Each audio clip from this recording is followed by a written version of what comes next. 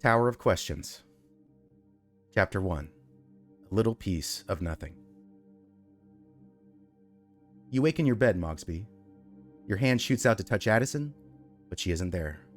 Only the warm sheets where she was moments ago. It must have been the clinky latch on the door that jostled you from sleep, like always. A gentle sloshing of the water basin can be heard on the other side of the wall. The door to the hall that leads there is ajar and still sways with the residual inertia of its opening.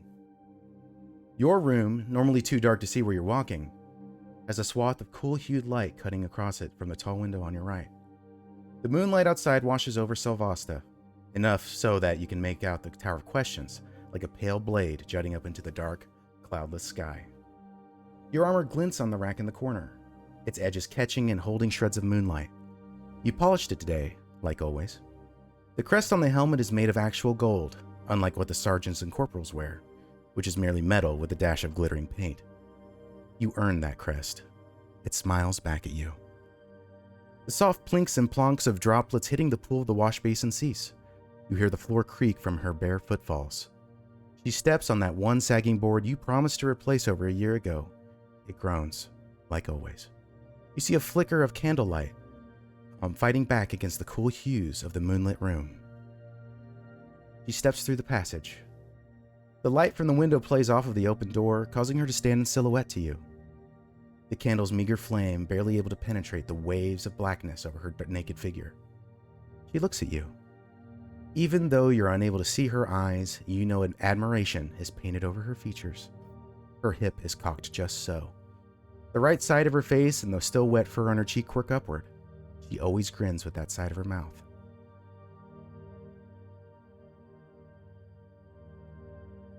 A soft gust billows past the windowsill and the candle goes out. Something isn't right.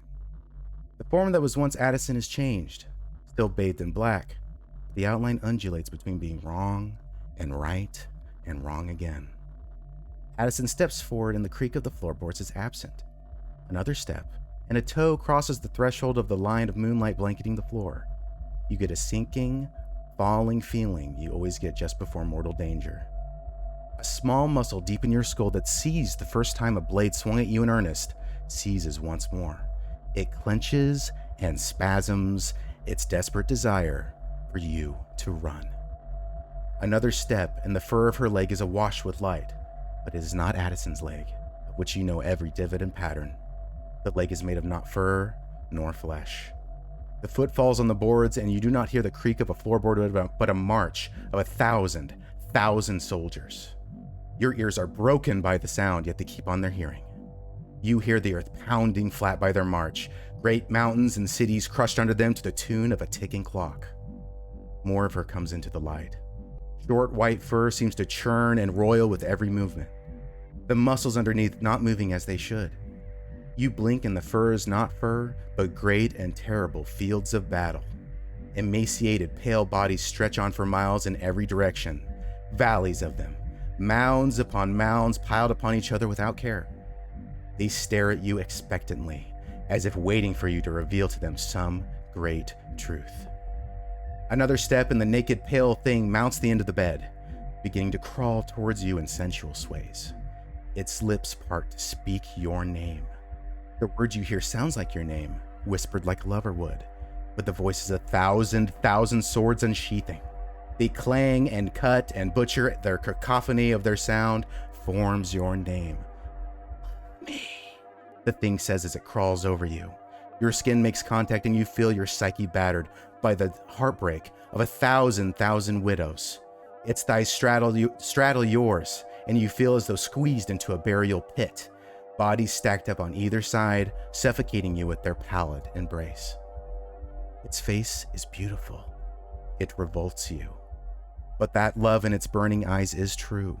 It adores you, needs you. Its eyes scream and beg for every part of you. Eyes that reflect the firelight of 1,000 burning cities eclipsed by black, dying stars.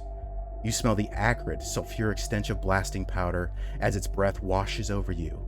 Its lips part, but do not stop. There is a soggy click, and the hinge of the jaws continues to widen and widen and widen. That chasm yawns open, eclipsing your vision and plummeting you into a cold, wet, dark. You wake in your bed, Mogsby. Little details change every night. Sometimes the thing just watches you from the doorway. Sometimes it never emerges. But the sheer terror of it looms on the other side. It's almost worse. Rays of sunlight slice through the mildewy shutters of the large, once grandiose window that looms over the right side of the bed. It's nailed shut, just like you remember nailing it. To anyone else, the heat in here would be unbearable, but the sweat clinging to your body almost swaddles you in its familiar discomfort. A rancid haze rises from the floorboards as clothes, discarded food, and empty bottles lay about in haphazard islands in a sea of dust. The rack in the corner lays unadorned with your armor, as separate pieces lay scattered about its base. The metal is cloudy and remains caked with the grit of several hard tumbles in the muck. Your helmet lays in the pile, its crest more bronze than gold. Bits of the paint are already flecking away. You hear steps coming from the hall, and your heavy axe lays to your left among the stained sheets, glinting sharp. A foot sinks on the floorboard you promised to fix. It screams in agony. A pointy snout passes the threshold and stops, using the right side of the doorframe as a makeshift shield. Cautious eyes look over the pockmarked cheeks of one Corporal Razmi. The rodent looks at you, then down to your armor on the floor, then down to his own uniform, well maintained, and then back at you. Sergeant, Corporal Boone sent me to fetch you, sir. You'll be late for this morning's briefing. Sir, are you okay? Yeah, I'm all right. Are you clothed? I'm picturing one of those kind of old-timey, like, smock oh, wait, no, hang on. Like, pajama pants. Mm-hmm. He looks over at your armor on the floor and then back at you like he doesn't know what to say. He really doesn't want to tell you to go put your armor on. And he's fidgeting with the side of the door. Yeah, I'll get up and begin gathering my things. The floorboards groan with every step you take, and he kind of leans away from you as you walk past and you silhouette against the sunlight coming through. He's just clearly not comfortable with your presence. Understandable. I imagine I've not been great company lately. Yeah, you see him looking around the room at all of the detritus on the floor. Do you want me to help you pick up a little? Sir? I'll get around to it. He nods a little bit and kind of looks behind him, like the door towards the outside of your apartment is kind of like it's exit, it's fresh air. Ah, hell, you know how to stand here. I'll be out. Yes, sir. He kind of salutes you and then looks behind him and then back at you, and kind of like you catch the look of a child concerned about their parent. They're getting older. They're not really moving like they should. And it's a mix of, it's a pity, and the respect is eroding and being replaced by Kind of like a little, like a resentment that they never are able to really verbalize. God, Yes. that's heartbreaking. He trots down and steps on that floorboard again. It goes as he goes, and he heads down the stairs. And One more time under my breath, when I hear that, just under my breath, just like, I'll get around to that too. Perfect. We'll move on to the next scene if you like. Yeah.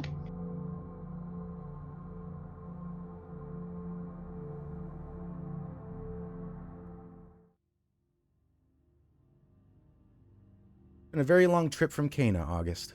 This is the fourth carriage you've had the pleasure of being jostled by in the past 3 weeks. Having never stepped out of the borders of the Canine Empire and the archipelago it calls home, the first sight of anything green was an exciting affair. Now, the color green has quite worn out its novelty. The salty brine and crags of Cana almost give you a nostalgic pang after this endless expanse of rolling hills and wide-waving vistas. There's a tinge of unnerve in the pit of your gut, Nowhere to hide out here in the wild. Unlike your time on the streets of the Imperial capital, where a quick dart here or there could break line of sight and a short jog could have you, for all intents and purposes, vanished. There's nowhere to hide out here. Even the sun seems hostile. Normally hidden above the low fog of the archipelago, it gleams down with an oppressive desire to make every part of you just a little bit damp. It's a strange, strange country, isn't it, brother? Faustus breaks the silence that has lasted nearly 2 hours. Though he's only a handful of minutes older than you, he looks the younger by 10 years at least. His position as Inquirer Adjunct has not weathered his features like it has others before him. Faustus sits with you on the high deck above the seat of the driver and the plodding mothhounds, drawing the carriage ahead. He's waiting for you to reply. I look over to him with a practiced indifference, and I sweep across the land with my eyes, and I say, "It is a land like any other." And a strange one, but it has its charm, no? It's so predictable. Oh, a hill. A thicket. A hill. There's a bush there.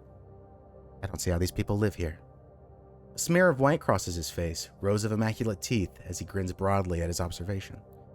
Faustus was his own biggest fan, after all. He boarded the final jaunt to your destination on a border town a day's ride behind you. You know it is not coincidence that he is the one to usher you on this new assignment from the Lord Inquirer. He looks over at you with the same pair of eyes your mother deemed important enough to lend you both. His gaze is scrutinizing and cold and always has been, though you see how it thaws after a few moments. He seems to struggle to maintain his gilded rank when in your presence. After a few moments, he turns his gray muzzle to the front of the carriage and the 2 pair of mothhounds pulling you along. Selvasta will be visible over the next rise. I think it would be wise to go over a few last morsels before you're cut loose. I nod to him. That sounds pertinent. Others may tiptoe around the subject, but the truth is Selvasta was more trouble than we anticipated. Previous cities this size folded under siege either immediately or under a week. This city stood for 3 months against her imperial legions. Long may she reign. Long may she reign. Pardon the use of these mongrels' turn of phrase, August, but this city has been a right stubborn bitch to keep in line. Each time we try and pull the legions out of the city, reports of insurrectionists follow. Legionnaires die. The Empress's colors are dragged down and burned. Long may she reign. Long may she reign. The High Commander is most keen on seeing these legions out of Selvasta and onto the front in the Thrayan border. We need not mince words. We know that legionaries make poor guards. Their blood is not tempered for idleness. They crave action with the enemy. Thraia is a soft subject among your countrymen, August, as it is the first nation that has stopped the Cainite war machine in living memory. Even mentioning the army's failure within the walls of the Imperial capital is enough to get a bag thrown over your head. You've seen your fair share of bloated bodies of defeatists on the rocky shores of the old city. The Lord Inquirer has been losing sleep on this matter. On the night I delivered news that Selvasta was not the obedient annexation we planned, he nearly killed his secretary. But I posed a question to him. What if Selvasta required a different tool? Not a hammer, but a chisel. His icy gaze turns back down to you once more, and that slight softness that has been replaced with a smoldering self-satisfaction. Consider his shock when I mentioned that I had just the man for the job. A Cainite that was different. A chisel that could be sent right to the weakest crack in the wall. His gaze is broken by a shrug of levity. I almost feared a call for nepotism and a lashing. But your clearance record spoke for itself, August. Our relation is merely circumstantial. He smiles and idly runs a hand through his shock of long gray-black hair, casually thumbing over the deep-set scars in the shape of an eye on his forehead. So many years of thankless work in the House of Inquiry, and you finally have your opportunity to prove yourself. I will make sure that my performance here in Selvasta reflects well on both of us. It's good that you do. He wants results, and quickly. I'm sure I don't need to tell you about his lack of patience. Look there. He points forward to the front of the carriage as it crests the top of the hill. The stark contrast between the endless green to the thousands of tall turrets and towers is breathtaking. The map provided to you in your office in the Imperial capital does no justice to this sprawling city. You can pick out every district you memorized on your way here. The Lord's Lance, a thoroughfare that spans nearly the entire length of the city, parts the sea of buildings down the middle. The Great Miracle River carves and snakes through Selvasta, mirroring the hundreds of small smoke trails, turrets, and buttresses. One second, I need a drink of water.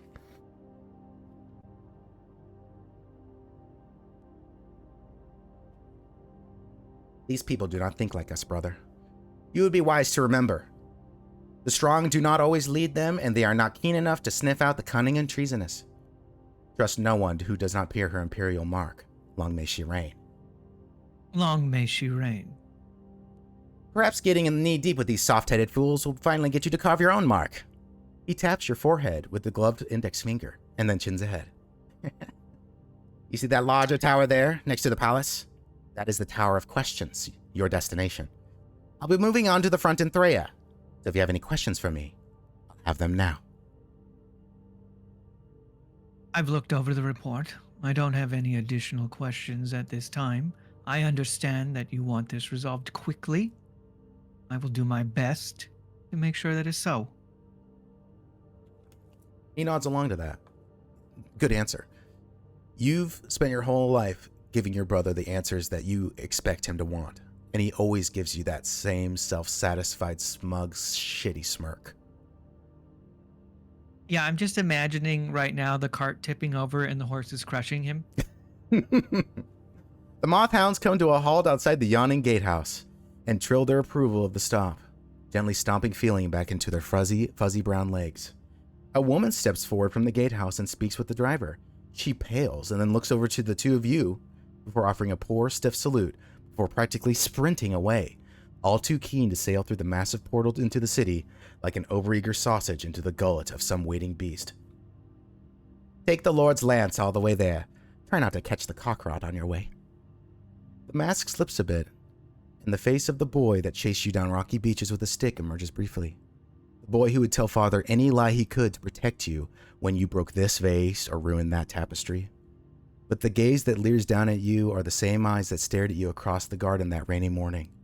The eyes that watched as he carved half your face away and made a useless hunk of meat out of your left leg. I'll see you back in Cana when the job is done. After a long Of course you will. After a long silence, the Inquirer Adjunct places a hand on your shoulder, all the affection that rank and dictates allow. He snaps at the driver, and the Mothhounds rouse themselves to begin padding once more. He does not look back at you as the carriage trundles up the northern road. You stand in the shadow of Selvasta. Even out here, you can smell the waste and squalor. You can hear the heartbeat of a new world.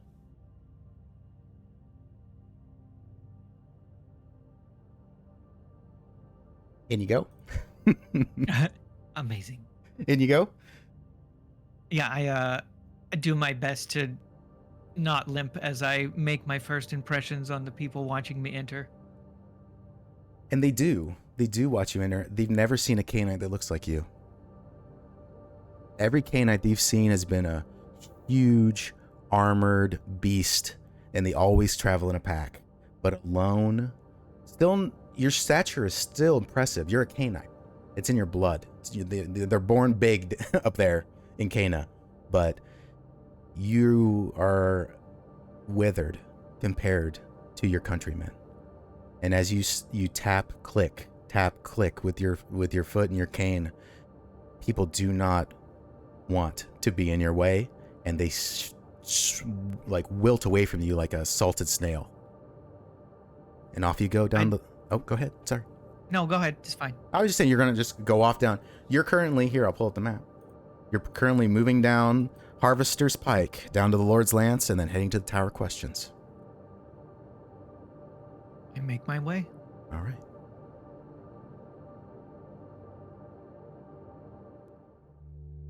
Boone, you've just been saluted for the 17th time today. Such displays of respect may have been welcome and quite a boost in ego, if you hadn't been pretending to be a toy soldier glued down in front of a door for the past 5 hours. This time, it was by the most sweaty woman you've ever seen in your life. The fact that her gold crest helmet didn't slide right off her head like a melty dollop of cream was a miracle all in itself. Her hand snaps down and threatens to fleck a spray of sweat onto your immaculate uniform, especially the 3 polished golden pins over your heart. An urgent Message to the Chief Inspector. Oh. You've been standing guard to the door of the Chief Inspector's office since before dawn, and the old stump of a man had yet to emerge to even take a piss. But he was alive in there. You heard him writing, scraping away with that quill all morning. Dip, dip, scratch. Dip, dip, scratch.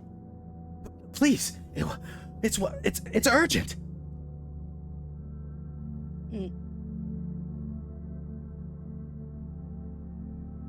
How urgent are we talking?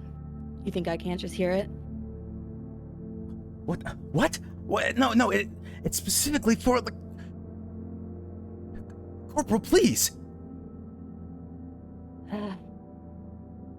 Alright. I guess that's fine. It's more of another urgent message, I suppose. Another headache. You've been in the Chief Inspector's office more times than you can count. And from your reckoning, neither it nor the short, black-furred canine on the other side of the large oak desk had the ability to age, or change for all in that matter. For the grisly reputation that the Chief Inspector had, you would expect him to have more war trophies, more banners of defeated regiments, more anything. But the office was sparse, its only decoration a suit of armor that on an expensive rack behind and to the right of the desk. And it obviously wasn't his, it was hammered to fit anyone of normal stature. It was a blessing that the black dog's eyes weren't trained on you. They always had a strange quality, a look neither cold nor heated. You were convinced that never in the Chief Inspector's life, not even for an instant, had he ever been surprised or taken aback by anything. His black mustaches hung over his mouth like a death shroud. You wish maybe you might be able to grow your own out so impressively. It might be useful in a game of cards to hide the grin that always told of your bluffing. His ears shot up like two black daggers atop his head, and he wore a simple gray tunic with no embellishments pinned to his chest. You may have 3 crowned pins, but you'd wager there's a trunk somewhere in the Tower of Questions with hundreds of little pins that would cover this little man like a breastplate. The guardswoman trotted up to the desk, saluted, and opened her mouth, but it was the Chief Inspector who spoke first. His voice was soft, not what you would expect from a man with a river of blood trailing behind him. The Imperial? Yes, sir. At the Harvester's Gate. Alone? Yes, Chief Inspector. All it took was his eyes to change from the poor gate watcher to you, Boone, for the guardswoman to know that she was no longer wanted, nor needed.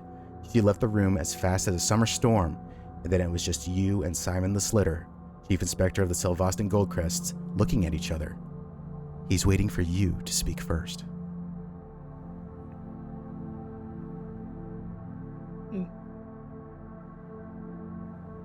What'd you think?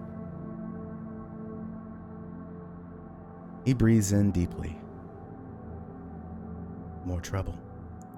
You look unwell, Corporal. You need to take your leave for a few days. Did you sleep last night?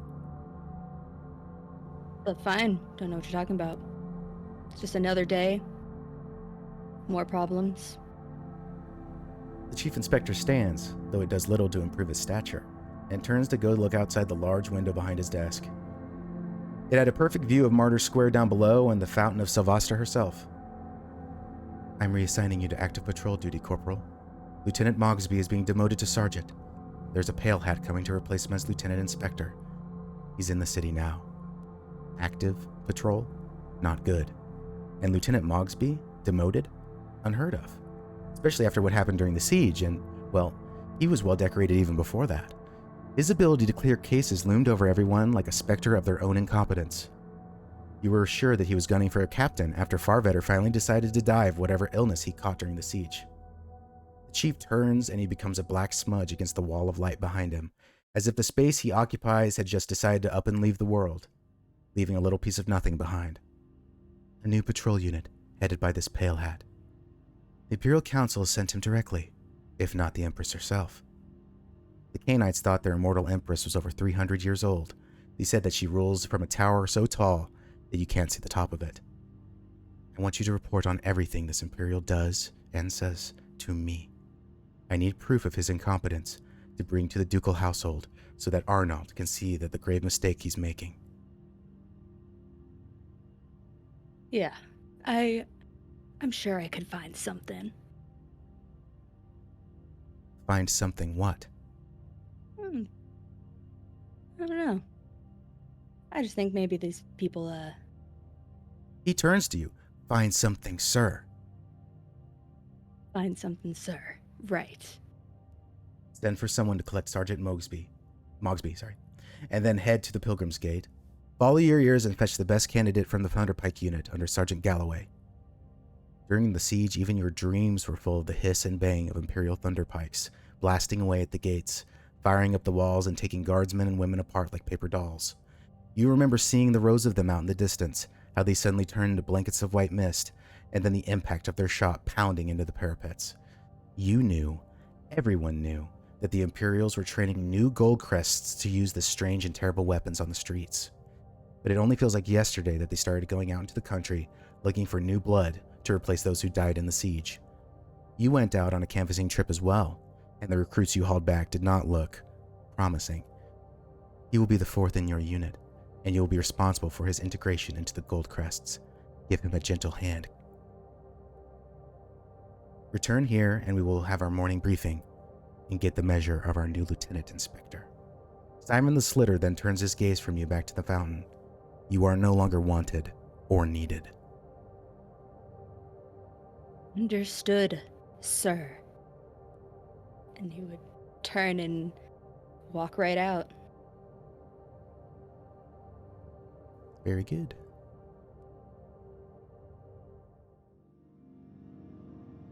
You squeeze the trigger. There is a hiss and a crack so loud it becomes silent, like a burn so hot it feels cold. All you can see is the white haze as if the world becomes a piece of old paper, but it fades and all you see is the grassy embankment and your sorry, smoking wooden target, made just a bit deader by the lead ball you sent screaming into it. Oh, good shot! You heard Sergeant Galloway say good shot in that inflection 17 times this morning.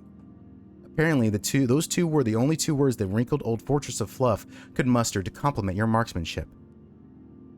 Your training takes over and you find your body moving without need of your brain to guide it. The thunderpike comes back in your grasp and your right hand smoothly pulls back the lit cord up in between your fingers. You blow out the spare embers in the pan and they delicately float away like a breeze of burning snow. And already you've drawn back the pouch of blasting sugar to refill the pan with. You lock the pan and down the butt of the thunderpike goes into the still dewy grass as you send even more sugar down the bore. Then a heavy patch and ball. You ram it home, place the cord on the cock and present this horrible, beautiful weapon to the target. This morning the target was a poorly painted hunk of wood in the shape of an overweight and slightly hunchbacked monster. Now it was a splintered skeleton, full of huge holes here and there. It was a shock it was still standing upright. You pulled the trigger and the world becomes, once again, a white void. You are for a moment no longer you, but a tower of fire and smoke. Your ears are ringing, but the tin is not loud enough to drown out the sergeant. It would take an whole regiment of thunderpikes to silence him. Oh, good shot, my boy! Good shot! The old cat couldn't help himself, it seemed, and even though you still have a burning match cord in your fingers and potentially spare sugar in the pan, that would blow the fur right off your face if lit, he slaps you on the back. This is your 12th slap of the day, and the sergeant seems keen on slipping the same exact disc in your spine. A hiss and bang erupt 20 strides to your right, then another. Two of your fellow new recruits out from near Weaver's Gulch had finally stumbled their way into reloading their pikes, but their shots, as always, land wide of the target, adding to the dozens, if not hundreds, of their companions in the dirt on the embankment. The seemingly mute Imperial that had first showed you the weapon and taught you the basics of its fire and reload stands over there passively. Adjusting their posture from time to time, he seems barely awake. The Chief Inspector will be thrilled with your progress, my boy. A crock shot? Better than any of those sorry slack-eyed pale hats, eh? Eh? The mute Imperial looks over, but if he scowled, it must have been on the other side of his face. I can smell a juicy, ripe commendation for us. You might start your stint in the Goldcrest as a trooper first class at least. He slaps you on the back again, 13 times. Ouch. The sergeant rants on to himself as he wanders back over to the other pair of recruits to sling pointless advice, and you're allowed a moment of silence for your ears to readjust. It was tranquil again. Not like home. Nothing was quiet and peaceful like home. But it was a long day's walk down the river to get there. By now you would have shot something in the woods and would be dressing it up for an early supper for Father and Anya. By now, he would need. Sorry, let me take a drink.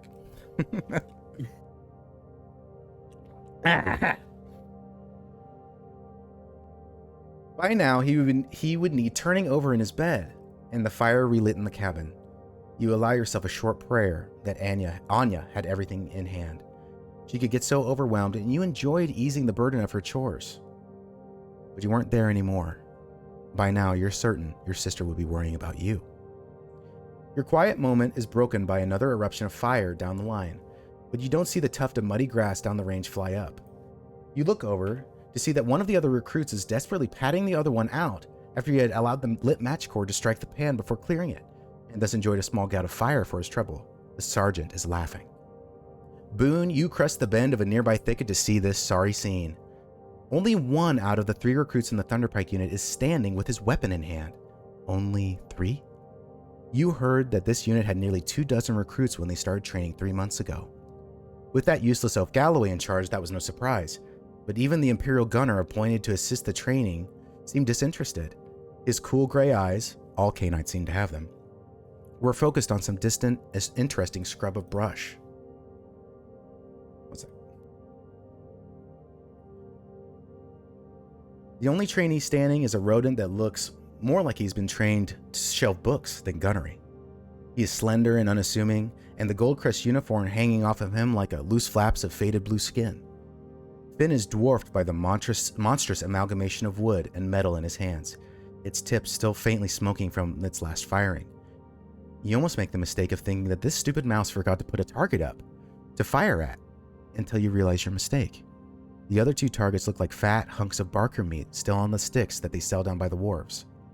And the target across from this boy looks like just the stick remaining, eaten all away. The morning breeze makes the grass and trees sigh and whisper around you both.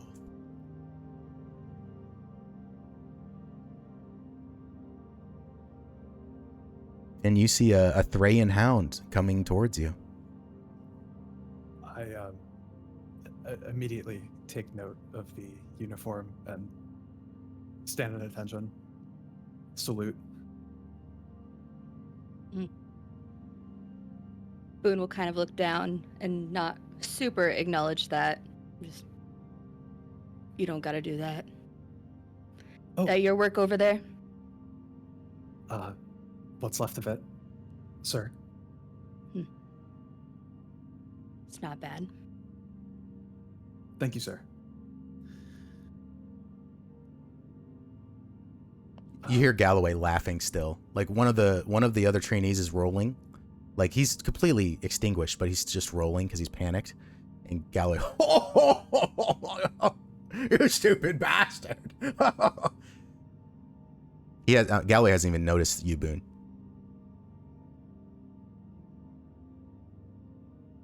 He would kind of look to Finn and then look over at Galloway and be like, Excuse me.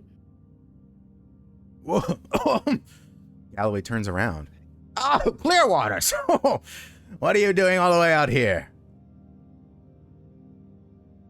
Well, I was kind of expecting a little better than this, but at least one of them works.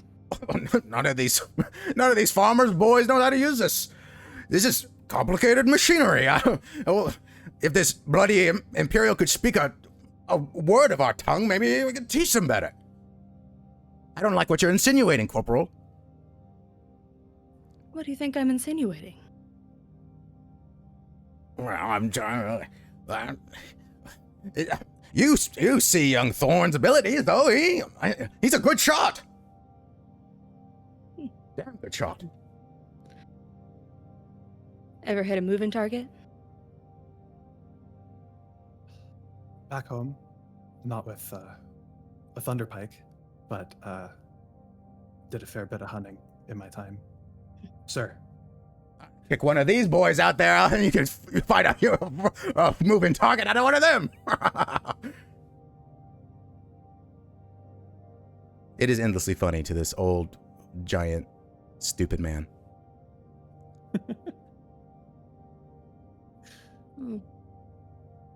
Aren't you supposed to be watching the Chief Inspector's door, boy?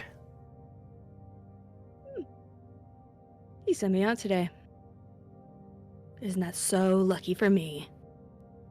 You still got feeling in your legs. I had that post once. Maybe if you took the promotion one of those 3 times, you could be off running your own squad up and down the streets. Babysitting other people doesn't really appeal to me, so I think I'm all right where I am. He's looking at you expectantly, like, okay, so why are you here?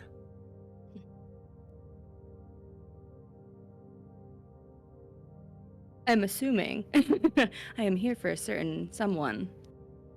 So I think Boone would be like, well, unfortunately, today, babysitting is my job, and I need a little help from someone here.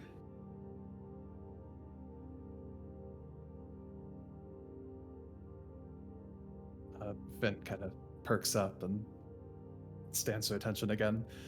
Sir, sir, do you mean me or one of the others, or I can get my things? You saying one of the others makes Galloway laugh even more. I want you to really think about the answer here. Between all of you, do you really think I want their help right now? I'll grab my things, sir.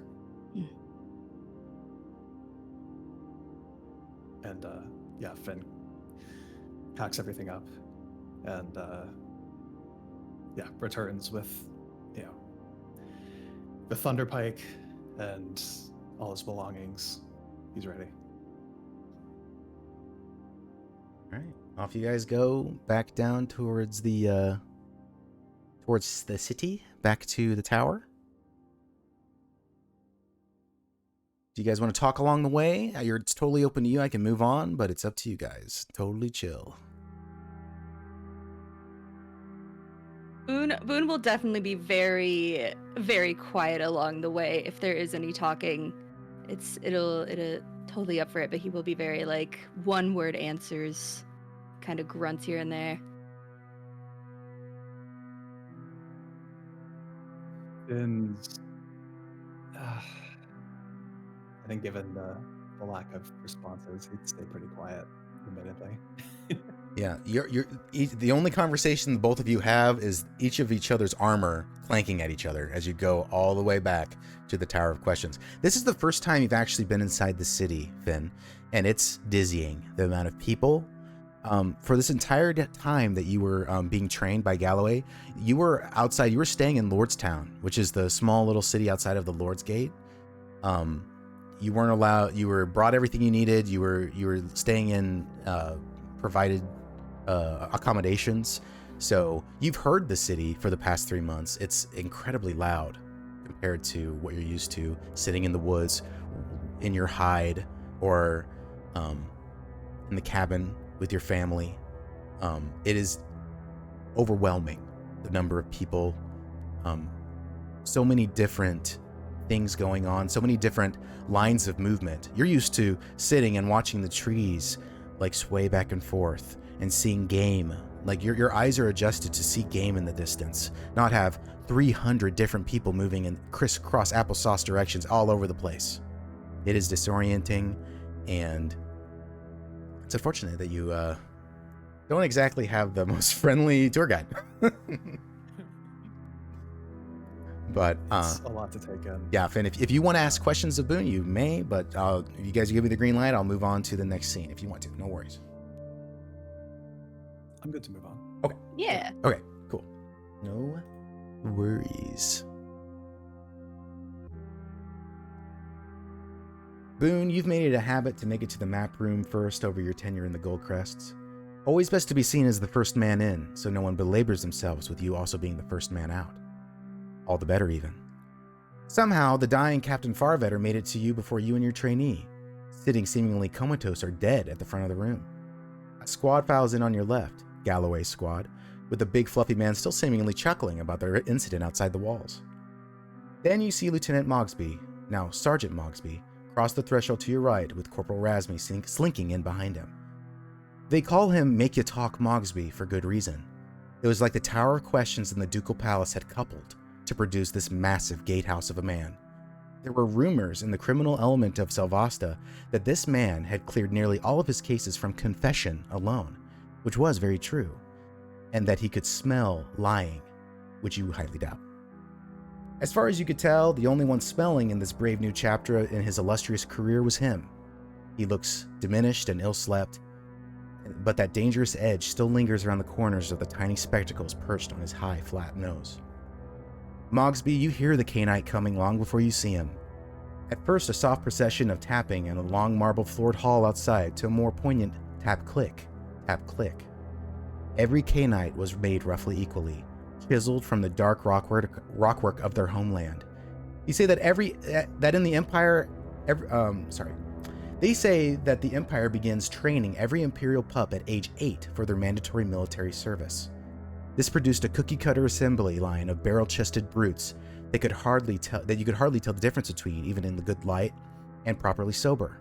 But this Khanite did not look like the rest. August Zan Khanov steps, or more appropriately, limps, cane in hand, through the rightmost door and finds himself the closest chair to slump into. He looks greatly relieved to no longer be upright, a fine glazing of sweat on his face. His face. The left side was nearly unrecognizable as canine features, as if someone had broken a vase belonging to a blind man and glued it back together with the thinnest of effort. When he turns his head to observe the rest of his new underlings in the room, do you see, Boone, that he only has half a grotesque butcher? His face is only half a grotesque butcher's block. The other side of his face is gaunt and rather handsome. You'd wager he could find a very lovely one-eyed spouse, so long as their blind spot aligned with the terrible scarring. His eyes meet yours, and you feel yourself examined in the deepest way. They make you wonder for a moment if you had buttoned your trouser fly. You feel like a guilty little bug underneath those bright, colorless magnifying glasses burning cold at you, like you did something wrong, and he knows it. Say one thing for these Selvastans, August. Say that they know their interior decorating. The room is reminiscent of a half-moon amphitheater with tile flooring, large double doors on either side of an aged peeling painting of a large canine in a bright blue military uniform. His dark, fluffy body seems to be bursting from every seam, and his gaze, likely meant to look stern and authoritative, comes off more as to say, "Who are you, and why are you in my dressing room?" I rest my cane on the chair next to me and wave very nonchalant with my hand. No, don't let me interrupt you. Who are you saying that to? I say that to Boone, we exchanged a glance. Oh, okay. So you came in and assumed that maybe he was having a conversation with somebody and he was too busy looking at your topographical map, let's say? Yeah. Okay. You've never seen a Khanite start a conversation before, Boone. In all your time dealing with Khanites since the siege, none of them have approached you or even gestured at you or looked at you. Each one of them looks at you like runoff, like waste. So it's very peculiar that this Khanite limps in, sits down, and goes, "But don't worry about me," waves at you. The most striking feature of the room... Oh, sorry, were you going to say... Oh, my bad. I'm like schmoovin'. No, I think just at that, it would just be just a very confused look and kind of glare back before he looks away. Almost as if, like, maybe your first assessment of that look was a mistake. A man comes in and looks at you, and you feel so suddenly that he knows every deepest dark secret that you possibly could ever hide within you, just from a look. But no, you look back at him, and that feeling comes back again. It wasn't just sometimes your gut gives you a feeling. Nope, it is continued. Ugh. I have a bit here. Mogsby's not gonna say anything. He's very much keeping quiet here, but when he hears August approaching and he looks to the door to see him, he is not obviously, but he's looking like about a foot up from where his height actually is. And when he steps in and Mogsby looks down to where his height actually is, he just kind of furrows his brow a little bit and goes back to watching the rest of the crowd. Just like, huh. Very good. The most striking feature of this room is the map of Selvasta, raised on a wooden platform near the centermost point of the tiled floor. Thousands of tiny models of houses, turrets, towers, warehouses, fountains, and statues are sculpted with mesmerizing detail. Each of the streets has their names delicately painted down their miniature avenues. The Miracle River is painted with bright and vibrant blue. The Ducal Palace is the centerpiece, rising up and dotted with gold leaf domes and silver windows. Quite impressive. You allow yourself a moment to imagine a model of the imperial capital made in such a way, but you quickly dismiss it, August. You expect at least 3 people a week would die from slipping and piercing themselves on such a model. You read in a poorly written poem once that Canaan was the city of blades, half for the sheer number of fighting men and women within its walls, half for the number of razor-sharp towers that rose into its sky. The ones seated to the front of the model were less impressive. Were you more naive, you would expect that this was some sort of disciplinary meeting for this outfit's most lackluster underperformers. Some of their uniforms were not even the same matching blue. Some of them, most of them, had scuffed or downright dirty patrol boots on. You were quite sure that there was one asleep already in the back. You get a sudden, sinking feeling, August. Like a performer who has taken their mark on stage, curtain rising, to find yourself very, very alone. When you got your start in the Goldcrests, Mogsby, most guards would have to get the morning briefing secondhand because you couldn't fit them all in the map room. Back then, you couldn't sometimes see the chief inspector over the sea of gold helmets. You take a breath, and you can even dip into memory deep enough to smell the beer on the breath of the guardsman next to you, the fresh paint on the intricate model of the city, and the perfume of the beautiful secretary standing off to the side. Her perfume. Attention! Sergeant Chaplain Browerly calls to the room, though it hardly has the gusto or the effort one would expect. Why would he? The only ones present in the room are the 4 of you, a seemingly dead Captain Farvetter at the head of the map table, a squad led by the still snickering Sergeant Galloway, and a squad with no sergeant at all, but Corporal Razmi looking every bit as nervous and uncomfortable as someone possibly could. Everyone stood to attention, but none too quickly, as the chief inspector stepped in and moved to the front and sat behind the desk to the right of Captain Farvetter. He does not look pleased. Mogsby, you reflect once more what you're looking at. This is what's left. This is what the Goldcrests have become. You may have been absent for the last 2 or 3 or maybe 5 briefings, but this was hard to believe. August, your eye catches the time. It's nearly half past the 12th hour. Back in Cana, your patrol group was briefed, understood its route, and was marching out of the House of Inquiry by 7 o'clock sharp every morning. Boone, you could have sworn that Captain Farvetter blinked just now, but you've been staring so intently at the withered old man's chest to see if he was even breathing that maybe it was just your eyes playing a trick on you.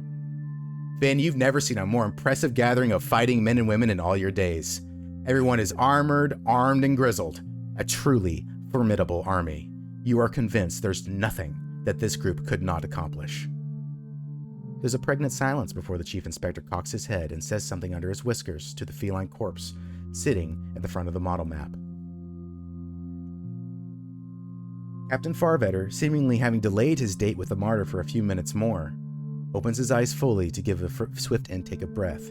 His eyes seem to be the only part of his anatomy with a spark of life remaining, as they twinkle at the group gathered before looking down at a stack of parchment papers draped over his lap.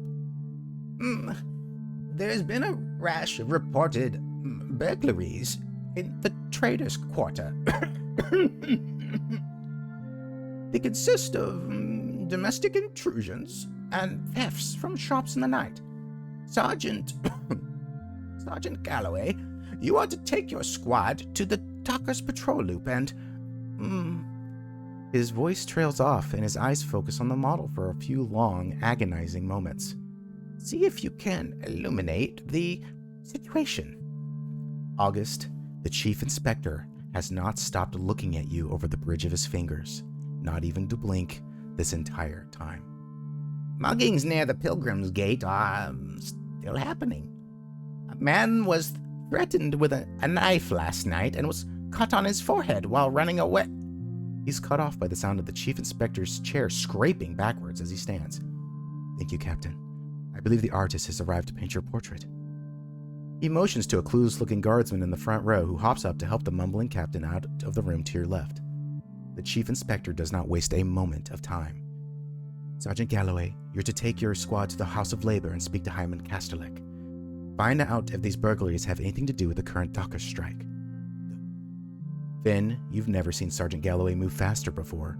Not in the 3 months you've known him. His squad is out of the door before you can say shit. Corporal Razmi, take your squad and split into 2 pairs. One goes up and down the eastern edge, while the other is stationary in Martyr Square to watch over today's market. Go. The young rodent stands, salutes promptly, and waits for his sergeant to leave. Realizing he's the acting commander of his measly squad, he glumly spins on a heel and tries his best to become invisible. The room seems even more immense with the others' squads gone, almost comically so. The silence doesn't linger long. Trainee Thorne, Sergeant Galloway says you've taken well to the Thunderpike. Is that true? Yes. It kind of came naturally. Sir? Will you be firing your weapon without consideration, maiming or killing my citizens? No, sir. I raise you to the rank of trooper and prospect. Corporal Boone will be your proctor for your first patrol. His eyes move to August. He steps around the model, somehow still a giant to the miniature Selvastans even at his height. He stops in front of the Imperial. The black dog looks up at you for a long while before letting his hand drift upward, slowly at first, hesitantly, only to hang in the air in front of you and offering August. Is this a handshake? Mm-hmm. I very stiffly accept his handshake and just like the softest of grip, like I do not want to touch him at all. You could measure the length of this handshake in milliseconds. Welcome to Selvasta, Inquirer. The systems of rank between our nations are not equivalent, so I have been ordered to give you the rank of Lieutenant Inspector by the ducal household. These 3 guardsmen are under your command. Mogsby, his gaze moves over to you, and there is an unspoken understanding between you, 2 men who have waded through the sewer of filth and human suffering in the name of country and duty. His eyes beg you, don't. August, those furrowed, beady eyes return to you. Sergeant Mogsby is a capable man. He holds the case clearance record here. You'd be wise to heed his advice. Corporal Boone has refused the promotion to sergeant 3 times, hence his crowns of commendation, and is well seasoned, and you have a promising trainee with your Empire's weapon of choice. I am certain you will report to your superiors that the Selvastan Goldcrests have not been unfair in outfitting you with an appropriate squad for your visit here. I look him up and down and then look to the 3 other members of the squad. I'm certain I will report on the efficiency of this establishment to my superiors in a most appropriate light. You can read between the lines, August, and between them is a white, hot fury. This little man is corded tighter than a garrote and would open you up from bowels to brains if he thought it would make if he didn't think it would make his situation worse. He turns his back to you and walks stiffly to the other side of the table. Sergeant Chaplain Browerly opens the door as if to punctuate the Chief Inspector's dismissal. May the Martyr show you mercy, and may you be wise enough to give it.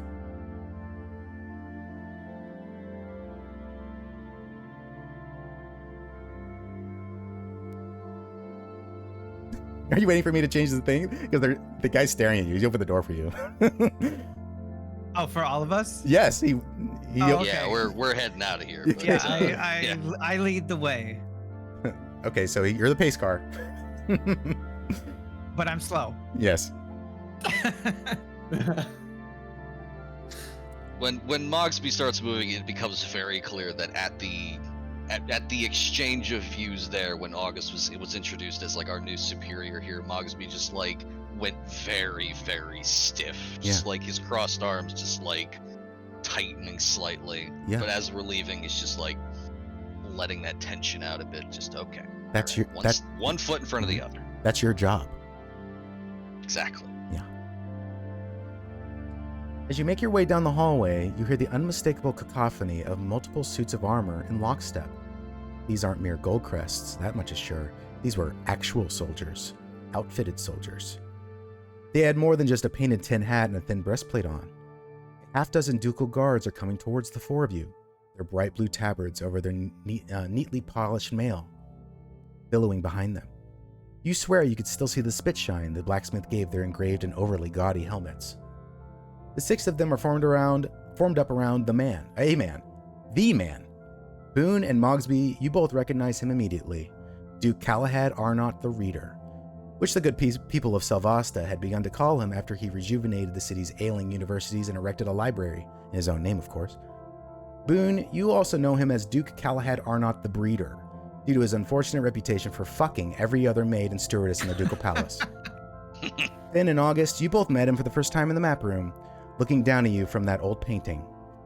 It must have been a long time indeed since it was painted, as the Duke was no longer plump nor overly serious.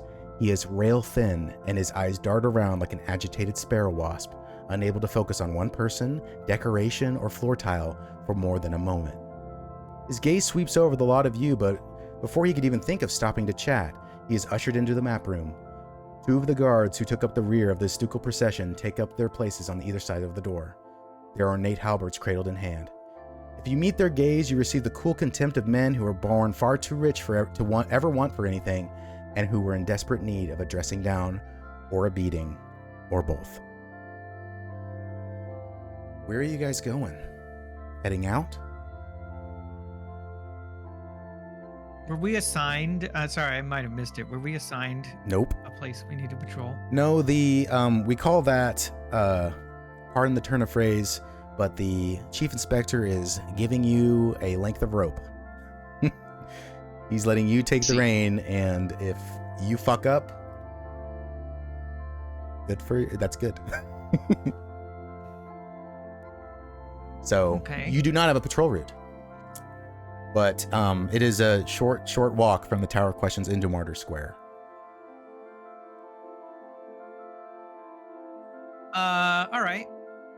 As we're walking out, I will, without turning to look to him, I will ask to Mogsby, if this were your patrol, where would you start? Now that is a good question. Let's see here. Feel free to have your own copy of the map up. You don't have to use mine, because I know that it's quite obscured on the stream, but it's posted in the Discord if you want to pull it up. Oh yeah, I see it on here. Yeah. I'm trying to think of what Mogsby's usual beat would have been. But well, to reiterate, you have some people taking the eastern edge, and that's that larger, that's a big loop all the way from, I can actually draw it on stream. I don't know what I'm doing. Yes, please. So the eastern, this is the eastern edge. Oh, sorry. Okay. Eastern edge goes like this. Ah, I see. So they're making this giant, this is the eastern edge. This is the loop that they're going to walk all day long. And sometimes crisscross applesauce through this. You know that there's a squad that has two members here that are watching over the market in Martyr Square. Yep. And then Galloway squad went here to talk with a labor guy to see if the stuff going on in the Traders Quarter has to do with, there's a strike going on right now in Dockside. So he's implying that the lack of trading, the crates are coming in, they're not being unloaded properly. So he's implying that maybe there are people stealing in the Traders Quarter because stuff that they need is not being unloaded. So that's why he's going, because you don't have to roll gendarmerie to know that, like, that's what's going on. Okay, yeah, that was gonna be my next question, to Yeah. see if there was like, I'm sure my character would know this. Yeah. As for me, I think I only saw that map for the first time the other day. No, you're chilling. All right. I can explain any of these because I know that I said I kind of pointed out. I just pretty much told Finn he doesn't know where the fuck he is. Boone has lived here his whole life. Mogsby, you've lived here your whole life, and August has had a map of this for like 2 weeks. So, but knowing a city and having a map are two different things. Oh yeah, quite different. I will play the part of the guy who actually knows the place. Just kind of meet August's look there. A couple of seconds pass, just intention there, and then quietly, well, it sounds like we might. No, that's the wrong character voice. That's Grizz. I love I Grizz. wish I had a Grizz there. Well, I believe we would be of most use around the Trader's Quarter. Follow up on what we heard. I look him over, up and down, and I say, "Very well. We will go to the West End in New Selvasta." Totally ignoring his like making it very clear I'm ignoring him. Well, I think I had a feeling he was going to do that. well, Mogsby, at least this guy knows what the parts of town are called. So obviously, he's done his research. You can give him that, even if he is a prick. At least there is that. Just like when he says that, just a little twinge around the rim of one of his glasses frames. Just okay, I see how it is. Do I know that Mogsby was in charge? Like, do I know anything about these characters? All you were told in Cana was that this city needs some good Canite leadership when it comes to dealing with certain problems that have been raising. Your goal here is to, you have your mission. Yeah. You do not know that you just replaced this man Okay. because it's not on your end. Ah. I never mentioned that before. That's true. Yeah. No, you do not know that you what are we playing, like musical chairs? You musical chairs his ass out. He had half a butt cheek on, and you went, hell no. Bye. Okay. Yeah. Just make it clear that I'm ignoring his advice. Yeah, you know, and that you are we're going- you are establishing a bit of a hierarchy. Mhm. Very quickly setting things in order, how it's gonna be. Yeah, so you guys start heading out. There's only one way out, one way in and one way out of the main doors to the Tower of Questions, which is an immense building. You know that everything that goes up in the Tower of Questions are mainly high risk, because you have the East River Prison. That's for thieves and cut purses and people who have assaulted other people and stuff. When you have serious people, it's like the Tower of London. You throw them up. Yeah. You throw them up in there where there is no way to get out without, it's barred rooms, 30 stories high. So it's a humongous building. You know that the mortuary is downstairs. That's the only thing that's downstairs. And you've rarely ever had to go down there, but everything else, the map room is on the base level, as is the Chief Inspector's office. The fair weather that welcomed the morning is beginning to turn sour above. Rolling clouds. Sorry, I lost my spot. Rolling clouds coming down off the tall mountains behind the Ducal Palace and the Tower of Questions threaten to spoil the day. Before you is Martyr Square, though its majestic openness is diminished somewhat by the sheer number of people setting up their stalls for the afternoon market. Goods of all kinds are being unloaded from the carts that seem to trundle down the market or through the square like a never-ending parade. The two guards assigned to this post are arguing with a bushy-bearded bovine, who seems to be very adamant that this was his spot and the bread stall that is already there simply must be taken down. The pair of stammering Goldcrests seemed that they are the underdogs in this verbal battle. Mogsby, an old memory strikes you. You were young then, standing out in the square at unskilled attention as a sergeant, long dead now, looked you up and down. He asked you where you were from. You told him here. He asked you where you planned on dying. You told him here. You had a golden hat on by the afternoon, and you made it to sunset before knocking out your first of many teeth out of some bottom-feeding criminal. You remember his pockmarked face and how his mouth bled onto your hands as you held him up. You remember how good it felt to hurt someone who tried to make your home, your love, a little less safe. Someone loses their grip on their end of a large wooden beam, and it crashes to the ground and sets a slew of other smaller disasters into motion. A mix of laughter and curses rise up like a duet out of key. August, you are the commanding officer of this squad. The wide world of Selvasta spans out before you, and it sings a song. Every city sings. Cana chanted a battle dirge that never ended its beating tempo. The ironworks, the deep and frequent explosions far down in the mines that echoed up to the surface, the call to hourly prayer to the Empress, long may she reign. This city sang a very different song. It sang of a great divide that betrayed a long-lost promise. It sang of mercy, but even on your slow, limping walk down the Lord's Lance this morning, you knew that could not be true. You saw enough suffering on your walk here to fill your journal black with misery. Selvasta laughs. She cries out in agony. Each white-painted turret, hundreds and hundreds of them, reach up as if to grasp at that promise of a better life. Cobbles under your feet shake with the sheer friction of so many disparate lives colliding, shattering, melting, and mending again. Well, Lieutenant Inspector, where are you taking this sorry bunch? Faustus asks in the deepest part of your mind. You can see his eyes as if he's right there in the crowd of vendors. You blink and a young man in a stained apron is returning your gaze. Glum passivity morphs to panicked fear on the boy's face as he quickly turns the corner of his stall to escape you. Where indeed, Selvasta murmurs, her voice a whisper on the other side of a flapping flag above you. Can you draw your route for me? Or can you dictate it? Yeah. I'm going to take us through Crate Row. Okay. So looking like... down through Docker's Bridge. Okay. Yep.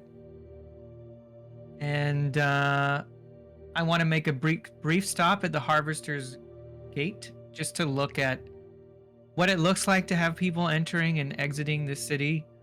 What kind of crowds we have. Okay.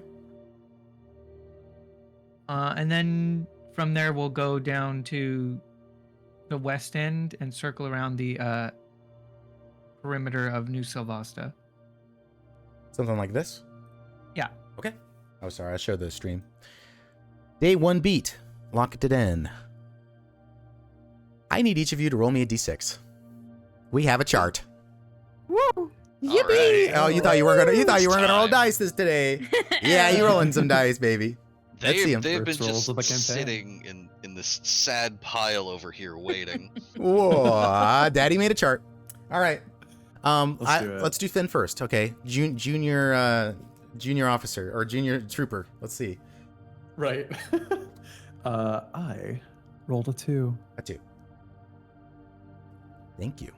You guys start moving, and I am in no way going to stop you from some diegetic, big fancy word roleplay. If you want to, you can. If you're more interested in feeling out these characters with this beat, that's also fine. I am the last person to be like throw my hands at you. Now kiss. Like if you guys don't want to, it's fine.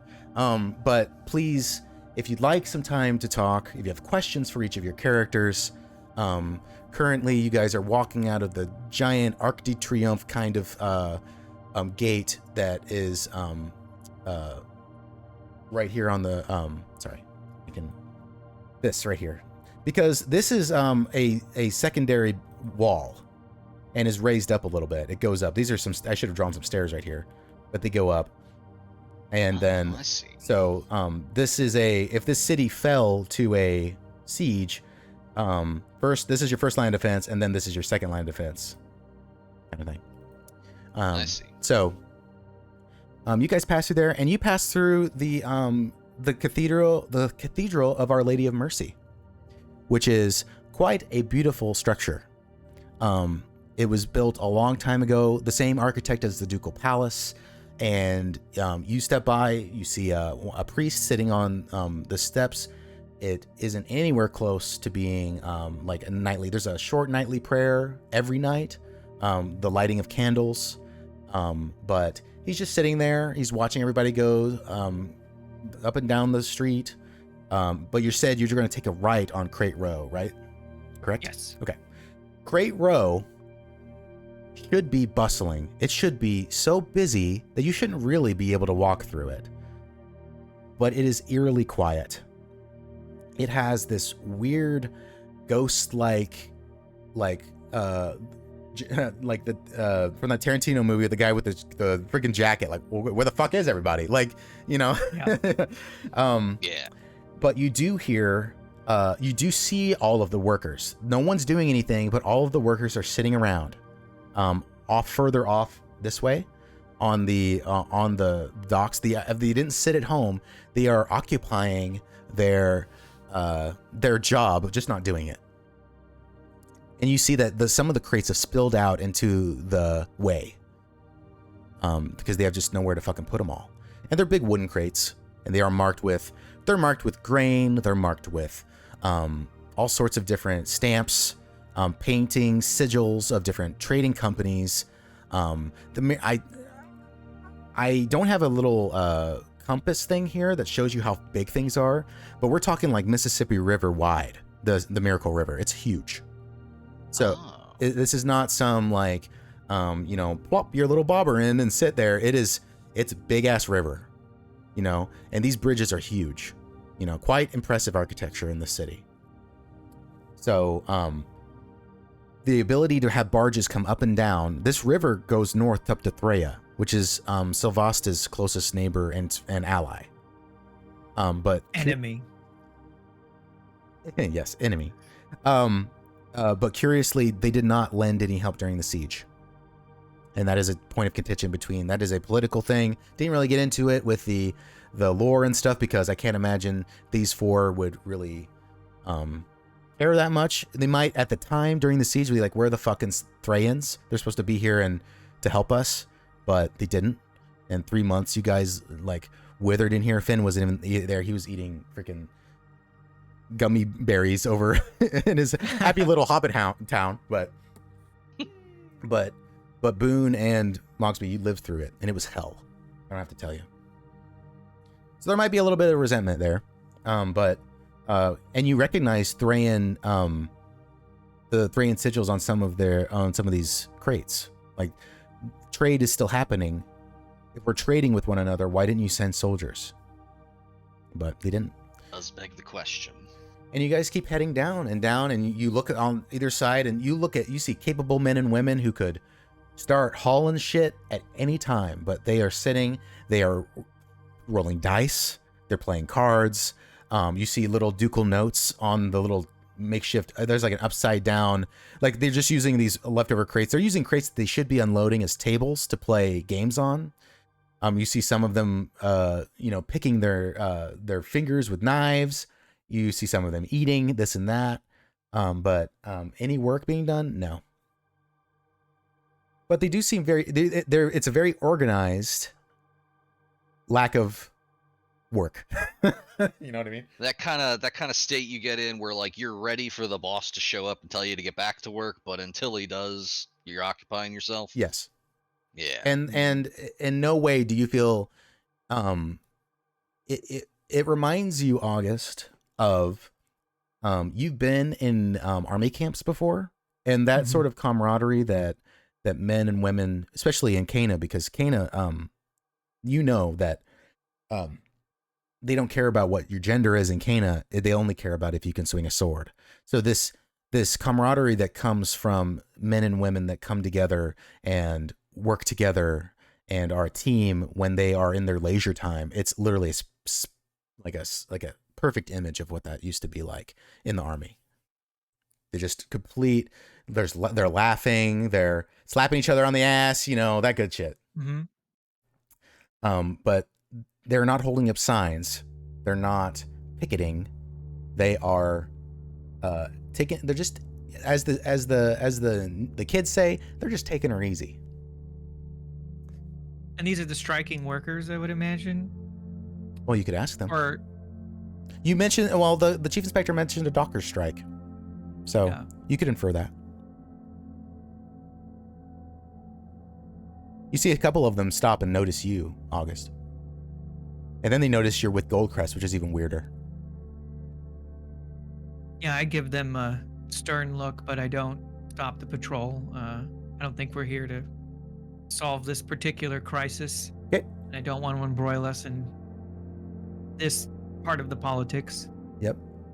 You have, there's stalls. Barker meat, 2 for $5. You hear a couple people that have just posted up right here just to sell shit to these people. Just to sell to the quote unquote lazy workers.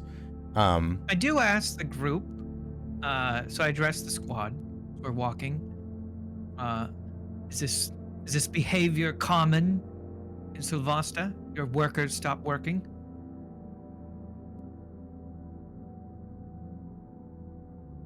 This is like this is unprecedented, right? Like this hasn't happened in some time.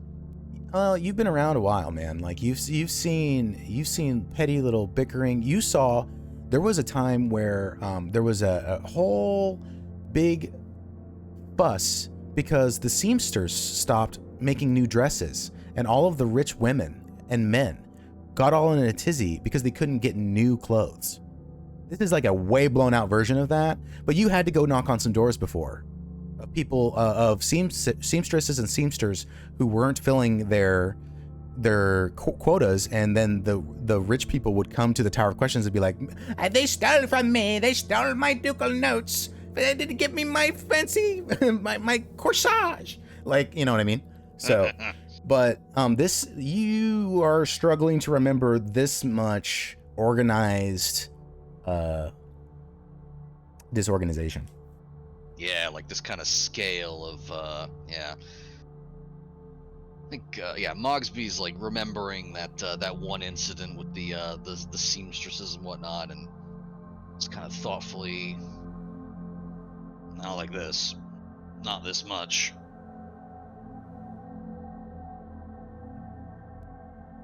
I accept the answer as we're walking. Internally thinking this is just a sign of the rot that's infecting this city. No canine would dream of being so unproductive.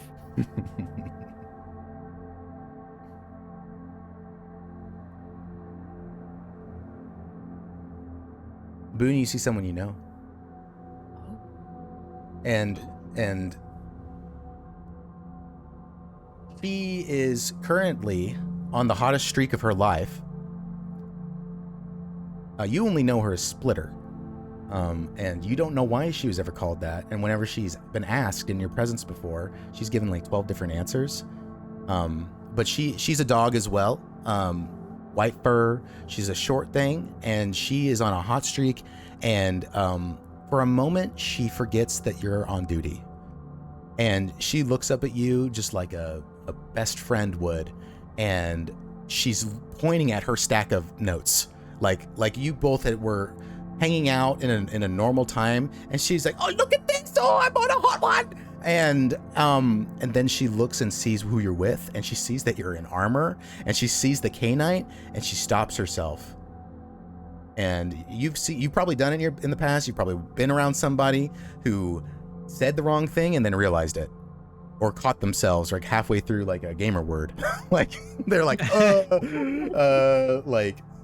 And then she she goes back, and then she sits back down. Yeah, there'd be a hint of not now in Boone's eyes. Not now, Mom. No. I'm busy. I'm with my friends. And I think he would just kind of try to just walk past quickly, but there is a small acknowledgement, like, okay. Damn, that's kind of impressive. Yeah. Like, that's a lot. She is on a hot streak. Damn. Finn, you've carried a box before. Once in a while, you would Good job. buy. You would. You would buy. Hey, leave him. Hey, leave him alone.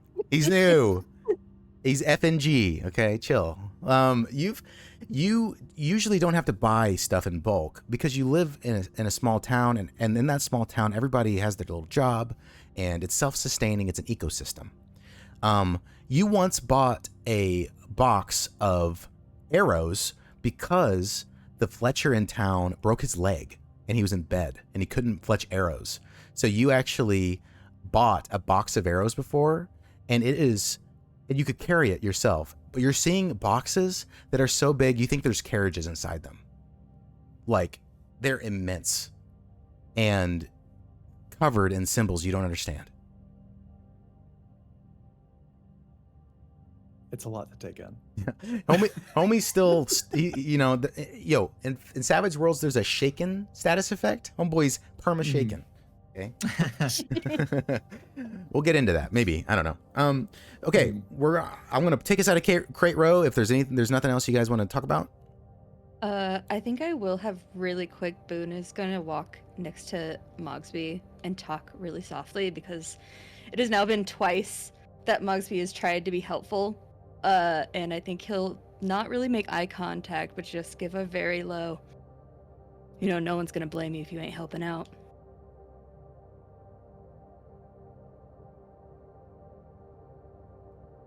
Still have my rank.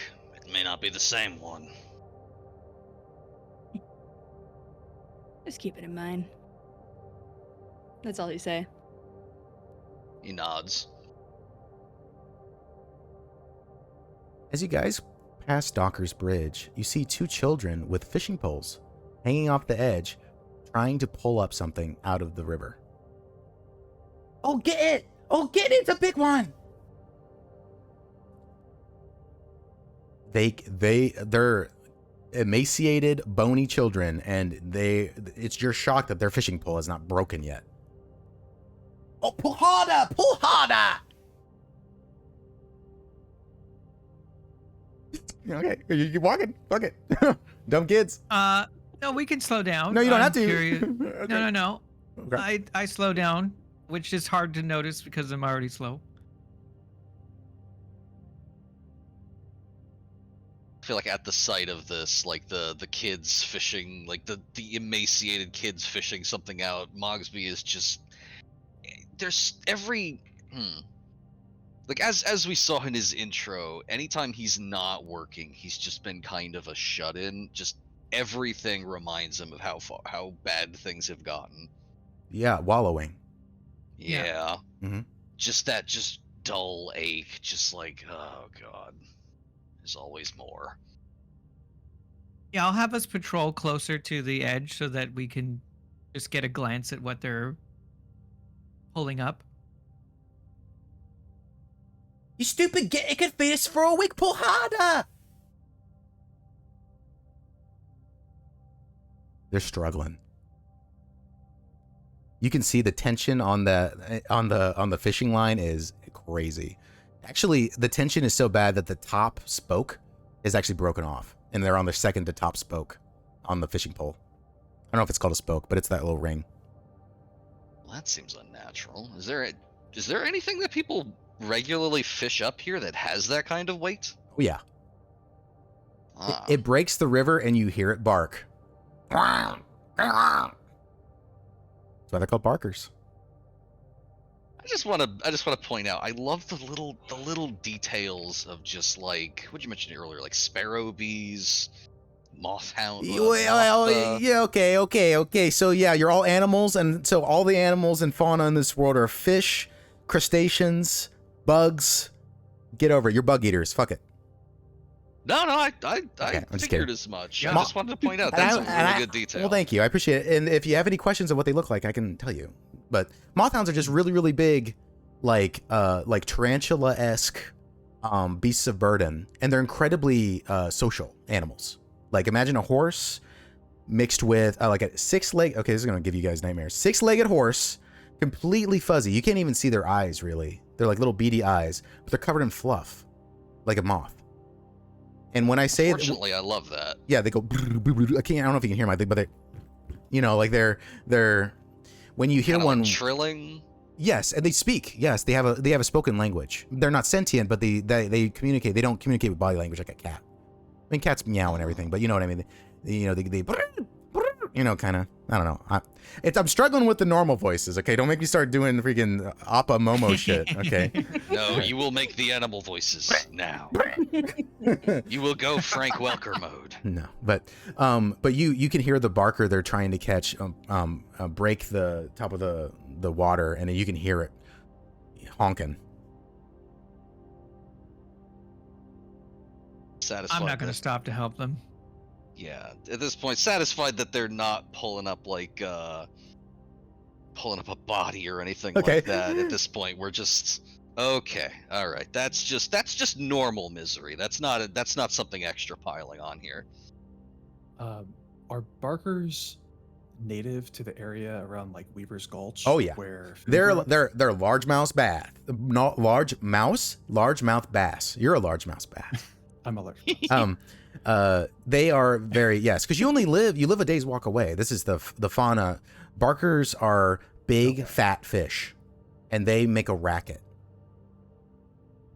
Gotcha. Okay. Like mix of catfish and like imagine the anglerfish's little tendril thing, except those are going backwards.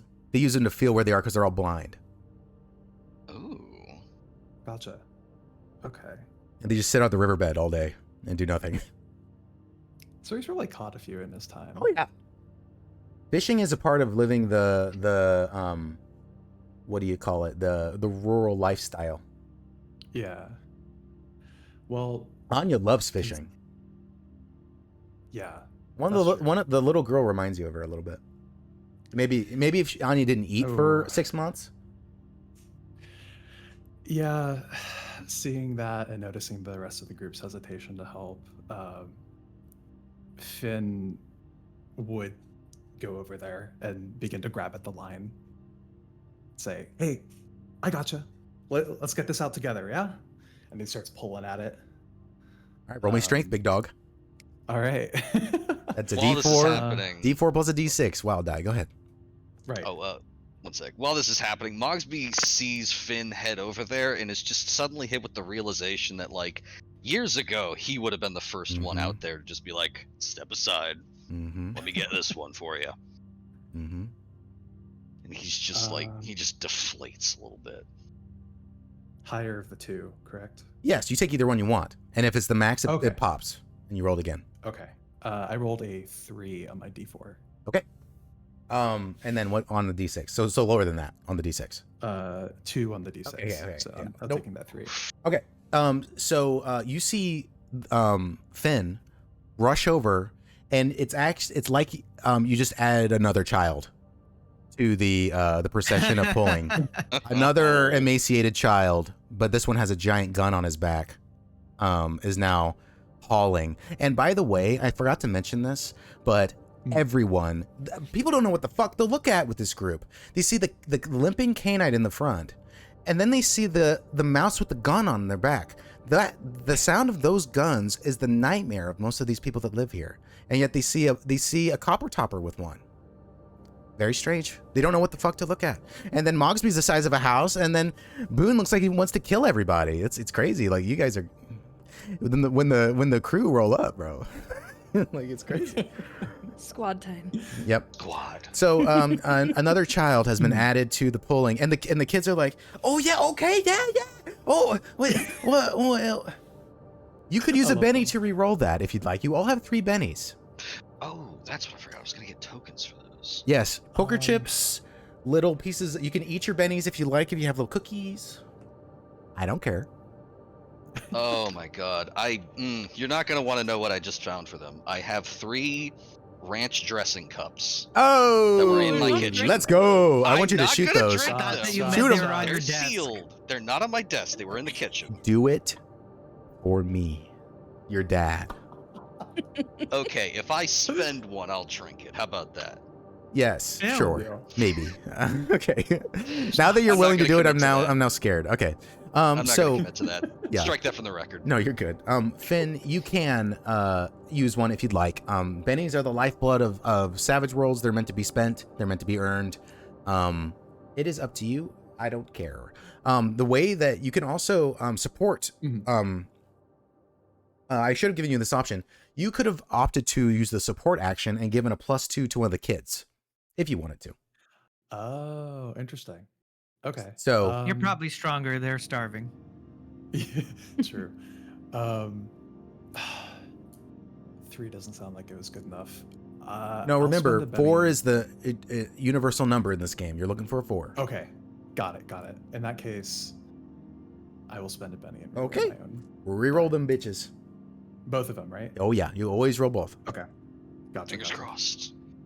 I got a 5 on my D6. Yeah, all right. Nice. So you come up in your first effort because you have weight pulling on your back because this gun is fucking heavy. They never medieval gunsmiths were not really caring about the user experience. This thing weighs like 15 pounds, which is a lot for a firearm. And you start pulling, and then you're like, God damn it. And then you put your arms around this kid, and you instead of trying to grab the pole, you grab the kid, and you start hauling him back, and you see the bend of the rod, and one of the kids just backs off, like giving you your space, like, oh, he's getting it, and you keep pulling backwards because it's a long way down, so you're gonna have to pull this kid halfway across the street to get it to come up. But the other kid's waiting to grab it. He has a little net. He's waiting on the side, and you keep pulling and pulling. Everybody else is just watching, or are you guys just leaving behind? I've stopped to stare at him, but I'm not staying. So I'm stopping watching him. About 30 seconds later, maybe that might be a long time. Maybe about 20 seconds later. Oh, and by the way, this barker has been honking his whole way up. It was soft at first, but you start hearing him screaming at the top of his lungs as he comes all the way up, and then the kid goes, "Oh, I see! Oh, it's a blue and red one!" And he's trying to get his little net around it, and he pulls it, and it slops like a big wet moldy sack of shit on the cobblestones, and the kid just starts dancing, and the other kid starts dancing with him.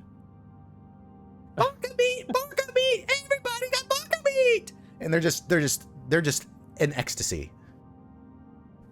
I'm gonna walk got up like Oh yeah, sorry. 6 feet behind Thorne, and I'm staring at him from behind. He doesn't see me as these children are celebrating in front of him. I'm just gonna say, Trooper Thorne. I was reaching out to give them both high fives, and then hear that behind me, and I like shoot up, turn around. Oh, Lieutenant Inspector. Sorry for the delay. I have a very stern look on my face, and I take a step closer to Finn. Trooper Thorne, Bullets sweating. how many patrols have you been on? It's my very first, sir. Your very first, and you've already chosen to abandon it. Off to a good start? Just staring at his feet. Get in line, Sir. and I continue the patrol. Gain a Benny back, Blue. Will do. And off you guys goes. Docker's Bridge. You hear the children celebrating. They're both trying to carry this barker, and it's struggling with them. They're like punching it. Like that's gonna do anything. They're just telling, "Go to sleep, little barker. You're for dinner." Poop, poop. They're like punching it. Like they don't know how to butcher. Image. And they don't know how to butcher a fish. They'll figure it out. And off you go. You start getting into the warehouse ward, which is part warehouse, part residential.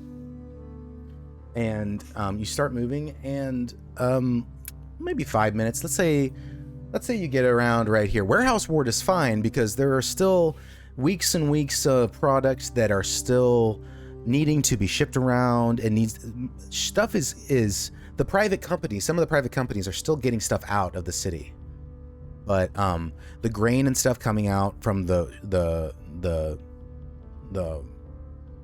farms outside still need to be processed. It's a little bit more active over here, but still, this is the business side of the city. Less and less like residential area, but you're starting to move into it. I'm going to say about, I keep clicking on OBS and not this. I'm going to say about right around here, you come across the site. Up ahead, you see an unusual gathering of gawkers on the side of the street, all of them mumbling amongst one another. As you approach, one notices and motions to you. I'm assuming August is leading up the front. You see this person motioning towards you. Probably doing a double take and then like being like, wait, I just made eye contact with the K-Knight, but you are being followed by Goldcrest. Yeah, kind of situation. Just darting between like, oh wait, hang on, he's clearly in charge. Oh wait, but that one's taller. Oh wait, but that one's got more shiny stuff on. Yeah, but that one's got a gun. Oh wait, my bad. The one notices and motions to you, and the crowd hushes to turn to look. Now that their murmuring is quieted, you can start to hear the screaming. Two people in a house in front of the small gathering are screaming at each other at the top of their lungs. One female voice, one male voice. The door to the house opens, and a young black and white spotted canine boy takes a few steps down the stairs and sits on the stoop. While the door is open, you can start hearing the voices. It is an argument. Argument is putting it lightly. It is a verbal duel. It is to the death. They are screaming. They've been going like this every day for a week, one of the bystanders mutters. There is a loud banging sound inside, and the shouting stops. I heavy sigh and motion to Mogsby and Clearwaters to come with me and approach the steps. Thorne, I give a pointed look and tell him with a gesture to stay where he is. I nod and still You're in sweating trouble. over the conversation. You're in trouble. Yeah. Where do you stand, Finn? Are you standing with the group of people that have gathered, or are you in the street? Like, if they're going inside, probably just at the door, okay. like facing the crowd. Okay. Yeah. So they haven't gone inside yet. So you'd be like at the stoop. You're standing right next to the kid. You guys passed the kid. Do you say anything to him? He's not looking at you. I think I would look to Boone or Mogsby if they have anything to say to this child. If not, you can just walk right up to the door if you want to. Yeah. Boone just looks at the kid and then just kind of looks back. I pause at the door and look to Boone. With a motion of my head, I invite Corporal Clearwaters to announce our presence. Boone takes a big sigh and just kind of, right. And he goes to the door and he gives big old knocks against it. You see the hinges jostle. Boom, boom, boom. You hear a hushed murmur on the other side, and then a little bit of a slight edge to a pointed second murmur. You may roll notice if you'd like. Everybody can. Fuck it, man. Ooh. Let's do it. I'm only making you roll because somebody doesn't want you to hear it. Ooh, okay. Myself included. You've got some serious hearing, and I know that you have. Oh no, yeah, sure. Fuck it. Okay. We're looking for Ford. So just tell me if you got it or not. Well, actually, I got 4. it. Okay. 4 and a 3. So. Yeah, I think I'll give that a shot as well. And you're rolling both dice, right? Everybody needs to roll their notice dice. And they're D6. They're wild die. Because y'all are wild childs. Yeah. What you gonna do when they come for you? Ooh, Go, I got Chris, go, 6. Chris. Nice.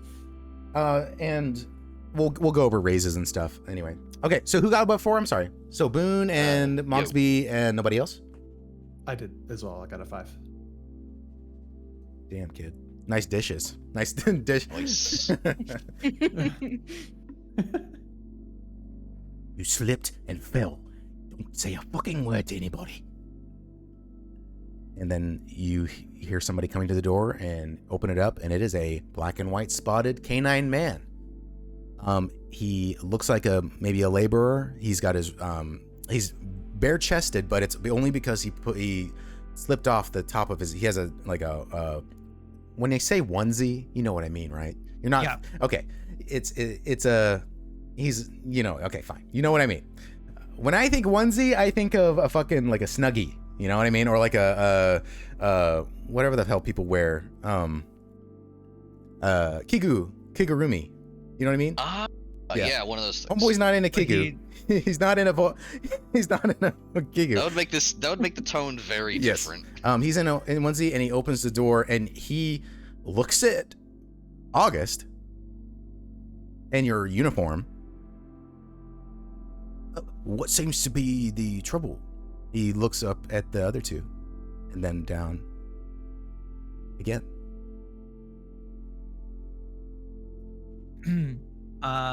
I clear my throat and then say, it seems that there is a domestic disturbance spilling out into the streets.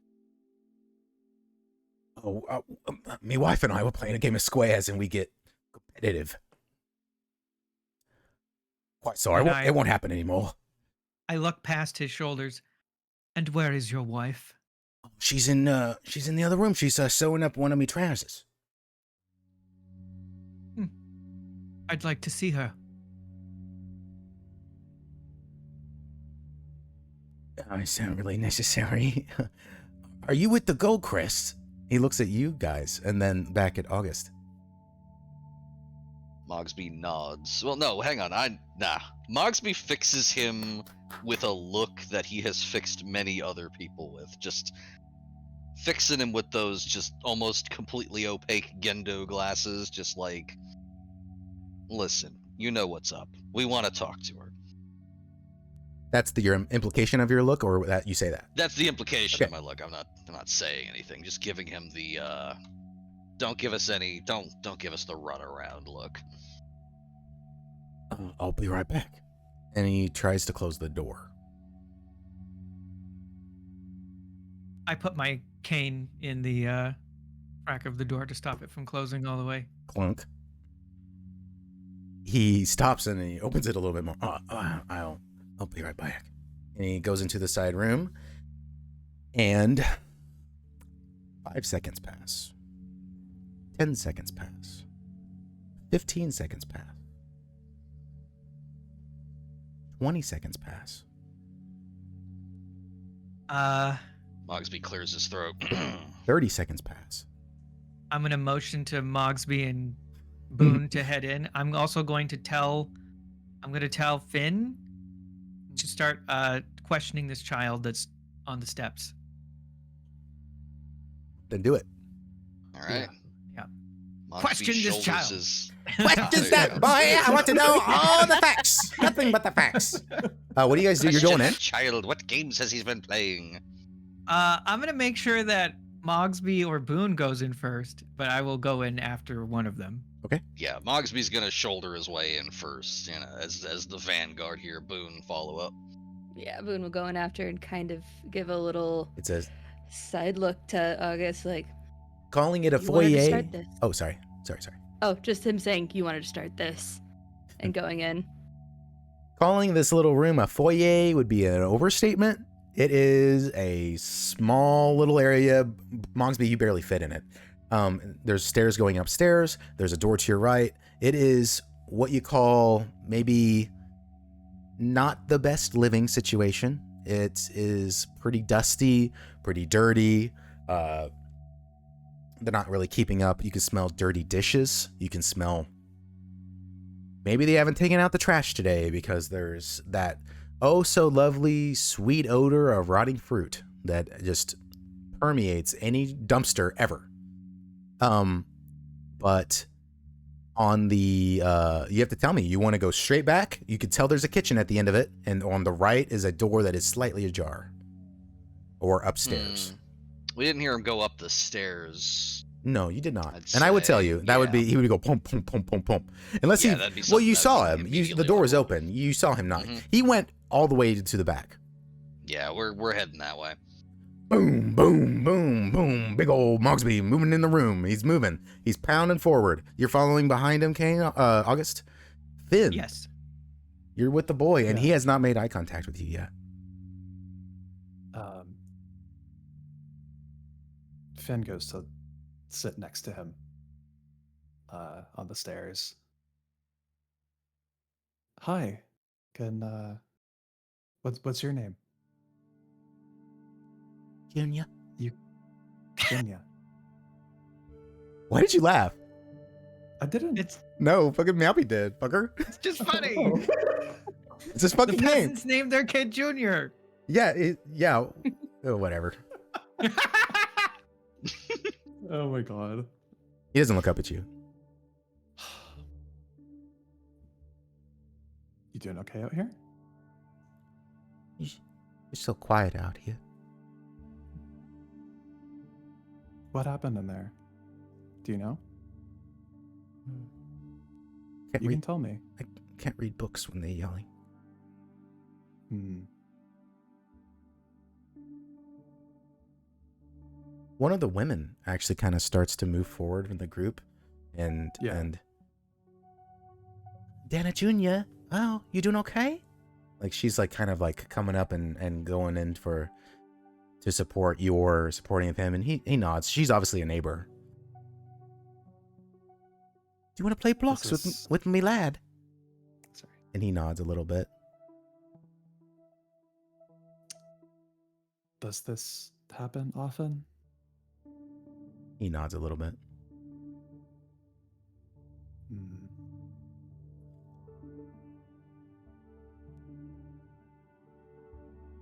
You breach the kitchen and you see Danner Fields and Valerie Fields towards the back of the room, and you see him holding a bunch of like a rag to her nose.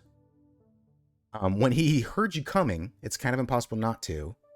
And he is he's intentionally, you can tell that when you cross Mogsby, you cross the threshold, he turned in a way so that you can't see her.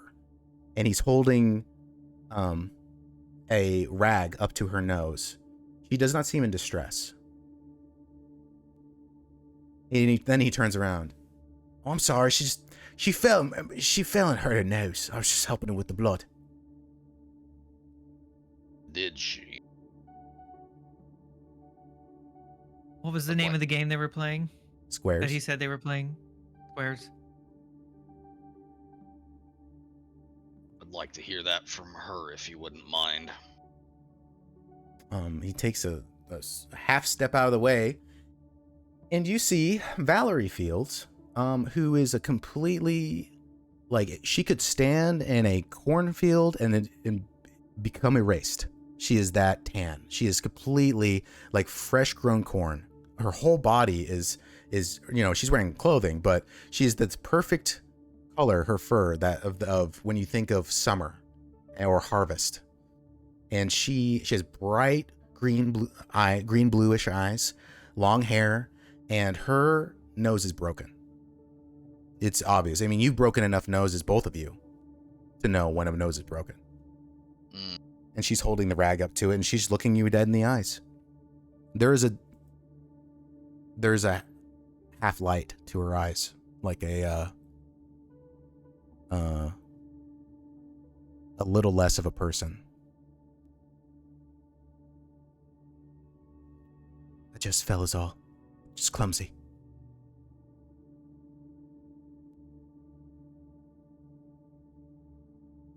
Mogsby turns to look at August. I squint my eyes and look over at her. Where did you fall? She said she was fine. What does it matter? I look very pointedly at her husband. I was speaking to her.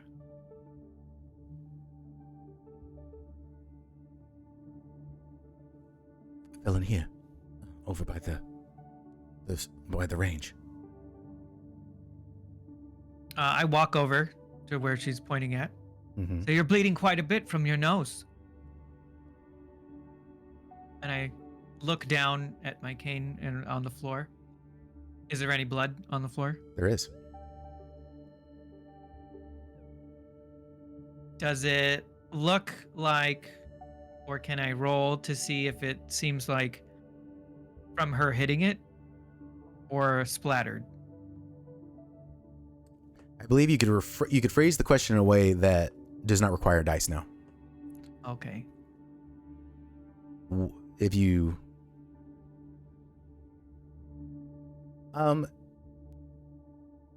you could ask her a question that would help you with that. Okay, well, August is smarter than me. Give me a second to think about it. No, it's fine. You can ask her where she fell. Like, where did you hit the side of the range? Like on the side? Did you hit the wall? Like, you can ask her where she hit her. If you're trying to catch her in a lie, which I know you are. Okay, yeah, I'll say, where exactly did you hit your head here? I slipped and hit the side of the range, the lip of it. Is the side of the range clear? It is. There are a couple flecks of blood on it, but there's way more on the floor. There's droplets on the floor leading to where she is now. Okay. There isn't a blossoming of, and there's nothing running down the side of the range. Doesn't look like somebody injured themselves at speed against it. No. Yeah, no. While August is looking into that, Mogsby is sidling a bit closer to the husband. Just He's getting away from you. He's sidling away from you. yeah, just under his breath, just like must have been a hard fall. To him, more than just like saying this in general. Okay, well, the darkest dungeon stress meter pops up over his head. Mission accomplished. She's looking between you guys. I will lean let over you- and look at the okay. range. Okay. And I'm going to look down at it, and then I'm going to look right at her, and I'm going to purposely ignore the husband. And I will say, doesn't seem as though you fell here. Are you certain you're remembering events correctly? Roll smarts for me.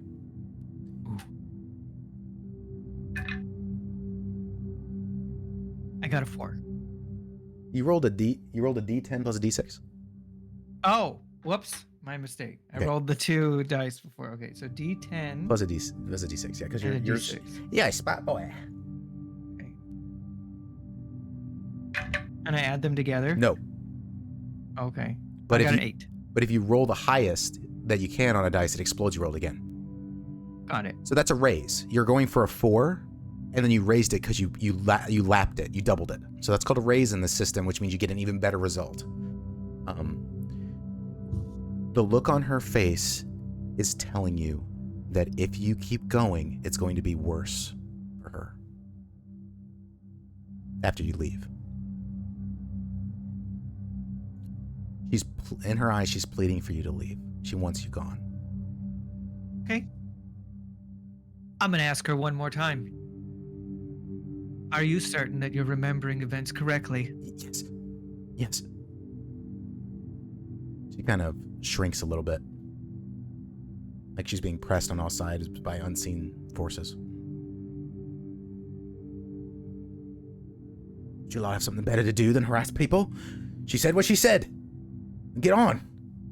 I think at that, Mogsby's going to press a bit closer and just kind of lean down and say, "You know where this goes. I don't think you want to go there." Big man, my kitchen's already small. I can't breathe with you on me like this.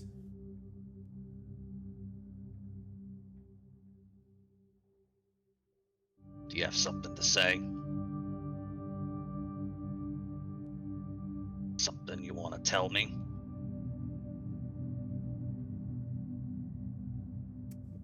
I think you know what to roll.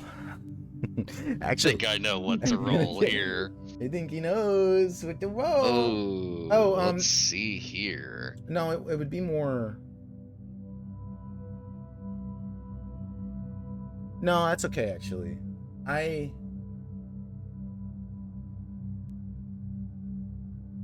The problem is that we have two contested people, and you're trying to influence.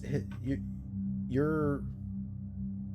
We've kind of got, we've got different angles on this. August is taking the, like, deduction route, while Mogsby already knows what happened, and he just, he wants to diffuse this by, getting the truth from the one most poised to spill it. Look, big man, she just fell us all. I don't know what you want from me. He's like leaning away from you, like you're a source of, like a furnace, like a source of heat that is uncomfortable to be around.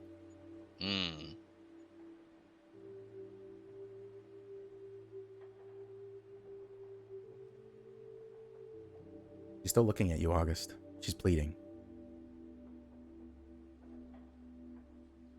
All right, well, I don't think we're getting anything else here, and I don't feel like arresting this man yet.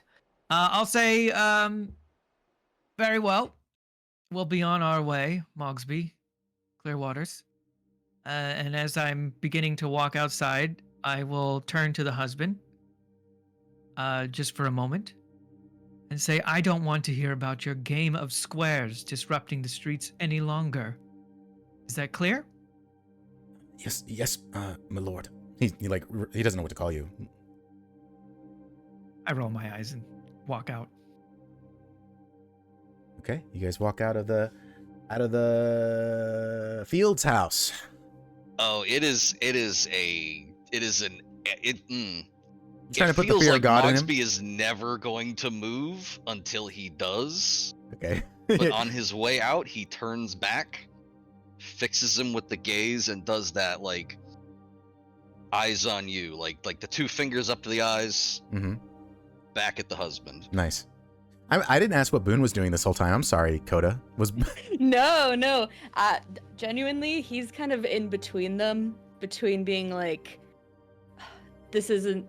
he doesn't think they should mess with this, and also he doesn't want to help. He doesn't want to be helpful, actually, in this situation. So he's there when he's told to do something, but he's kind of just arms crossed, looking between them. Alrighty. If we arrest someone, he'll have to fill out some paperwork.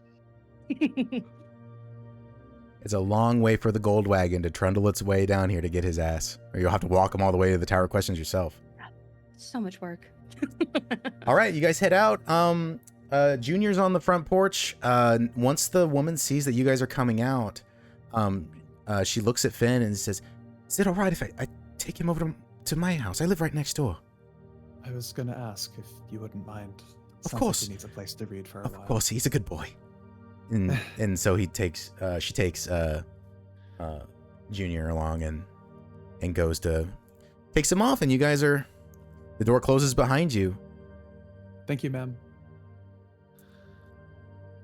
She goes off. She smiles to you, like she acknowledges you that you were kind to a child. So she will remember that. Did we see them talking? No, they both were okay, while we frozen were in amber as you guys left. Suspended in formaldehyde as you left. Finn would stand up and turn to face the group as he hears the tapping of the cane come towards the doorway. Sounds like it's a common occurrence, unfortunately. Fortunately. Where's the boy? Neighbor's house. for a bit. Good. All right. All right. Back on the beat. Yeah, we continue our way. As we're walking away from that house after Mogsby comments, I'll chime in that hopefully it's not a reflection on your city. People anywhere can lose their way. Just gotta hope they find their way back. Gain a Benny. Mogsby. Ooh, thank you. Don't worry, they will slide out of you like a wet shit once combat starts. Oh, I intend to make use of my ranch dressing here. All right, Boone, roll me a dice. What's happening on the main streets? If you roll a 2... Oh, one sec. Oh, what? Mogsby is gonna make a mental note of where this place is. Okay, Like, you remember he's not gonna the Fields house. Yes. Yep. He's not gonna like roll back up here like Batman later, but he's gonna remember this place. Okay. Check in on them later, maybe. Boone, roll me a dice. Ignore. Actually, no. The way that I said it, if you re-roll a 2, I will choose one of the adjacent ones. It's fine. Just roll whatever. Okay. D6. Okay. Rolling. That is a 6. Oh, baby! Ooh, boy. As you pass a cluster of baggage carts on the side of the street, you find a peculiar sight. A stark, naked jackal man, painted head to toe in blue, occult-looking symbols, is standing on top of an overturned apple crate, giving some sort of sermon in the street. He is ranting outside of a shoe shop, and the owner stands outside as well, doing his best to try to interrupt the jackal to ask him to leave, with no avail. The Miracle River is alive! Truly it lives! It breathes like you and I do, brothers and sisters. It feels and loves, and it pains with the pains of this city. I have walked into her waters, and she did not fill my lungs and drown me. She showed me the truth of this sorry world. On the other side of her reflected ripples, I have seen the past and the future. I have seen the end to Arcanite invaders. Please, sir, you're scaring away The miracle washed away the man I was before. My name and my past, and I have returned clean and with renewed purpose. In my previous life, I was a lecher, a killer, a man of the flesh and the sins that destroy it. I finally feel the joy of her eternal plan. She did not intend for us to live in squalor, but to be beset on all sides by marauders. She wanted us to be as free as the clear river. What do you guys do? I feel like if this guy has done will it, return, and I am her harbinger. She gave her this life is for us absolutely when that she guy in Whiterun. rises from the miracle. She will bring a terrible vengeance to those who would destroy and pervert her namesake. have we seen this guy before? Has he done this? I feel like this would be pretty memorable. No, you've never seen this man in your life. Okay, interesting. What do you do? I won't interrupt you this time. Oh yeah. No, If you're not going to do anything, I will. I'm gonna look over it. I wrote 6 paragraphs, by the way, so I'm going to keep going if you don't want to do I nod at the The thing sergeant, is, knowingly, The thing is, get this man off the cart. Yeah, I want to hear all of those paragraphs, but I'll show you at the we end do again. have to. Yeah. The shoe salesman, the cobbler looks over at you guys and like, do something, run. Like, Mhm. Yeah, Mogsby nods to Boone, heads over, just these foreign heretics and their false empress, born of sulfur and hell rock, will be washed away back to the salt sea they crawled forth from. What are you doing? She will walk among us again, our saint of mercy, our beloved Martyr. He like looks at you sideways. With her guidance, she will bring Selvasta into a glorious golden age of prosperity. That's 3 times. I have seen it. I have seen the golden future with mine own eyes. You have your hands on him? Yeah, I'm just gonna pull him down from the box there, get him off his stage. Okay. You have hands on him. He's resisting. Roll strength. Don't mind if I do. Let's see here. Oh, look what you did. Shit. Yes, it is. That's a D8 plus a D6. Don't think of it as plus. Remember, it's Oh, with. right, yeah. They're little buddies that never shall they should separate. That is correct. I got a 4 on my wild die. That's something. I got a 1 on my other You one, still beat him. unfortunately. He is putty in your capable hands, Mogsby. Oh, I thought ones, like, do I have to get double ones for that to be a bad thing, or? Yes, double ones on both dice. Yes, that is critical failure in the system. Okay, all right. So And- it's just okay. So I got a 4 and a 1, so that is still a success. Yes, you beat him. He rolled a 3.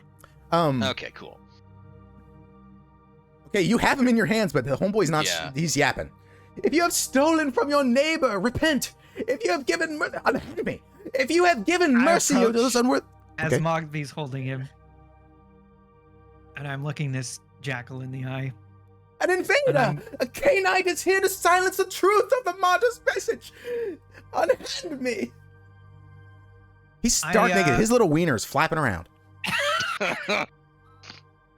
I approach and I say, "Do you believe in miracles?"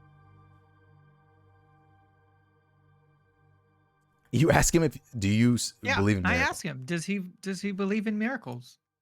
I don't know if you've ever seen a crazy person in real life, but there's a wildness in the eyes, like a lucidity that looks like it's beyond lucidity. Like he could see everything and nothing all at once. So when he focuses his eyes on you, you don't really feel like he's looking at you. He's looking at what his brain, like there's a sieve that he's sieving your image through. And he looks at you. The martyr is the only miracle that I care for, K-Knight heathen.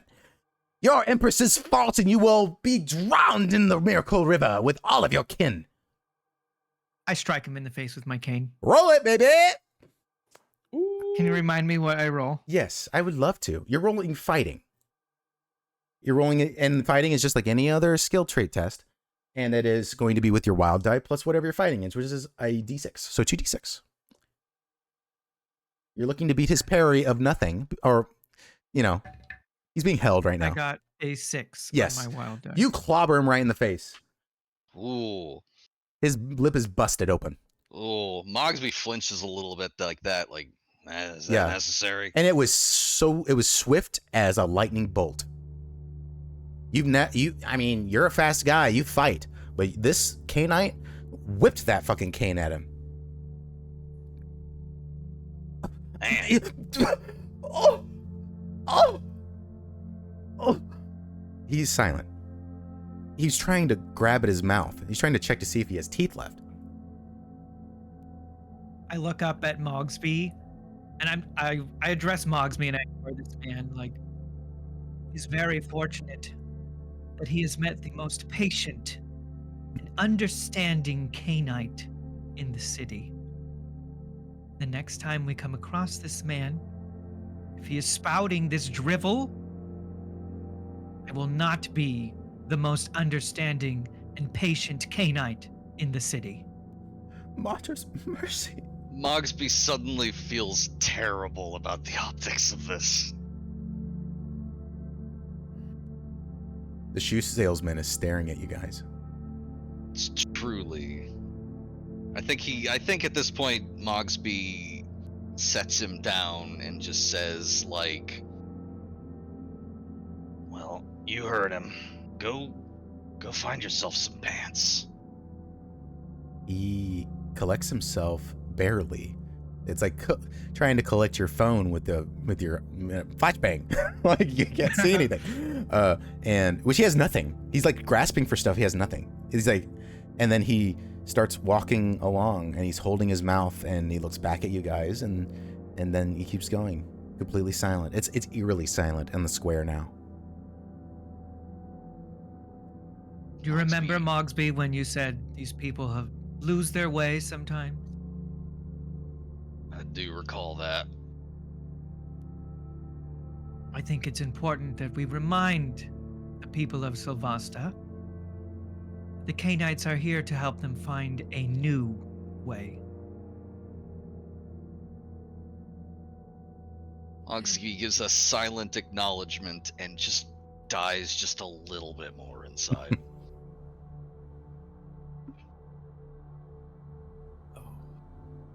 Yeah. How did Boone and Finn? Is Boone the beautiful statue he always is? The beautiful statue standing there. He would actually give a small laugh and be like, "Yeah, I think you really just helped your situation there. I don't think he'll ever talk again." Ooh, get a Benny. Equal. And Finn. I think the moment August struck the lip of that man, he just looked away and did not look back. He just could not make eye contact with him. He's so out of his depth. Just the city is not what he expected. Mm-hmm. And This is not Finn's big day out. No, absolutely not. I want to point out. Oh, go ahead. Keep going. If you get more. No, it's good. I wanted to point out, not that there's some boss fight coming up, big room, but your Thunderpike is useless until you have lit your match cord. So if you ever feel like you need to be, because it's currently loaded, like it has been, it's loaded. There's no pan in the frizzen, or there's no sugar in the frizzen, but the match cord is not lit. So if you think about it in the way, like in an Old West, somebody cocks their revolver, or if somebody pumps the pump action shotgun, you still have an act to do before your piece is ready to go. I just want to let you know that. Not to say that, oh yeah, we're going to turn around the corner and there's a dragon, oh no, shoot the dragon. It's fine. Roll me a dice, big boy. If we're done. It's my turn. Yes, if we're not done. Thank you for rolling a 6, Kota. It's my favorite one. We're good. I want to see the rest of that rant. All right, what do we got here? Oh, shit, it fell off my desk. Hang on. Ooh, dealer's choice. That's 4. Okay. You guys keep going down your way to the west end, and as you start moving forward towards this section of the city, you start to see the scarring, and you start to see the burn marks, and the echoes of the Canaanite's red hour,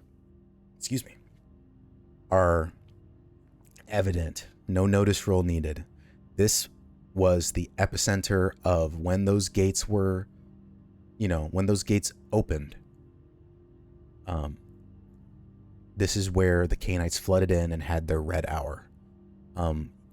Mogsby and Boone, and you may have been able to see it from your house, Finn, that kind of like the Chicago fire, this part of the city burned for a week. It just kept going and going. And now in the ashes, it has become, Shantytown sounds luxurious compared to what the West End has turned into. It is carcasses of buildings. It looks like somebody came in and like a giant carrion monster came in and plucked all the meat out of this place. Some, maybe 1 or 2 buildings, a couple of businesses maybe survived, maybe. But this is the city's brightest, still fresh wound. It is a gouge that is still seeping. It's bad. And as you guys move forward, there's a sudden shout down the lane and a clamor. You see a man in an apron chasing after what looks like a very short, filthy bird. They're coming towards you as the little bird squawks at seeing you and pivots to head down an alley. The pig man on the apron falls and the cobbles hard. Get the bastard! He stole me damn wallet! Well, there's a call to action. Do you give chase? One question. Yes. Are there bird people? Is this like a little Yes. Okay, I thought little it was like a Muppets? chicken. Oh, but no, it's a person. no. Bird people are real. You think I do that to my Okay. homies? Okay. You think I do that to my homies? I had to check. We're all mammals. Did I say a very Just short, ask. filthy bird? I could have said bird person. I should have, maybe. No, a very short, filthy bird person. Okay, all right. So this is some kind of like little moppet or something. Okay. Birds as birds don't exist, no. Okay, so That's that what a is also sparrow covered wasp under is. A the- sparrow wasp is essentially the same thing as a small bird, but it is a insect.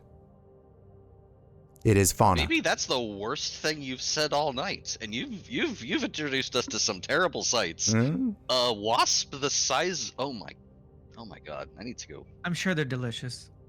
Are you I will just push through the terror and remain in character. We got to give pursuit. There's a thief about. okay? Who's running after this person? You are right at the lip of the alleyway they went down. And the way that this works, the way that chases work in Savage World, is that you have a pace and your opponent has a pace, and you can try to catch up with them. You can try to hinder them. You can do other things other than I run at the enemy to slow them down, and it's up to you to do that. To keep up, you roll athletics checks, but the enemy may hinder those athletics checks and test something else. You can support your allies. Somebody topples over a barrel, you kick it out of the way so that it doesn't get in the way of your person behind, so that your athletics roll might be hurt, but maybe theirs won't, etc. I have a thought. Okay. All right, so Do you want me to draw it for you? Well, that might be a good idea, but my thinking was, this feels like a moment where, like, well, hang on. Who is actually taking pursuit? Like, Mogsby is absolutely gonna, like, shoot a look over to August, who is, I don't think, going to keep up with this guy. What's wrong with your leg? Yeah,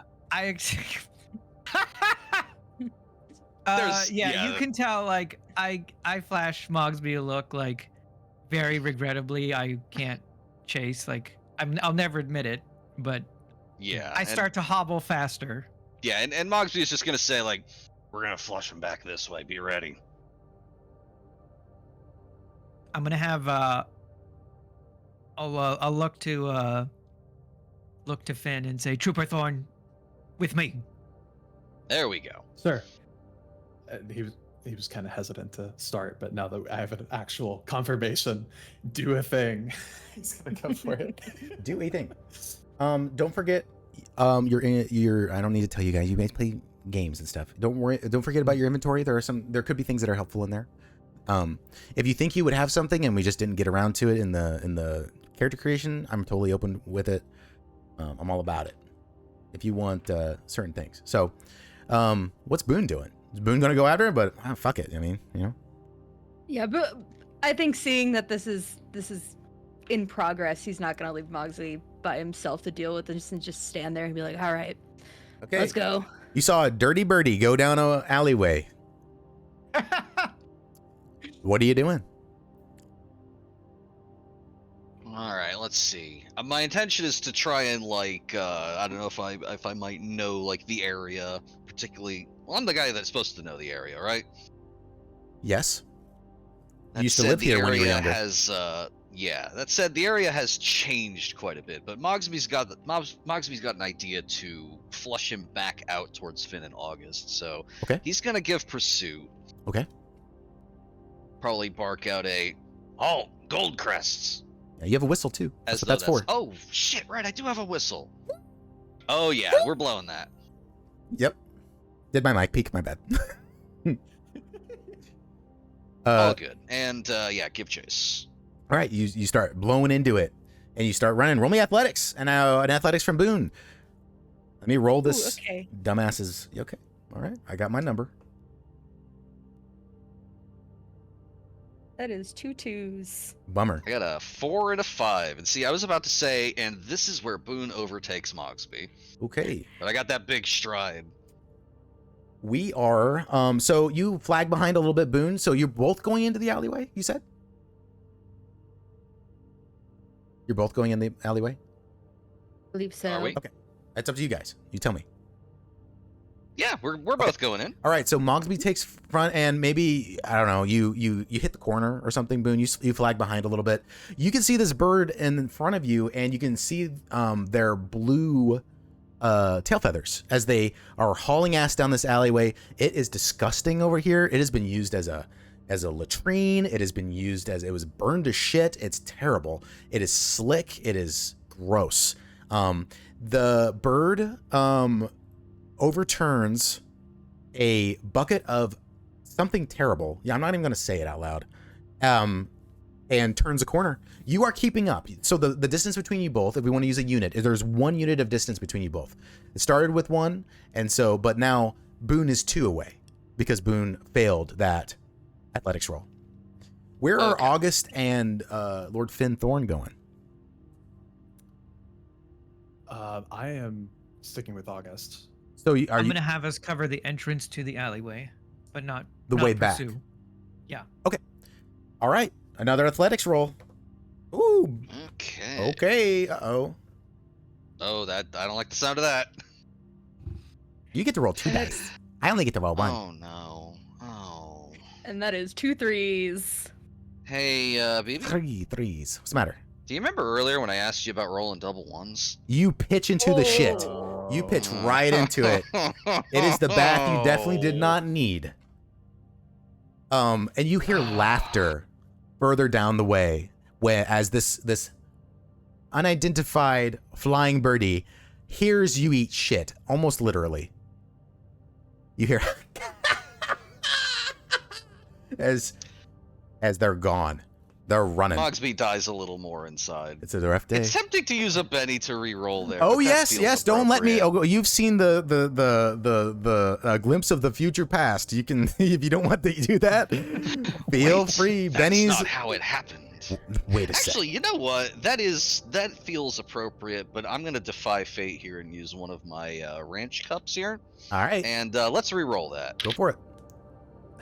That's double 5s. Ooh, okay. So you got a 5. So that's a 5, yeah. Okay, so you stay upright, but you flag one back because they raised, Ah, I and see. and they're heading towards the lip of the next the mouth. You can see light. You can see that they're cutting out. It was just it was an L to get out of here. Roll it. All right. Uh-oh. You can also support each other. I don't know if you could get creative if you want to. Boone, you could throw something at them. I don't know. It's up to you. How you could. Yeah, that might be the way to go because we are falling behind. You know, you find it's pretty slick down this alleyway. You find a particularly slick bottomed crate. Kick that bitch. Send it flying at him. I don't know. It's up to you. Yeah, Boone, what do you got in your bag of tricks? Well, you know what? Maybe finding a piece of something that looks tough and throwable to get him to stop. I You think find that might be a the way to rotten go. melon. Rotten melon, let's go. All right, roll throwing. I don't think anybody has throwing as a skill. I was gonna say, I don't know what they do to throw. So because you don't have throwing as a skill, you have to roll. It's a D4 plus your wild die, but it's -2 on both of them. Okay. You don't have throwing? I thought you took throwing. I guess I did not. It's kind of weird. Like, it's whatever. Go for it. All right. Oh, that is a 6 and a 2. So you rolled a 6 on the D6.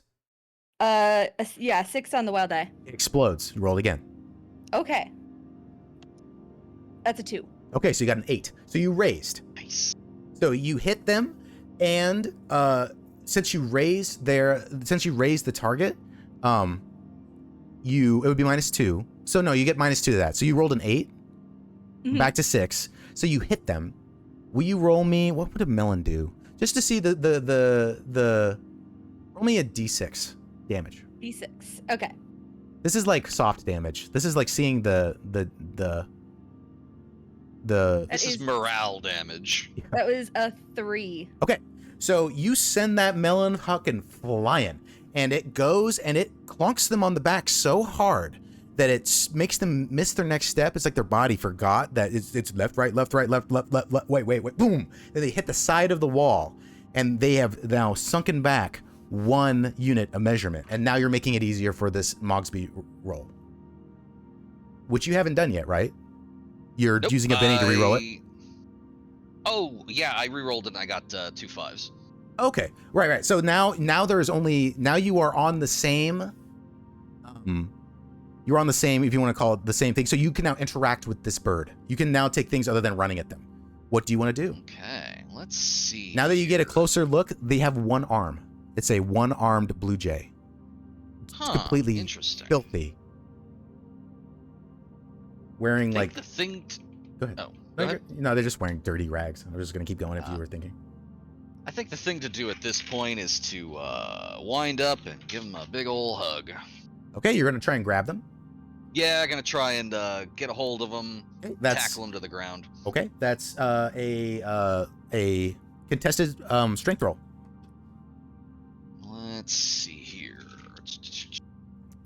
Strength. Oh yes, D8. I remember now. I definitely remember what a D8 looks like.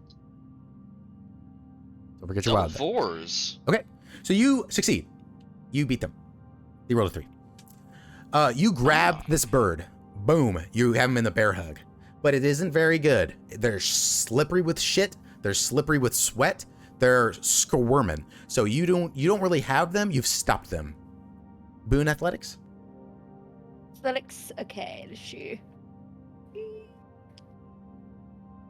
4. Okay, you've caught up. So you come up and this little wiggle worm. Get the fuck off me! It's a girl. Get the fuck off me! Get off! All right. Everybody ease up. Where is it?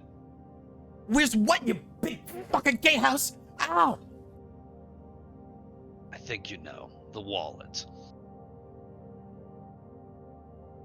She starts relaxing. Trying to see if you're gonna start relaxing. Nope, and in fact, I think at this point, now that we've got her, we're marching back. Okay. Mogsby at this point thinking like, man, I thought this was going to be more of a tactical maneuver. Boone, are you assisting with the holding of this perp at all? Or are you just I was thinking of like one arms. I don't think cuffs are gonna work very well. Yeah, I was initially going to say cuff her, but she's only really got the one. cuff her legs? That could be an idea. Yeah, I think maybe trying to do that at least so that if she does manage to wiggle out somehow, she's not running. So I think you will at least restrain her legs. Okay, clink, clink. Oh, fucking hell. She's complying, quote unquote. But you could feel her flexing underneath you. She was going, I literally have the dice in my hand. She was literally going to try and test you on strength again. But as soon as you clamp her legs, she gives up. All right, yeah, let's bring her back, reconnoiter with the others, and try and get this all sorted out. August and Finn, you see, they went in and they came out with a bird. Is the pig still here around? Yes, he's been complaining at you the entire time. Okay. As they are coming out, I look to this pig man. What did she steal from you? I said my wallet. And how much coin do you have in your wallet? At least 50 ducals at least. You heard the man. Cough it up. Oh, are you going to let me go first? Can't bloody chime well in? get into it. No. Under my right arm. You know, the only one I have?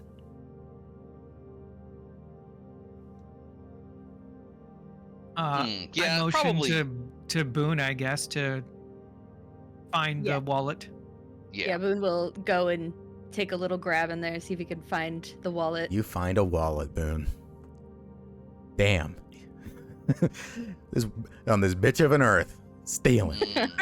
Damn. Damn. Yeah, he just kind of lift up the wallet and be like, all right, and pass it back. Okay, you caught me. You just let me go. I'm hungry. The pig takes it and says, oh, cheerio. You stay away from my stall, you little runt. And he stomps off. I look the bird over, and there's just a moment of pause when August sees that she has one arm. Yep, off at the shoulder. There's like a flicker of understanding in his eyes, just for a half second, as he looks her over. And looks to Mogsby and Boone. I think Mogsby at this point is like, just sort of shrugs a bit, just no harm done. I think she's learned a lesson. As soon as What do you you leave, I think? have to get more. What do you fucking think I Kid- could do for money? I have one arm. Kid, I'm trying to help you. You can help by letting me go first. I'm not gonna run. I'm tired.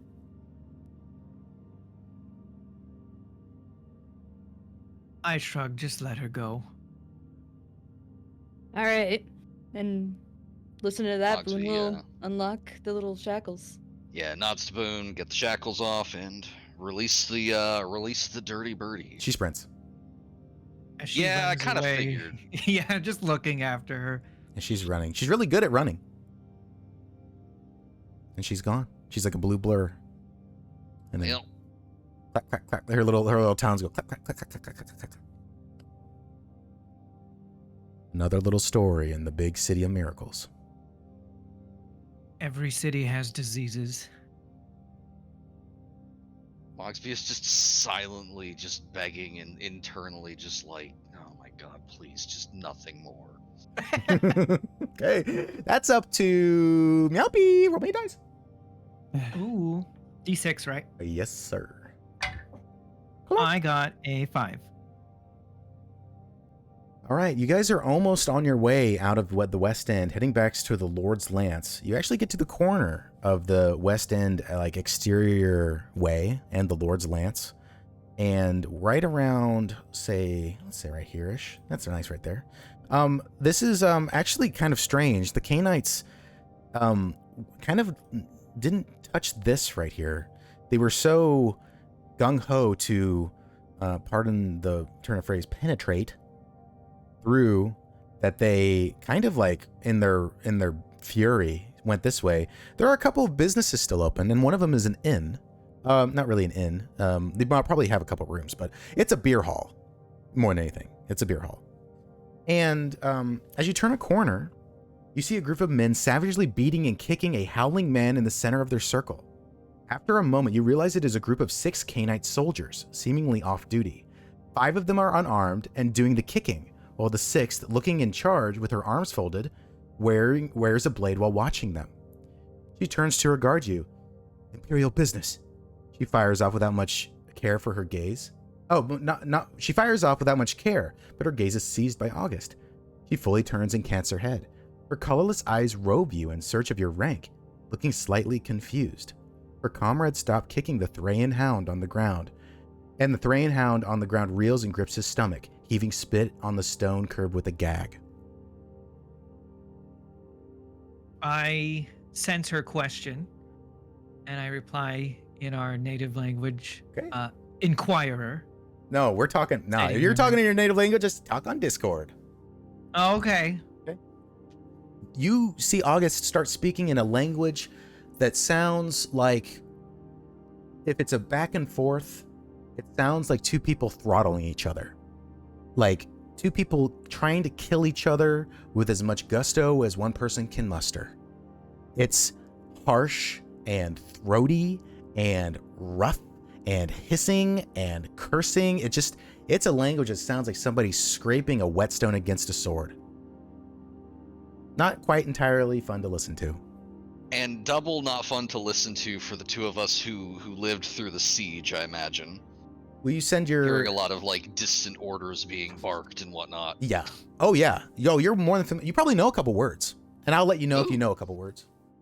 Because you and Boone sat on top of those battlements and listened to them. You probably know more words from Canaanite songs than you know from actual conversation.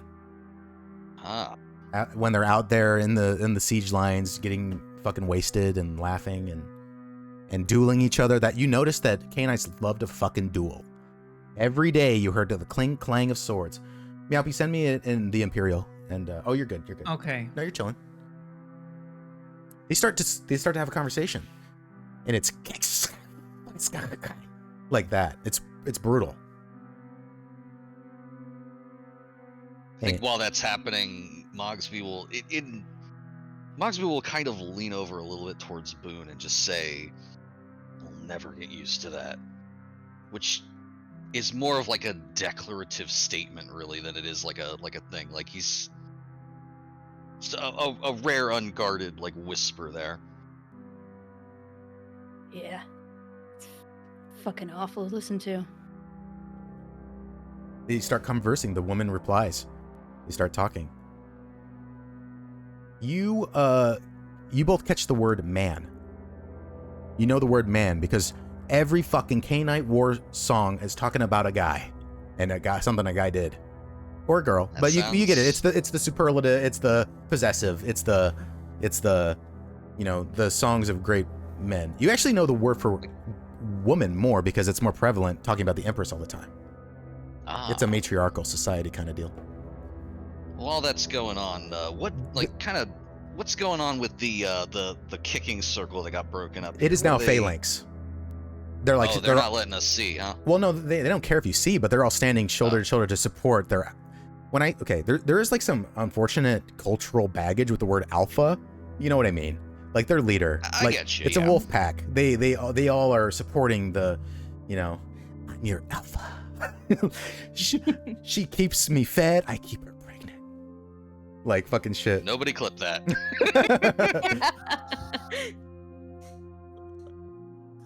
All right, but yeah, is there anything that stands out to us in this scene, like while they're talking? The Thrain on the ground looks like there's a sword on the ground, and it does not look like Canite in origin, and the man is wearing a scabbard, and it's empty. He is doubled up fetal position. He's just got done throwing up whatever he ate today.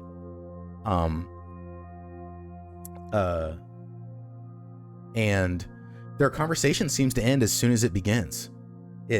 August says something, the woman says something, and then August says something, and then he salutes him.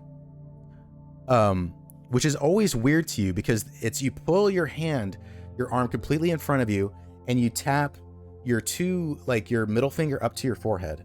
And she is wearing the same, I guess none of you guys have seen it. It's not an uncommon appearance at all, but she has the Empress's mark on her forehead. She carved an eye into her forehead. It's a cultural thing. It's like a religious thing that they do. It's only the most dedicated soldiers and cultists in the cult of Cana do it, and they think that when they close their eyes, the Empress can see out of that. That is extremely metal. I turned to my group. I don't even turn to them. I just mentioned to my compatriots imperial business. The woman turns back around and yops a couple of dagger sounding words, and the men go back to kicking the guy. Oh God! Mogsby winces. Please. Oh. Finn's whole body tenses up as he's watching this scene. She's watching all of you, arms folded, her blades at her hip. All of them are not in armor. They're all it's pretty clear with their proximity. They were likely all in that bar, in the beer hall. Off duty. She's the only one with a weapon. But they're all big boys. We should be moving on. You hear his ankle break. Oh, God. And he just shrieks in pain. And then Mogsby dies a little more inside. And at that, they are jackal at each other, like hyenas. They at each other, and one of them takes the sword from the guy and sheathes it for him and pats it and lets him, says a little something down at him. And then they start to move back into the beer hall.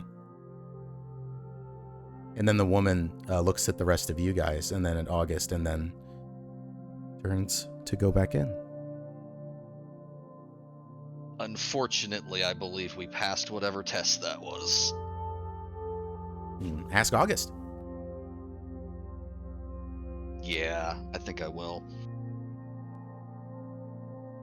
What was that all about? Did he draw steel on him? I sigh before I answer. We must choose our battles wisely, Mogsby. He did not choose one very wisely. Let's see. He's on the other side of agony now. He's just numb, laying there. It hurts less not to move. But his hair is like a mop of black. It looks, he could have been your cousin or something, Boone. You've never met him before, but you know just from hanging around that there is a subculture in Threa. The Thraean life is all about a very strict sense of honor, a chivalric honor, a duty to avenge dishonor and to make things right. It is a very equivalent exchange kind of society. Eye for an eye, 100%.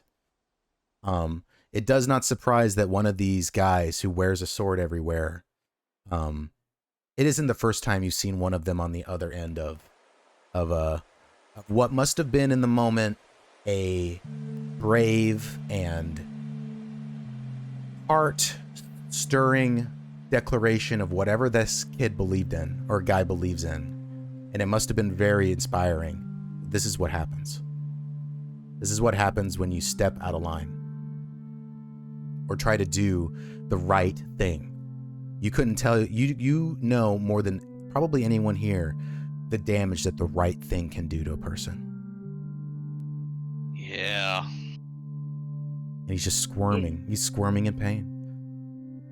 Yeah, Boone will unfortunately kind of see him squirming in pain, and then while walking past him, just kind of muttering, "Guess it was a lesson learned, wasn't it?" Oof. August, you're struck with, because of Boone saying that, you're struck with something that is ever since that day in the garden that has stuck with you your entire life, like an itch. It's a thought that you can't peel up. It's got roots in you, and that's what Faustus said to you as the silver lining of what happened that day, and that was, every scar is a blessing from the Empress. She deflected that blade from cutting into your brain, from cutting your throat, and that every scar is a gift from the Empress to make you stronger. Every scar is a lesson from her to you. He's trying to get to his feet now.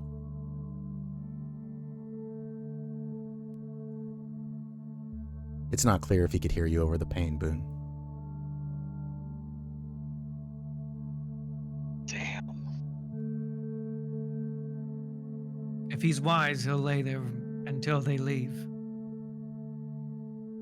And I have us move on. Yeah. All right. The column proceeds. Are y'all going? I don't think there's anything else to do here. After Move in. a moment of pause, Finn would follow suit, but he was not happy about what he just watched. I imagine not. It's been a long day, and your beat is finally done. The sun begins to set on the city, a good sign that your patrol is coming to its end. Lieutenant! Lieutenant! A warbling, out-of-breath voice breaks the comfortable quiet of the lance as you head back towards the Tower of Questions. Corporal Razmi is running, full sprint, towards you all and almost falls to make it to you just a few moments faster. The rodent looks like he's seen the Martyr herself walk out of the Miracle River and spit out a fish. He is pallid white and wide-eyed. Breach in protocol makes itself very evident as Razmi, in his current state, addresses Mogsby and not you, August. You don't exist, apparently. Sir, Martyr, help me. I've been sent to fetch you. There's been a... You see him reach deep into his brain for the word. The exertion threatens to pop his strained eyes out of his head. A dropped bucket. A dropped bucket? What's the harm in that?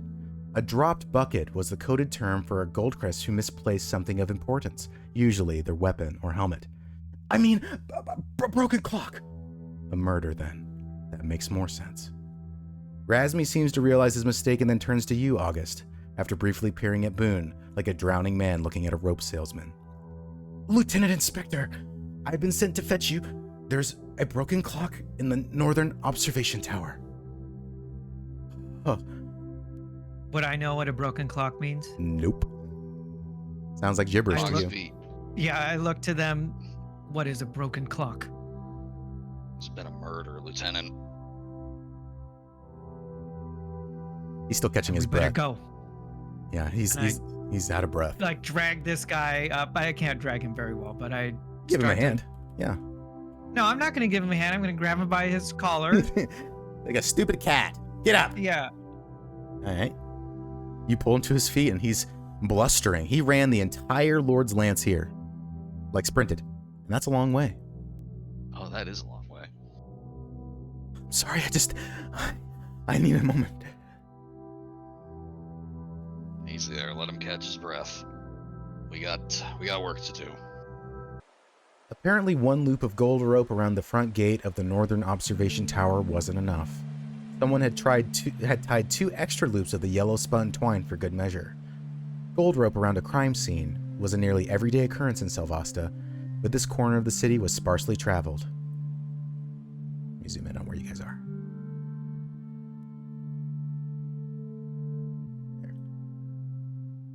Oh, by the palace. Yes. Ooh, that's You're all the way back. close. You pass the Tower of Questions. As you guys pass through the Martyr Square, the market day was almost completely packed up. You guys have been beating. Wait a second. You guys have been on your beat all day long. Okay. I'm sorry. Yes. But this corner of the city was sparsely traveled. It was hard to justify stationing Goldcrest up here on a tower that faced the sheer side of a mountain. Not much to observe.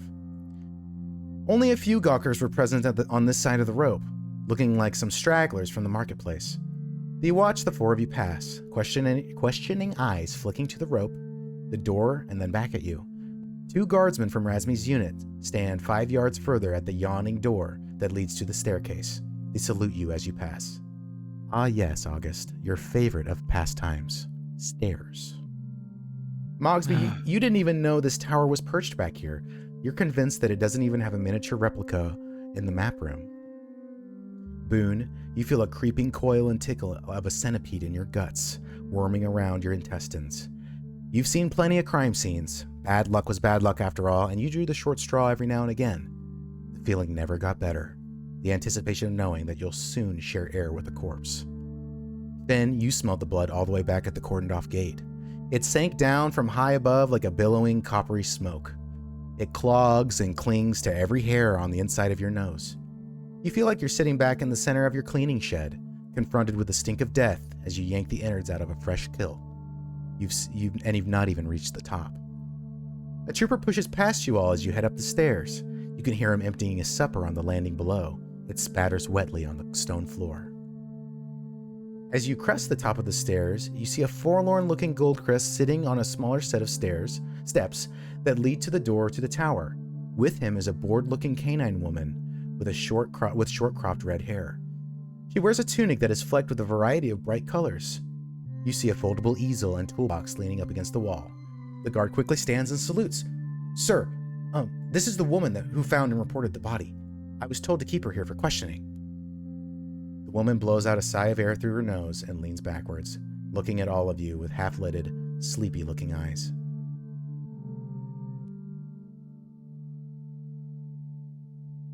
August, you're fucking out of breath, and your leg feels like it's on fire.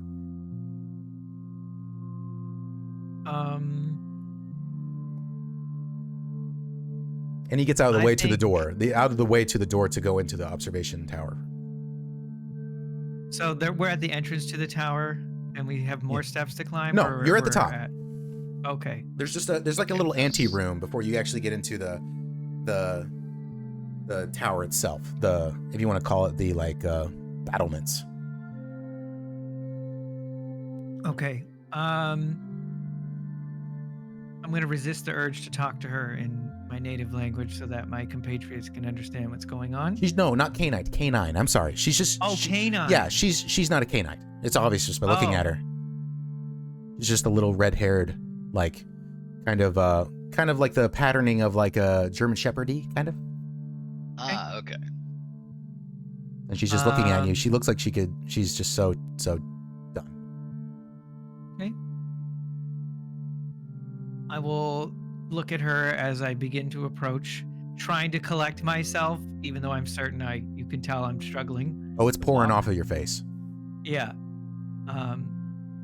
Mogsby might take it. Stay here for questioning, and I want to walk past her and look at the room. Yes, my lord, he says, under a breath. Mogsby might take a little satisfaction at seeing August looking a little tuckered. Perhaps a little bit.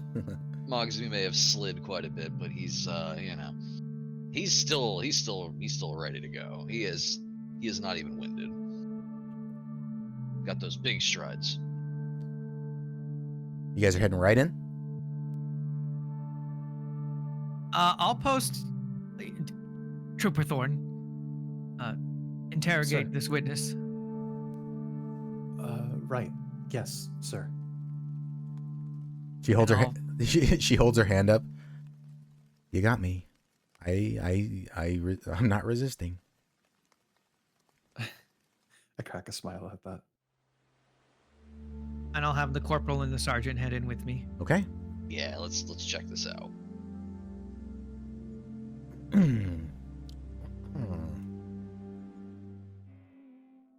The northern observation tower is a roofed circular stone room 30 feet in diameter, with an arched entrance to the right and left. These exits lead to battlements that stretch to similar towers down the length of the wall. The room is open to the cool evening air. There are no windows, and the pleasant breeze far below in the courtyard has become a bit harsher. You can see the view of the mountainside, looking almost as if it's on fire, bathed in the ruby-red glow of the setting sun. The entire room, open to the elements, is caked with a fine layer of dust and grime. It doesn't look like it has been maintained for a very long time. There's damage on some of the wooden beams leading up to the cobweb-infested ceiling above, and the one on the right end of the tower has been completely eaten through by termites. There are clear disturbances in the film that have accumulated on the floor. Footsteps can be seen, as well as a large arcing swath of the stones that are almost clean, leading to the right side of the room.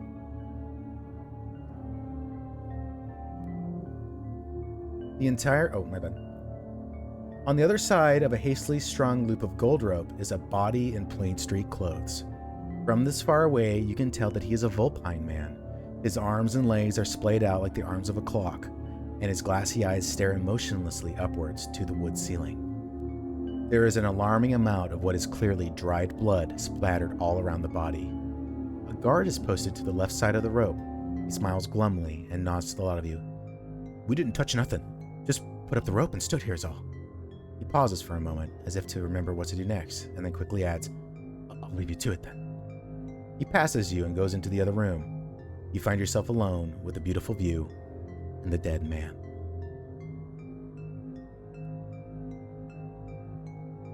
Okay. I'll ask. I look to Mogsby and Boone. Is he wearing any kind of uniform that you would recognize? Is he? He's looking like he went down the road to the grocery. And the answer to that would be no. It's plain clothes. Plain clothes. Under the nose of the ducal palace. That is a bit odd. I would like to look at the tracks that I see on the dust. Okay. You see 3 distinct footprints in the dust. One large, one middling, one slightly smaller. The largest and the smallest go towards the where the body is, and then there's only a line of the small towards the body. You want me to draw it for you? Probably might be easier. That might be Yes. helpful. I am just going to quickly draw this really quick. I probably should have in the first place, but we will quickly do that really quick just so that it's a little bit clearer and I'm so much better at like pantomiming. Observation tower. These, I'm going to be real quick and dirty if you don't mind. All good.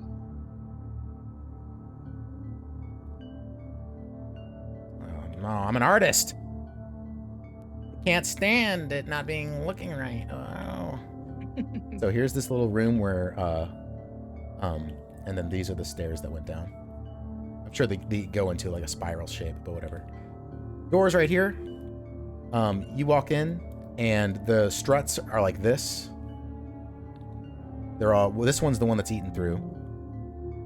Struts, and this is all full stone over here. So the struts kind of, but it's a wooden covering. These are battlements. This is a sheer drop 400, 500 feet down into the ravine below. So it's a long way down. The mountainside is over here, and you can kind of see it, the topographical, that there is a long way down. This is a very steep fall. Yeah. It's the sheer side of the cliff. Yes, the wall would stop and then the cliff would start. So there's no way up the other side of this. Yes. And not really anything over there that would come up that way. I'm sorry, repeat your question. I'm drawing. Average I stream just moment. I just meant like that whole entire side. Like there's not really anything that would come up that way or could come up that way. It's just Oh no, it's ravine. completely sheer. Yeah. The only way into here, and just for the clarity's sake, is there's an entrance here. There's all entrances. Like this is like a copy paste. Like these are all connecting to each other, so that if there's bad guys on this side of the wall, you can just run all the way over here. Yeah, so it would have had to come from the interior. But there's no house. connection here. This is actually way higher than down here. Yeah, This is but the way tracks suggest, at least from what we can see, the tracks lead from where we are. Yes. So That I'm implies gonna point that. to the tracks and say, "Mind your footsteps." Yeah, you could like take a wide berth over here. Yeah. Okay.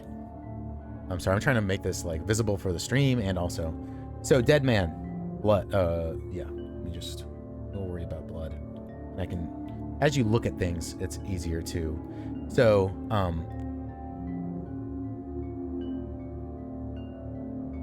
small. This is the small set. This is the big set. Big.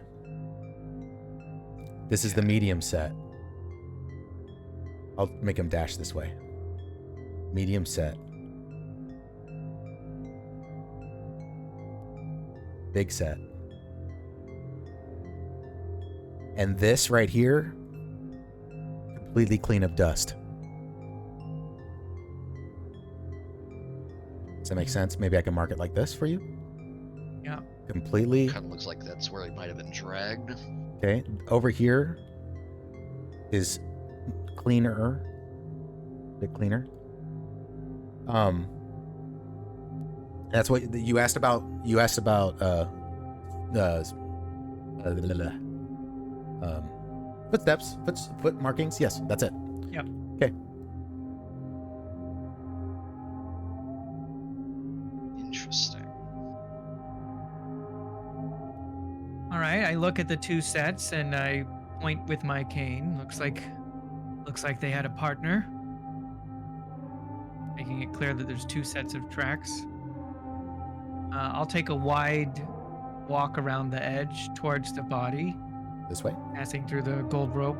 Okay. Yeah, the gold rope is just like kind of like Okay. it's not very well. But yeah. And somebody actually put gold rope over here too, just in case. But nobody actually went over here. So you're going over here, standing here. What's Yeah, Boone that's and where I'm Mogsby gonna doing? stand. Yeah, we got to get a look at that body. Boone? I think Boone is very like hesitant to walk in. He looks a little nervous, but I think after a moment he'll follow after the other two. You hear Finn and the guardsman left the door open to go back into like this little antechamber, and he is actually, the guardsman went past you, Finn, and he's just sitting on the stairs, just kind of like zoning out. But the woman's sitting right next to you, so you guys can kind of hear the conversation if you want, but you don't have to. But you can hear Finn starting to talk with this woman. So, did I catch? Was she the one that found the body? Yes. Okay, gotcha.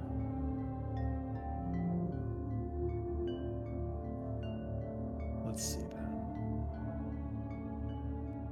So, when did you find the body? What's the time now? That's a great question, Yeah. actually. You can't read It a is the clock. time now. Somebody here has a pocket watch. I know. I have a compass. You can have a pocket watch. Okay, I have a pocket watch. That seems the most appropriate. Yeah. I'll yell in. Current time? And we're at, it was below sunset or past sunset? 8:15. Quarter past 8. Oh, I guess it's going on like harvest season. So the sun's probably gonna. When does the sun set? These, let's just say like 10 till 8. It's the sun is going down. And she hears you call that back. 10 to 8.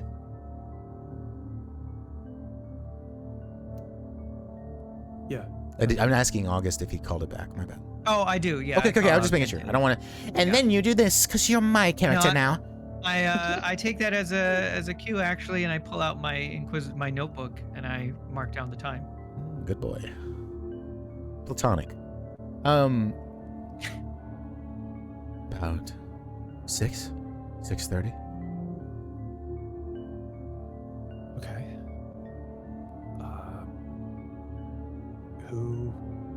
Who's the victim? Do you know them? No, I've never seen that man. Didn't even really look at him, but I just know someone's dead when I see them. What were you doing here? Do you work in the premises? No, I came to paint the mountain. Gotcha. Okay. I hadn't really gotten a good look inside. Yeah, you can lean in and look. You can see the mountainside right off the edge of the battlement, and there's a covering, so you don't have to be rained on. Right. And there's an easel behind her and a toolbox. Is there a blank canvas or? Yeah, there's already a canvas on the thing, but it's blank. Yeah. Okay. Interesting. Oh, do we need to speak up? Is the music too loud? Turn the music down a little bit. To reiterate, if anybody heard, the lady said that she came here to paint, and she found the body at about 6:30, and that's it, right? Yeah. Sorry, she's just soft spoken, so I'm trying to like bring it down a little bit. Can we hear them conversing in the room? I would require you to roll, but not Boone and Mogsby yet, because they haven't really progressed, unless you guys are all going to the body. I think. You know what? Actually, fuck it. You guys are gonna all know this information later. Yes, you can hear it. It's a closed room. It's a closed room. It probably echoes. It's probably like amplified. You can hear the conversation. Okay, but I want to point out that while August is heading over to the body, Mogsby, despite not being the lieutenant inspector anymore, he is still making a note of things, seeing the kind of furrow in the dust there, and thinking like, all right, two people, as he said, so on and so forth. Yes, it's very clear that you're mulling it all over. You are not a idle, statuesque man's man. Yeah, the gears are turning. Yes. And Boone is still kind of like uneasy, kind of staying back. Yeah, I think just a little bit. He just doesn't. He looks a little out of his element. Okay.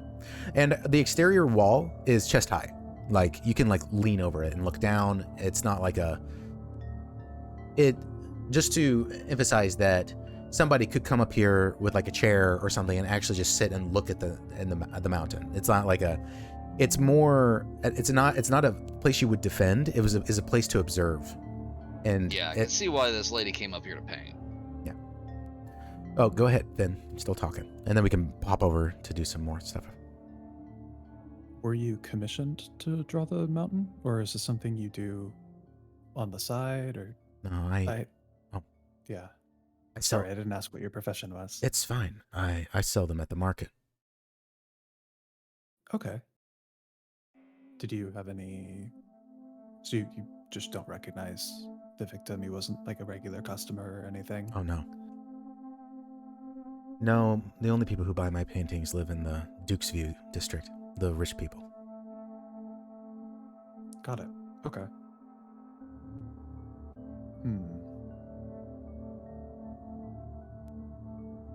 You see the body of a very dead fox in front of you. I'm gonna dryly add across the kind of shouting to Finn as I'm overhearing this conversation. Trooper Thorne, ask our painter why she chose this location and why today. I look to her. She gives you a look. Like a sideways, like, irritated look. And she raises her voice in mild, like, she's Trooper Thorne, you know, kinda, you know what I mean? I came up here to paint because the Gold Crests do not position guards here, and it's the best view in the city. And why would they? And I did it because it was a clear sky tonight, and I wanted to paint a red mountain. I once again ignore her and address Trooper Thorne. Make sure you get her contact information. I wish to know where she lives, her name. Yes, sir. And I'll He start doesn't have looking over anything the to write body. with, homie. I do though, so when she gives the answer, Oh, I see, I I see, I write see, I it see, down. I see. Right. Yeah. He gives you the same sideways view. A look. My name is Calliope Swarden. I'm a painter, and I live in an artist's community in the Duke's View district. I'm sure I could write down my address for your friend. That would be appreciated. Yes, thank you. She pulls out a piece of charcoal, like sketching charcoal, and she grabs your hand and writes it down on your hand. Can I leave?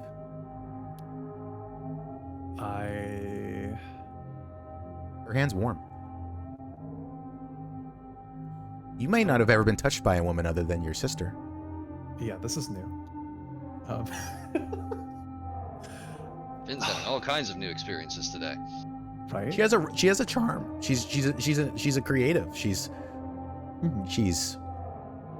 obviously witty and doesn't mind getting dirty. Her front of her apron or her, you know, what she's wearing is completely covered in paint. She obviously uses it to dry her brushes. Instead of trying to find a rag, she just uses her apron. Gotcha. And it's a dress down in the Duke's View. You see, it's a corner of two different streets down there, and that's the nice side of town. Like that's where the fucking the Gucci store is. That's where the Gap is. You said what was the name of the neighborhood? The Duke's View. Duke's View. Duke's View. Yeah, it's under. I can show you on here. It's Yeah, it's under the Ducal Palace, so it's like the nice side of town. It's where the library and the Seamsters Row. It's all there. Gotcha. It's in the shadow of the Tower of Questions as well. Okay, gotcha. Nice side of town. Yeah, May I leave? Finn nods. Calliope. Yes.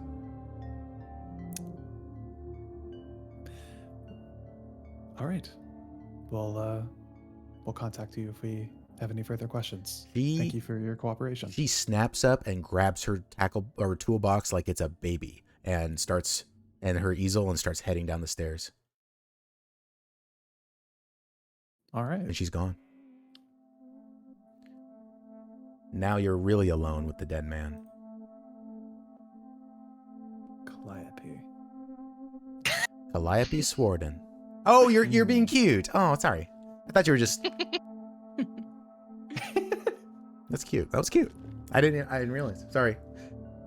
You're fine. And once she turns the corner, he'll come upstairs and take in the view. Oh yeah. All right. Yeah, I'm standing over that man. Can we see, like his injuries? No. Well, let me say, you can see that he has fresh bruises on his right cheek. In the medical world, we call those contusions. He has contusions on his right cheek, and you can and a busted bottom lip. His glassy eyes are kind of looking up at you. One of the left eye and the right eye, the left eye is kind of veering. All right. I say out loud to Boone and Mogsby, and I point to his face with my cane. Looks like our boy took a beating, or he expired. Mogsby nods. Oh, as Finn catches up, Mogsby looks over and just says, yep, head on in, mind your step. Yeah. The smell of blood is overwhelming your sensitive nose, Finn. This is a lot. People blood and animal blood don't smell the same. No, this is very different. And it definitely doesn't smell like something you just shot out in the woods. It's a little overpowering. Mm-hmm. Well, you've come across carcasses of critters that have been, killed and then eaten by a predator. Similar, but not quite right. Yeah, this is different. Yeah. And it's making him uncomfortable. Yeah. Stinks a little. Did As it for look like, looking over the corpse. Oh, sorry. Go ahead. Oh, yeah, sorry. Did it look like the victim had any belongings in his immediate vicinity? Nothing. Just at a glance? Nope. Nothing on the floor. Is there any obvious cause of death here? Like, we're not missing, like, There isn't. a knife sticking out of his chest or anything? No, you don't see any weapon. There is an ocean of blood underneath him. Okay. Question. What's that? The code word we got, it was the broken clock. Did that stand just for murder, or was it a specific kind? No, it's a catch-all for murder. Because somebody came up here. Well, Calliope came up here, said, "What the fuck?" or whatever happened. Went and got a guard and just said, "Hey, there's someone dead up there." Okay. And so the guards that came up and put up the gold rope, they don't know what the fuck they're looking at. They're beat cops essentially, and that's the code word you use so that you don't walk up to a group of people and be like, "Hey, there's been a boy dead." It's medieval. it's medieval code. Like we got a 1022. You know what I mean? Yeah, Right, so right. people aren't Okay. hearing the guards just be like, hey, something happened. Yeah, but there's a different code for some dude with a sword running around slashing people. There's a different code for, somebody unalive themselves kind of thing. This is a murder. Yeah. This does not look like a suicide. Yeah. I would like to. Well, I'll lean or squat next to the victim. The pain in your leg is incredible. Yeah, I am clearly holding on to my cane for dear life, but I'm trying not to show it. I'm gonna No, gingerly... stop. Roll spirit. Oh. I'm sorry, roll okay. vigor.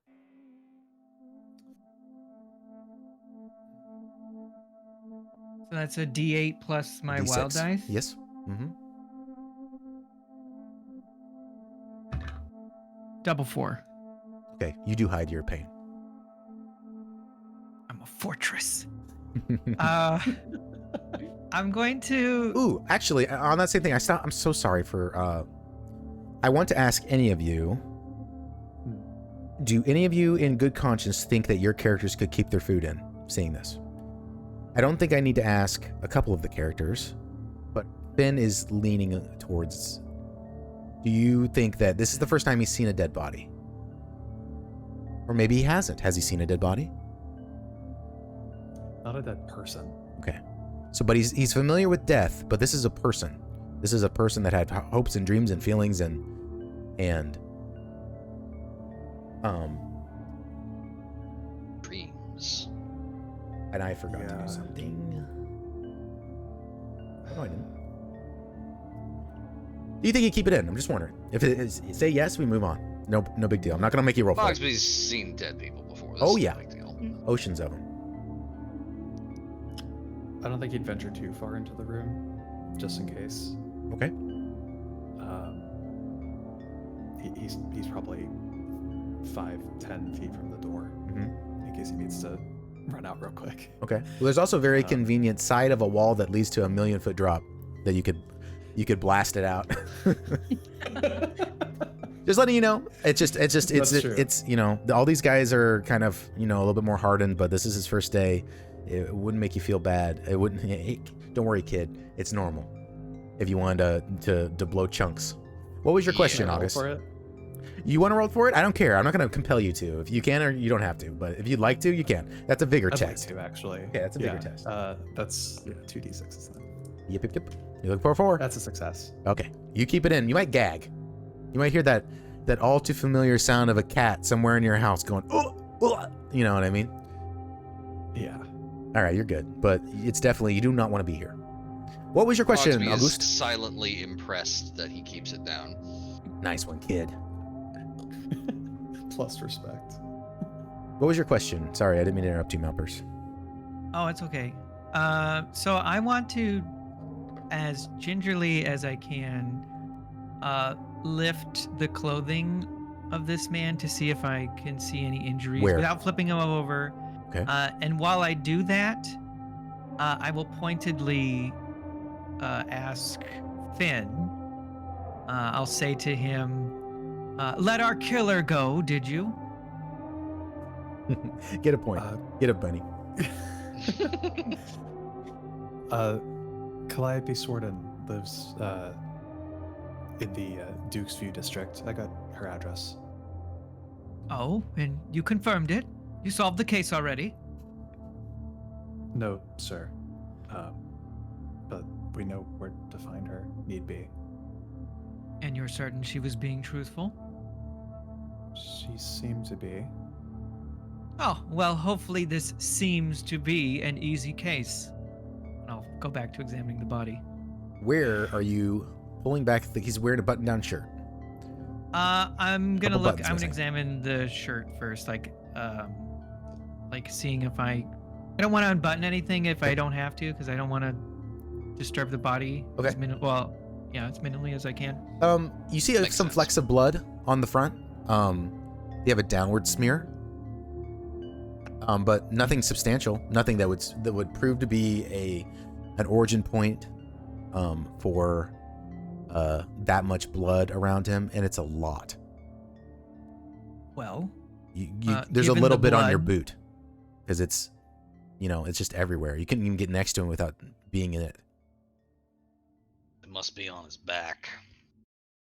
and he was alive when he received these, and I point to the blood flecking on his shirt, and I point to his bruised face, so he was alive.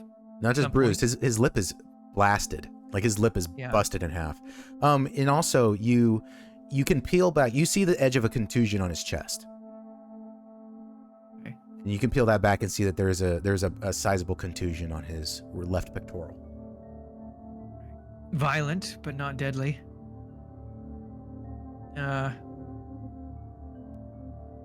He was certainly I- worked over before he expired.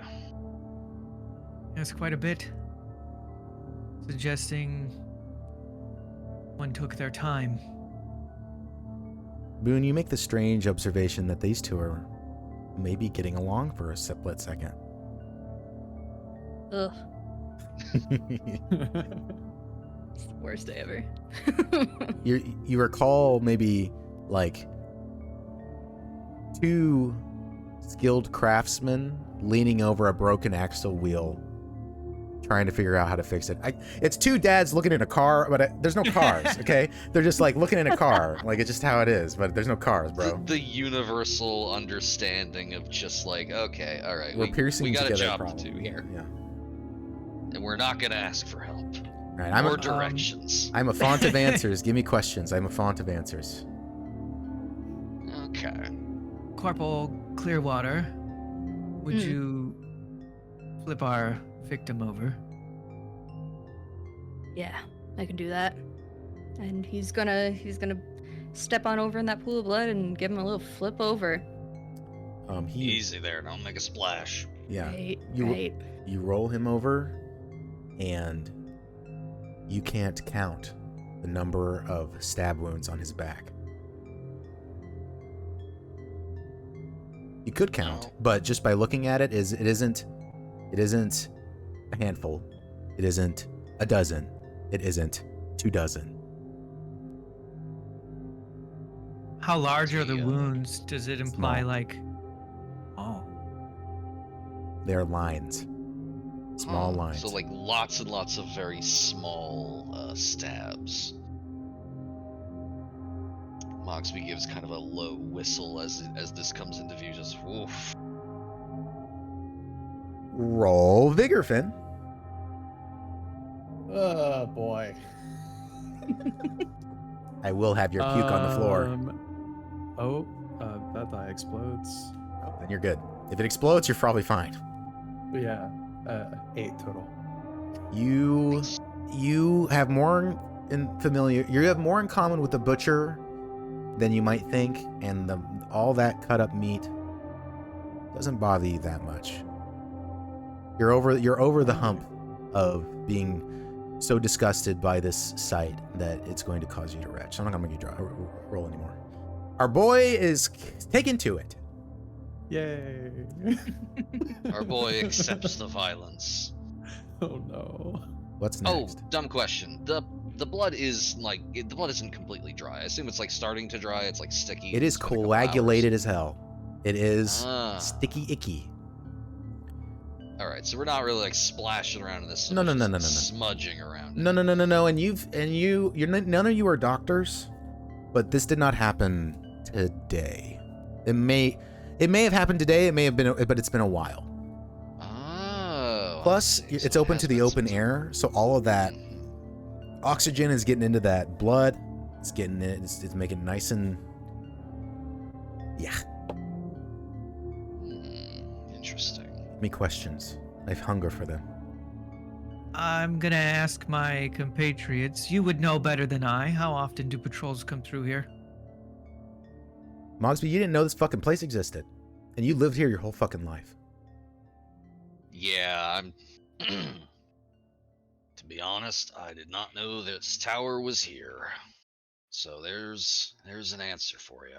You know that the other towers are there, but this is you have a feeling, and maybe Boone has this feeling too, that because you've lived here for so long, the architect of this city, or the architects, because it's an old city, are fascinated with symmetry.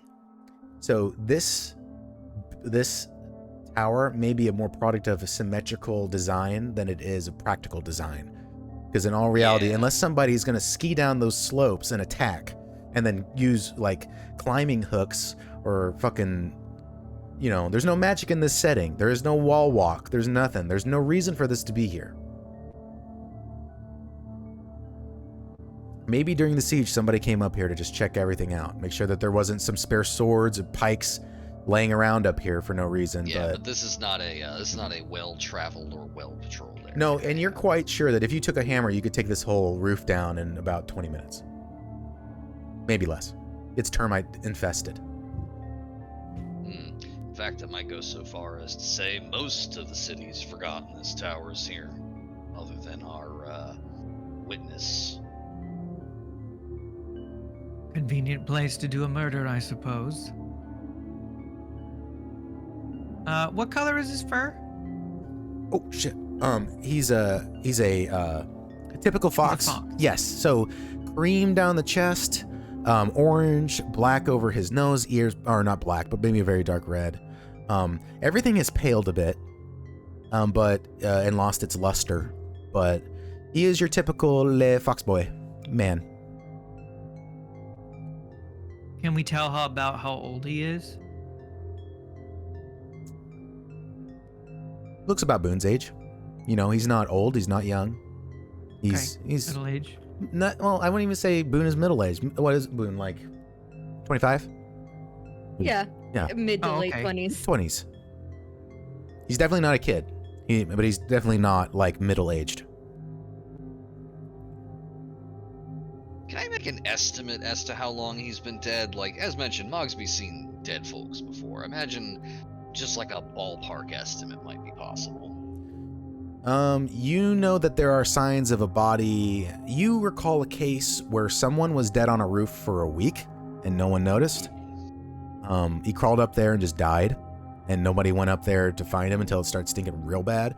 He ain't been up there for a week, but he's definitely not been up here for 3 days.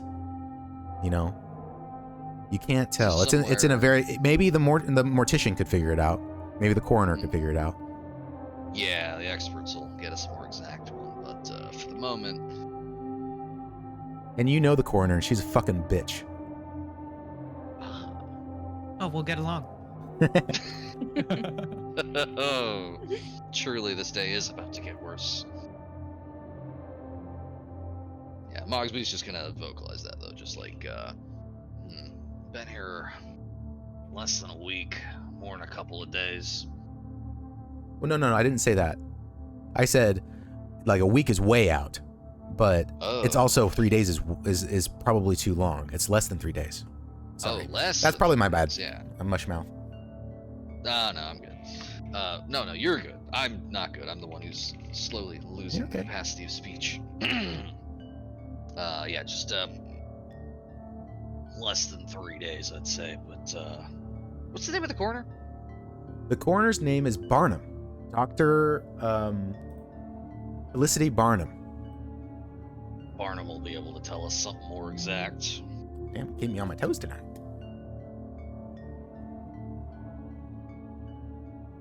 All right, well, we can ask her what she thinks the cause of death was. Obviously, they've been stabbed, but still, we should check for any kinds of poison as well.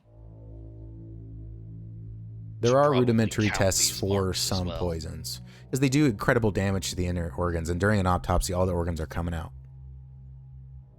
But it isn't like this ain't no CSI Miami. Like it's Oh yeah. We're not getting the CGI zoom in. No, tight up on that. Zoom. There's one molecule of the guy's DNA on her eyeball.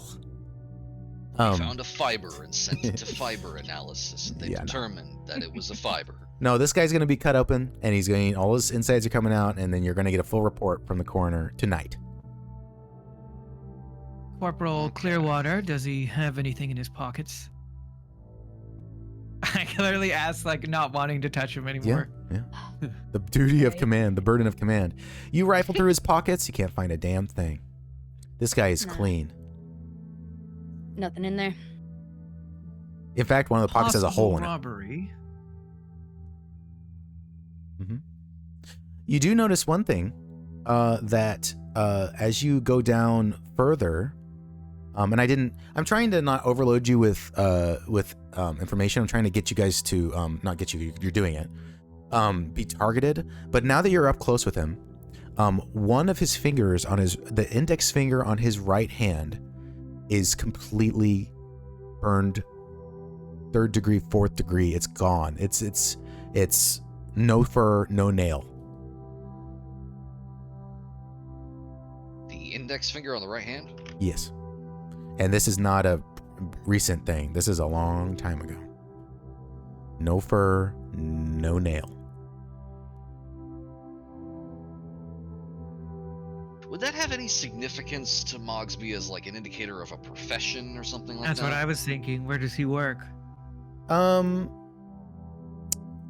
You can't really think of someone whose work would make one of their fingers get fucked. You can think of plenty of work that would get all your fingers fucked if your fingers were going to get fucked. But you know that there is a gang in town called the Riverview Pointers. Interesting. And this is what they do. Some people get tattoos, some people shave their fur in certain places, some people rip out all their teeth and replace it with gold. These guys stick their fingers into furnaces. That's so oddly specific. But yeah, Mogsby's gonna nod. Well, you've run into them a lot in the past. They're a bad bunch of boys.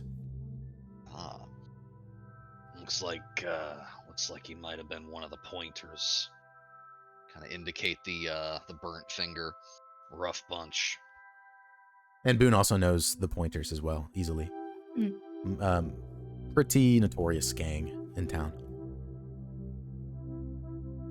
Is that a gang, a syndicate, a group of merchants? Finn was about to ask the same question. Right on the first count there. Does this kind of violence match anything that they might do? Maybe Exactly my next thought.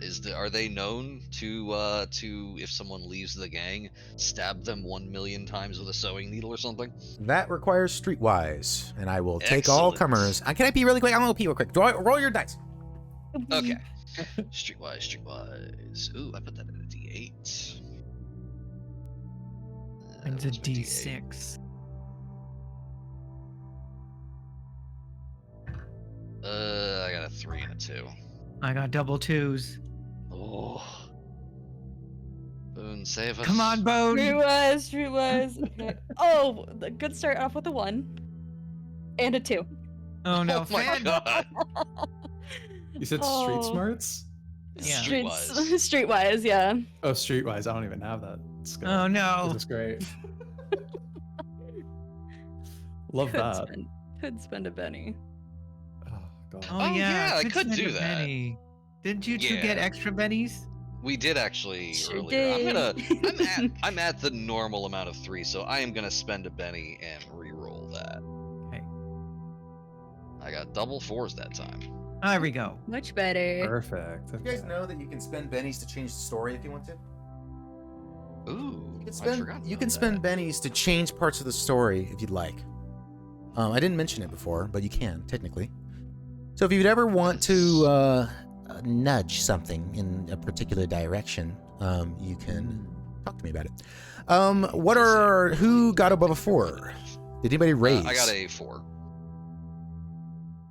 Just a single 4. Just a single 4, okay. Roll. So you know that the Riverview Pointers are, when it comes to leaving the family, that there are not all members are made equal, and there are made men and there are not made men or women. And once you're made, you're untouchable. You know that a lot of groups work like this, but the Riverview Pointers, when it comes to being a gang that fleeces establishments, that does protection rackets, that does you've known them to rob banks. You've known them to, I mean, you probably stove the head in of at least a couple in your life, you know, that these men are tricky, they're slippery, and they're not as dumb as some of the other gangs in town. They're not led by let's go do a random crime tonight. It is a calculating organization. The hit stuff, they don't rove. And there are roving gangs in this town. But when it strikes you that if you wanted to get rid of somebody in your family, made or not, why would you plonk them down? You could spit on the Ducal Palace from here. You could spit on the Tower of Questions from here. Yeah. You know what works a lot better? Putting him on, like going out in the woods and burying his stupid ass. Going and sinking him in the Miracle River. There's a million, I could sit here and there's a million more creative, better ways to get rid of a guy than plonking him essentially under the Duke's nose. Yeah, Mogsby shakes his head and says, just, no, if they were taking this guy out, he'd either never be found or they'd be fishing him out of the river like that fish earlier. No, this was somebody else. It does seem like a highly personal kill, given the investment. And despite the locale, one perhaps to attract attention, send a message maybe.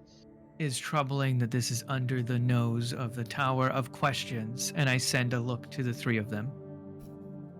Mogsby is suddenly very aware of how they've been working together for the last like couple minutes, and just is like, Ugh. just shrinks back, just like, oh god, right, I hate this guy. Questions, feed me. Come on. You said there were two sets of tracks. Yes. Uh, Small and big, going towards the body. The small stops at the body, the big goes over to the corner, and then the medium comes into the room, to the corner, then back to where the body is, and oh, I'm sorry. And then medium comes back. Sorry. Now that we're looking at him and we're up close, do his feet match the medium or big? How are you going to measure that? Are you eyeballing it? No, I'll. Could I use my notebook to roughly like measure off his foot? It depends. Do you have like a real detective notebook that's quite small, or do you have? You can use your cane and mark your cane. Yeah, I'll mark my cane. Okay. You mark your cane with the length of his little foot paws, his little dead little pallid foot paws.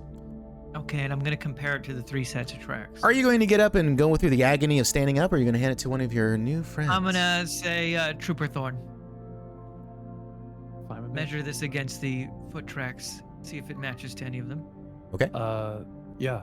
I go to examine the tracks. Okay, which as one I are you comparing it to? Was about to do. I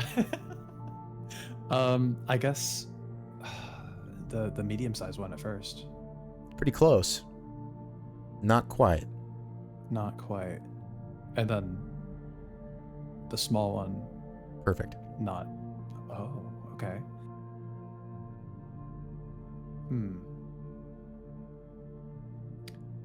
Given my background Yes. with hunting. Oh, and yeah. tracking, Uh-huh. yeah. Uh-huh. Is there anything I can discern about the larger set of footprints that don't match the victim that we could potentially keep in mind for the future? Yes. The gait of the small and big as they walk in are casual. You can tell that the strides are very regular and normal. The set over here has a drag to it, Okay. as if somebody's, maybe their heel is dragging a bit on the cobbles, on the stones. Right. And these ones seem a bit frantic. This medium set here. This one seems more calm here. Gotcha. Okay. Y'all are Sherlock and reconstructing the crime scene. Nice. Detroit Become Human. Uh-huh. Brain Visual blasting, calculus, neutron style. Medium success. Mm-hmm. So small and big were casual. Yes, coming in. Yes. Okay. I relay that to the group. Oh, and the big leaving is huge strides. Ran. They left in a hurry. I They hand your phone back. entered. They came in together. Maybe the medium one is the painter, perhaps. Well, no, she would have stopped at the door. That was her testimony. Yeah. In the corner, can we look at the corner where we think the line of dust that was disturbed, like where that starts? Sure. Bottom right of the room. Yes. You walk over there and you can see that there are very faint traces of blood in the very deep, the very far corner that matches the state of the blood that is over in the pool, but it's very meager compared to that giant pile. Mm-hmm. And you look down at that swath that has been cleaned. It almost looks like somebody's taken a broom to it. And I did forget to mention that the back of his shirt, it's hard to see because it's so bloody and soaked through with blood, but it's filthy. It's filthy with the grime. And you can even put some on your thumb and it's the same type of grime, or on your finger. But that grime is missing on the floor. Yes. Leading, well, It's up to you to determine where it went, but yes. There is a and B where it's completely clean, and the body is A and the corner is B. Somebody took a broom. Yeah, someone cleaned up after themselves. Well, you don't see any evidence of blood. Hmm. It looks like somebody maybe carried some burlap sacks across the floor. Oh, okay.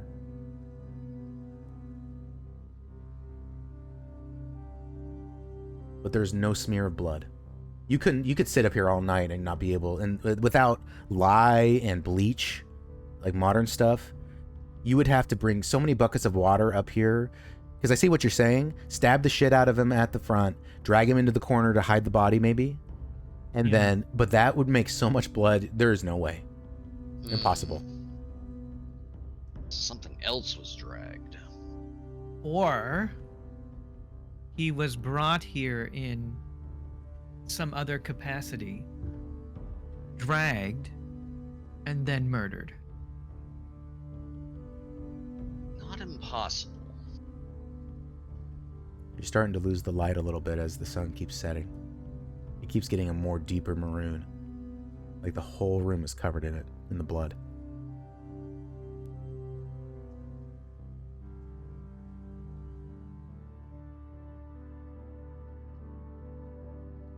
We said that he... Oh, I was gonna say... No, please go. So we established that he matches the small footprints, but we don't know necessarily for sure that they were him.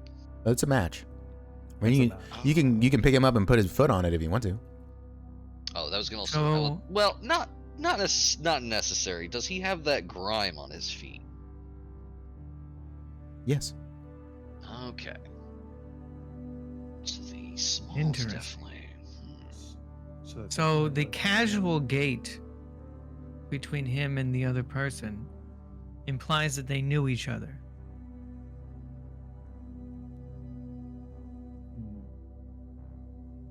No resistance, no struggle. Took him by surprise.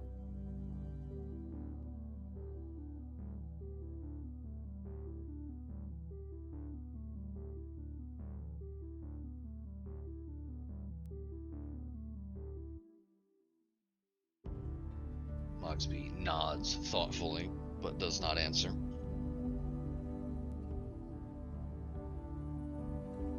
Finn just keeps staring at those tracks. Mm-hmm. Very clearly a gang member, but likely not related to gang violence. This strikes me as a very personal crime. You said it looked like you got in a fight, didn't you? Yeah, given his face, he was definitely roughed up before he was murdered. But given the tracks we have here, he didn't see it coming. So perhaps he was lured to this tower. But for what?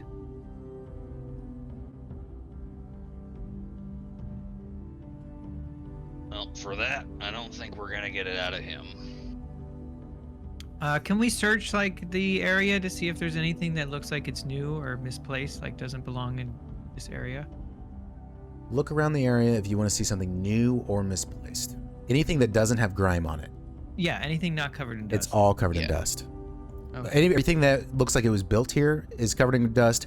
You don't even see like I don't know, somebody might come up here and smoke a joint and throw it in the corner. Nobody's been up here. Okay, so there's not any suspiciously clean burlap sacks or anything left No. around. Huh. This place is a complete skeleton of a room. If this, you know for a fact that if you were to walk all the way around to like one of these towers on the front, there would be spare flatbows sitting around. There would be a little armory. There'd be a little place, would be a little stove for the guard to eat something. It might even be a cot for two people to stand watch through a night shift during the siege. You know, it's quite clear This that this, one, yeah, it's no reason. no. The only reason it isn't demolished is because it look ugly and the Duke is right there.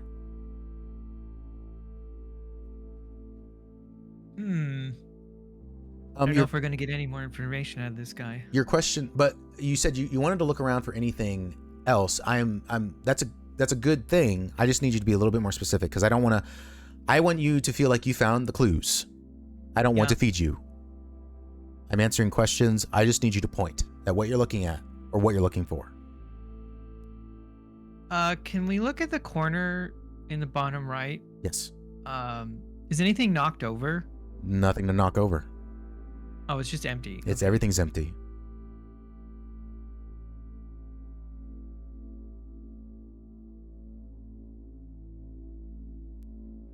Did you just scribble on it because it's void of dust there too, or? I was wondering why it's marked a little bit. Yes. Everything that is scribbled is cleaner. Might not be clean. I would need off of it, but it's pretty clean. Yeah, like there's been recent activity. Yes, because there's so much dust. Imagine this mountain and all of the crap coming off of it, all the dust and all of that just seeping in here all day for 10 years. Yeah. You know, that's the amount of like crap that is on everything.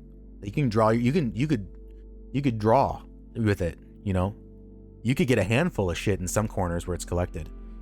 A handful of its dust and sediment and yeah. Yeah. Because rain will get in Just here. like that. You know, rain comes Oh, it comes sideways, comes off the mountain. It'll come in here. You know. Yeah, anything that's open to the weather will just accumulate this thick layer. Yeah. Is there anything unusual about that corner where it's been disturbed? Is there any signs of like did like a struggle take place there? Is there like a shape of like an object that might have been there?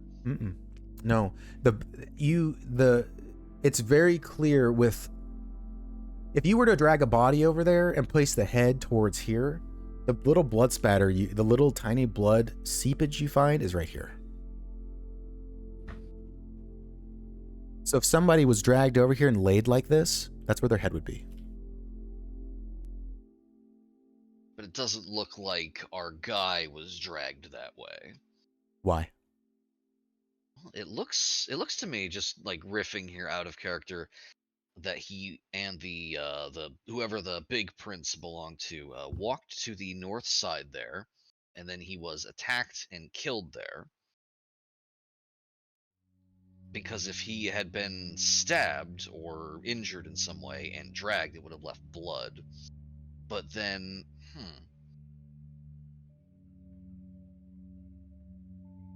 That doesn't make sense. unless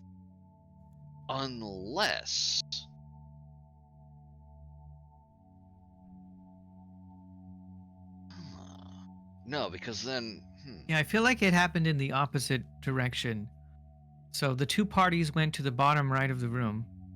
Something happened to knock him over, and he was dragged to the top and then murdered.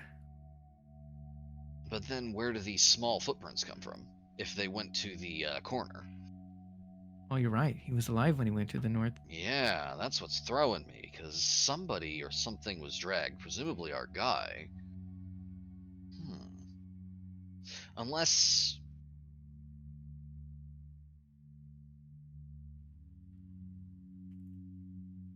Ooh, okay, hang on. Unless they went up there, the big guy beat him up and left him, and then our medium prince come in, drag him to the corner.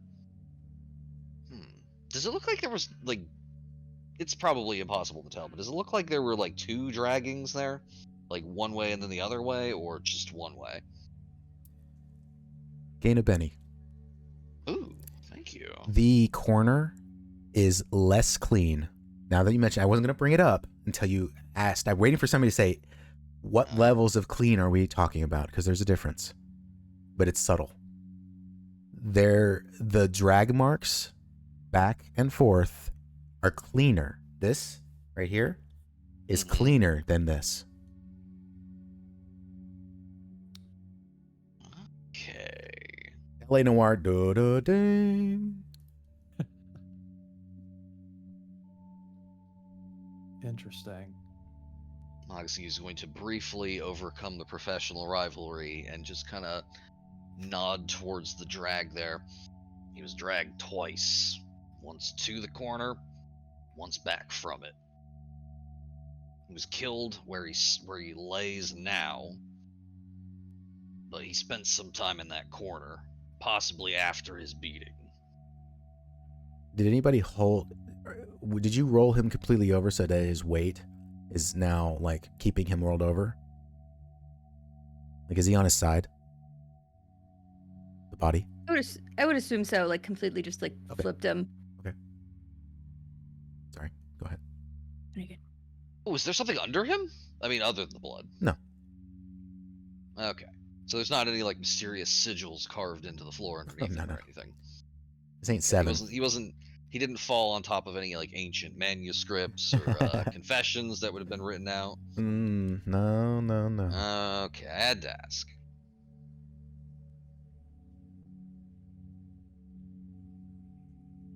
So to reiterate, blood down here, small. Blood here, big. And there is a little bit of blood on the lip of the banister. I don't know, the guardrail. It's a stone guardrail, so you don't walk right off and plummet to your death.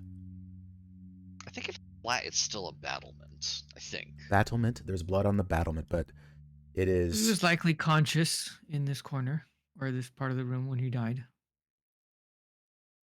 You're pointing to the corner? Oh, sorry, the northern part of the room where he currently lies. Okay. So he either fell after his beating and then was stabbed.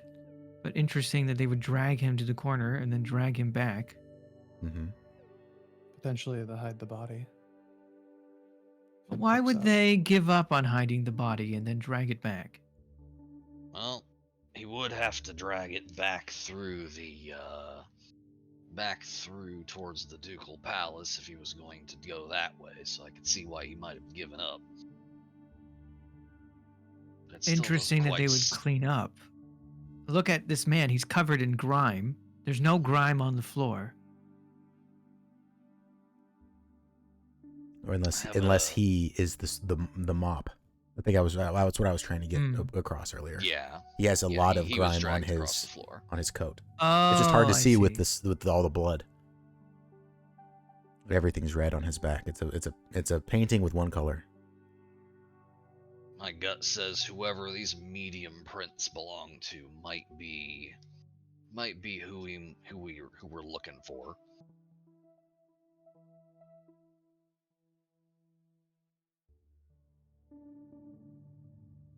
I didn't notice any discernible features about the prints, like the medium-sized ones, or Medium-sized was wearing shoes. Okay, got it. Yeah, and that was the one that has the slight drag to it, right? No.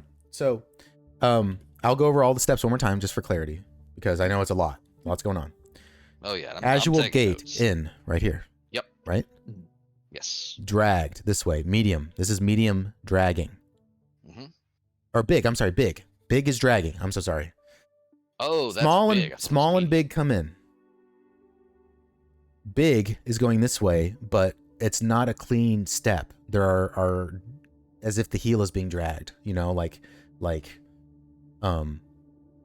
it's an uneven moving. If you're hauling something, if you're pulling something, you're not walking like you're traipsing through the tulips. Yeah, no, you're digging your heels in to get Yes, purchased. exactly. On it. So big go this way. And then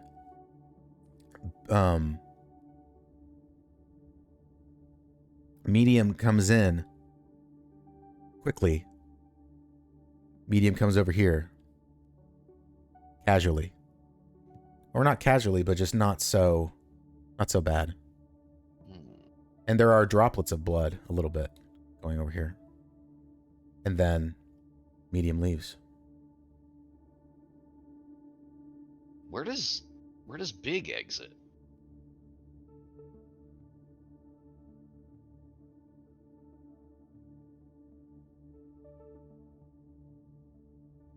Like where do the big prints end? Where are you standing? Where are you looking? You see big prints go this way? Yeah. Yeah, you see Big Prince go this way. Uh-huh. Yeah. And they end at that corner? Uh-huh. But what's a way to walk in a way and not leave prints? They stepped back on top of their tracks. And I see. And now that you're conscious of this, you notice that there is a tiny amount of disturbance in the grime over here going out that way. Interesting. But out here is open to the wind. There's not much grime out here, but you see a tiny trail of, if somebody really wanted to make the smallest footsteps possible, maybe.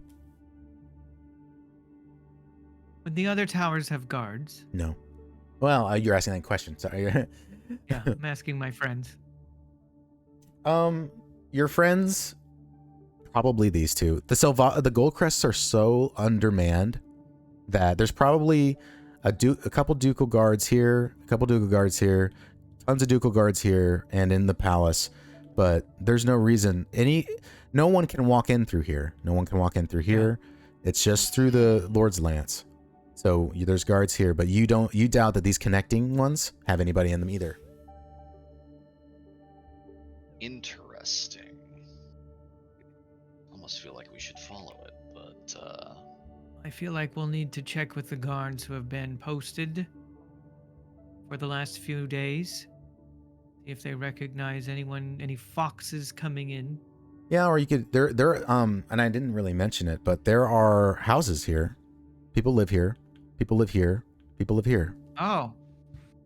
I feel like we should perhaps tomorrow morning we should do a round and ask the residents if they've seen this man. agreed. Also check with the guards to see if they recognize or know. Very interesting gang member would be in here. You hear the door open, or at least open a little bit more, and the guard that was positioned in this room kind of comes back in, but he's trying to remain small.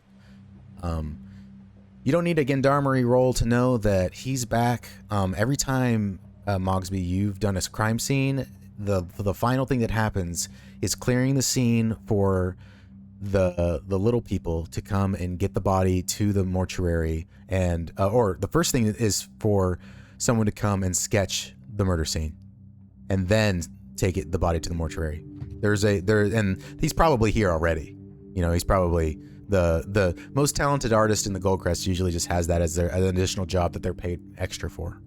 Yeah, the old medieval version of that guy in the crime movies who's got like the pictures. Really obnoxious flash photography. Yeah.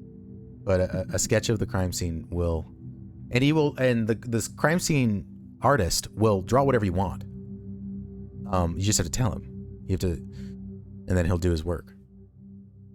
Yeah, we should probably, since we've flipped the body over, we should mention that it was not originally like that, but beyond that, I don't know. Well, you can put it back if you want to. Yeah, we should put him back to how we found him. Yeah, probably. That'd be easier. Boone's I motioned to gonna Boone to do that. Boone does it. He just he carefully tries to place him back. The thing that was once a fox man falls back onto its back and is looking right at you, Boone. Ugh. We done here yet, or you got everything? I think we've learned all we can for now. All right. Inclined to agree.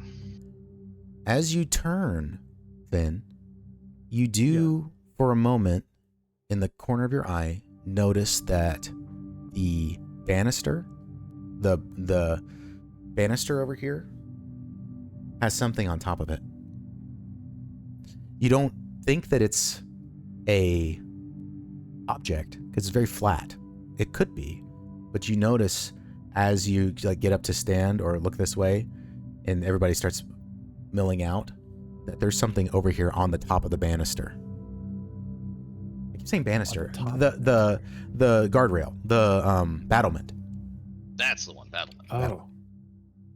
But it would require you to get quite close to the body to go over there. Unless you could point it out to somebody if you don't want to do that. Did anyone look at this? He starts getting closer to investigate. And Boone's right on top of it, and so is pretty much Mogsby and August. Yeah, I turned to look to see what he's pointing at. It Mogsby looks is as well. Yeah, take a peek. it is a very faint but non-substantial trail of blood on top of the on top of the battlement.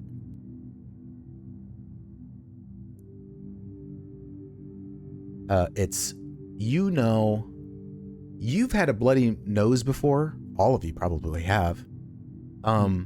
When blood drips, it looks different than when blood is spattered, or when blood is gouged out, or when blood is coughed up. Yeah. It's straight down. It is plink plunk, plink plunk, plink plunk, and it is going on top of the battlement. And it's very thin. It's not a very thin wall.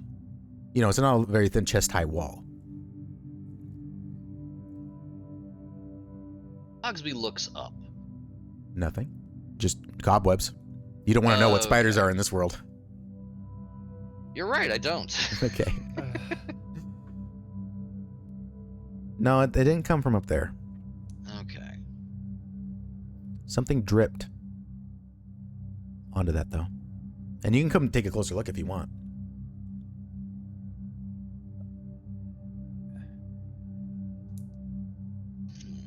The sun's almost down, and the wind's starting to really cut into here, into this room. Yeah, we're gonna want some light for the sketch guy. Is there anything that stands out about this blood here? Like, is this just like our guy, perhaps after the meeting, like dripping blood from his face onto this, like as he's looking out, perhaps? Or Have you ever thought of, does it occur to you that somebody just got their face beat in and they would look over at a beautiful side of a mountain? not particularly. I mean, Do you- maybe if it but was do you- a but do you- really beautiful Are, mountain. are but- you taking the thought and making it physical? Are you doing it yourself? Are you looking over like he would? You know, yeah. There is blood Yeah. on the other side of the battlement that dripped down. Uh-oh. Mogsby very carefully leans forward a bit to Mhm. see how far that drips down. You think that if somebody had a nosebleed over the side of it, some might trickle down onto the other side of the battlement before it goes on its merry way down the hundreds and hundreds of feet. But somebody doesn't get blood on an other side of a battlement by standing on this side of it. Or like that, is what I mean. Huh. That's so there's weird. blood down the side of it. Yes.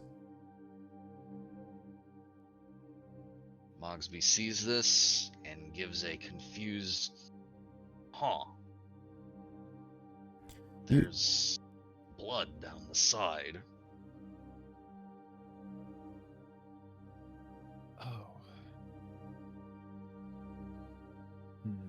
So I'm gonna lean over and look at that blood Uh-huh. leaning on the side. I'm gonna look back at the fox man. Yes. Can I examine his neck?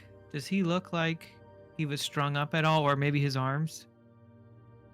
His neck does not look. You're looking for like a garrote or like somebody. Oh, you're like he was hung. Yeah, like he No, was. you've like, seen hung over people the hung. edge. No. There's no marks on the neck. Okay. What about his wrists? Nope.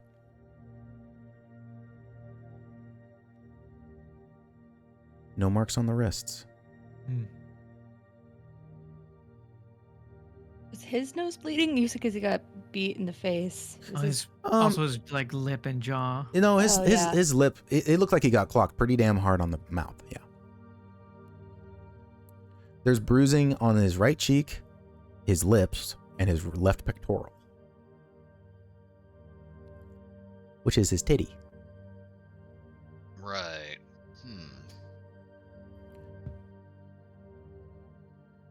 Why would blood be on the other side of the battlement? I am drawing a blank. That's okay. We don't. At this point, you could roll if you wanted to. If you want to pursue this clue, you can roll if you want to. Yeah, Or we can talk if it this- out. I don't care. Yeah, I would like to. Can I I'd like roll? to- Because I feel like my Yeah. character's smarter than me. Okay. You may investigate.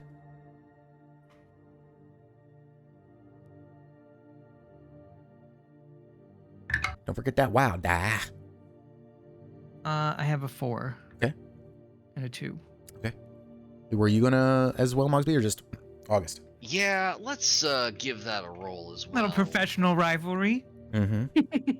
What am I rolling here? Investigato. Investigation. I do not seem to have investigation. Okay. Well, you could still go for broke. It's a D4 and a D6, but both are -2. That is let's an see what I got unskilled here. roll.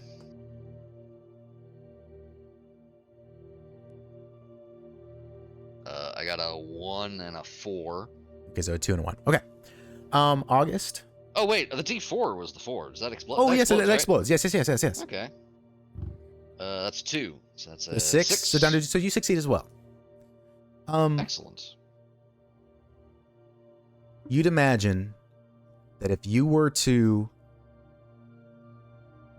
take something that was dripping blood over the battlement and let it fall, blood would be like that. If you got rid of something over the edge. Well, that's.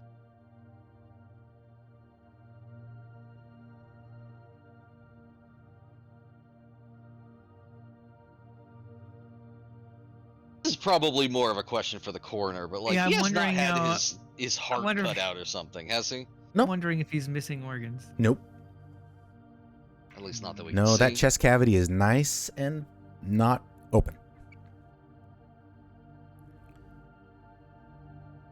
Well, it looks to me like something was dumped off the side, but I have no guess Okay. as to what that might have been. All right. Could have been a belonging of his that was bloody after he was murdered. Perhaps. You mentioned he was a gang member, right? Those the Riverview Pointers? Yeah. Do you think when they strolled in here together, presumably, they were dumping a body?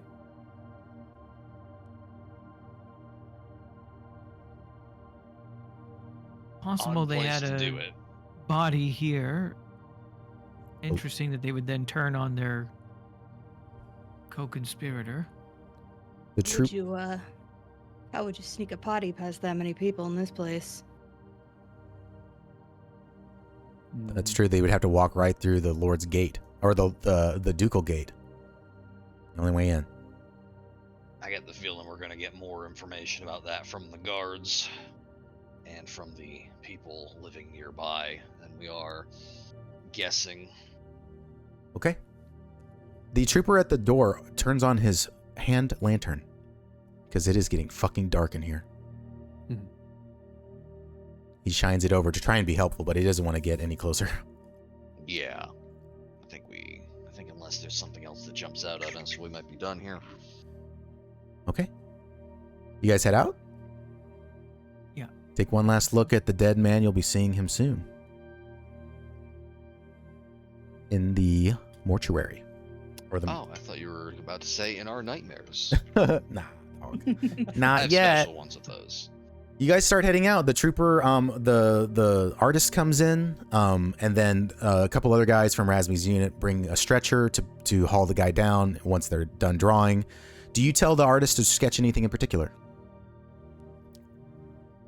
I think it's really important that she captures the trail of dust so Okay. we understand the movement that happened here.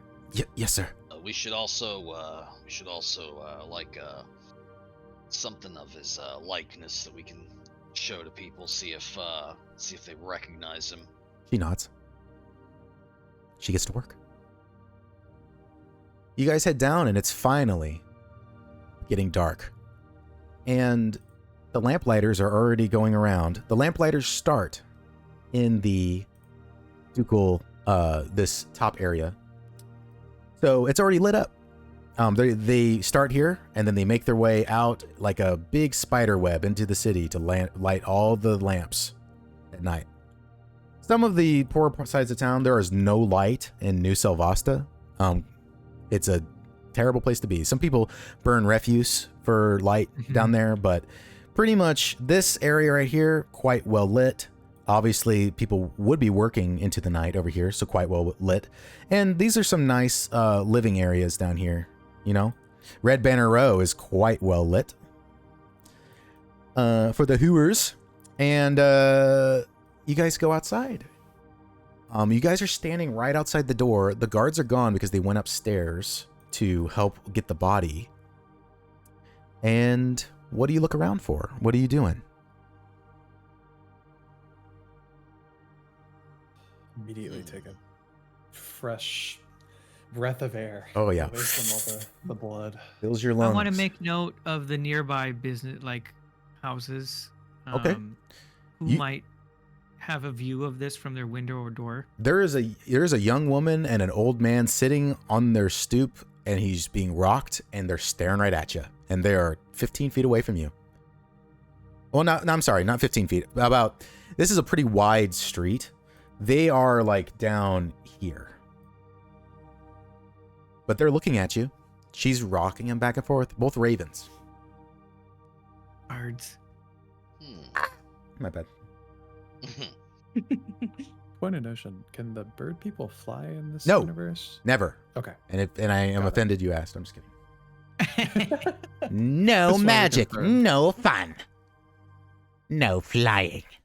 Look, I I'm know just saying, we we've got a covered- tower with like not very many ways to get in it. Oh, I see. Right. No, I get you. You're being a little. Look at her, a Yeah. little junior detective. Here's your star. Oh, thank you. Thank you. Not you. I'm talking to Finn. Damn, you're already a detective, homie. Well, you were. They're looking at you guys, and you can hear the old man lean over and say something, and he laughs the croakiest little laugh. Yeah, we should probably see what they have to say. You head over to them. Yeah. An old black feathered raven with chips out of his beak sits on a rocking chair in front of a stoop decorated with dozens of types of flowers. He has a blanket draped over his knees and a simple loose tan shirt on. An old polished sword is resting up against the stoop on his right, still in its scabbard. Behind the old man is a much younger raven woman with a striking resemblance, though her eyes are a bright watery blue and his are a tarnished amber. She is wearing a plain maroon working dress with a white apron on, stained all over with patches of green. The woman rocks the old man back and forth, watching as you approach. Look, Marguerite, 3 copper toppers and a bloody K-Knight. Best hand me sword. Hush, grandfather. Ha ha ha. The old man cackles, looking you up and down, August, as you come close. Come to kill me and take me granddaughter then, wolf. The woman smacks him firmly on the shoulder. Grandfather? I'm so terribly sorry, he just speaks his mind. Ha ha ha. One of the few left in this bloody town who does. Don't worry, Marguerite. Seems like the starch has been taken out of this K-Knight. What's the matter with you, wolf? You break your foot kicking a moth pup down a well. Ha ha ha. She smacks him again, which makes him laugh all the louder.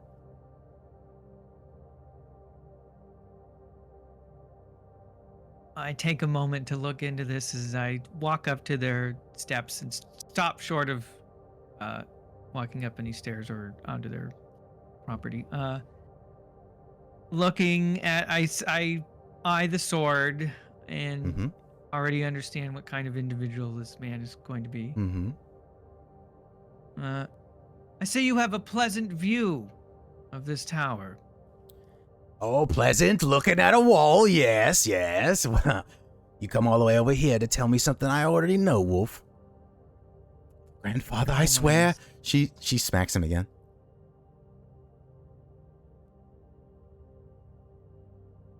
Have you seen anyone enter this tower in the last few days?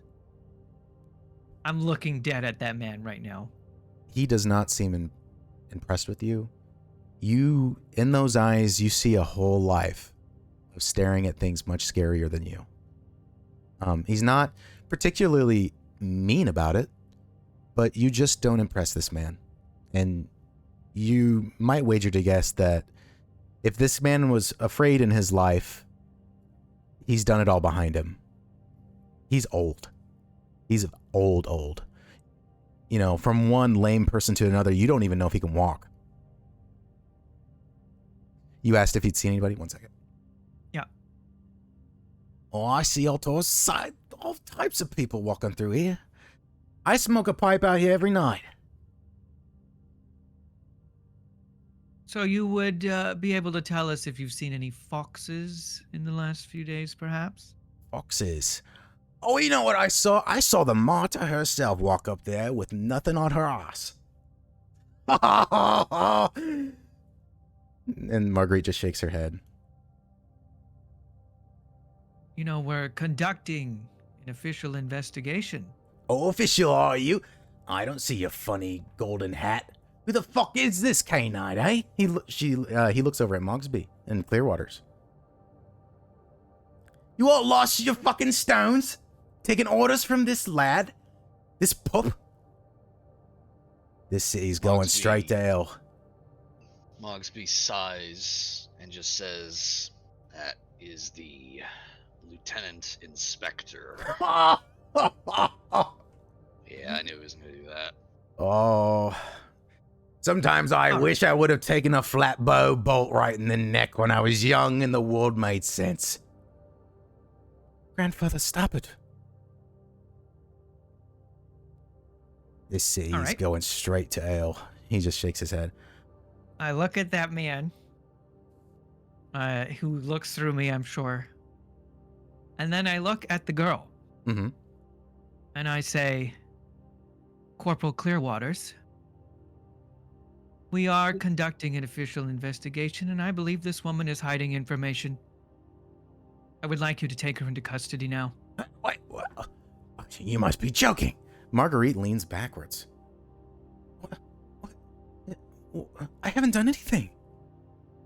Oh, well, I'm afraid, young lady, that your grandfather, I assume, has seen nothing and has no information of value to me. What? But you might.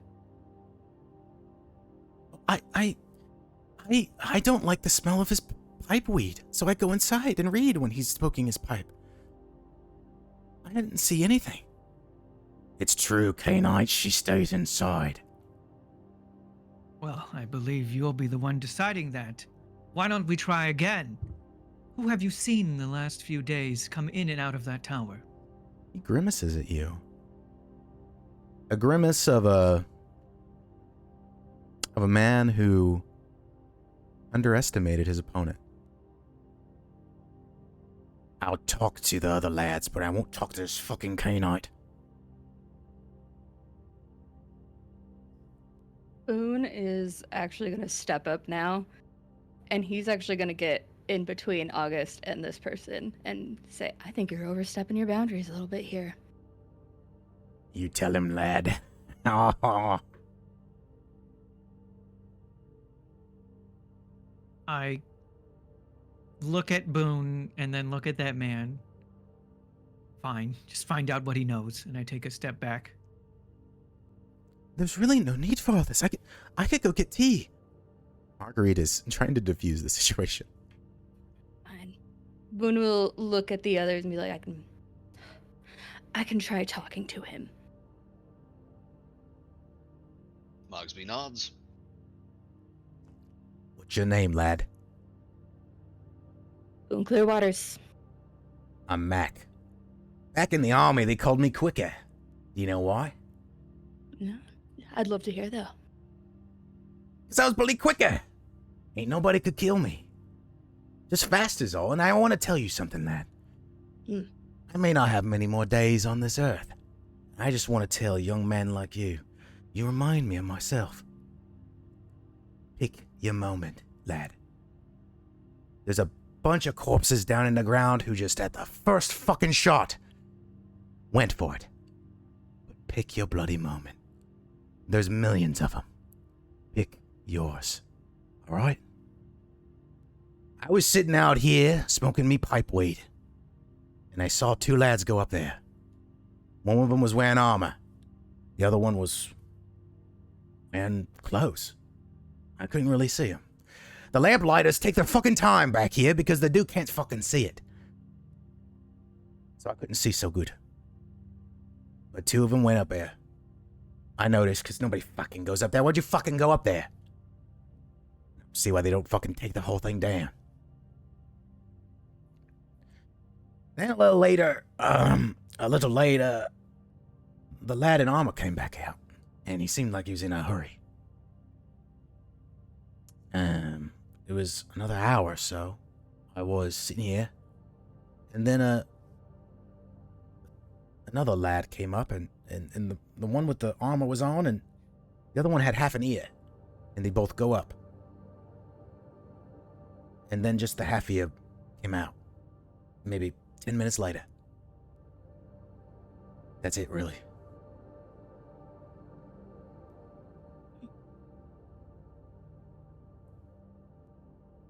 I appreciate hearing that. Appreciate what you got to say, and I'll keep in mind what your advice is. He grabs your forearm. Pick your moment. All right? Go on, I'm having me pipe weed. Marguerite, give me pipe. Yes, grandfather. Thank you all. She doesn't know what to do with herself. She goes inside. He leans back and kind of relaxes a little bit. Well, Boone will go back to the others. Were they listening in, or did they take a good step away? I think Finn would have been standing relatively close. Yeah, getting the rest of us between him and August. Well, y'all catch all that? Mogsby nods again. Yeah. Okay. The fox is coming out of the tower now in a shroud, and the guards, you see them down the way, and they're heading towards the Tower of Questions in the mortuary.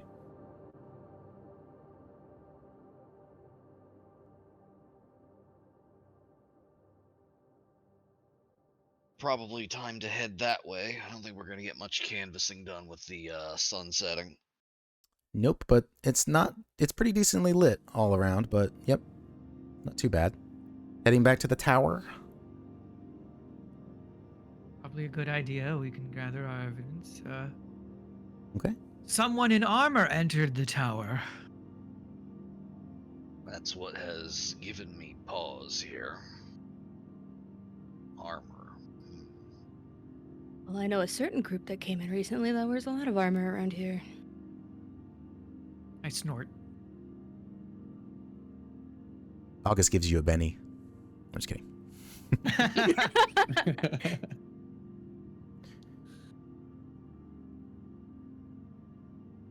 It's somewhat serene in Martyr Square after dark.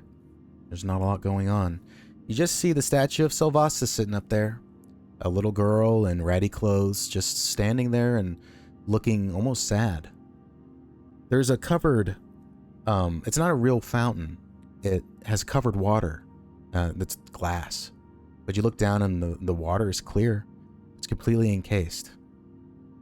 Our natives know that they say that was the water that Selvasta turned clean when she stepped into the water and sacrificed herself to save her people 1,000 years ago.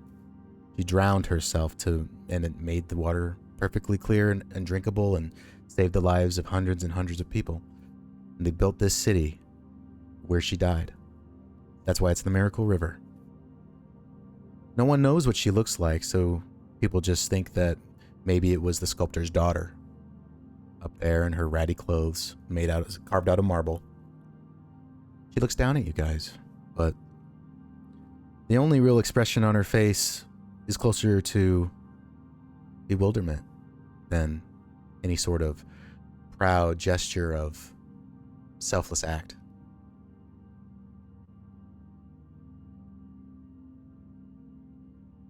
And you head into the Tower of Questions. Down to the mortuary. Yeah. Okay. You guys want to do anything before doing that? Nothing? No, it's not a question like there's something to do. I'm just wondering. I don't want to push you into get in the tower.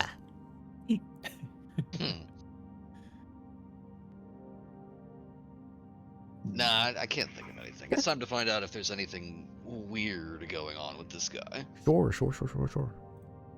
All right. It's a strange feeling going down when entering the Tower of Questions. So much of it spans up into the sky that one would be forgiven for forgetting it has basement levels. The stairwell bottoms out into a dimly lit but well-filled out hallway with several doors. They are labeled with signs inscribed with lift room, storage, holding. But the door at the end of the hall opens before you can read it. A leopard woman with a gorgeous blue dress on of sheer silk lets the door close behind her with a crash as she clacks towards you with their expensive-looking shoes. She has speckles of gray in her hair here and there, and you can smell her far before you can tell the bright gold of her eyes, a questionable combination of lilac, juniper, and embalming fluid. She is smiling quite broadly and locks eyes with August. "Ah, you must be our new Lieutenant Inspector. I'm Dr. Felicity Barnum. It's such a pleasure." She offers her hand to you, August. The other three of you are apparently as significant as the gurney scratches on the walls. I accept her Mogsby's hand. She holds it warmly, very warmly. She actually cups it with her other hand. "It's so good to finally talk to a canine. All of them are out there, never come in here to talk to me. How are you? What is your name?" I grasp her hand somewhat firmly. You may call me August, August. Lieutenant Inspector. Yes. It's quite a thing for you coming here. People say things, and I've read a couple books. Canines, they seem to be more of a warlike people. It's so good to finally find someone who, well, I could have a conversation with, perhaps. I have dinner plans, but I'm assuming you're here for the most recently deceased? That is correct. We would like to hear your professional opinion. I'm simply, I can't, it would be very bad for me if I were to cancel such late notice. It's a very important dinner for me. But don't worry, my protege is in the mortuary. He's doing the autopsy quite right now. But any mistakes that he makes, I quite assure you, I will come in the morning and do a second autopsy and sort it all right out. Let's just say he's not the sharpest boot in the shed, I say. But don't worry. What part of Cana are you from? We should really step in and continue our investigation. We of will catch you course. next time, Dr. Barnum. Of course. But perhaps we could have a spot of I food begin to sometime. open the door. Okay, she's gone and she just watches you walk. I see. You've club snubbed her and she is standing and then she actually acknowledges the other ones and she's just bewildered and kind of sullenly walks towards the exit you came in. Mogsby nods to her as she passes, just Barnum. Mogsby. Everybody mispronounces your name that doesn't like you.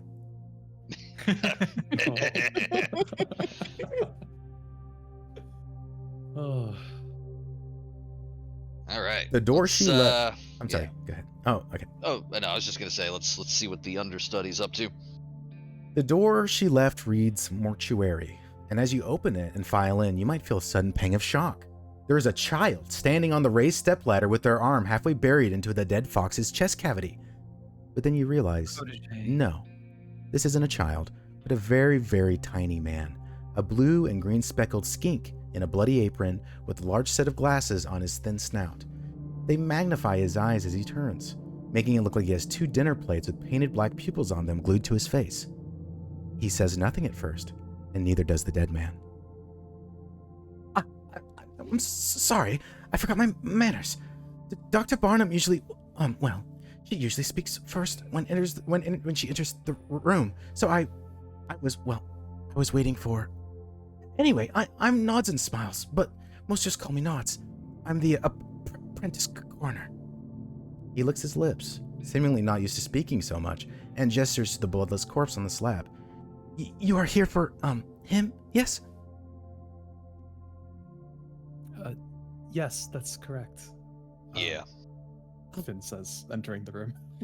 It's, very nice to meet you. I'm not quite done yet, so perhaps, you could make yourself, comfortable as much as you can in, here.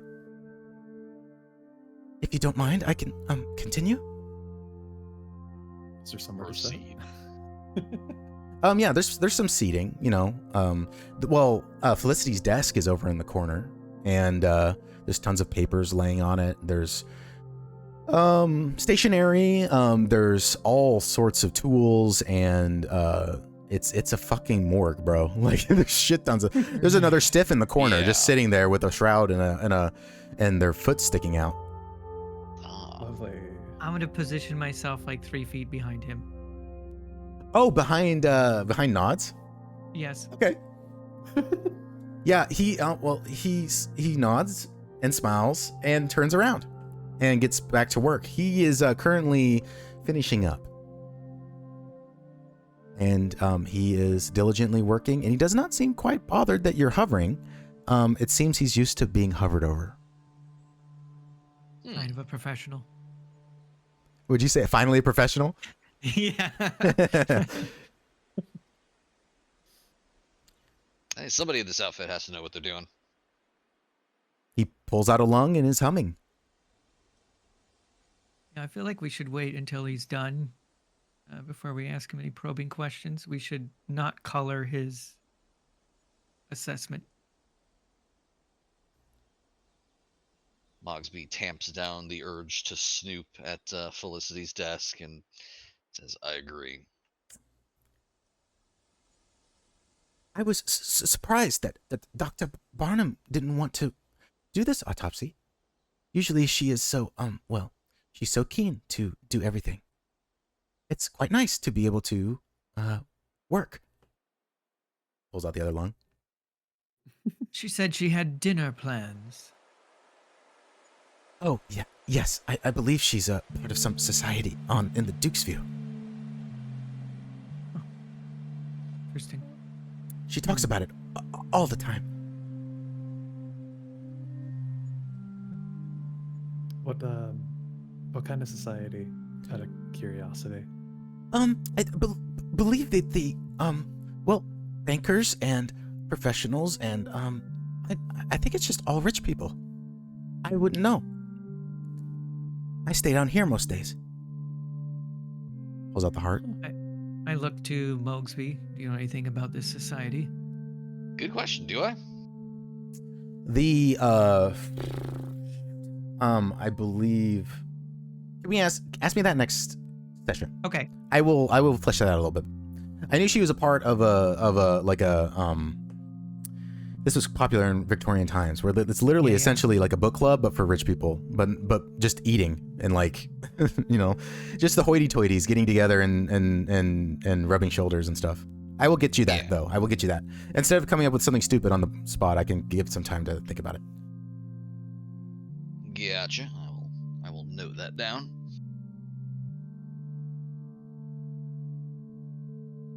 Was your work today pleasant? Does he look pleasant? Finn just has a 1,000-yard stare when that question's asked. Nods and smiles, considers that question, and I don't know if you meant to have an edge of kind of being a dick about it, but if you did, he doesn't really notice. He looks down at the body and says, well, a long time ago, I stopped really thinking about how bodies feel. I don't think they feel anything. I think maybe they were just scared at the end.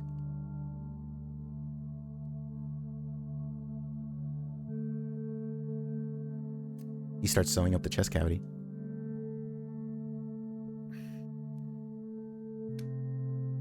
Yeah, it has not been a normal day.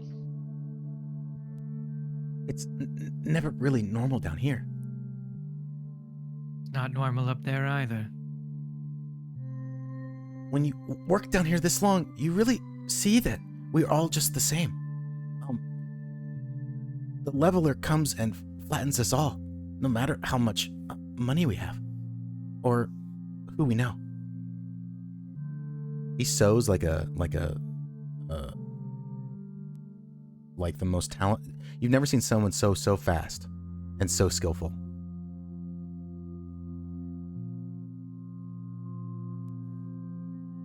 As he's sewing him up, I'll ask. So, tell us more about this foxman. Let me make sure that the internal organs are unmolested, and I will begin my observations. He actually steps down. I believe I'm finished. And he nods, and he walks over to a small desk with scattering of papers, pencils, and equipment. He writes down a few things on a chart, and then looks up at the four of you. May I begin? Please. The deceased is a Vulpa man, young, likely in his early or mid-20s.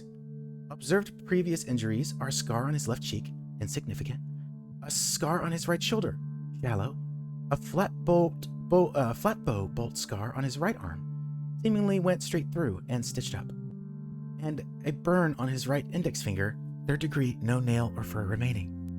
Only other distinguishing mark is a few gold teeth. False gold. He motions to the extracted teeth laying in a small bowl on the gurney. The deceased has 34 shallow stab wounds on his back, and the cause of death is grievous loss of blood. He stops and looks up at all of you. There's a desperate sort of look on his face, like someone who is biting their tongue. And Dr. Barnum tells me that I like to start trouble, and that I read too deeply into everything, but this is also very wrong. Nods pulls out a second sheet, the actual autopsy results, that have been laying upside down on the table. He picks it up and starts reading it. The words flow out of him like a broken dam. The deceased shows signs of a distinct and frantic struggle. There is tissue and fur underneath his remaining fingernails. There are contusions on the cheek and right pectoral similar to previous bruising I've seen from blows with fists or clubs. He pauses for a second, looking up at you. His eyes are watery. He's scared of what he's about to tell you. He doesn't want to make her mad. The deceased's neck is broken. There are lacerations and indentation on the back of the skull, under his hair, indicating severe and sudden trauma. It is this coroner's... He stops and gathers himself, frowning. It is this coroner's opinion that the deceased was attacked, struggled with his perpetrator, and thrown with great force against a floor or wall. This coroner believes that the deceased was stabbed 34 times, post-mortem. And that's where we'll end it. Oh, man. Ooh. I I was wonder the waiting for blood the was stab over the count. banister. It makes sense. He was alive. Ah. Mm. Thanks for playing. Oh my god. I was waiting for that stab count. Tower of Questions. Chapter 2. Hell of No Design. Not every hunt you go on is for food, Finn. Once in a great while, something in the woods becomes a nuisance to the village, and the alderman scrapes together enough silver to pay you. It's never hiring, though. It's always asking. It's, Master Thorne, please. But the silver was good to have, to add to the little nest egg under the floorboards of the cabin. You've been out in the woods for 2 days now, following a trail of broken sticks, droppings, and distant rustling, to find yourself 50 yards from the beast. It was a destroyer, just like you. It didn't make anything, only took. You sometimes saw its handiwork on the trail, a gutted and bloated carcass chewed all away. There it is. It crosses into a clearing closer to you, its spindly long legs sinewy at the top and slender near its chitinous claws at the bottom. A long narrow back, armored up and down its spine, and a soft and vulnerable belly. Tiny clusters of eyes under shaggy, long weeping tufts of hair that look almost like the bangs of some pretty lady. Fair-mannered people called them treelings, but you found fair names and for foul things cause more trouble than good. Name a thing something sweet and you're like not to respect it, nor fear it. This was a bull grasper, and a big one. From far away, they looked like a giant severed hand dragging itself along, and when they caught you, they could hold you like a lover and scoop out your guts for their supper, just like that. Its primary use to the world was killing, eating, and then looking for its next thing to kill and eat, just like you. It's sitting in the clearing, right ahead of you.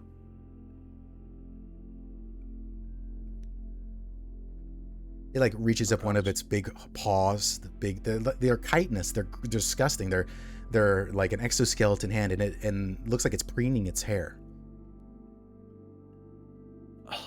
I need to get as close as I can without notifying it. You're pretty close. My You're presence. not. You're within your bow range easily. I mean, you've been using this bow your whole life. Yeah.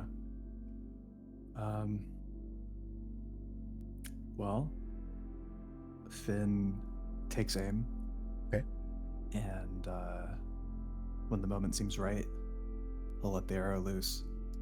You draw back your bow, but you don't feel bowstring and the flexible ash wood in your hand. You blink and you're presenting your thunderpike to the grasper as it leans back on its haunches, long slender arms spreading out in the grass in front of it, regarding you. Game doesn't usually look at you until after you click your teeth right before you let the arrow fly. The tiny trail of smoke from the lit matchcord wafts in the easterly breeze. All is silent, except for the sighing and whispering of leaves. It's staring at you, but it's not moving.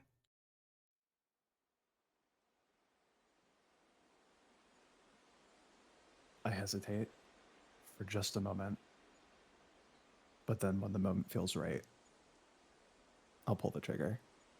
You empty your lungs slowly and squeeze the trigger, but in those slow waxing moments before click, hiss, and bang, you see the grasper working its mouth. It was an ugly thing, hidden partially under its skinny head and cluster of eyes, like a swollen, busted mouth of a beaten child. You see it making words. Lips curve and bend to form shapes people make. And then it somehow presents a smiling mouthful of perfectly square teeth. Click, hiss, bang, and the world is a white void. In this breeze, the smoke should have passed in a few moments, but it seems as if your pike and the blasting sugar within it has filled the whole world. There is a fog that spans out in all directions with vague, moving shapes on the other side of seeing. You no longer feel grass under your feet, or a breeze of any kind at all. You pulled the trigger and killed all the air in the world. Echoing voices fill the void as you pad forward. Trooper, trooper, trooper. Thorne, Thorne, Thorne. People anywhere can lose their way. My name is Calliope, Swarden. I think you're overstepping your boundaries a little bit here. Stabbed 34 times. Post-mortem. The final echo gives way and the sound of pained gurgling and The final echo gives way to the sound of pained gurgling and whimpering. There is a figure in greater detail ahead writhing on the ground. The sounds it makes are high-pitched and throaty. What do you do? Oh gosh.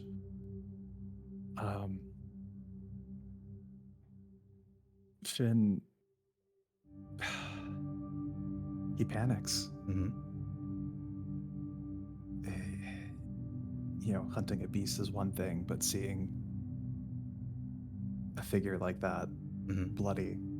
Well, you can't tell. It's just a gray, like a blob, like a splotch, Okay. a smudge in the distance. But every step you take closer brings more detail. He's got to take a look then. Okay. You find your sister Anya clutching her neck, her heels digging into the ground of gray below her in a pitiful and pointless attempt to gather some purchase, but she only accomplishes slightly rotating her shuddering body a little here and there. You see her gasping pointless breaths that only cause the blood to gout faster out of the hole in her neck. Her hands are slippery and covered in red, like they were when she decided on a whim to paint the cabin doors and shutters last summer. I rush in. If it's Anya, I need to help her. Oh my god. She looks up at you, or at least she thinks she does. Her eyes aren't quite focused on you, but behind and further out. Her mouth works silent words that are lost between the last signals of her brain passing to her lips, but being failed by her missing throat. She grows still, and all is silent once more, in this hell of no design. When she was little, she fell into the miracle while counting stars. in the water's reflection. We did that every clear night. Somebody says that behind you. I turn to see who it is. You see nothing in the shape of a person. The mist around you is gray and roiling, but this thing is merely gone. It isn't blackness. Blackness is something. Shadow contours to shape and can be cast away by lantern or match. The person's shape isn't black, it's nothing. A hole in your vision you can't look at because it does not exist. I watched her fall into the river. It felt like time slowed. Her dress billowed and her hair arced up like when I brushed it for her every morning. I felt like the whole world was pressing down on my body. I couldn't move. I couldn't understand what was happening. But it went away when she hit the water. I ran and ran to the shore, but I couldn't see her. I can't swim. I was too afraid to try. I sat there until the ripples finally stopped and the surface was mirror calm again. The stars weren't shining anymore. Then it happened. The river began to part from the top to the bottom like a page torn in two. The waters rolled in great waves, and I could start to see fish and eels falling to the riverbed, flopping in the mud. I could see all the lost fishing poles, the lost boots, and the dead men. The thing that does not exist begins to sob tears that never happened. I saw her, carried by the river. She was in its arms, cradling her like a babe. It walked to the shore and laid her there. She was smiling. But then the river was as it was before. It was still. She was alive. The thing made of nothing gestures to Anya, but as you look back, it is not Anya. Same age, same height, but she is feline. White hair, white cheeks, no markings at all. Her throat was still gone, and the blood covered her like a half-eaten corpse in the snow. The thing that no longer exists walks over and kneels beside her, right next to you. It was always a tall story to me, until I saw it for myself. The martyr brought her back to me. She was saved, but it didn't matter. An unraveling of what the world really is was undone by a little lead ball. Made by a man. Fired by a man. The thing that could never be again is trembling. Saved by a miracle only to be sent to the dirt and to turn into mud and maggots. Little tears of nothingness land on her dress. There is no mercy in a world where this can happen.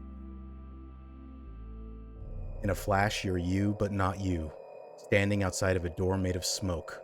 You smell incense burning. You hear people laughing behind closed doors, groaning, whimpering in muffled pleasure. You feel something inside of your core, a tiny ball of fire that starts deep down in your guts. It burns hotter and rises into your throat. They took her. She was good. She was given a second chance. She was proof of miracles. You push the door open. There you are, my sweet. I was wondering when you'd come up. I've been waiting. You grip the cold steel in your hand. What's the matter? You step towards her. Like an animal sensing danger, she tenses. Her body gave her the signs, but modern life and manners killed her just as much as you will. You hold her mouth first so she doesn't scream, and you send the steel into her. She looks at you, a thing made of nothing, as you spill her insides out. Bloody hell, shut up! You feel yourself jostled by another Goldcrest in his long johns. He'd gone up to come over to your cot. Fucking hell, you mew like a moth pup in your sleep, boy! He goes back to his bunk and drops into it with a grumble. The barracks are cold and dark and quiet. You always kept a small fire through the night. Its warmth seems so far away, and for a moment, you forget where you're from and who you're doing this for. Oh. Gosh. Finn's sweating bullets. The guy goes back to sleep. You hear the soft snoring of maybe a half a dozen Goldcrests that sleep in the barracks too. They're all out cold. And soon this guy is too. It's dark. You can barely see. There's no sleeping after that. Finn will get decent and go outside for some fresh air. You step outside on the balcony. You're on the 4th floor. That's where all of the barracks are, and you can look over Selvasta, and you see all the little tiny, the like pinpricks. Like somebody holds up a veil, and there's a lantern on the other side, and they've just poked. It almost looks like starlight going out. All the little lamps that are burning, especially all the way over in South River. You can see all the way to the west end, and the actual bonfires they light there because all the lanterns are gone. It's been completely burned to ash. It's tranquil compared to what you just had to do. You still look down at your hands and you're still shaking. Oh, what was that?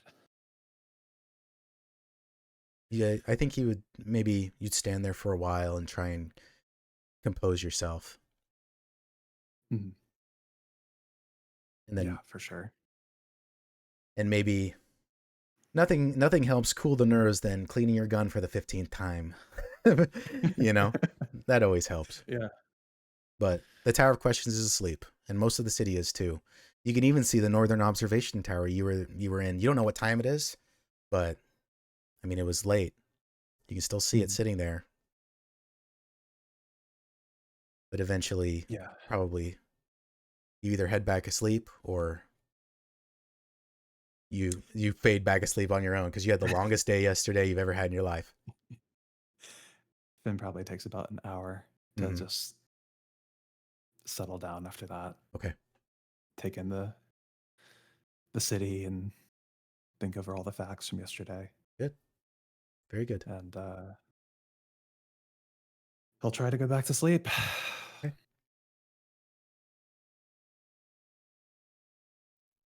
Goodness. 100 ducats on Booney the Bruiser. Give him hell, Boone. Kill the fucker. It was a rowdy upstairs at Kavanos tonight, but down here in the pit under the beer hall was absolute pandemonium. Sweaty bodies crammed in like sardines into this small, poorly lit basement with a round wooden fence and circle of stone. The air was ripe with the unwashed smell of working men and women just off their shifts. The smoky haze of pipeweed floated over like a mass of rain clouds. You plop down into your stool on your side of the ring and feel Carmine's thick, trunk-like fingers massaging your shoulders. One of the younger lads holds out a wineskin full of bitter booze to your lips for you to drink. The other guy was staring back at you, being doted on by his own boys. He was an ugly, red fucker, scarred up all up and down his face. Plenty of lessons learned. That was dangerous. There were 2 types of people in the circle of the world, those who got hit and learned something, and those who got hit and got hit and got hit. Depending on which type of this bastard was, it was either going to be an easy fight or a long night. Send his fucking ass back to Threa. Knockout in 10 seconds, 10 dukes on it. Kill the fucker. They didn't know you weren't born in Threa, never seen Threa, but you had beaten the lights out of plenty of people from there, though. Surely that counted for something. Carmine leans down. The old ox's voice was something like shoveling coal. This one's name is Callow Bellringer. Favors his right hook. You've got reach on him by at least 2 inches. Just watch his fucking right, Boone. The boys upstairs got a lot on this fight. You'll do fine. Ring his bell, Callow. Give us a knockout. Blood, blood, blood. Clearwaters. Kill the fucker. You were going to step out of the ring and kill that fucker if you didn't stop saying that. The head honcho was coming through, Kavanaugh's son, every bit as handsome and stupid as his father. Welcome, welcome. The first bout of the night is here. Final bids, find your bookies. In this corner, on a 5-win streak, three of which were lights out for the other guy, Callow Bellringer. The crowd on this side of the room was roaring. The crowd on that side of the room was roaring. The crowd on this side of the room slung slurs and phrases so black, some preening governess all the way in Dukesview likely fainted. Callow held a confident hand up to the crowd and leaned back, grinning his missing teeth at you. In this corner, we have South River's own son, fresh off of breaking Sonny Rambler's jaw and last year's Fate of Knuckles champion, Boone Clearwaters! You knew every voice erupting with glee behind you. Men and women who gave you bread as a child, sewed up your shirts after fights, had your back during a scrap. An army of family here to watch you break this man apart and make months of wage off of the bookies. The referee, an old man with bushy white mustaches named Caddy Clover, who had been the guy in his prime some 100 years ago, held up his hand and Callow stood up. It was time. Carmine gives your back a slap, and the lad who gave you wineskin smiles up at you. "We love you, Boone," he says with complete earnestness. In the center of the ring, Clover pulls both of your knuckles together. You feel Callow's sweaty, hot fingers against yours. "No biting, no spitting, no blows beneath the belt. If either of you stupid fucks jab the other in the fruits, I'll have yours off with a hot knife. You hear me? Best of luck." "Best of luck," said Callow, smirking like a scarred devil. Do you offer him what? Boone will just smile and be like, "I don't think I'm gonna need that. You better keep it." You both are sent to your corners. The stool's taken away. Clover puts his hands up between you and you both, looks at Callow and then you, and down they go. The roar of the crowd is deafening, and he's coming right for you. Let me shuffle my deck really quick, Boone. Ooh, okay. You have a 5 of spades. Callow draws a 2 of hearts. You're up first. All right. I'm gonna say that Boone's not gonna waste any time. This is someone who has been winning, and he is gonna take him down. Okay. So he's gonna. I'm assuming has his brass knuckles. No knuckles. This is bare knuckle. Bare knuckle boxing. Bare knuckles. Yes, bare bare knuckles Never only. mind. Bare knuckles. No, he's gonna go and then fire for right on. Good old punch in the jaw. Okay. The way that Savage Worlds works is that you could take up to 3 actions per turn. Each additional action after your first gives a -2 cumulative to all of them. So you could throw 2 jabs at -2 each, or you could. Your options are. If you want to take a look, I don't know if you have up the cheat sheet. I do, yeah. Okay. So you can see that you can take a. That's multi-action, and then you can test the enemy. You can hinder them. You could do a taunt, and you could either hinder or make them vulnerable. Hinder is a distraction, like you can distract them. They'll take -2 on all their trait rolls, and then, or you can make them vulnerable, which means +2 to all actions against them. So you could swing and taunt him, and make him give you +2 actions ahead of time. Just giving you some options, and then you could have you could hold, but I don't see a reason why. It's a one-on-one fight. So that's pretty much your options. Okay, I'm thinking about it, and those are good suggestions. I do think maybe giving a swing at him and maybe a little taunt too. Okay, so which do you want to do first? Because if your taunt is successful, you will it'll even out your swing because you're going to be -2. But if you successfully hinder him, there's that. So do you want to roll taunt for me really quick? Yeah, let's do taunt first. Okay. Let me get my dice out, and he will be rolling against with his spirit to try not to be taunted. All right, which is It's going to be your D6 plus whatever your taunt is. D6. Okay. And then your That is wild. a 6. Okay, so did you roll a 6? Yeah, I rolled a So 6. it pops. Roll it again. Okay. 5. So you rolled an 11. He's going to try and beat an 11. He gets a 5. So what do you say to him? You both are moving into the center of the ring. I think. Oh my gosh, Boone moves in to take this fight. And he actually gets like a very big toothy smile and starts kind of laughing. Okay. And be like, "This ain't gonna take me long at all." You hear your side of the ring repeat that threat. They say, "No time at all! No time at all!" Like they're all like screaming their support to you. So you now have +2 for all your rolls against him. Preach. All right, and then would you that see be, him get so mad that his guard drops a little bit. Like he starts stomping towards you like you're like an unruly child that needs to be their head just like slapped, like he's coming at you. But yes, now you roll fighting and it's your fighting dice plus your wild die, totally normal. You don't have any downside.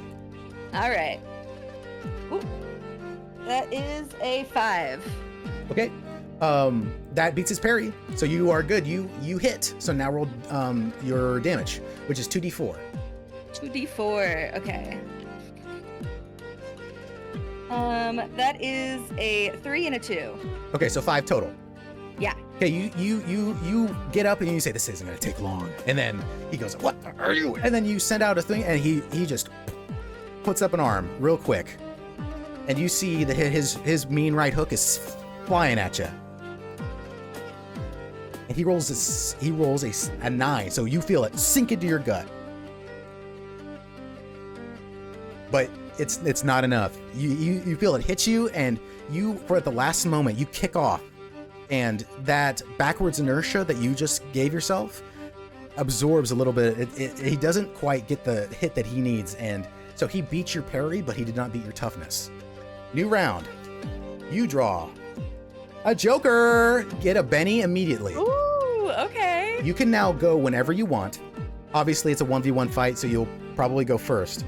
But you could see what he's planning on doing and interrupt his action if you wanted to. You now have +2 to all your moves and damage this round. Oh my god. Okay, all right. I think being knocked back, Boone is gonna use that momentum. You said I could try and do something to kind of like make him vulnerable, right? So he is currently vulnerable. He is vulnerable. So Okay. you could only give him minuses now. You could do something to distract him. Okay.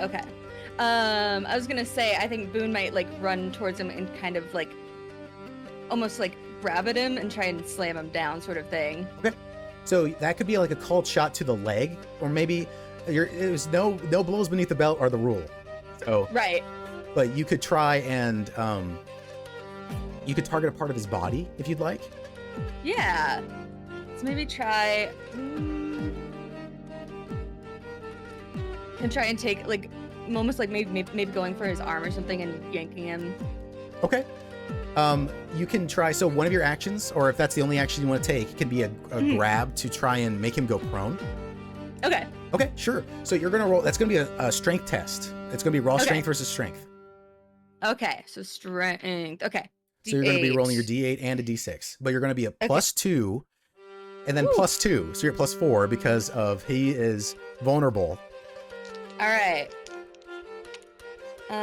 That is a 5 + 2, so +4. it's a 7 + 4. Oh my god, 9. So 9. Okay, so he rolled a 1. Awesome. All right, so you have him and you send his ass to the ground. Boom! And he hits the floor, and you hear the crowd. The crowd goes. They all suck in their breath as you take his wrist, and you. I don't know if you ever seen people do judo, but you send him spinning, and he tumbles to the ground.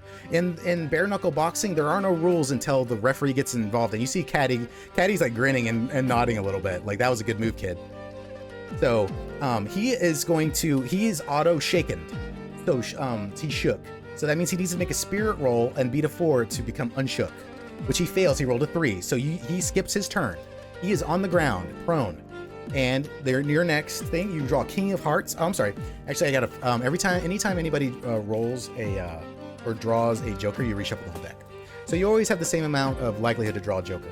So you get a 4 of clubs, and he gets like a 4 of hearts. But technically, he is, I believe, clubs is the lowest suit, so he will go next. But he still has to unshake himself. All he can do is move, and he succeeds. He unshakes himself. You see him slowly getting up from the ground, and that's it for him. Go ahead. All right, and then Boone is going to he's gonna try and do two action moves here of just like one punch up to the jaw again, and then another to the chest. Okay. So your first, be... roll your first one. It's gonna be D8 plus and a D6, and this is straight because you're at a +2, so you get rid of your. Okay. That is a 5. A 5 does beat his parry. Okay. Do I do it again for the second one? Yeah. You can go ahead and roll both, and then we'll do damage for both. I'm sorry. Yeah, that is a 3 for the second one. Okay. Nope. And then go ahead and roll damage for the first one. 2d4. Let's get some blown up dice. It was a 6 and a 5. Wait, it's 2d4. 2d4. Oh, 2d4. Oh Yes, my god. No, there you're we good. go. You're good. You're good. Woo! No, you're all right. There we go. That's your unarmed damage. 1 and a 2. Okay, so 3, so nothing. All right, next Okay, round. He gets up and you send out 2 quick jabs, but he kind of staggers away and catches one on his, like, deflects it. You get a queen of hearts, and he gets a 5 of diamonds, or 5 of spades. Go ahead. All right. Well, he's gonna just keep trying to go for him and keep trying to, as he's like running, is just gonna try and. Yeah, you're pushing him towards the ring edge. Yeah, he's just gonna keep trying to pummel him again with one. Well, he'll go for one big one this time. Okay, go for it. All right. That is strength and a 4. That is a 2 and a 1 this time. Okay, nothing. So you send it out, and Nothing. he dips out of the way and sends one towards you. Woo. He beats your parry. Your parry is what? Quite high, isn't it? My parry is 6. Yes, he gets a 7. So he's rolling Okay. damage.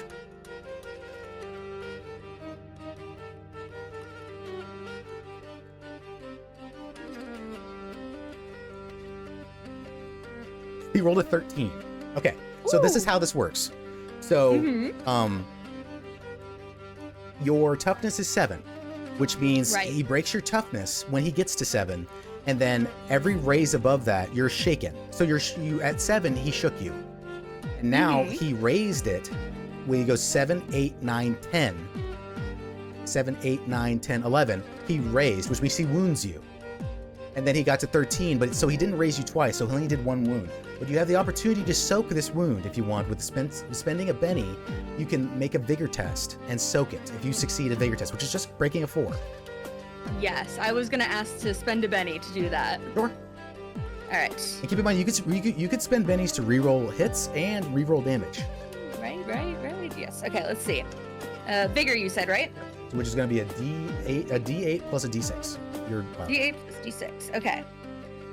Let's see. That is a 6 on the D8. Oh, you're good. Yeah. So you Yeah. spend that Benny, go down to 4, and he sends you, and he has you right where he wants you. He fainted, and you came in, and you threw a punch, and he gets you, and he's that right hook's coming towards your jaw, but at the last second, you chin up, and it misses. He tickles the scruff of your cheek, your chin.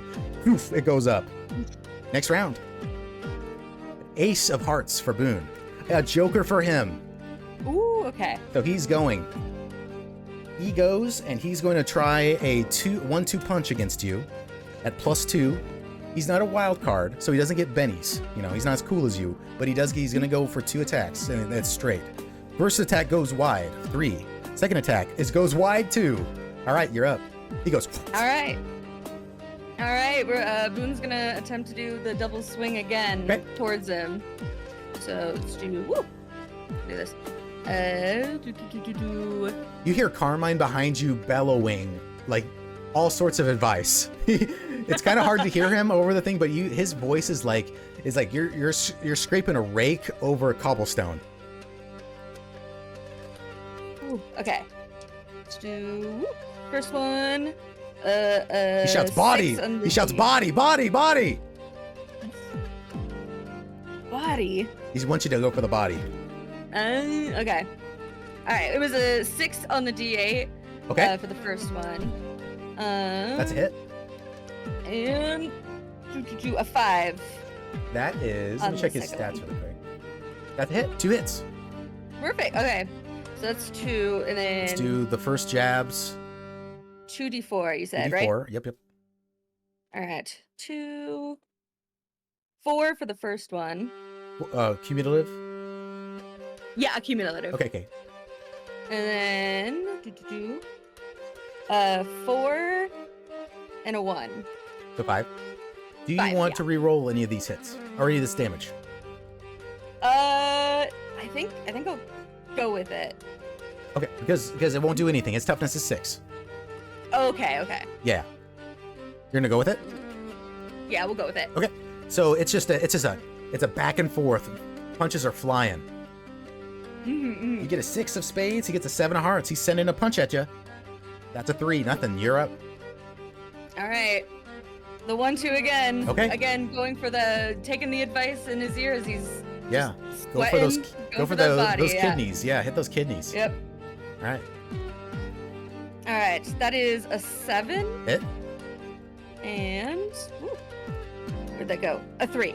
Okay. So first hit. You can re-roll that dice if you want. Let's do it. Let's Okay. do it. Let's Spend that do Benny. a reroll. Spend that Benny. Win this fight, Boone. That's an 8. All right. 2 on the hits. D8. Perfect. Okay. And then first one. First one is 2, so that's not great. Got 2 1s. 2 1s on the first Brutal. hit. And then on the second one, it is a 4 and a. So you rolled 3. a 4 on a D4, which means Yes. it explodes. Oh, okay. So I roll it again. Yes. Okay. Roll it again. Another 4. Roll again. A 3. Okay. So what is that all together? 8, 9, 10, 11, 12, 13, 14. Callow falls to the stones and the sweltering room goes silent. Silent enough for you to hear the gurgling air escaping his throat and his right arm limply slapping onto the stones. Then you're deaf again. Deaf with a roar of sheer delight and sheer rage. Carmine rushes into the ring and hugs you from behind, slapping your arm. Whatever he's saying, you can't hear him.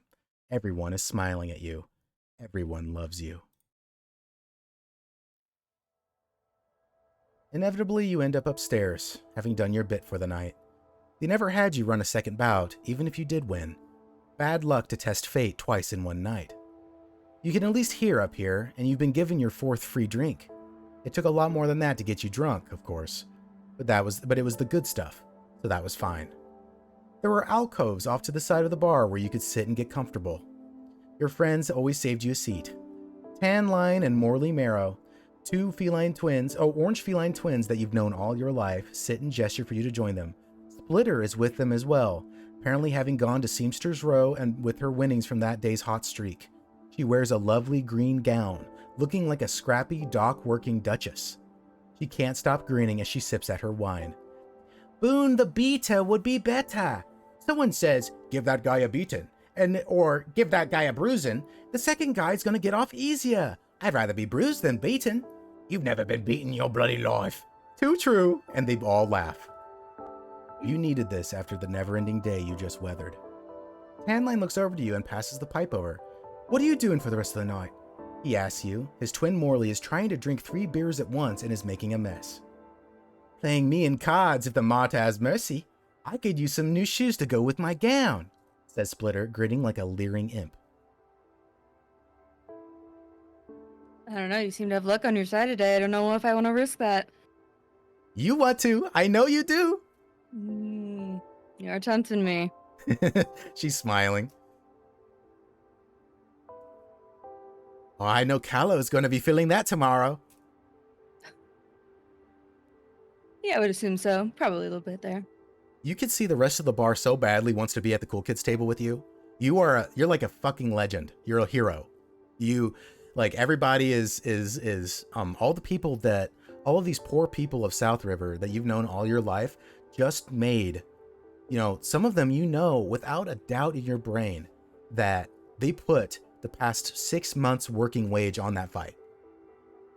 Like, you just got their kids new clothes. You just got good food for the house for who knows how long. You made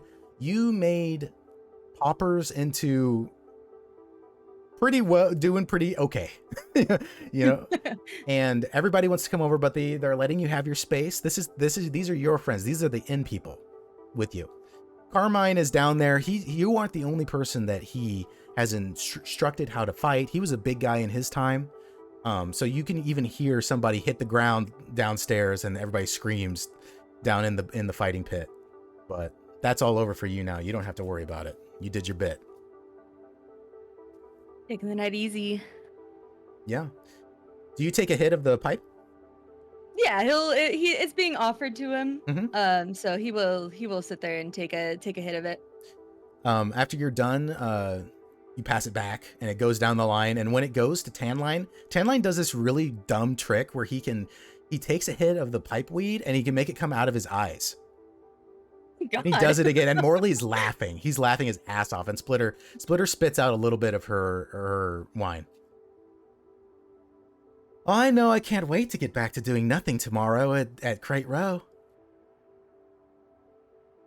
Yeah, you guys seem to be doing a good job of that. Somebody busted open one of the crates and found all sorts of strange stuff in them. He takes a sip. What kind of strange things are you talking about? Like, they look like mannequins. Like some sort of... At first we thought they were for dressmakers, seamsters, but they're mannequins that look like...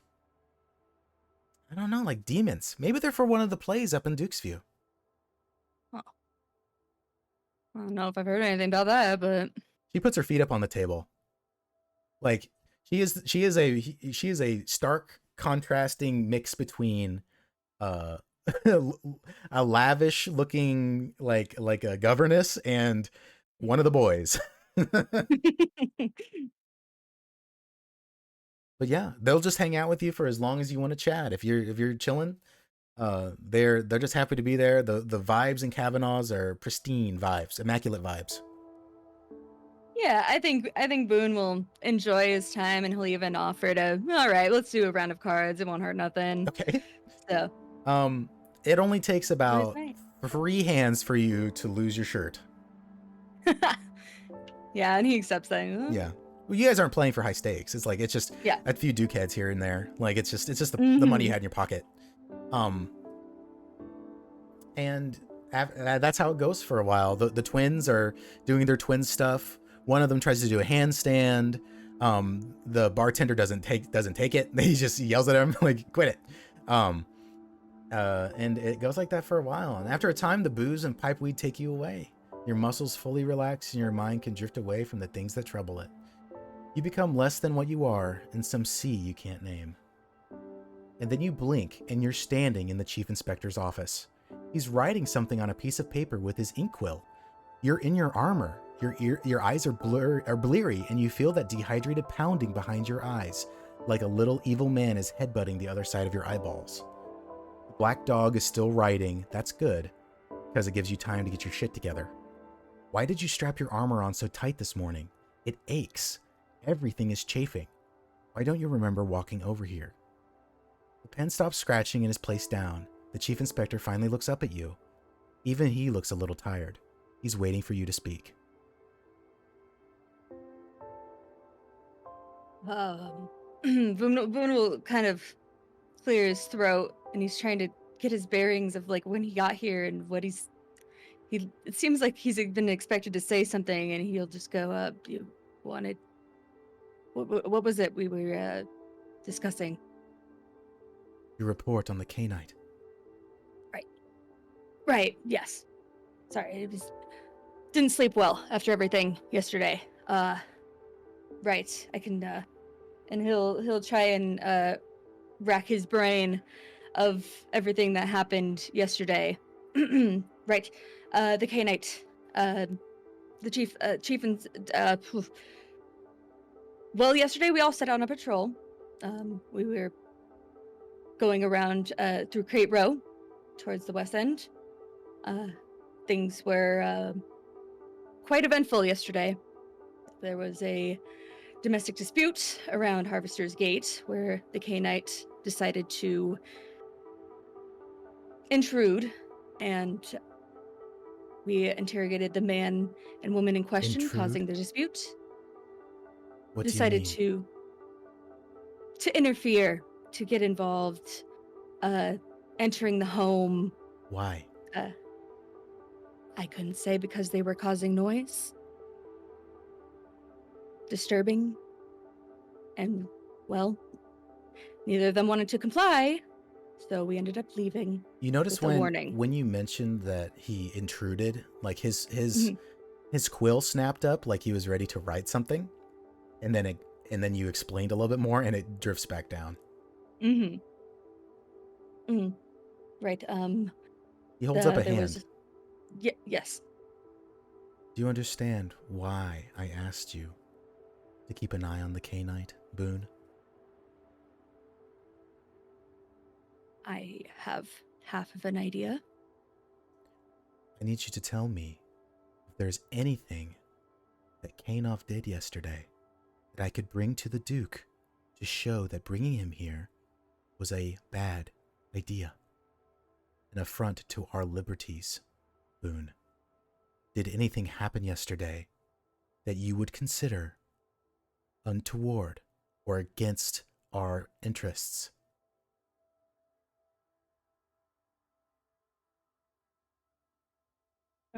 Boone would think for a moment. I can help you if you. I was just about to say, I know the events that happened. I don't know if what in Boone's mind would stick out the most to mention. Do you think it's normal to walk up to a raving man and have someone restrain him and then hit him in the face? Smack him? Yeah. Yeah, no. Okay, Okay. yeah. Boone will mention. We'll bring up there was there was a madman who was going off, and we were ordered to restrain him. And when he did not fully comply and insulted the K-Knight, we did proceed to use force against him.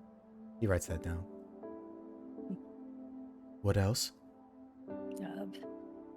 There was I suppose a fight that was happening with the K-Knight soldiers against a citizen, and we were told to ignore it and to walk along.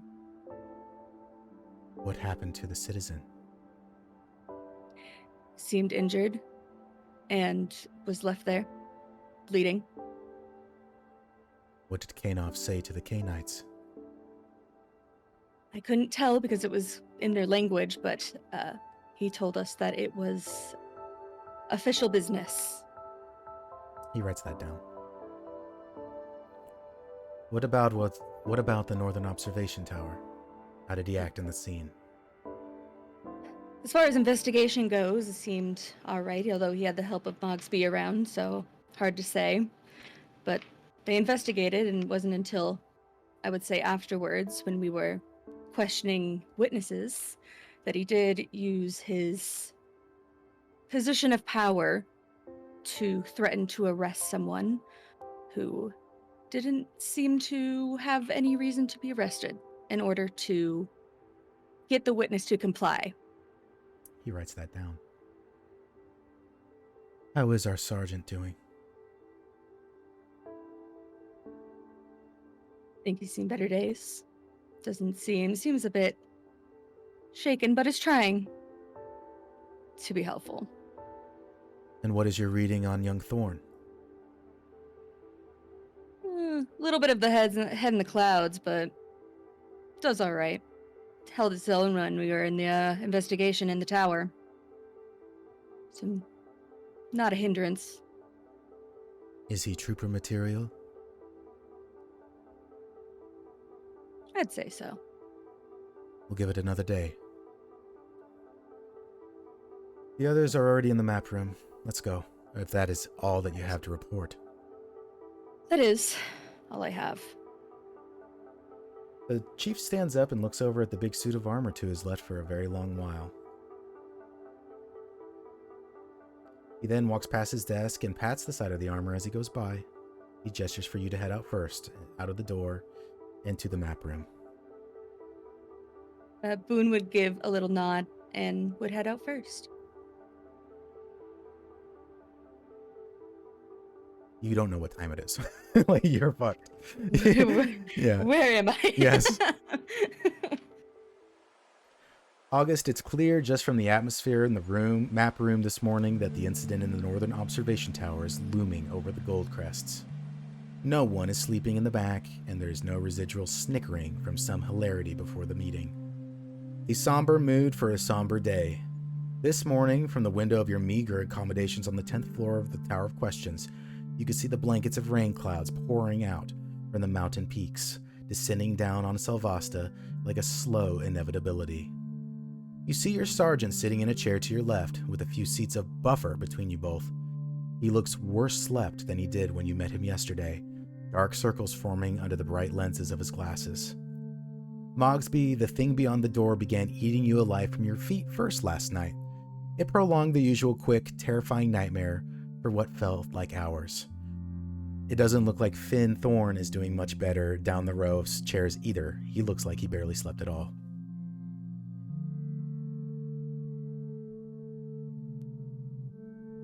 I think Mogsby shares a look with Finn. So we both look terrible. Yep. Yeah. Well, not of recognition. Does August I look like... just assume they're go ahead. drunkards. They're oh, man. I'm surrounded by idiots. Boone comes in and the chief inspector right behind him, walking a swift line to the front of the model map. The chief is holding a blade sheathed in his right hand. He pauses and surveys the room. Silence descends before his mustache begins to jostle with his calm, measured speech. Captain Julian Farvetter passed in the night. He let the news rise up to the ceiling and evaporate before continuing on. He was my proctor on my first day here, years and years ago. Back then, he was only a sergeant. He had earned the name First In Farvetter. He balked at no challenge and led from the front. There was no task so dangerous that he was not his own first volunteer. He was a font of good advice and a man of reason and fortitude, and we are lessened by his passing. We will have a ceremony tonight at dusk in Martyr Square to honor him. Full dress and sabers. Those beady eyes of his are soft as they gaze down at the pommel of the blade, held up by his black hand. As is tradition, his blade passes to the next of his rank, or the closest within reach. The chief steps forward rigidly and stops in front of August. He offers it sheath first to you.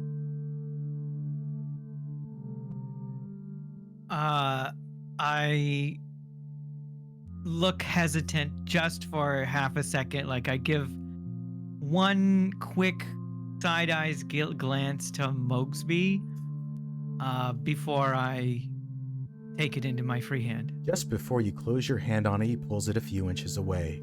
His voice is low, so only you and your squad may hear.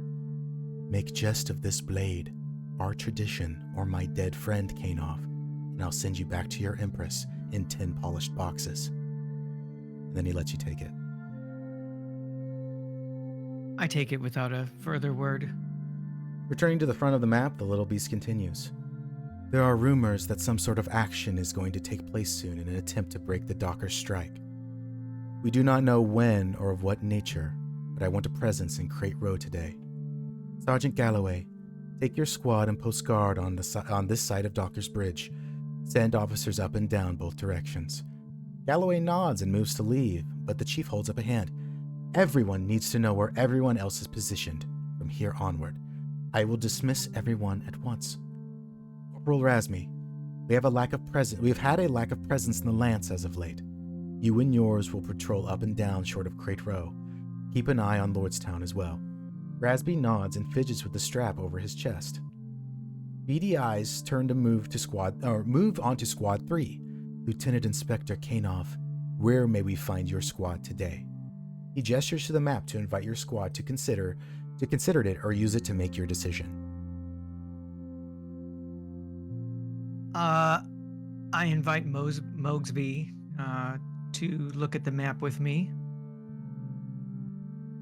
There's a brief hesitation as though he is uncoiling from having seen the passing of the sword there before he joins you, but he does.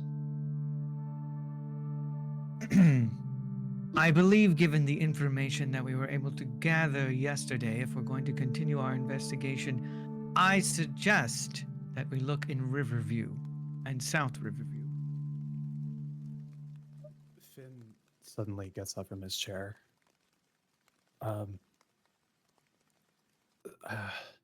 He just goes to the door. The door opens and a ducal guard comes stomping in, clanking away. He has the gold stripes on his shoulders of an officer and the sour disposition that often comes with them. He leans down, almost has to hunch, to mutter into the chief's ear. Lengthy muttering. It takes half a minute for the message to get across. The chief inspector wastes no time. Red Banner Row, all of you. He snaps his fingers at all squads present. Now, bring gold rope and foldable barriers. Bring the gold wagon around front. His eyes move to you all. With me in the wagon. The chief starts over to the door. There's a flurry of motion as everyone stands up at once, mutterings of, "What's going on?" and "How should I know?" The chief motions for you all. Finn looks over at the group.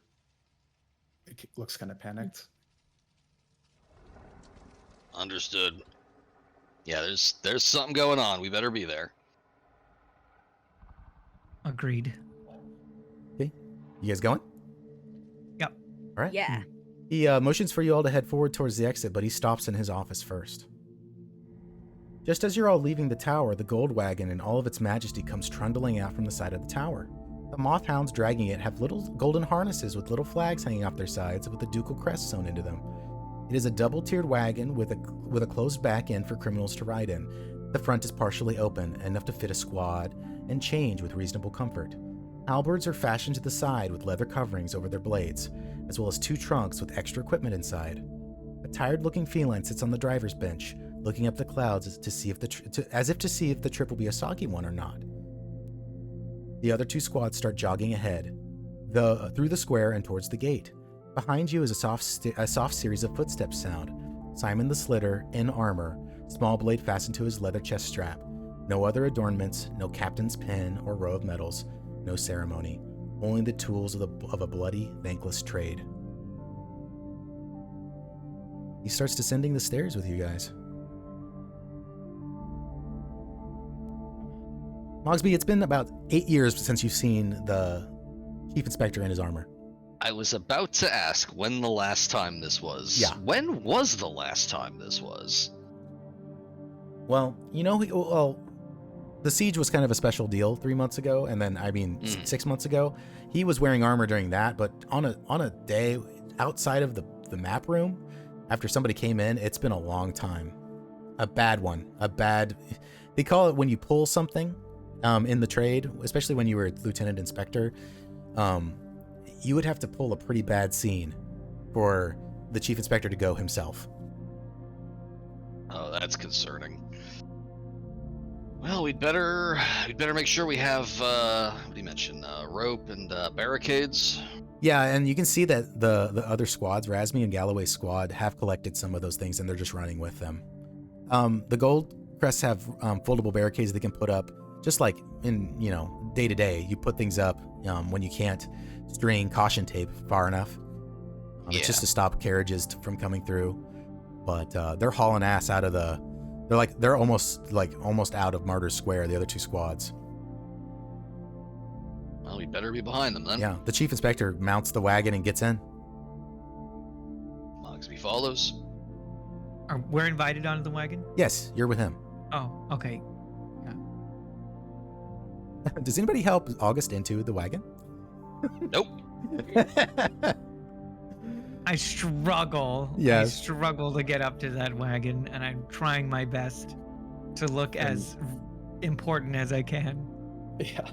Finn goes over to August and starts helping them up. And sir, I have a really bad feeling. Something's happening. I can't describe it, but we need to be on the lookout. I lean into Thorne, pretty much reiterating the same thing. It's going to be bloody, or it's going to be someone important. He nods and helps you up. You both are thrown into your seat, by the way, because the driver clicks his teeth and the mothhounds stop bickering with each other, which they had been doing ever since they stopped in front of the tower, trilling and thundering forward as they bank a turn out of the square. The squads ahead are already blowing their whistles to warn of your approach as they clear the streets. The gold wagon creaks with every bump on the cobbles. The chief inspector checks his gear, fasts himself here and there before pulling on a pair of worn blue gloves. And you guys are trundling through. You guys are on your way out.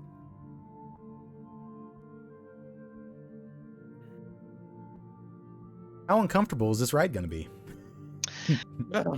Good question, because I don't think this thing has a suspension, and I don't Who's believe these sitting are across paved from whom? roads. Yes, can I get a seating chart, please? Oh boy. Yeah. I sit next to Thorne, or have Thorne sit next to me. Okay. Mogsby is definitely across from August, keeping an eye on him. Damn, I feel like I'm in 3rd grade trying to figure out a math problem. Oh my gosh. Was this Boone sit next to the chief? Yeah, I think so. Otherwise, I feel like him and Mogsby sitting next to each other is going to be a tight fit. Boone, you notice that the chief's the fasten that connects the armor on your guys' waist is there's a leather strap that connects that to the chest piece so that everything stays together. You notice that the captain's is loose. I'm sorry, not the captain. The chief's is loose. Loose. Yeah. Yeah, Interesting. make clear to him, be like, careful there, you're don't want to lose nothing. Oh, you pointed out to him? Yeah. Okay. He'll tighten it. Thank you. You've never seen him like this. You know, the chief's always put together, but you see that he's not fidgety, just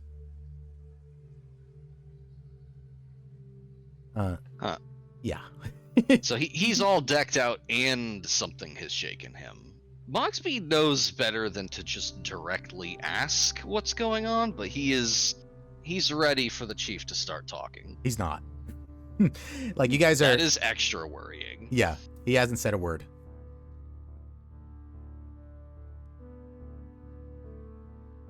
Anybody talking during this trip, or I can move forward. It could be a solemn, silent trip if you guys want. It's looking like rain outside. It's looking like bad rain's coming. Finn's across next to August. Mogsby, I think, will at one point when it's become clear that we're not getting a briefing, that the situation might still be ongoing. He's going to lean over to Finn, as he noticed that he also looks like he hasn't slept. Say, you good? Right now? I think. Just got a bad feeling is all. Mogsby nods. So do I. The citizens Eyes up, kid. Yeah.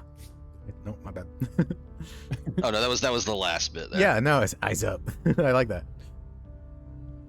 The citizens of Selvasta are gawping at the edges of the avenues as the overwhelming presence of Goldcrest pounding through the streets. The Goldcrests are following the two squads, and they're, you know, it isn't, the Goldcrests aren't a trained military force, but you guys don't look half bad rolling out like this. It's your squad, Galloway's squad, Rasmu's squad, and a few other people that have been taken off of guard duty, hauling ass through the streets. It's almost like a parade, except nobody's gonna be celebrating when we get there. Any other little comments on the way? Any interactions? The answer of no is perfectly fine. Mogsby, I think, is just waiting. Yeah, it's that that your stomach clenches, you get the butterflies, it's the not knowing. Yeah. And it's you could see that it's even affecting the chief inspector. He doesn't look too different from you guys. I look uncomfortable, but only because we're in a carriage. Yeah, it's jostling your bad leg pretty bad. Yeah, I hate it. I hate everything. It's clear to everyone, even Finn, when the wagon enters Red Banner Row. It doesn't look like the rest of the city. It explodes with vibrant color. Drapes of red cloth hang across the street, connected by two different roofs. Elaborately painted signs hang down, offering pleasures of all kinds. The smell of exotic foods and spices are pungent in the air. great murals are splashed over the brick walls, as if the entire district is a canvas. Ahead of you, there are massive people gathering around the front in the street and on the opposite side of a tall 3-story building.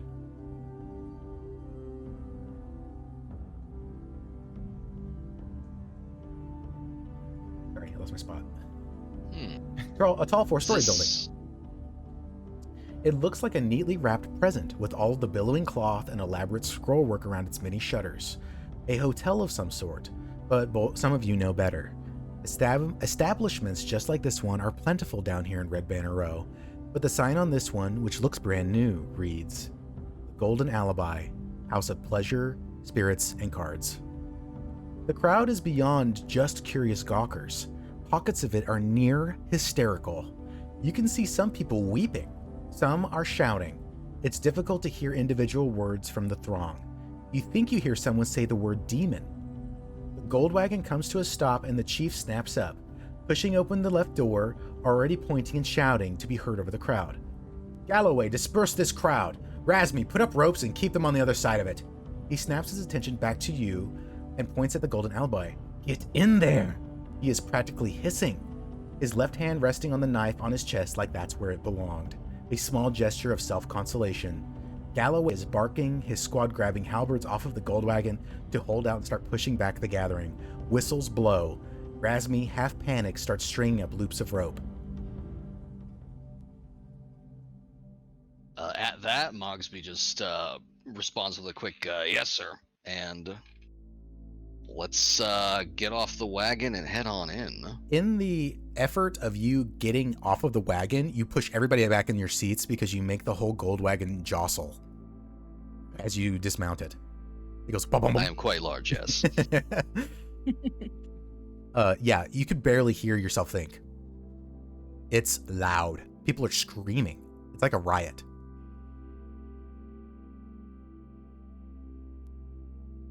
As we're exiting, can I look over the crowd? How are they dressed? You see some people that are quite well dressed. Maybe some of the working ladies and gentlemen. You can see a couple of obvious card dealers, like with the way that they're dressed. It's kind of like a dealer when you see one. Yeah. You know, you see regular people, maybe some food stall people. You see maybe patrons that were inside the Golden Alibi. They look kind of like normal guys, normal gals. They seem like not too bad. Okay. Like they had some money to spend here. Yeah, like no one is like it's this part of Selvasta. You're not in Duke's View, you're not in the warehouse district. There's poor people and there's dirty people and but a lot of them, there's not much to do around here that doesn't cost quite a bit. The booze is extra, the everything is kind of a little bit more expensive. Yeah.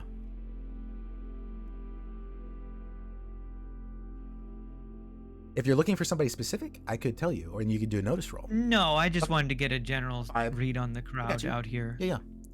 Anybody else doing anything before they move towards the Golden Alibi? I feel like Mogsby's probably aware of this place, but has never been here. I'm curious if Boone's ever been here. Has Boone ever been here? Has Boone ever been here? I'm asking you. It is right down the road from South River, your hometown. Maybe like once or twice, Okay. Maybe a stag party. Yeah, maybe something like that. Yeah. Yep. You see Mogsby looking at you. I don't know. Maybe he's not. He's got like white shades on. There could be anything happening behind those shades. Yeah, he could be rolling his eyes around.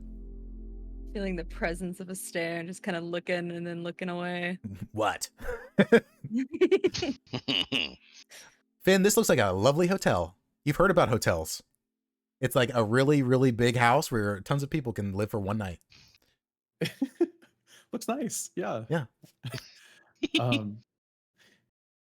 I know there's a lot of commotion going on outside, but can I take a look around to see if I notice anyone standing out from the crowd.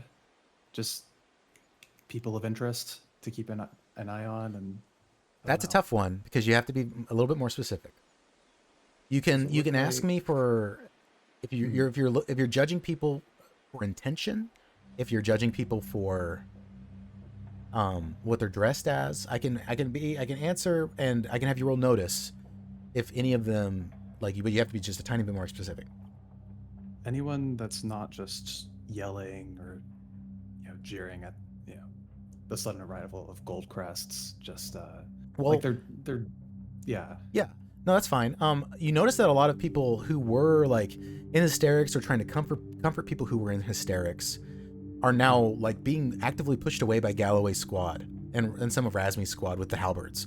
They're not poking them with the halberds. They're holding them out like pull cues. You hold your pull cue like straight across your body. You push back people back like that. The smart end of it is there just in case somebody gets a bright idea. But so there are people no longer shouting and looking at you guys. There are tons of people looking at you. But do you see somebody who's looking? I don't know. I'm just really trying to. I'm not trying to be like. You just gotta give me something that you're looking for.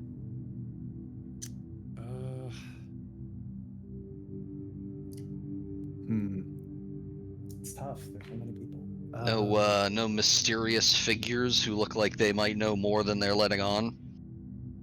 Some people have their hoods up, but that might be in preparation for the rain that's very obviously gonna hit anytime. True. But inconspicuous people, the inconspicuous people who didn't want you to see them wouldn't even be visible if they saw the fuzz roll up. Yeah, imagine anyone who doesn't want to get caught here already took off. You don't see anybody obvious pickpockets. I mean, you know what pickpockets look like. You don't see anybody cutting purses or anything. But it's a very weird crowd. It's a crowd of people that look like they've just seen a ghost. Or they heard of somebody else who saw a ghost. My way over to the doors and try to be the first one in. Okay. Yeah, it's got a nice 7-step porch. Quite an agonizing experience for you. I hate stairs. I just had a carriage. Yeah, it sucks. Your leg hurts bad. In the chaos, a man in dirty clothes slinks up towards the wagon, looking at the trunk, and then back at the distracted Goldcrests. The chief spots him through the glass and stomps through the cabin, sending a boot against his head. At some point during the flurry of motion, that long, simple knife is out in a blue-gloved hand. There is no spoken threat, no hard words, just the hard edge of the knife and the sharp tip pointed forward. The man scrambles up and a nearby Goldcrest barrels into him and pushes him down into the cobbles, and again until he crawls away to the other side of the rope. Yeah, you see the freaking chief kick somebody in the head that tried to steal from one of the trunks on the gold wagon, and you see. I see he's still sharp. Yeah. I mean his boot. Yeah. No, you didn't even see the knife come out. It's as if he had it in his hand the whole time. And you guys can go in if you want to. Curious what August's reaction to that is. I just make sure that the chief knows I saw him. I linger at the doorway and make sure that we lock eyes for just a half second. Okay. During the locked eyes, he slaps his knife back into the sheath on his chest, and then goes back to pointing. He's trying to direct Razmi to put up the gold rope in the most efficient way possible so that nearby businesses can still operate, while not being in the crowd not being in the way. The crowd is starting to die down a little bit. You feel a couple of trickles of pitter patter of rain. Best to get inside then. Let's head in. Okay.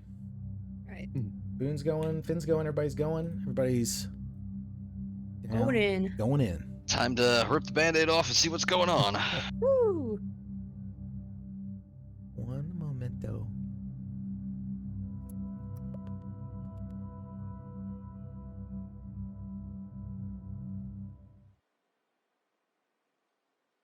The Golden Alibi's front parlor looks similar to any beer or card hall. 24 tables arrayed in the front of a long bar with an array of expensive-looking spirits on the other side. A wine rack rises up near 10 feet on the right side of the bar. with a ladder next to it, the vintage is marked on little copper plates. It is completely deserted. You can see card games that ended mid-play, the player's money still laying on the tabletops, beers left half-drank, chairs overturned. A piano sits without a player, but the keys are bare and a small glass with an amber liquid sits on the coaster on top of it, barely touched. A feline woman sits at the bar and her back is with her back to you all. Her gray hair done up like a beehive atop her head. Hairpins in the shape of fluttering, glittering sparrow wasps dart across her sharp, triangular ears. Her shoulders are bare, her long, slender tail black with a white tip. You see her finish a nearly full glass of wine with one long series of gulps before pouring another full glass. Miss Fitzcameron, an owl woman with long black hair, touches her shoulder and receives no reply. She is very clearly naked underneath her puffy black bathrobe. He looks over helplessly at a feline man with folded arms. His ears drooped as he passively looks off towards you all. He is younger, with fur on the bluish side of gray, dressed in a traditional card dealer's attire, though his top button is undone.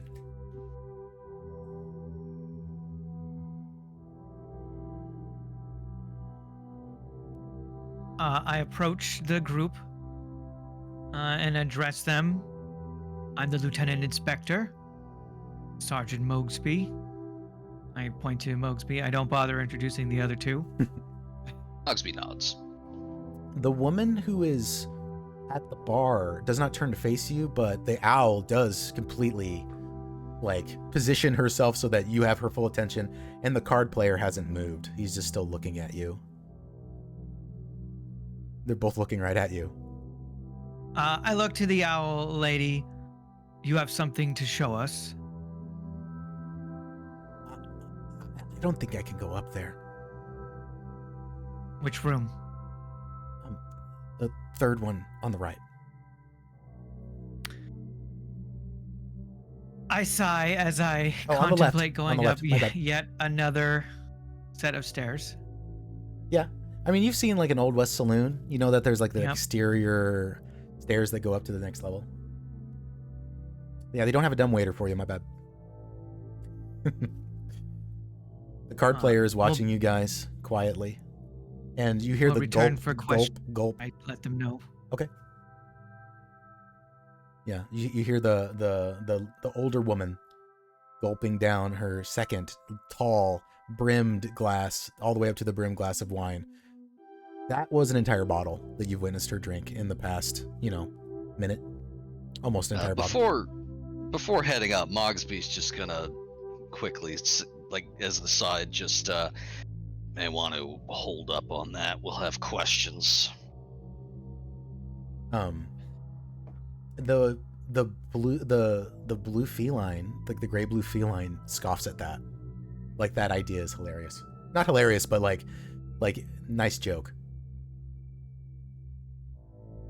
Suddenly very worried about what's in that room.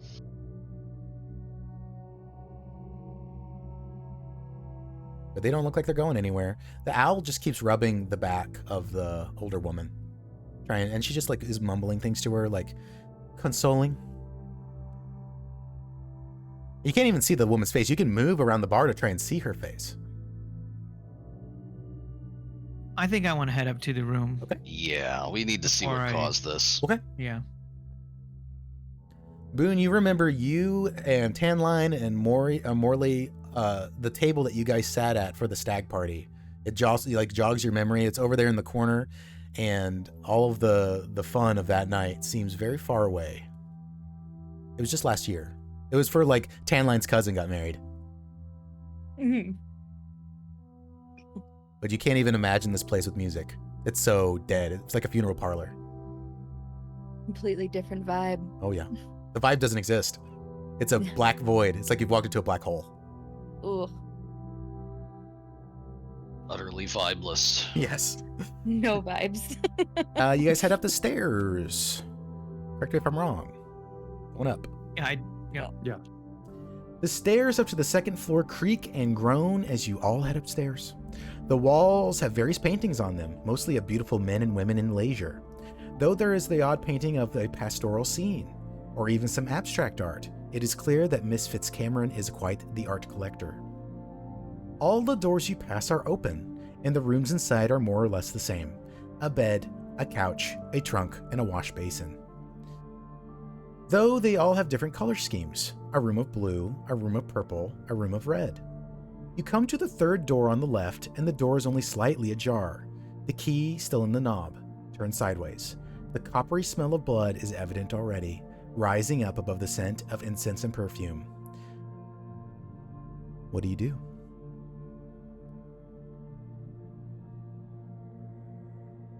Where's that smell again?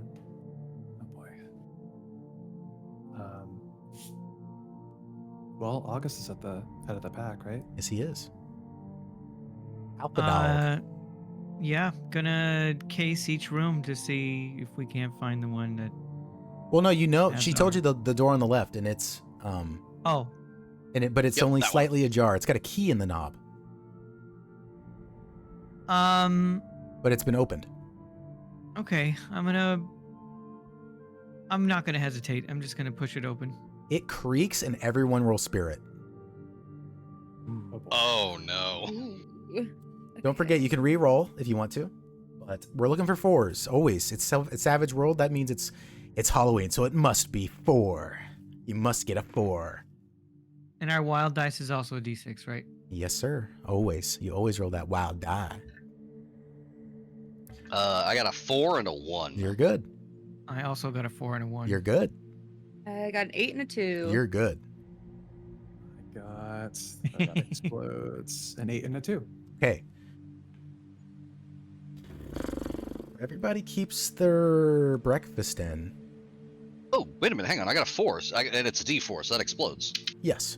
That's another 4. That's an that- 8 So that explodes. and a 2. Okay, so you got a 10. Yeah, you're keeping it together. Excellent, excellent.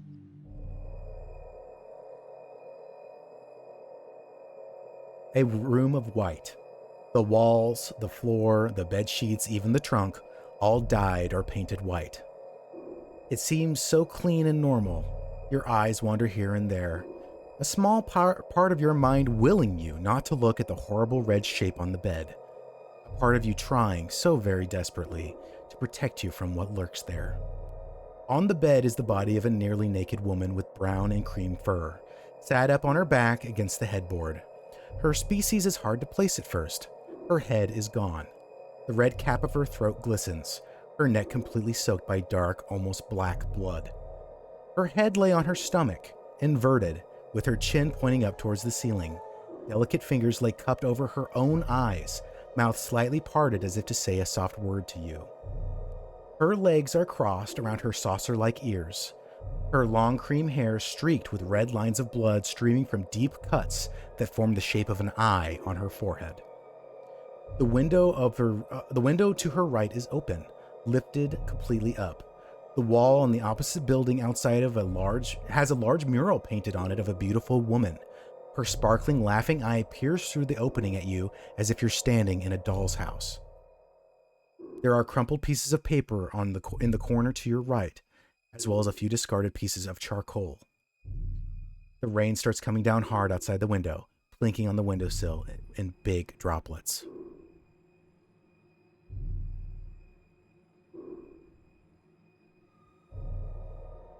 There's a lot to take in. Damn.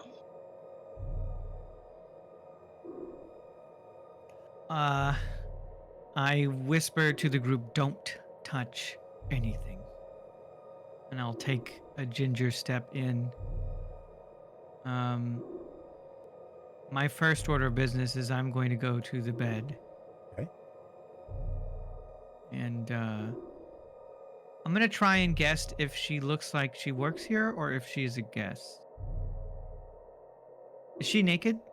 She's wearing lingerie. It's not helpful.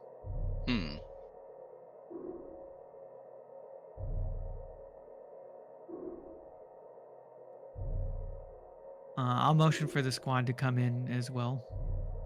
Where's everybody going? Mogsby will be in next, I think. Those crumpled pieces of paper definitely caught his eye. Booney the Bruiser. Boone will follow in. I think he will stay off to the corner for now. He's gonna observe, but he's not really sure where to help out right now. You've seen dead bodies before, Boone. Yeah. You've never seen a mutilated corpse before. Yeah, that's a new one. Very unfortunate. I wish I could reroll dice for you, Finn, because this should traumatize the shit out of your character, but he's like keeping it together. Unfortunate. I'm just kidding. Good for him. I'll motion for Finn to stand next to me. Oh, my Does he God. go? You're so mean. Finn is compartmentalizing. Yeah, he walks over.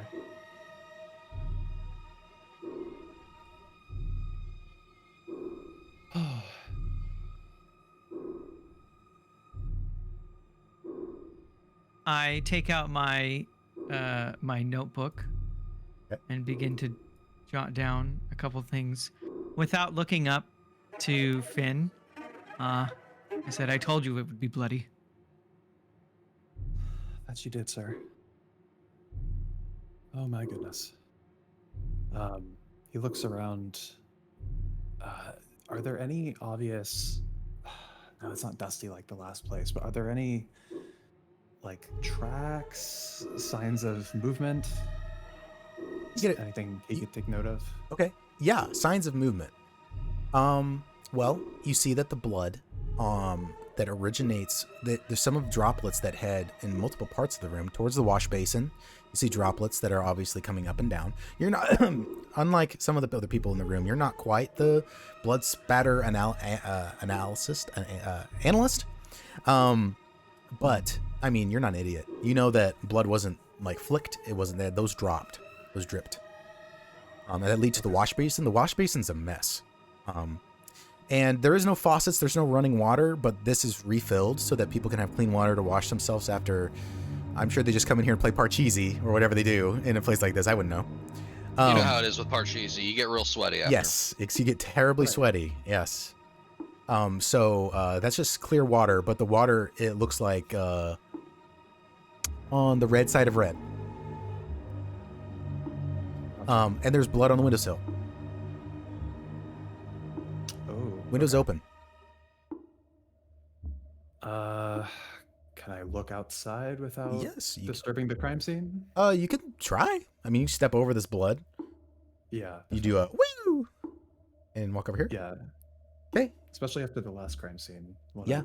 You look down. Around. It's a story drop, and there's a broken crate underneath the window. Oh.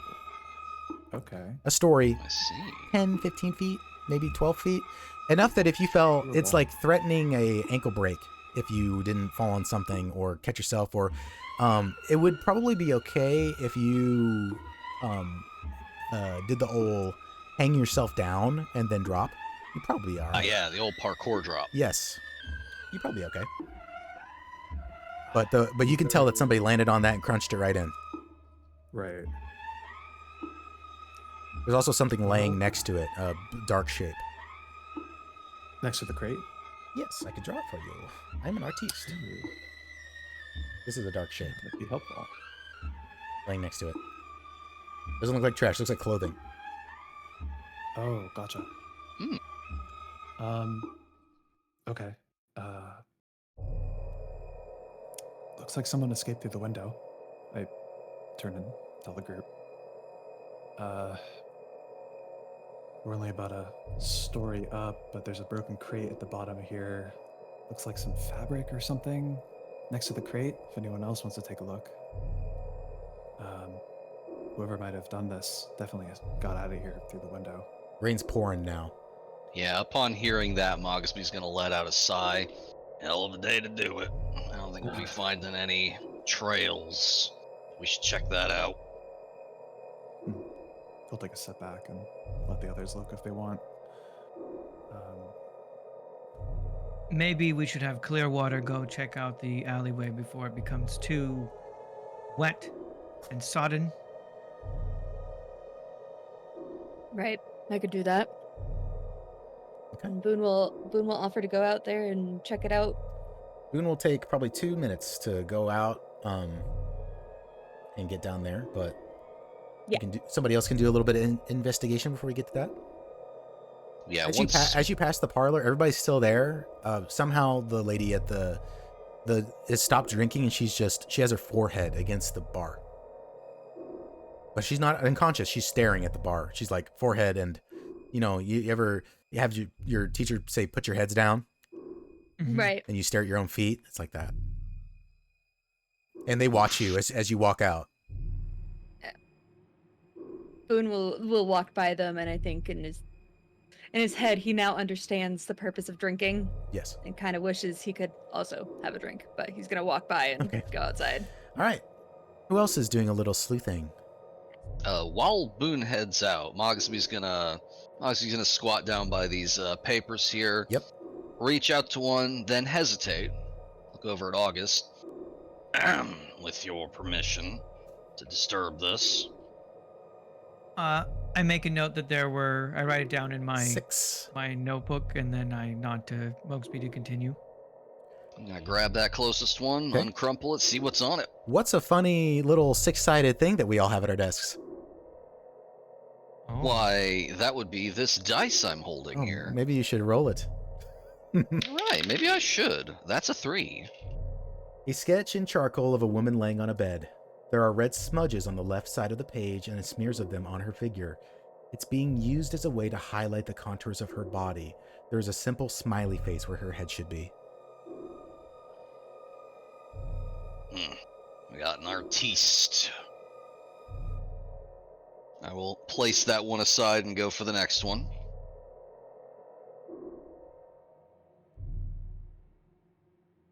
Give me a number, big man. That's another 3. I'll just go to one of the next ones. A sketch in charcoal with gestural and expressive line work. The faceless woman on the bed seems to be made of wispy smoke. 5 different versions of her face are sketched in the margins.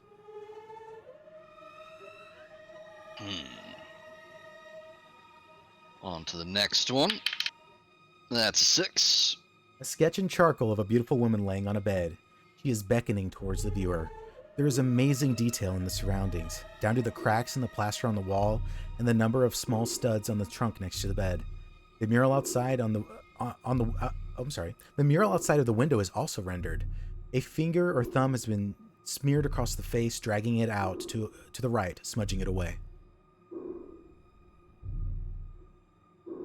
Mogsby cocks his head to one side and turns to the scene with the bed and the window. Yes. And holds up the picture. Just kind of like, this is this scene. Photographs don't exist, but they could with that photograph, with that picture.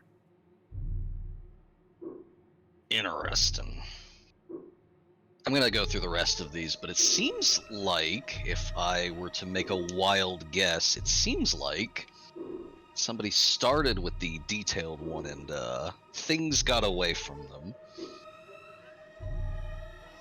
Just gonna pick up another random one, sit on the ground? Yeah, what's the next one we got? We got that's a 4. It is a ripped piece of paper out of a book. It reads, Little did they know that the children walked in the shadow of the long hand. It followed them in the low valleys and the high places, and always did it know of the troubles in their hearts. The long hand came for. And he cuts off. That's concerning. How many we got left? 2. That is I just keep rolling 3s. That's okay. I'll do the last 2. Yeah. A piece of paper that is completely scrubbed with charcoal, making it a pitch black void. Ooh. And the final one, a sketch in charcoal with wobbling lines. The shape of the bed is vaguely defined. There's a black void where the woman should be.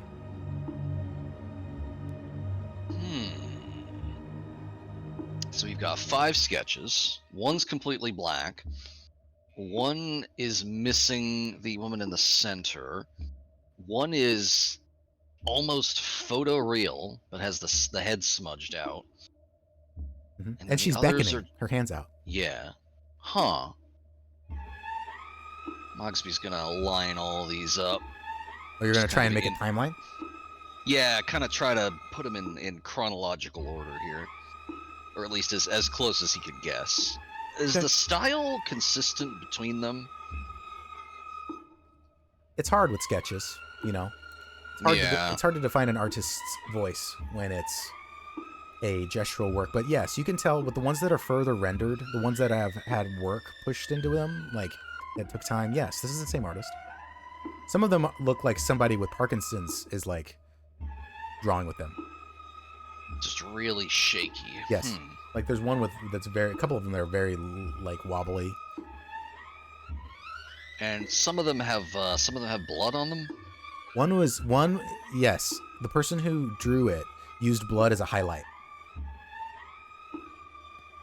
So all on the right side where the window would have the light come in, that was used. The blood was used to highlight that side of her body.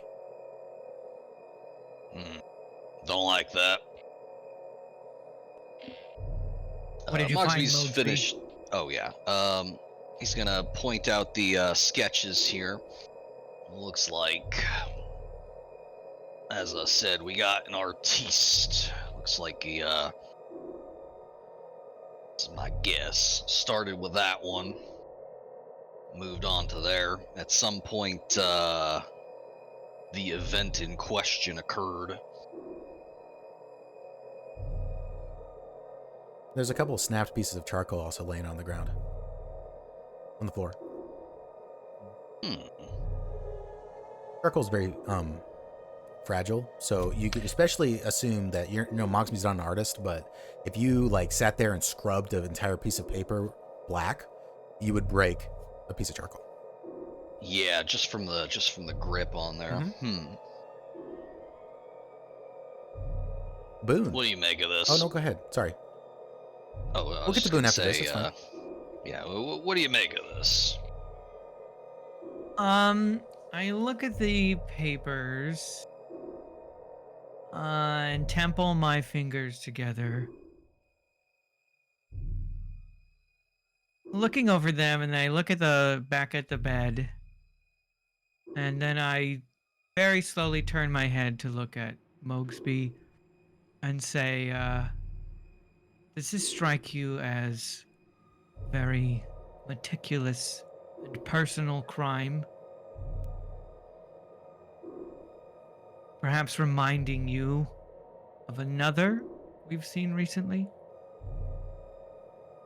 Mogsby gives that a thought and follows it up with a very deliberate nod.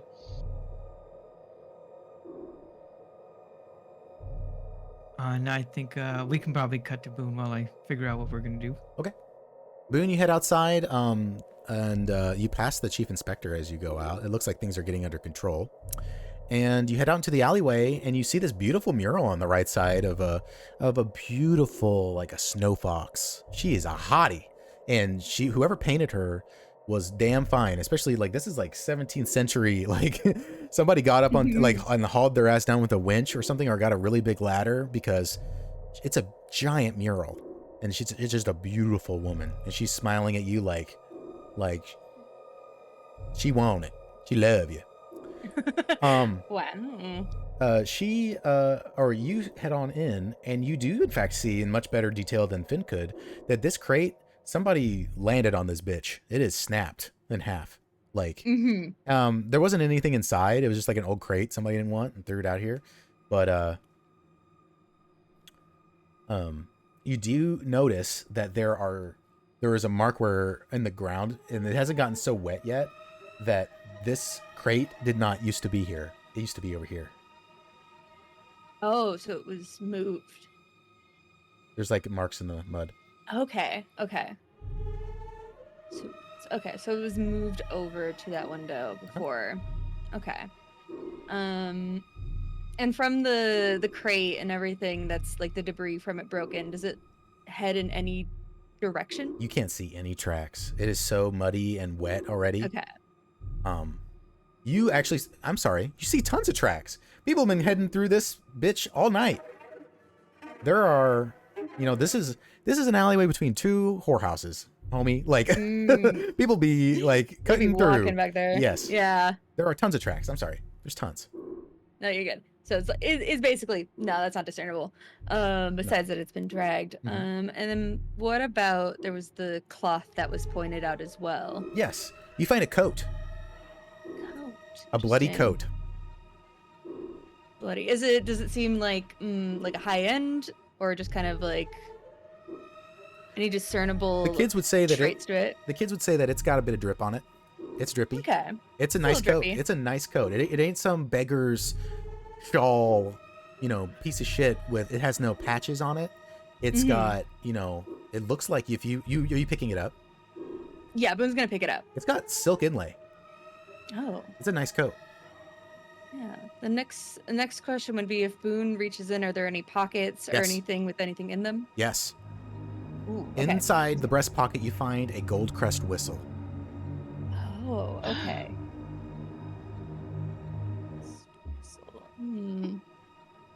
Interesting. Okay. But this thing has so much blood on it. It's crazy. Oh, interesting. Okay. It's sodden all the way through from not only the rain, but it's sodden all the way through with blood. Just completely soaked. Like No, I would say top head to toe. Yeah, no, but mostly on the chest and on the arm. Right. Most in the chest. Okay. Uh-huh. Okay. And just taking a peek around, is there anything that would seem like it's out of sorts or like has been moved or shouldn't seems like it Aside from shouldn't that be crate placed being there? dragged across the alleyway, it's just a bunch of trash. There is debris and gross. It smells rotten. Like people have been throwing their food out here. Somebody, it's probably had like 3 gallons of piss pissed on it by last night. Like, it's a dirty alleyway outside of a brothel. Right. Okay. I think with that, Boone will head inside. Okay. That image of the lady, the very sexy lady beckoning Boone. There's not like is there like an artist signature or anything on it? No, not on the mural. But Okay. you know that the paintings inside have totally have signatures on it. Interesting. Okay. And with that, And there goes Boone's Boone. gonna head inside. Are you taking the coat with you? Yes. Okay. What are you doing with it once you get inside? You taking it up to the room? Yeah, taking it up to the others so that they can also see it. The owl and the cat stare at you as you walk through their brothel, dripping a bloody coat all the way up the stairs and out of sight. They're horrified. And then after a bit, you see the son of South River himself walk through the door with a bloody, soaked coat. Yeah, Boone will walk in the room and clear his throat and be like, got a good eye on you, kid, and there was something out there. And he would show the coat to the others. Does he mention that the crate was dragged? He will mention that, yeah.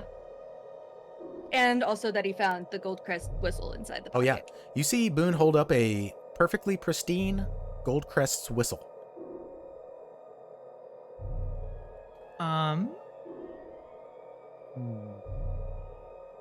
It's problematic.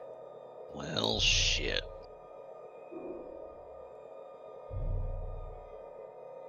Do we recognize the coat is it part of a uniform at all, or is it just something? Nope, it is. Okay. It's a civilian, upper class, nice ass coat. You'd look good in that coat. Might be worth asking the ones downstairs if they recognize someone wearing it. They likely, if she worked here, they likely would keep a record. We could ask them. We should ask her before she drinks herself into a stupor. Agreed. Whistle's concerning. Yes, the whistle is concerning.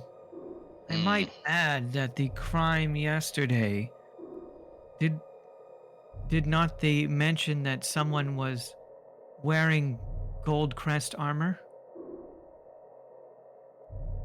I believe they said armor, no distinction. Yeah, I said armor. But I see what you're saying. Let's take a look at the body. Who is going to the body? I make sure Finn comes with me.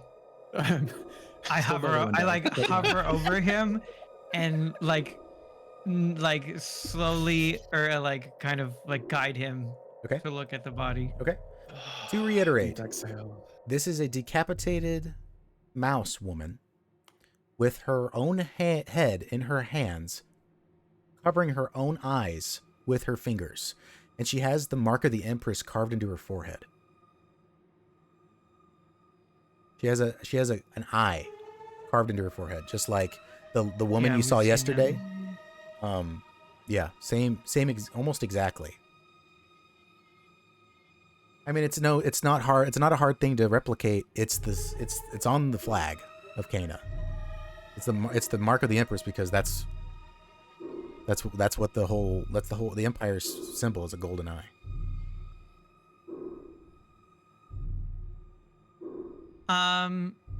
I will invite Thorne to inspect her neck with me.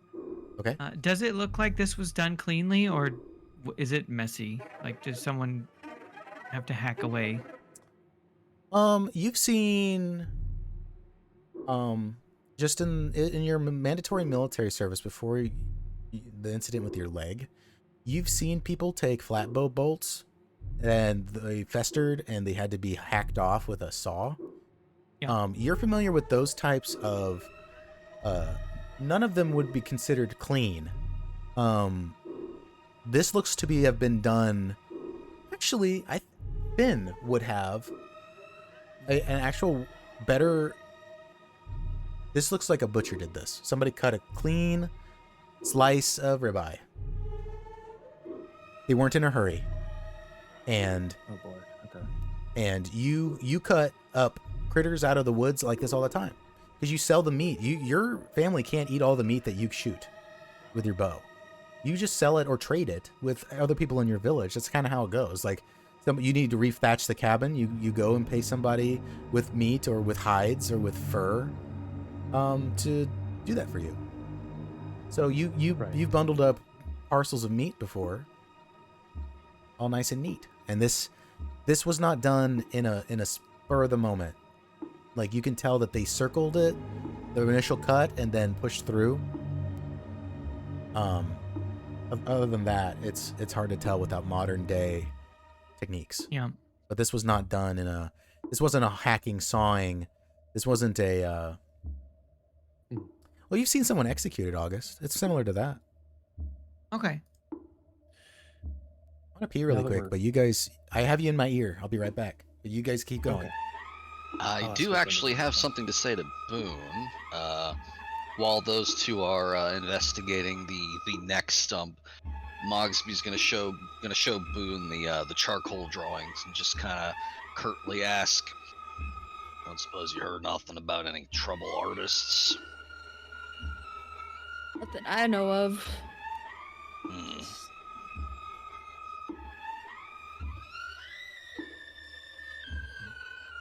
Want to find somewhere to put that where it's not going to be dripping everywhere.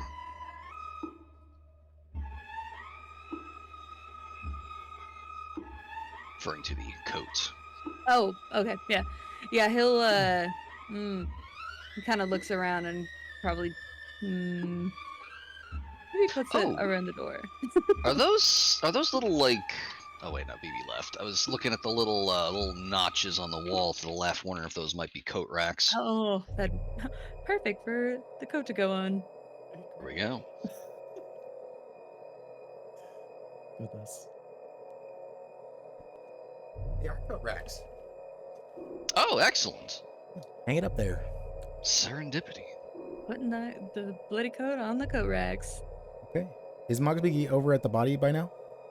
Yeah, Mogsby will join them over there now that we've deciphered the mystery of the crumpled pages. Okay.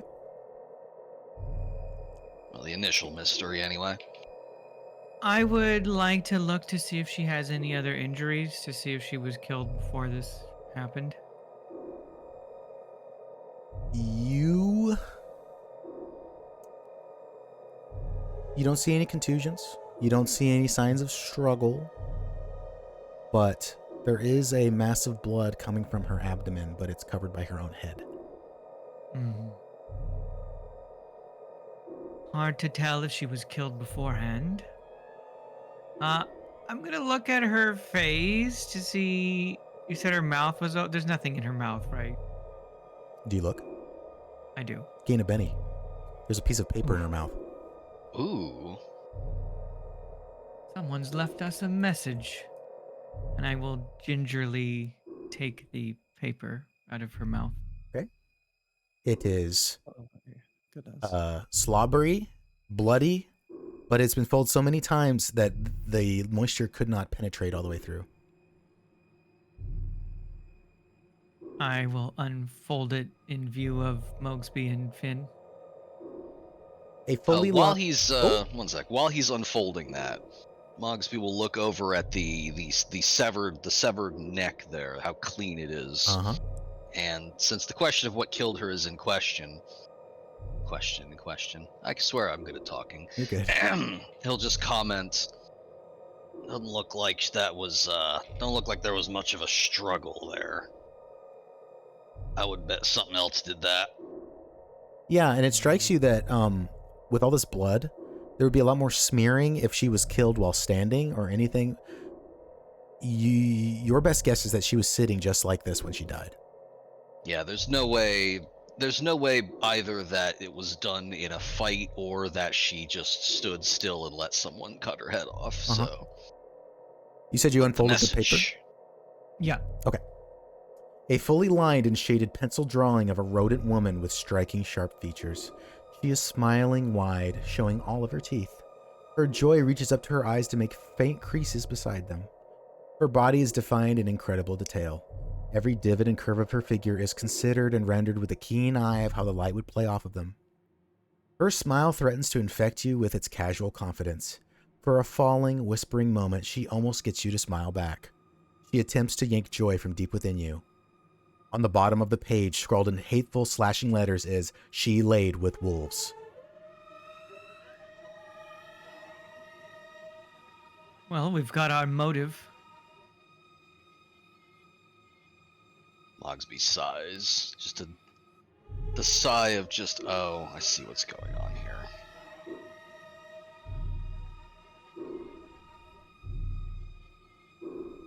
I would wager that fits in with the others we saw. Same artist. Oh, it's beautiful. You're not really an art guy, but whoever drew this is a pure talent. So she was killed in here quietly while this establishment was active. You don't have a I think it's timeline. time. Yeah, I think it's time that we ask the employees downstairs some questions. Footsteps can be heard on the stairs and then coming towards the room in the hall. The chief inspector stops in the doorway and looks inside. You were wrong, Boone. The chief inspector has the capacity for surprise. As you see the whites of his beady black eyes for the first time, it takes a few long moments before his black brows begin to sink down once more. He says nothing.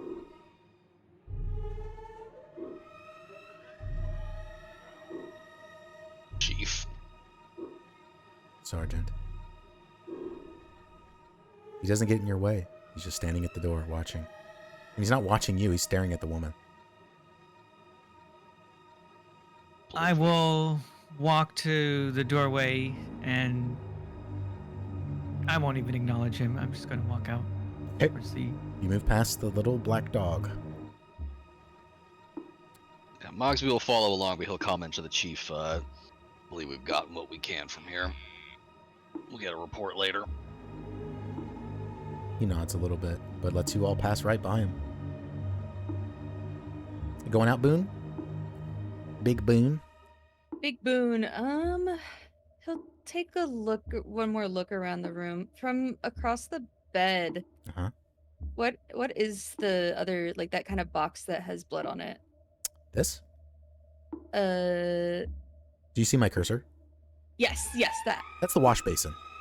Okay. So that's bloody water. Bloody water. Okay. Do you take the coat with you? Yeah, he'll snag the. Actually, I think he'd leave it there for Okay. now. Okay. Yeah. It's not. He's hung it up and knows where it is. Then. Going out? Look out the window and follow on Boone's tail. And Mogsby going out. Y'all are going downstairs? I Yep. suppose so. Yeah, turn off this, Time to ask this some questions. horrible, horrible music. Anxiety bottled into a song. Oh yeah.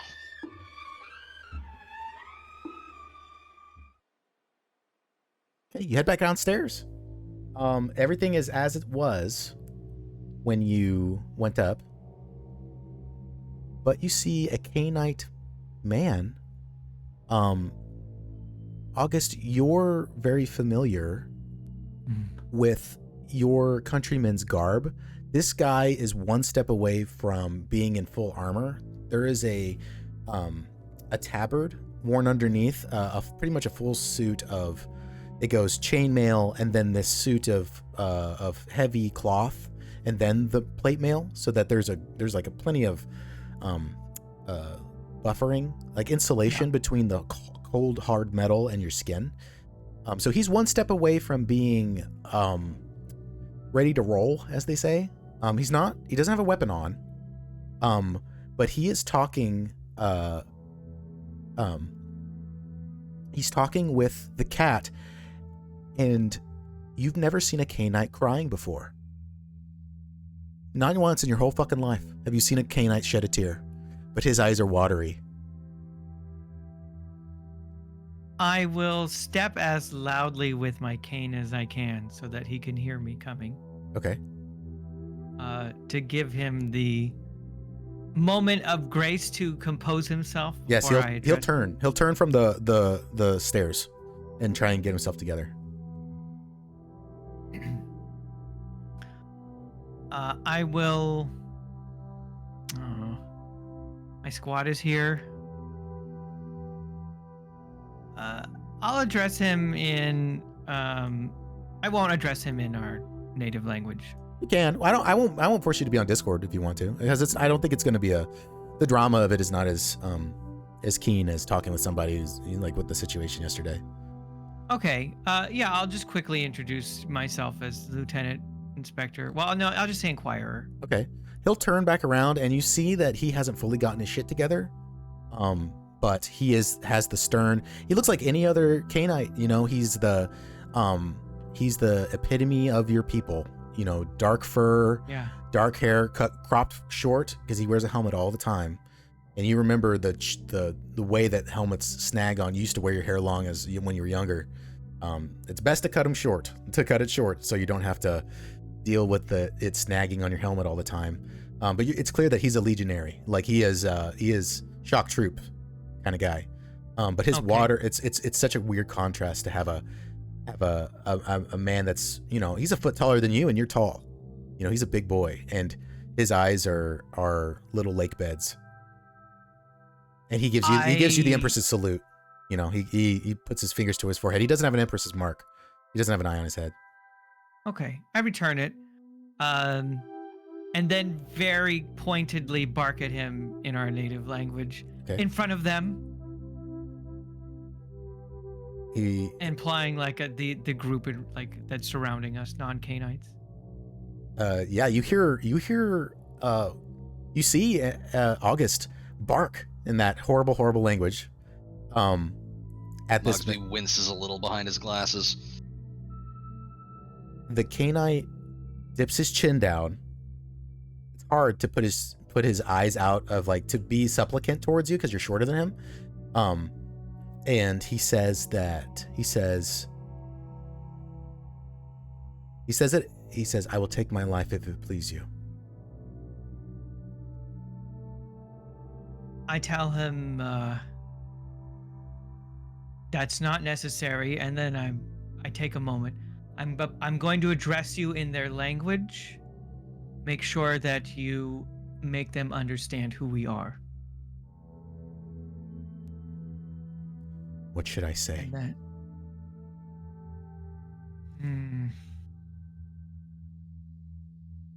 Give me a second. No, take your time. No hurry.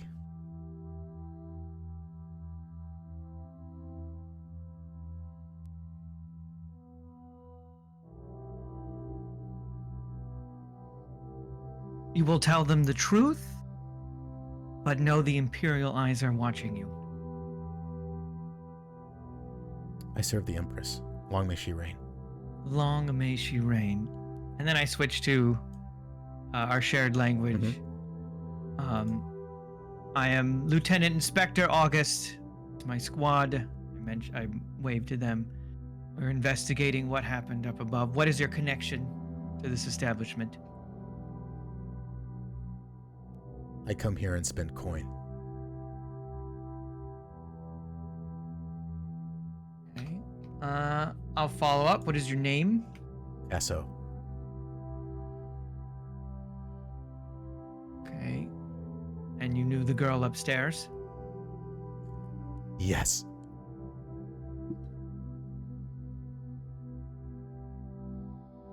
Okay. And what was she to you? He takes a minute and he looks at you and then looks at them and then looks at you again. I lay with her.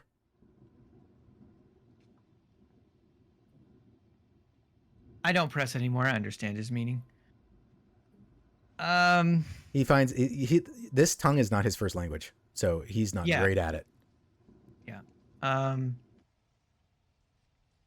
I tell him in our language to hang around. I'll ask him some further questions. Yes, sir. And he steps away, kind of over to a card table, but he stands. He stands at attention, like he's in parade ground. I turn to speak softly to Mogsby. Seems that our victim has a fan. Unfortunate. Right. It's time we question these three. Let's try to put together a timeline of what happened. Okay. The owl girl was watching you, and so was the card dealer. Okay. We're going to need your names. I wish to know the name of the victim, what she does here. Then you can tell us what happened this afternoon. Her name was Gretchen, says the woman at the bar, and she kind of lulls her head back a little bit. And she was a star in this horrible little world of ours. And her voice is, and then she just kind of slumps back forward.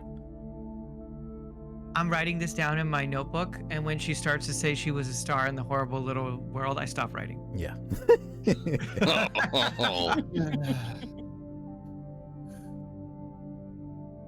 The owl speaks up a little bit. She says, "I'm Constance. This is Miss Fitzcameron. She owns the Golden Alibi. I work here, and so does, Jammering also does." And she points at the feline, the card dealer. He nods. And you were associated with Gretchen. She worked here. Yes. How long has she been here? She looks over at Fitzcameron and then back and thinks for a second. And then Jammering speaks up. 3 years. So she had 3 years. So she had quite a few clients here.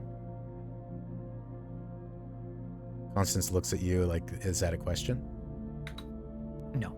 Okay. I keep writing. Okay. What is everybody else doing as August interviews?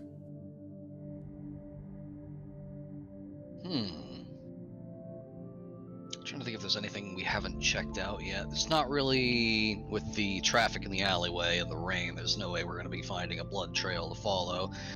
Nothing to follow up there. August is conducting the interview, unless we want to split up and interview folks like separately. That might be prudent if it was 2 different stories. Yeah. In this case, not much sense there. You can chime in with any questions if you have anything. I'm trying to think if I have one. Oh, I do have one. When a moment comes up to interject, Mogsby leans in, just asks, who found the body?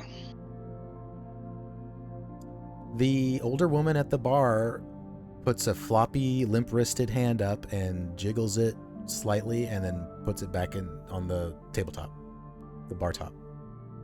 Had a feeling. Do you know who she was with today? I believe Miss Fitzcameron found the body at 8 o'clock. We were just checking. It isn't uncommon for clients to stay the night with... It just depends on how much they pay. So we didn't think anything of the door being closed all night. So this happened last night, then. Could have happened last night. Oh yes, she I talked to her at midnight. We were joking right here. We were talking about the silliest things. Do you talk about your clients? Any idea who she was with tonight? Or last night? Well, I saw him. You saw him? Yes. Give me a description. Well, at about 3 o'clock. Maybe a little earlier than that. Earlier than that, says Jammering. 2:30. 2:30, a man came in, and he looked familiar, but, well, he had a high collar, and, well, he had, I saw his white ears. And he came up to What? Valerie. I was talking, well, in my business, it's sometimes prudent to speak with card players that are doing well, and talk, and maybe, well, he looks over at Jammering, and Jammering kind of nods along. Do I need to go into the details? I think your role here is clear. So we have a individual, a man with white ears, Well, yeah, high collar coat. yes, and he came in, and I was across the room, and she spoke with him. Oh, well, no, he spoke to her. And then they went upstairs. She went upstairs first. He went to the back. He went to the back. Why that would he go coat- to the back? One sec. Did that coat we found have a high collar? I don't know. You didn't bring it with you. But yes, Boone, you saw it's got a bitchin' collar on it, like Dracula. Boone is gonna take a moment and sigh and just be like, I should have brought the fucking coat, and he is gonna go back up really quick to go grab it. You see the Canite almost walk with Boone upstairs, but he stops himself and goes back to standing. You head back upstairs. You come right back down. You got the coat. Got the coat. Oh, you can actually. It's an open, like the first 20 feet towards the back is totally open, so you could hang the coat over the banister and show everybody.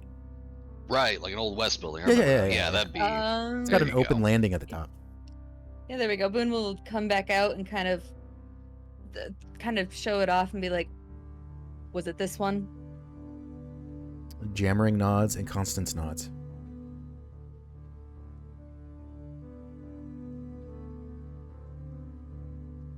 Was the gentleman a feline or a fox?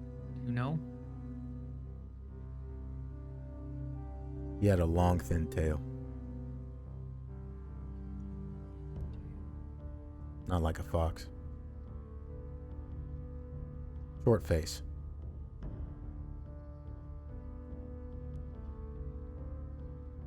He actually turns his head to the side and puts a finger up in front of his own nose and shows that it's maybe an inch longer than his.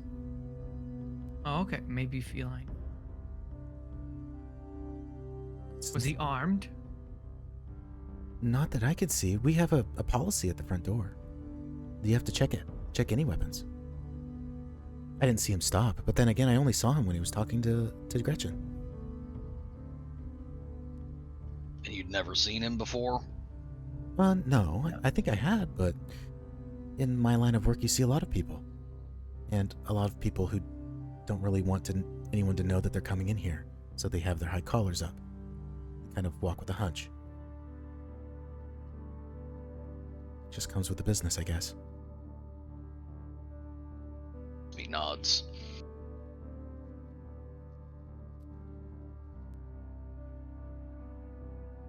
You said you went out back for a bit, right?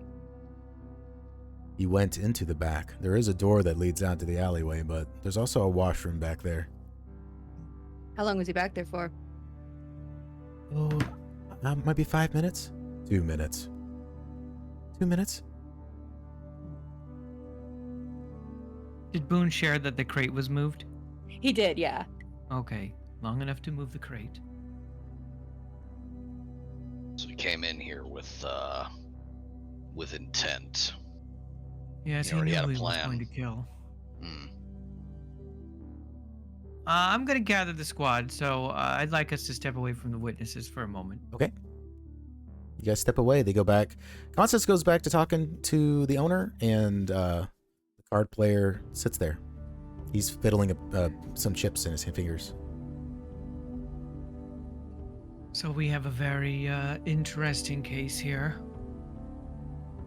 Someone came here and killed this woman, but given the information we have, I believe we can assume he has been here before for 2 reasons. 1, he said he looks familiar, and 2, he knew that she lays with Canaanites. And I point to the Legionnaire very briefly. Our victim was this Legionnaire was a client of our victim. The only way that our killer would know that is if he was here. Does this stand to reason? Mogsby nods, but he's stroking his beard. He has a thought. Let's hear it. Do we know for sure that the killer was the artist? That's true. There's only one man was seen going up. So do There's you think another someone man- else There's came another in? man who's been there before. And he nods over at the legionary. I'm thinking about the look that she had on her face in the drawings.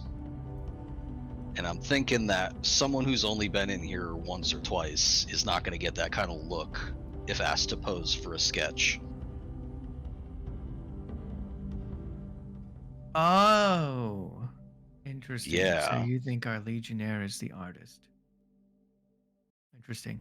I think it stands to reason. I'll ask him. And this place smells like your dream. I hesitated to ask.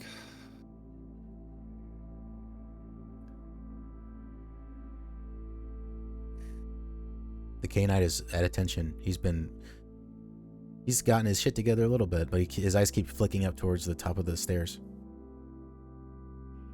Like, towards the room.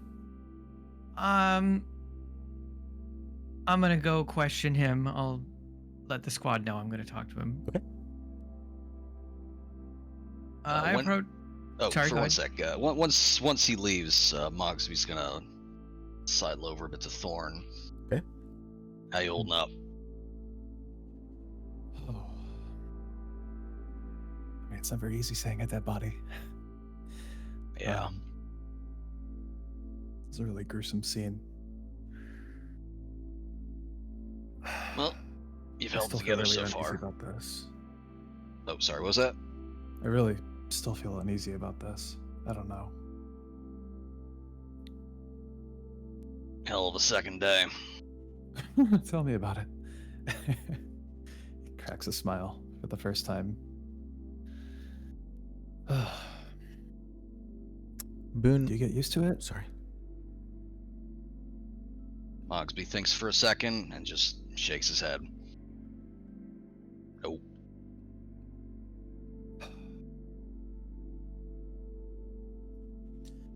Hell of a line of work. With that, he gives a nod and let's find What's going on with this guy? A short interjection. I meant to tell Boone, when you went upstairs to get the coat, the chief inspector was sitting on the bed, just kind of like despondent. Oh. I don't know. Crime scene. Yeah, I don't know if you want to play that scene out or if you said anything to him, but he was sitting on the bed away from the blood. He was just sitting on the end of it. He might have been sitting on the trunk where there's nothing going on, but he was just looking at everything. I think maybe like Boone took the coat back out and he noticed, and then he'll go while they're questioning down there. He will go back in Okay. to kind of he'll walk in and kind of clear his throat. Doing all right? Bad for us. Bad for the K-Knight. He looks over at you. I've never seen anything like this. You and me both. This is a whole other level than anything I've ever seen before. He'll stand up and walk towards the door. I'll go tell someone to come up here and start sketching. Right. And then you guys see Boone and the chief inspector come back out. And the chief inspector goes to the front door and steps outside. August wants to talk to the K-Knight. Casso. Yeah. Casso, standing there. All right. I approach and address Legionnaire Casso. I know that you lay with this. Sorry? No, go ahead. I was going to say he puts his chin up. Like his chin is, he's not looking at you. He's listening. He's not, it's a conversation of you are his better. Therefore, he does not make eye contact and he answers your questions quickly and curtly. I know that you lay with this woman upstairs, and so I will grant you mercy and not let you see her. I believe that she was killed because she consorted with you. It is not a surprise to either of us that we are not loved in this city, but I want to know, do you have any enemies in particular in this city? Have you crossed anyone that has made a particularly violent threat to you? He lets the silence just hang for a second, and then he says, I do not want this mercy. I want to see her.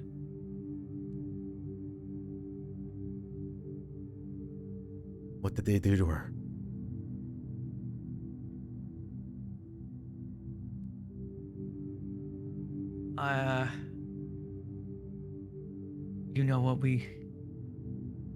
You know what happened during the Red Hour. Yes? Then you don't want to see her. The last memory cannot be of good. I want to know. It will make vengeance that much sweeter. You can't go across the city seeking vengeance. This is a very sensitive matter for the Imperium. But, are you by chance, are you an artist? I do not You sketch with charcoal? I do not know this word, Inquirer. Of course you don't. He You will turns his report palms back. around at you, and then shows you they're calloused. This guy paints in one color. Yeah, I'm gonna tell him to go back to his squad and that he is not allowed to go up there ever. His eyes are pleading. I would have this be my last honor. You cannot know what she meant to me. Is the chief inspector still up there? Nope. The chief inspector went out the front door, closed the door. I will lead him upstairs. Okay. You see the K-Knights go upstairs.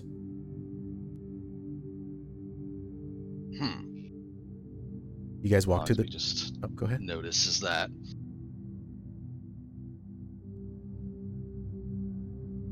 Okay, you lead him to the door. I we'll open the door. And lead him. Yeah, I'll lead him to the open door, but maybe I try and stop him from entering. He'll stop. You like put a hand on his chest. He looks down at you.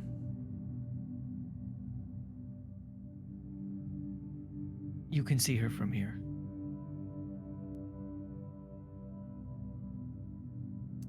Do you let him cross the threshold? Like look around it?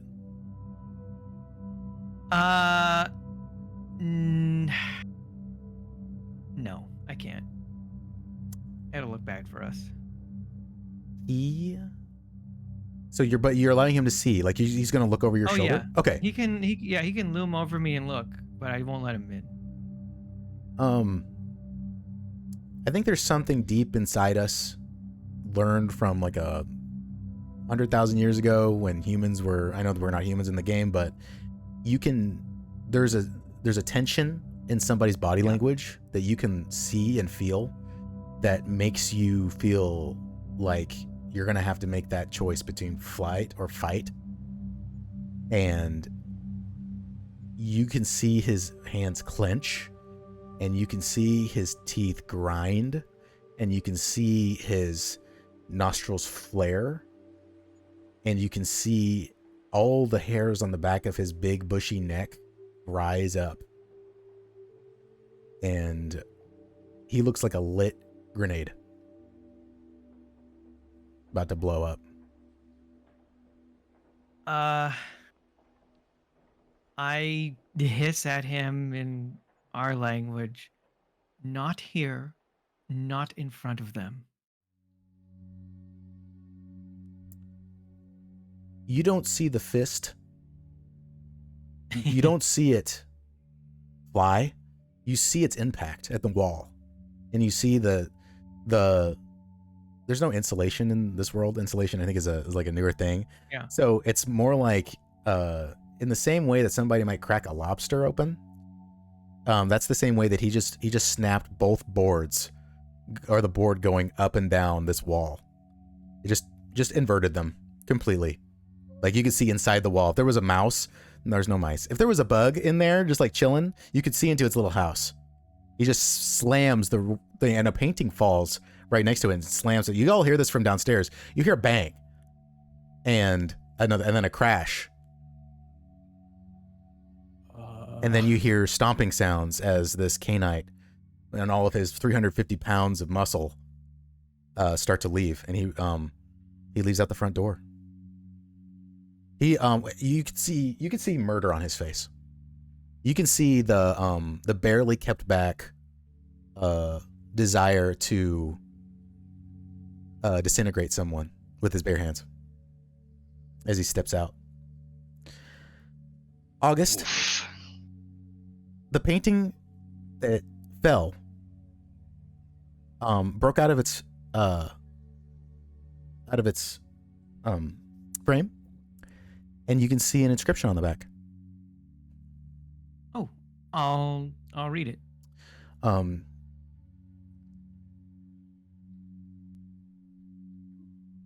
Give me a second, because I thought you'd come back later and find this. I didn't think you'd find it right now. Ooh. Sequence break. Speedrun tactics. It says, "To the lady of the night that always makes my day, Calliope."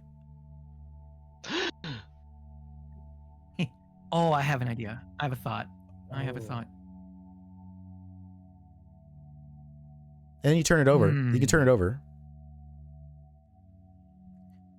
It's that beautiful pastoral scene that felt like the odd man out, because there's so many of these like they don't hang porn on the walls, but they're on right on that edge of they are men and women in leisure. When I say in leisure, I mean like skimpy. Yeah. And this is a beautiful scene of some like far off, like a place where you'd want to buy a house and die in. It's like, it looks so tranquil. No. Calliope lied to us. She works here. I'm gonna to make a note of this. You said that you think she works here? Well, it's because the painting's addressed to Calliope, right? No, it's signed Calliope. Buy from Calliope. Oh, signed Calliope. Yes, it's from to the lady of the night that always it's makes my day. from- Oh. And then it says at the top, it says to Miss Fitz. To Miss Fitz, Okay. to the lady of the night that always makes my day. Calliope. Got it. Yeah.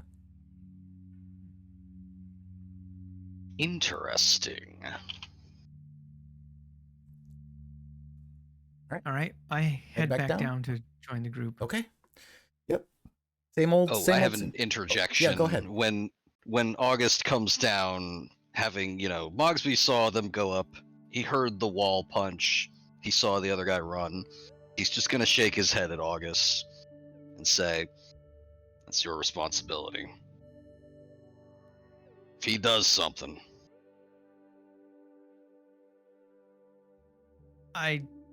He won't. Are you sure about that?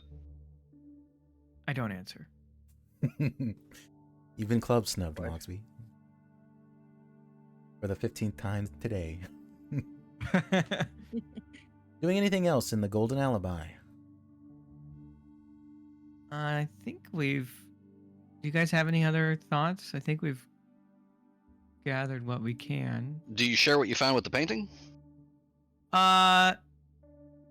Yeah, and I make sure that I stand behind Finn when I say what I found, and I like drip feed the name Calliope.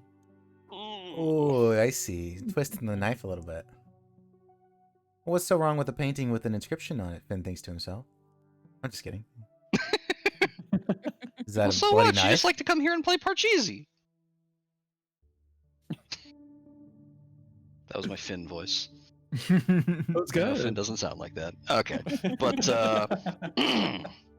yeah. At hearing about this, though, Mogsby's just gonna say, "Well, we may have found our artist then. In fact, it sounds like we already found our artist." We should try and get a list of her clients.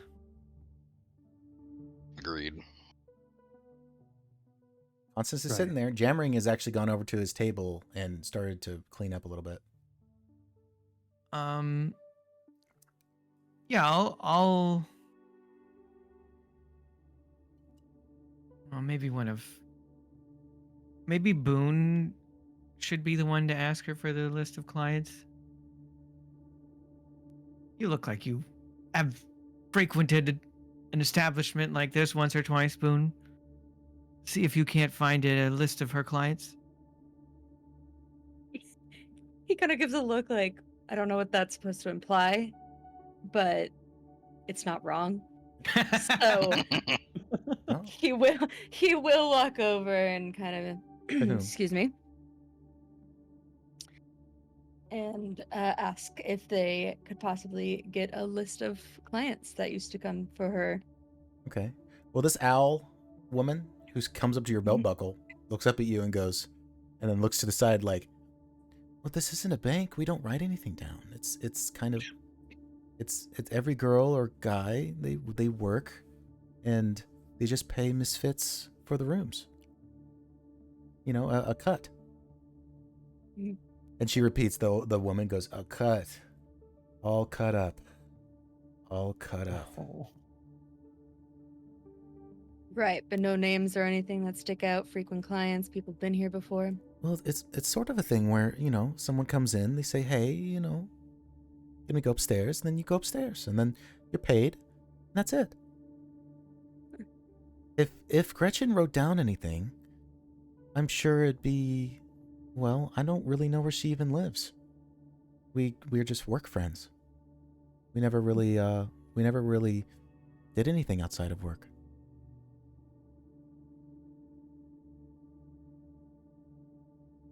Does Did Miss we- Cameron know where she lived? Did you ask that? No, that's just me asking to myself. Oh. Well, you can come back and ask her when she's sober. Ugh. Yeah, there was a thought of Boone was going to ask her, but she's very drunk and trying to ask her names or anything. I was like, that's not, I All don't think cut that's up. gonna happen. All cut up. Right. Well, appreciate the help, and sorry about the mess you're dealing with. About when can we open back up?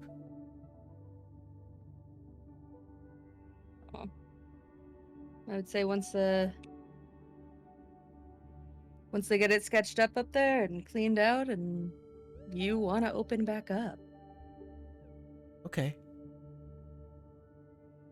She sits on a stool. Jamring slides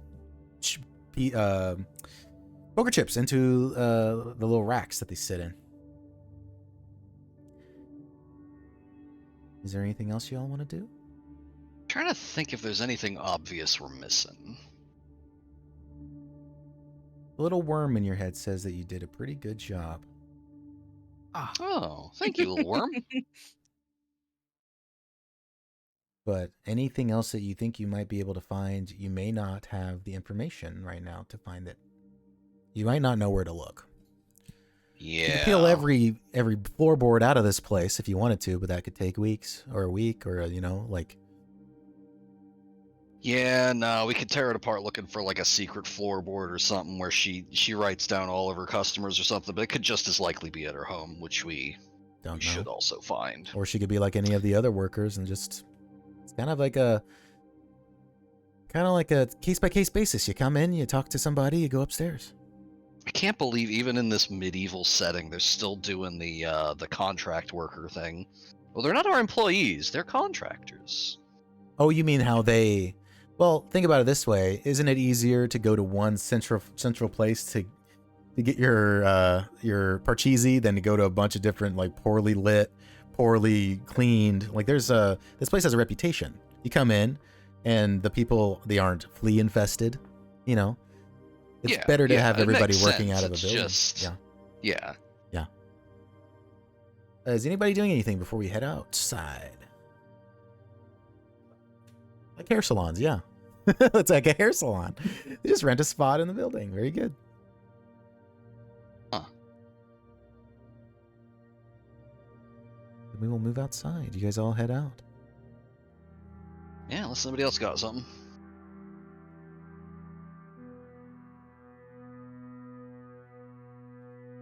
As you step I think outside... that's everything. Okay, sorry. Yeah, no, it's okay. As you step outside the Golden Alibi, you're confronted with the rain. It patters on top of the gold wagon, and you see that Galloway's squad is gone. Razby and his men and women sit under the overhangs to keep dry. The crowd is gone as well, either from the weather or at the end of a halberd. Red Banner Row has more in common with a soggy funeral parlor than a leisure district. Razby, the chief speaks up. Take up the Lieutenant Inspector's patrol duties moving forward. Razby snaps a salute and motions for his squad to move out. The mouse gives a long, worried look at Mogsby before offering his best attempt at a stern and determined nod of camaraderie. Mogsby returns it. Simon pulls out a cigarette and offers one absent-mindedly to any of you. His eyes are staring off across the street, but it's clear he's not looking at anything in particular, gazing at the thoughts playing through his mind, maybe.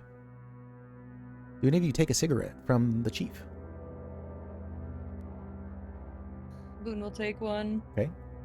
He hands it to you, and then he offers the pack to anyone else. I pass. Yeah, Mogsby will also pass. Ben, you know what cigarettes are. Yeah. He's curious. Oh, you're being offered a cigarette from the guy. Oh, I'll take it. Okay. He hands it to you. He lights both of your cigarettes first. He lights the cigarette of his own and puts it up to his lips to take a long, deep drag. He exhales, and the lungs full of smoke rise up into the cool, wet air. Sort this out, Khanov. A long pause before he motions his cigarette towards the carriage parked on the street. Take the gold wagon. You need officers, equipment. Ask for them. Just sort this. We will. I take my squad to the carriage. Okay. He remains on the porch of the Golden Alibi and watches you guys go. The carriage driver is sitting there. Actually, he's not sitting on the bench. He actually went inside the cabin, waiting for anything to happen. But now that he noticed that people are coming back, he gets back into his cabin. The mothhounds are both like playing in puddles, like they are poking puddles and then just being stupid little fuzzy 8-legged children. Oh, that's adorable. He gets into the seat. Where are we headed? I'd like The to. Tower of Questions. Okay. Right? Yeah, no, if you want to. I wanted to introduce. It is investigation time, and you guys have 8 points to spend. Ooh. Wherever you want to go in the okay. city, whatever you want to do, and I can tell you how much a point will cost if you, or how much you can do if you just tell me what you want to do. Tell me what your goal is, and I can tell you how many points it'll use. These are equivalent to hours. They're kind of, it's loosey-goosey. It's currently like 11 o'clock in the afternoon or in the morning, so it's kind of roughly a work day, you know. So you guys can convene and tell me whatever you want to do. But you have 8 points. That's the amount of time you have the driver. 'Cause he clocks out at like 6 and he goes home. Okay, yeah, and then that'll let us zip around and take care of stuff a lot faster. What do we want to do? And I am more than happy to suggest things if you want. I've actually made a little list of things that you could look into if you wanted to, but you also can decide amongst yourselves. I don't want to puppeteer you guys anywhere, but I know there's a lot going on. You currently are investigating 2 different murders. Yeah, I was looking over my notes here. I do have something regarding our previous murder scene. And don't forget that, Boone, you have a certain edge that you could cash in. You get 1 per day, one per session. True.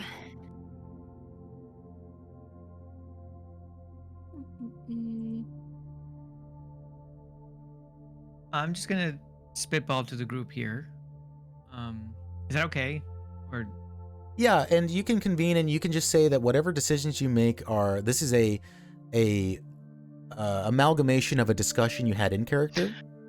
Okay. And you can so we're translate that. But you guys talk. abstract. Yeah, everybody talks. It's fine. You Okay, can talk yeah, out of character, that's and good.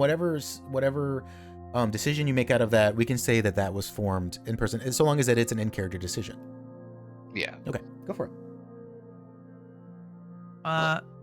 go ahead. You have. Oh, I was gonna say, yeah, to get out of the way before I manage to forget it again.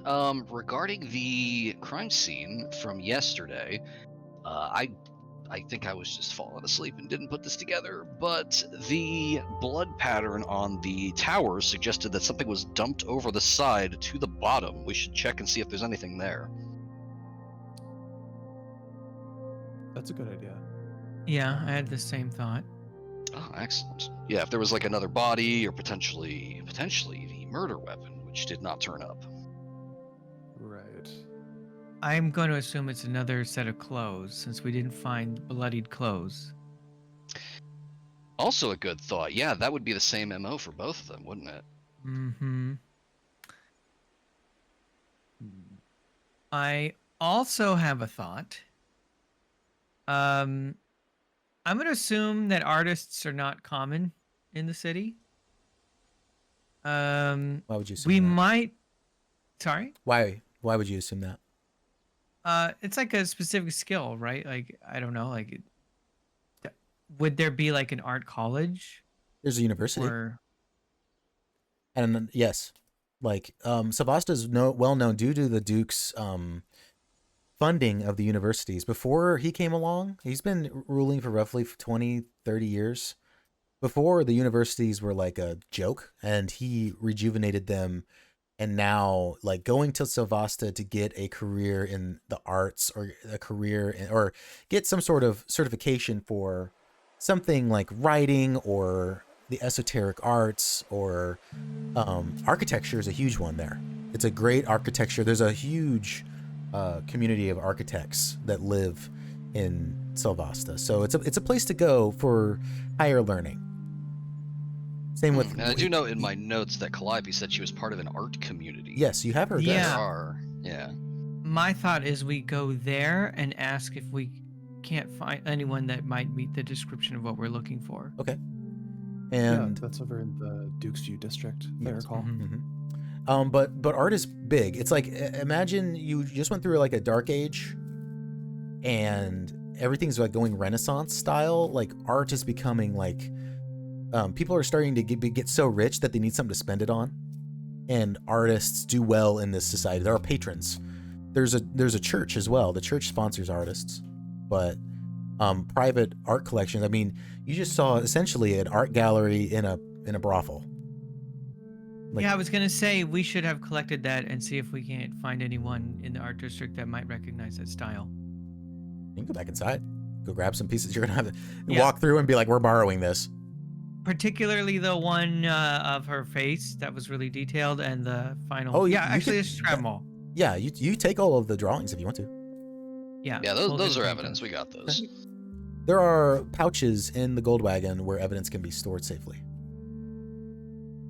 Okay, the that's a trunks. long shot, but a potential lead. Do any of you, without judgment, have any connections to any of the Riverview gang? Would you know someone who knows someone who might be able to tell us a little bit more about who our victim might have been from the first night? As someone with connections. Connections. Would this potentially be something that could be asked about and figured out? Are you asking me? Yeah. Oh yeah, Okay. Then yes. but I you know that South yeah. River and Riverview have it's the fucking Hatfields and McCoys. yeah. But there is the last gang war that happened in Selvasta. It's been a while. There's been an unspoken agreement on the East End to let each other just do whatever, just do it. And if there's conflicting interests, people can sit down. We can have a sit down, and the dons and the bosses can sit down and talk about it.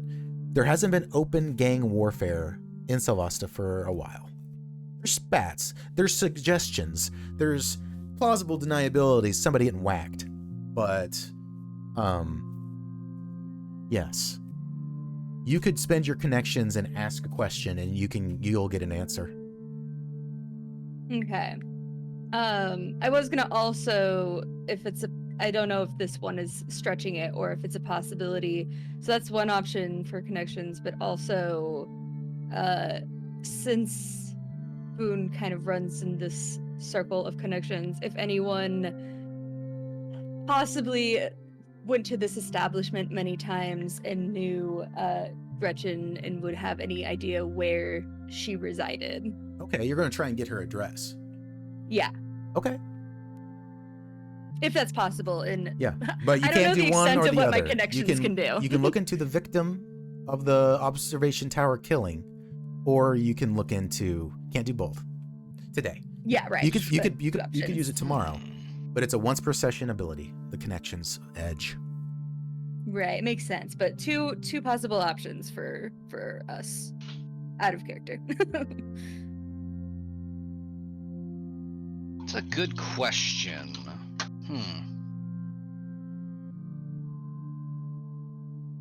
Because we don't have an ID on the one from yesterday. No, you know he's a pointer.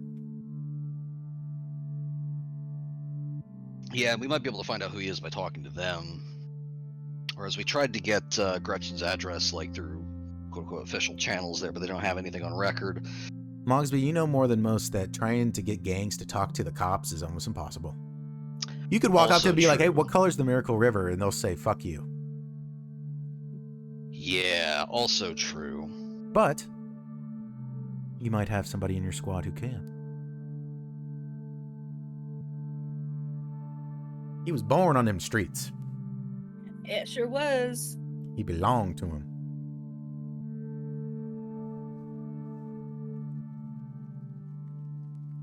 Yeah, I think it's probably a toss-up either way then. Well, let's lock into one thing because you got 8 points. That's a lot. Yeah. Let's lock Mhm. lock into what do you guys want to do first?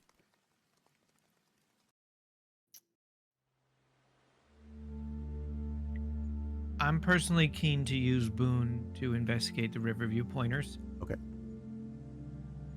So the conversation kind of goes, well, we really need to get an ID on who died last night in the observation tower. And then Boone could speak up and be like, well, maybe I could ask around. Yeah, I think he would. He would mention just I might know some people who could possibly find an ID. All right. Yeah, you can go to Kavanaugh's and just ask around if you want to. Yeah, I think he'll do that. Okay. So you load up into the gold wagon. This is your freaking cop car, by the way, guys. It doesn't go wee woo, but it goes fast. This is your cruiser, and you can name the moth hounds if you'd like. Think about it. Oh, that's a lot of pressure. With their little blue and yellow little flags that hang off their bellies, like their sides, so everybody knows that they're official moth hounds, and if you steal them, the cops will be pissed at you. And so you guys start trundling off towards South River. This is Kavanaugh's, by the way. This right here. So you guys are right here, and you go boom, boom, boom, boom, boom, boom, boom, and you come over to Kavanaugh's, which you are at right now. Kavanaugh's is a lot different during the daytime, Boone, but you stopped. Do you get out and nobody else, or? I think just Boone should go. Yeah, I think Boone would suggest that only he's gonna go in, and he is also going to take off his armor and uniform and everything. Oh, well, you don't have a change of clothes. You going in naked? Not the, I guess not the underbit. I guess not all of it, but like the armor stuff. Well, it's not a mystery that you are a Goldcrest. It's true. I think he was just gonna try to be going there casual, as to not like be like, hey, guess what, everyone, the cops are here. But yeah, I guess that's true. Since you're only going to South River, this will take 1 point. Well, it depends. Okay. It depends on how much investigating goes. But just going here to ask this question will be 1 point. So you're on to 7. Okay. All right. He will go in on his own and try to. You guys noticed question. that Boone can't even get to the front fucking door of Kavanaugh's without somebody walking up and slapping him on the arm and talking to him. Some guy comes up to you and goes, "Oh, I saw you knock out Kylo Bell Ringer last night, lad. Good fucking show." And he's like clapping you. I made 100 ducats off of that. I'm eating good for a week. And like he's like chatting you up. He's like so glad to talk to you. And he points at his friends. He points at, "Hey, this is Booney the Bruiser." And then they come over. And so he hasn't even got to the front door, and people are like talking to him. Huh. Boone would kind of flash a smile at them and be like, and kind of murmur as to not talk too loud for the others to hear, of just like, well, if you show up another night, maybe I can get you some more. Just Oh, always he burn nods. anyway. He's like, "Oh yeah, when's the next bout? Who you fighting next? Oh, are you entering the Fate of Knuckles Championship again?" Might be. You won it last year. Thank you, Martyr. It's just a big tournament.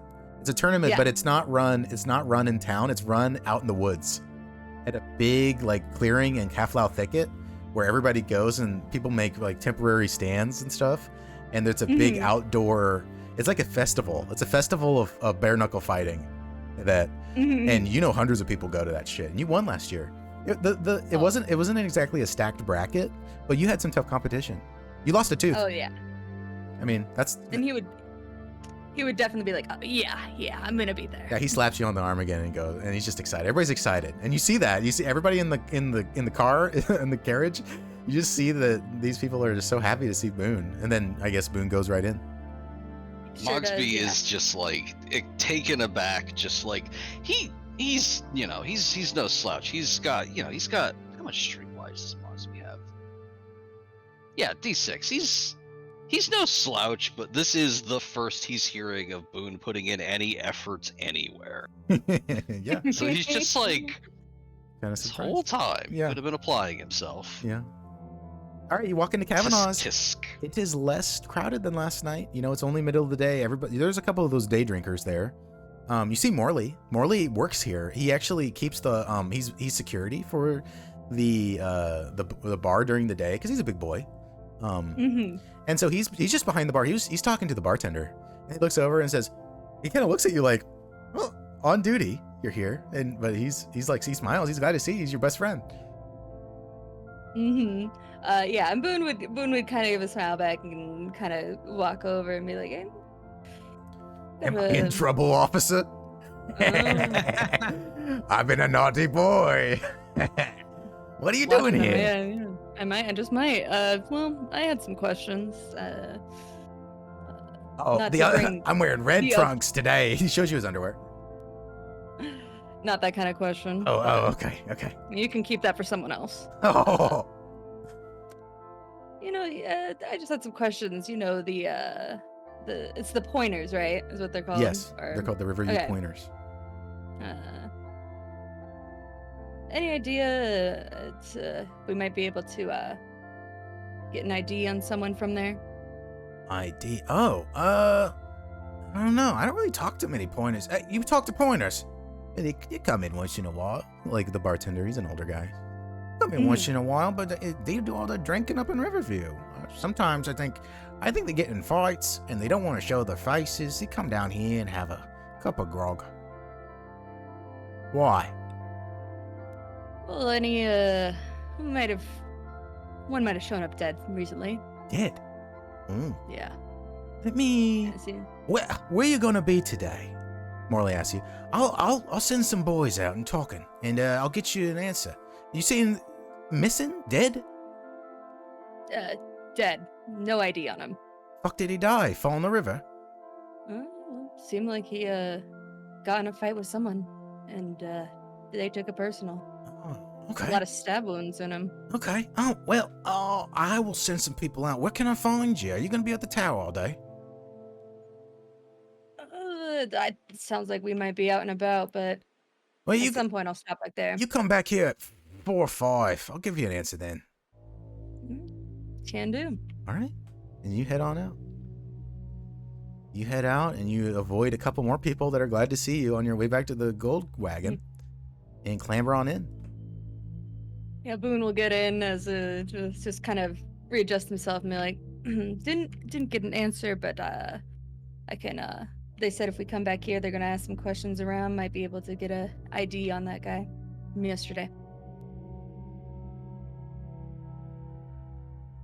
Sounds good. You have a lot of friends, Corporal. Yeah, you might say that. Boone doesn't smile a lot, so seeing him like random people walk up to them and not get punched in the head and get smiled at and they're patting it was weird.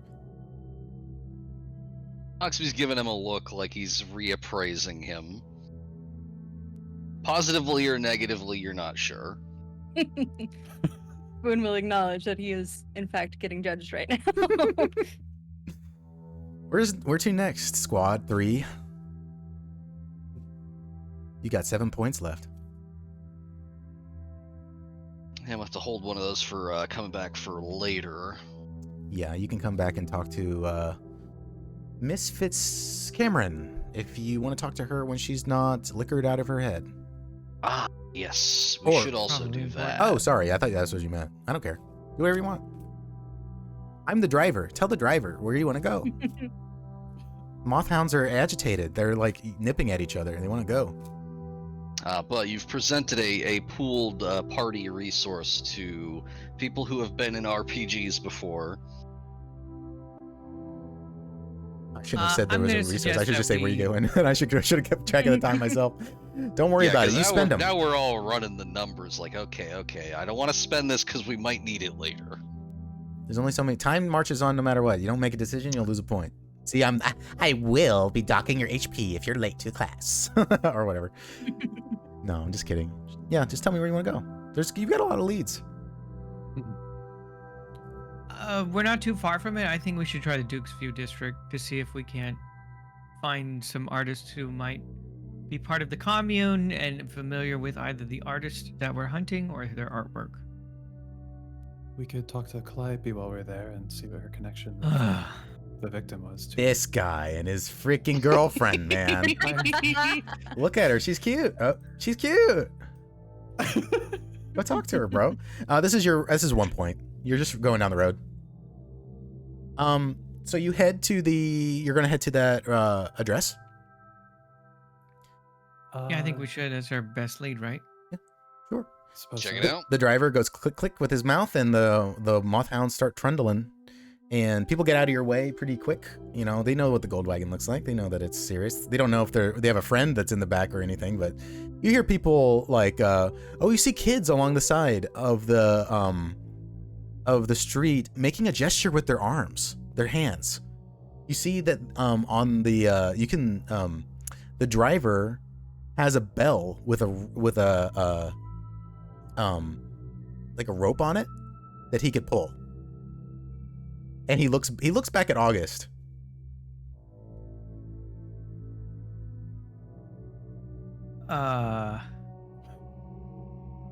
The driver looks back? Yeah, he's looking back at you for permission to ring the bell for the kids. They're doing the semi truck like honk the horn thing to him. Fine. Okay. He goes ding ding ding ding ding ding ding ding ding, and the kids go crazy and they squeal in delight as you guys go across the South Drift Bridge. I refuse to meet eye contact with anyone after this. This is the corner. This is the corner that KotaBlickie gave you. You guys pull up, and the driver looks confused and looks back at you guys from the window, and then kind of just goes whatever. He doesn't really care where you go so long as he doesn't. You know, he's not officially a Goldcrest. He just works for the Goldcrest. He's a driver. You know, there are other carriage drivers that'll drive you around like taxi cab people, but he's just for you guys. You look out of the door and you see the half-built facade of a shop that's being put in. Huh. Interesting. Thorne, you're certain this is the address she gave you? It's the only one she gave. You see a couple of workers milling about. They look over at you kind of sideways that the gold wagon is sitting outside of a half-built building, but they're carrying planks of wood inside, and then you know one of them sitting outside eating like takeaway food from down the street, or you know like street food. He's just chewing, looking at you, chewing. He looks like a cow. He is a cow. He's chewing like a cow. He is a cow. I open the door to the carriage. Okay. And then I point my cane at Thorne. You. Sir. And I motion to those people outside. Yeah. This is your mess. Okay. You head out. Do you bring the thunder pike? Oh, that's a good question. It is a pain in I the think ass to get it in and out of the carriage because it's big. Right. Well, if this is just going to be a quick stop from the looks of it, he's not going to bother taking it Okay. out. You hop out. You pad over with your little bare feet. The guy's just chewing and he's looking at you. He's a laborer, man. Like he knows he didn't do nothing wrong. He's been putting up boards all morning. Right. Excuse me. Yeah. Sorry to bother. Uh-huh. Heard there's an artist community around here. Mm. And would you happen to know where that's at? A what? An artist community. I don't know. They live here, draw. Are you making light of me, boy? He's chewing. No, sir. He looks behind him at the thing and then back. I don't come up here. I'm just building this. This has to be up in a week. Right. Oh boy. What's the address? I didn't have it written down. No, because I but- didn't give it to you, but you repeat their address. Yeah. Who gave that to you? KotaBlickie, I believe. Yeah. A girl? Yes, sir. Boy, you must have had bad breath or something, because she don't want to see you. Ain't no artists around here. Oh boy, I was there once. That's all right, man. There's plenty of fish in the Miracle River. Don't feel bad. You choose. He turns and looks back at the carriage. Is that your I'm boss? staring at you from the carriage door. He just shrugs. Is that your boss? You look like he sat on a thorn bush. Thank you for your time, sir. Oh, yeah, well, yeah, I'm not going anywhere. He goes back to eating his food. Seemingly endless in his little box. He just continually pulls out pieces of food. Just infinite. All right, you go back to give the bad news. No luck. Okay. What do you mean, no luck? There's no artist community here. She gave us a false address from the looks of it, but Perhaps next time, Thorne, you'll be more thorough in your questioning. sorry, sir, I don't know the city. Mogsby, Clearwaters, where's the university? I believe we should head there then. Meet up with the artists there. Let's see here. Oh, you know that the university district's right here. You gonna head there next? Yep, I'll give directions to the university district. I'm gonna say this takes 2 points only because this place it's confusing, and I don't think, correct me if I'm wrong, but I don't think any of these characters know how to navigate a college campus. Like a university No, campus. absolutely not. It's yeah. gonna take you a little while to actually figure out where the building is to go in to find them. But you trundle down. The Mothhounds are so happy that they get to walk some more. That's what they live for. They live for walking and pulling weight. They just love it. But you come down, you go past the cathedral. There is mass today. It's technically the weekend. So there is mass right now. So you can hear the hymns from inside the cathedral. And you roll up, and it takes you a little bit of time, but you eventually find that one of the smaller buildings on the campus, which is beautiful. Looks like one of the places, like this entire part of the city looks like the most money has been pumped into it. This place is nice. Like, it has beautiful little parks, little places. You see students sitting around. It doesn't look like a modern college campus or anything, but it is nice. Like, it is a place where the learned and higher learning can happen. It's quiet, considering Crate Row is just right here, it is pretty quiet. The hospital and the cathedral kind of absorb all the doings on, not that during the strike is going on right now, so it's not like it's that loud, but you can imagine that it wouldn't be that loud here to sit and read a book or write a book or anything. And you see a couple classes you see an architecture class actually outside, and it looks like they're trying to build models. Like, they're trying to test it's like a lesson on the integrity of bridges. So the instructor is showing them, if you put too much weight here, it is structurally unsound, stuff like that. You see that it's mostly rich kids from Duke's View, maybe some foreigners came in to learn, but mostly, and everybody is roughly late teens, like early 20s people, a couple older people. But it's not in our world where you need a college degree it's more people that you can't really be an architect apprentice. You could, but architecture is such it's a numbers thing, so you have to have somebody teach you. And so it's more of a hands-on, not hands-on, but like a book learning kind of thing. Yeah. You even see some priests that are like, obviously from the Our Lady of Mercy. You see that a couple of them must be teaching classes because they are walking down the way, and they might be teaching like theological crap, stuff like that. But eventually you do find a painting class, and you walk in and you see an instructor who looks to be like a older hairless cat kind of looking man, very gaunt, short hair, almost bald, pretty much balding. And you see that he's pointing out some things to a couple people. It's maybe like 4 painting students. You see that a couple of them really need to get on YouTube and look at some painting, how to paint things. That's why they're there. They're there to learn. Call up some ye old Renaissance era Bob Ross. Yeah. But they are all currently painting a still life.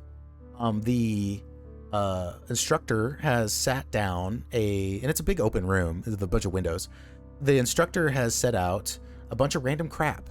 You see a branch, you see a a skull, like an exoskeleton of a dead sparrow wasp, that's been cleaned and is sitting there to be drawn. You see a bundle of leaves. You see a glass of water. It's a bunch of shit for people to paint and practice. Standard it's got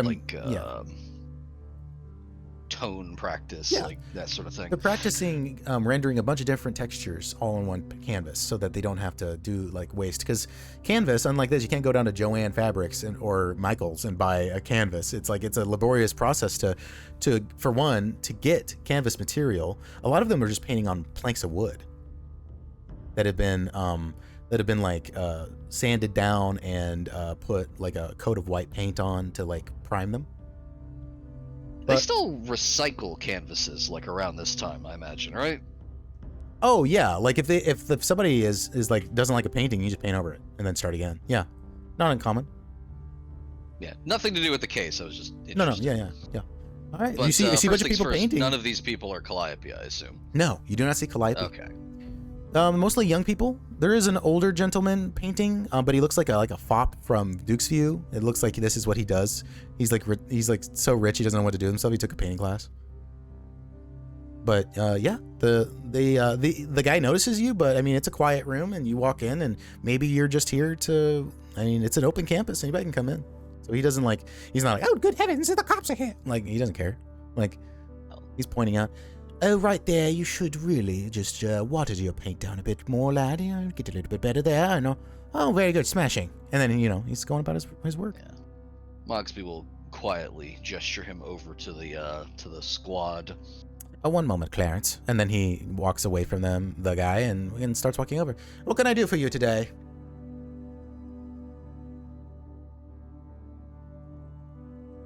Nods to August.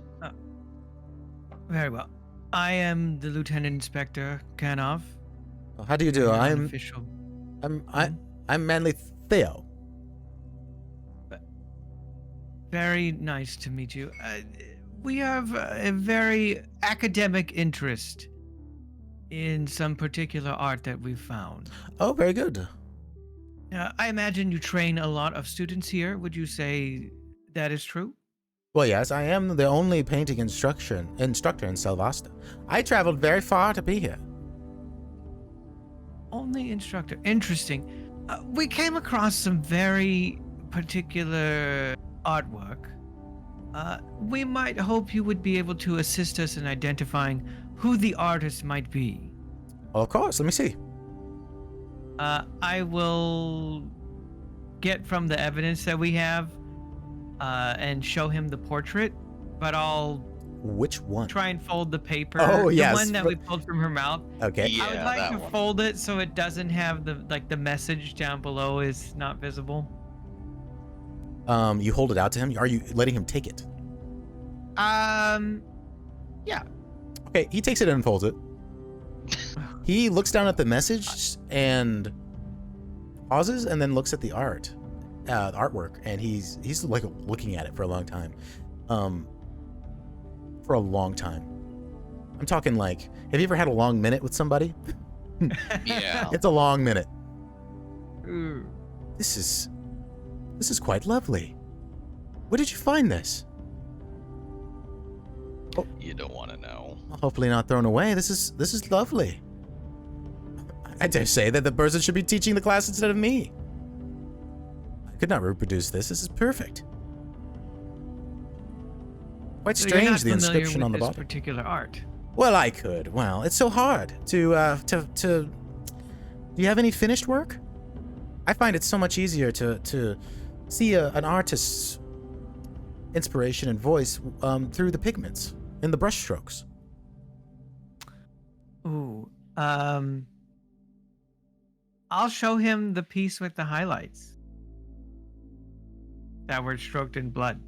And where I believe the face, is that the one where the face is a smiley face? Yeah, I don't think that's a finished work.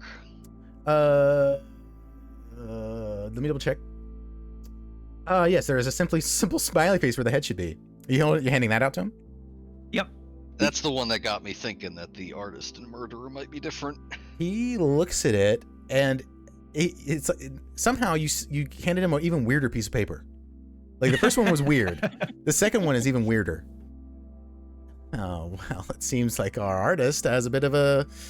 Well, I can understand wanting to skip the face. It is so difficult to render with, well, this is very strange. They did so well on the other one. He does say he. I think he's just one of those people that just assumes. He did so well with the other one. I don't know why he would skip it here. Perhaps this one is just not finished. The red pigment is quite interesting. It's quite thin, I see. Not many people paint on paper. He taps his chin. If you were if you could tell me where you found this, I could maybe be of more use. We know that the artist frequented Red Banner Row. He smiles at that. Like, that's a funny joke. Well, we all have to get our, people say that art nourishes the soul, but it does not nourish the body. He's waiting for the actual answer. And then he notices you're not saying anything. And then he goes, okay. Well, if this is from a private collection, I would say that you ought to ask the collector.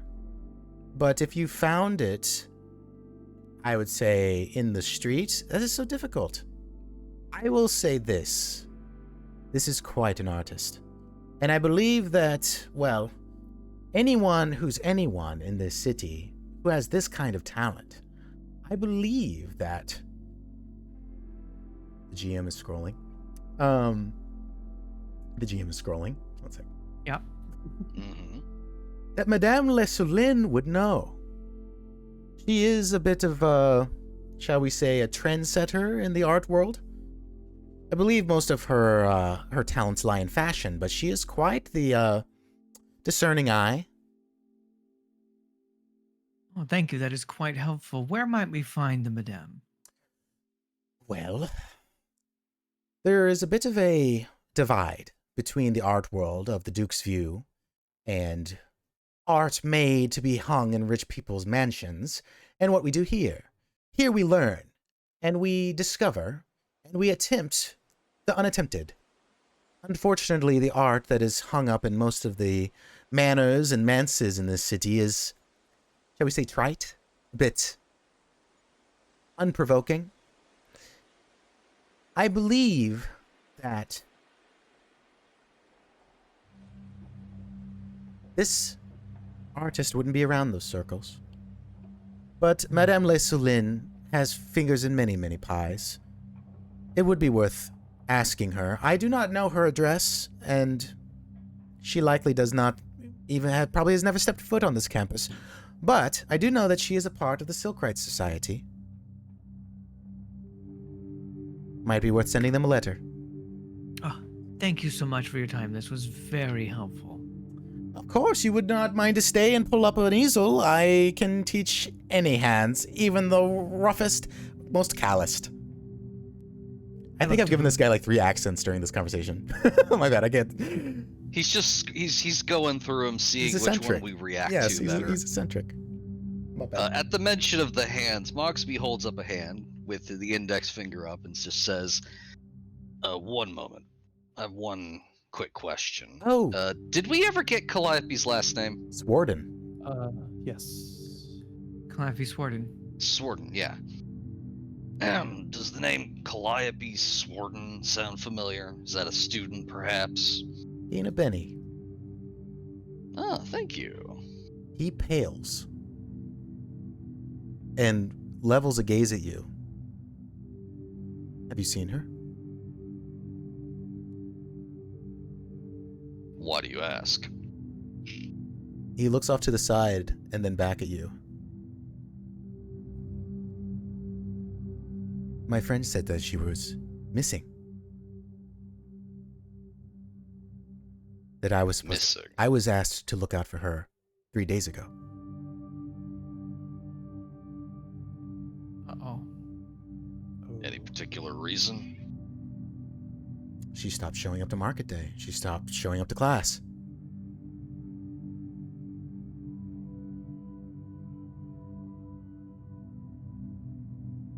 She's a headstrong woman. I'm sure she's fine. And quite the talent. It is a shame if she's decided to give up on her studies. I believe she could be the new star of the city, of the whole continent. Her painting of the siege on the last night before the Red Hour is absolutely sublime. I believe it's up in the Ducal Palace. That's so. She stood on the battlements, was nearly killed to paint it. So I've heard. Before the Red Hour, I believe is the title of it. Mogsby looks at the rest of the squad. Any input? We What- should be going. You saw her, though?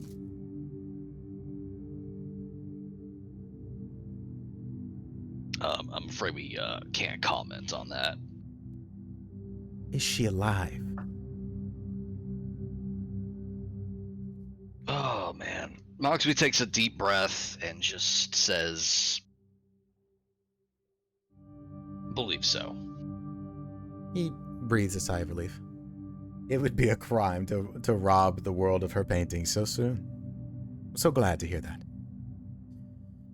Well, if you'll be on your way, I have a class to teach, and now we must extend it 15 more minutes. He calls off to the students, and one of them kind of rolls their eyes. As he turns away unless you have something else to say. Ask him. That's all I had. No, I think that's everything. Okay. You guys go back to the gold wagon. The driver is feeding the mothhounds. And he just looks up at you guys, and he's just waiting. He's got the whole like you will tell him when he is needed kind of thing. He is not a servant. He does not cow to anyone. Yeah, as long as we're not keeping him late, he doesn't care. Yeah, no. All right. Huh. So our Calliope is a bit of a vagrant, artist with a reputation. A known and significant talent by the sounds of it. So is our killer. So's our killer. Interesting that the Madame Lucilin is part of the Silk Right Society. Have you heard of this before? And that was the nods and smiles because I remember I told you I'd rather have some time to think about it last week. The Silk Right Society is the society that Felicity Barnum was going to, and that Nods and Smiles just knows the name of. He didn't know anything else about it other than rich people go to it and hobnob. Interesting. We might have an angle there through Barnum then.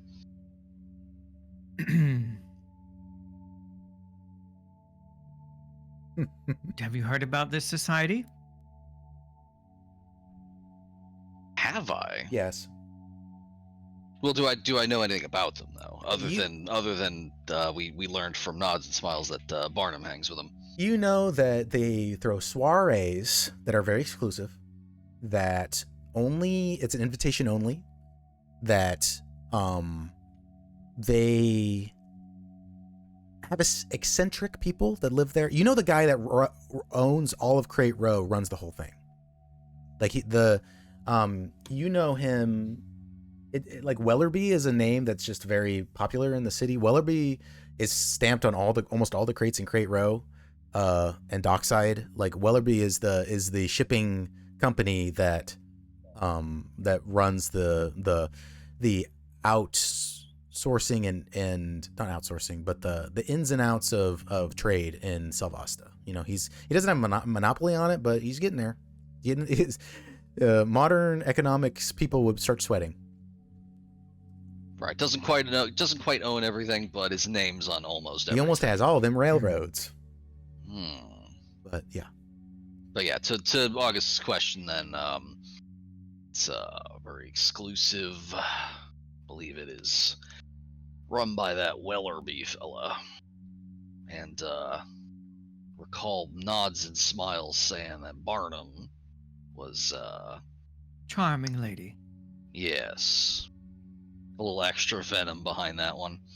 Yes. Might be able to ask her a question or two about them. God, speaking of 3 accents, I think I'm on my 3rd Mogsby voice. You're here. fine. You're fine. They're all good. All right, you guys got 4 points left. I'm going to tell the driver to take us to a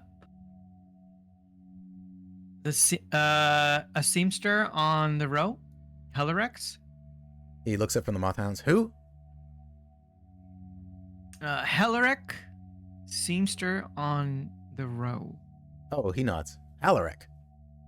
Alaric. Righto. He pats the hounds, and they get done chewing, and he gets up on the driver's seat. And you guys are headed to Seamster's Row. Y'all are crisscrossing. 2 points. Nah, 1 I point. don't immediately explain to the group. I know. wait. It's fine. You I all let it go on a little simmer for a little drive bit. down to Seamster's Row. And you guys pull up to a exquisite looking clothing store named Hallerix. Why you're here, you don't know, but August said so. The driver pulls up and dismounts and walks to a nearby little thing to buy himself lunch, because it is currently around 3. Oh. Okay. So he just starts. He goes off and eats. He's like, no questions asked. You don't even know his name. he's driving you halfway across the city 3 times. But I'm sure by the end of this we'll be best of friends. you know, maybe. All right, you guys are going in? Before we go in, Yep. I'll before we open the door, I will address my friends here. I have received an invitation to the Silkright Society. I am not stupid enough to attend it on my own, so I'm extending the invitation to the 3 of you. They are meeting tonight, and we need to dress the part. We're going to go here, find appropriate apparel, and prepare ourselves for a fine night of reconnaissance at the Silkright Society. We need to meet this Madame Lucilin and find out if she knows who our artist friend is. I think we have 2 leads. We need to find who has been visiting the brothel, and I would very much like to know where our friend Calliope is. Does this make sense to you 3? Yes, sir. Understood. Fine. Mogsby is clearly bristling at this, but internally I am very excited for... I opened Mogsby's the carriage excited? door. Mogsby, absolutely not. Me, yes. You're excited to go to the party. Yeah, this is the classic tabletop thing. I'm excited for it. Okay. You walk in. It is I mean, you're on the nice side of town. This is a nice ass shop. This is a freaking Gucci store. You know, all the polished, nice dark oak walls and there's scroll work and marble floors, baby. You are in a top of the line. This guy dresses the Duke. You know, this guy's dresses are seen at the best parties. You know, you simply would never be caught dead in anything else but a Hallerik. And there he is. This is probably the most out of place any of us have looked today. Yeah, you walk in, a K-Knight, and 3 gold crests walk into a clothing store, or a fashion store. I approach Hallerak. Yep. I assume he's behind a desk or something. He's actually out, and he's currently fitting a rather baroque woman. She's quite voluptuous, and he is doing his best to, let's say, measure her with dignity. You know, he has to get her in. He has to get her inseam and everything. She's apparently being measured for a dress of some sort. You see a mannequin with already there's some fabric on it. He himself is a lanky, rail thin, young. He just looks emaciated. He is a lizard, and he has a bright red scales. He has a flat head. He's got pretty lovely. What do lizards when lizards get puffy? Like they have those gills. They're not gills, but they're the cool like webbed shit on their head. You know what I mean? Ooh, frills? Yes, he has lovely frills, and he's measuring, and then he looks up at you guys, and he leans up, and he is tall. He's almost like a stick bug. He's fucking huge. Like he leans up and cocks his chin into a sign. Oh, may I help you?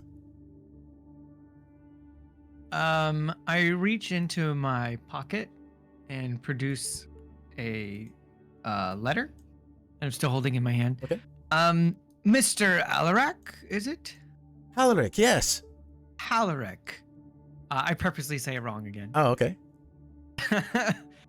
I believe you are expecting me. My name is August Khanov. I have received this invitation. From Dr. Barnum. From Dr. Barnum. Oh, yes. I was told that you are here for fitting. Yes. He looks nervously at your friends. There has been some change of plans since the invitation arrived at my doorstep. I believe it's been extended to my 3 compatriots here. His jaw drops. By tonight? By tonight. The woman looks over, and her eyes say, by tonight.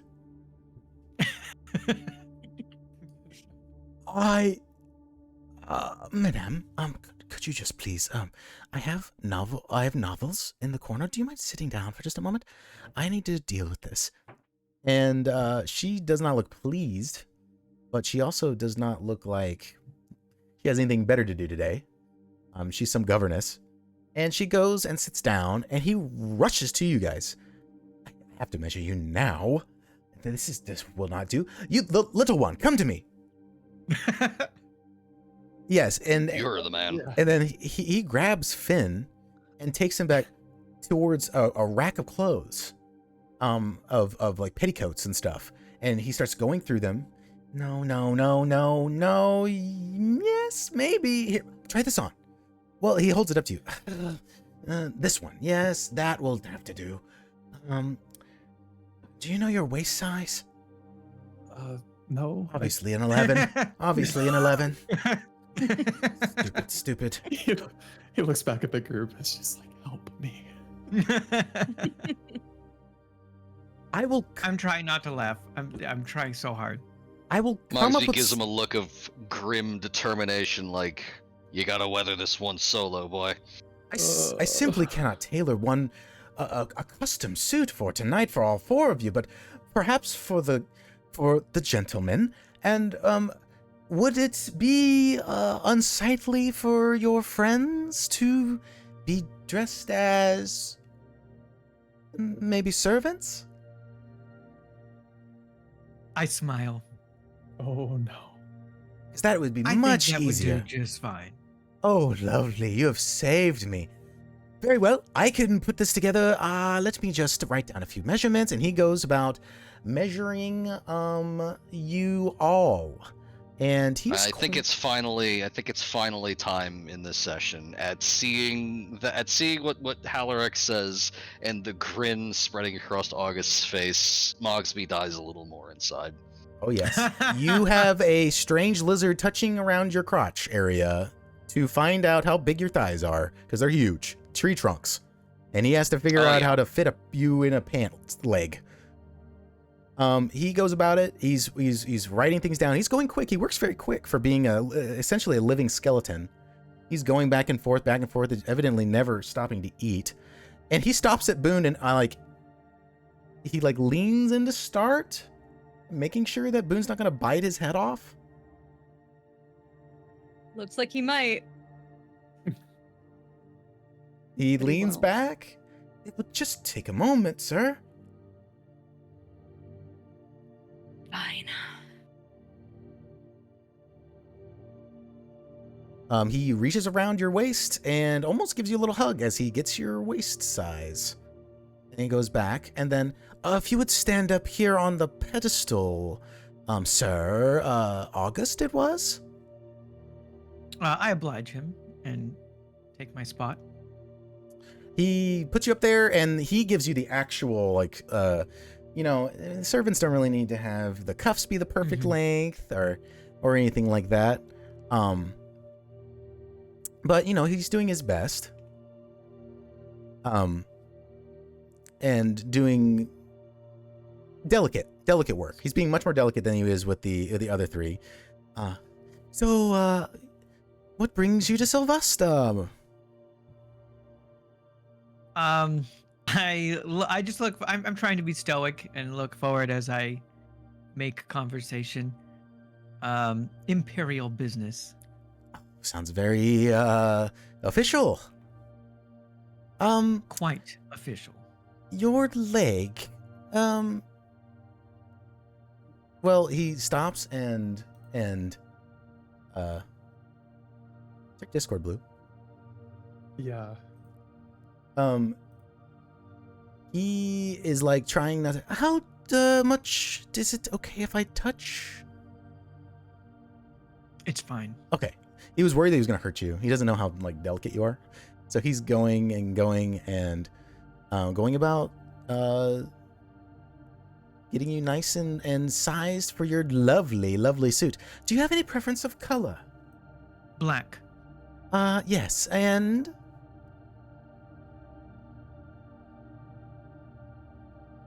anything else?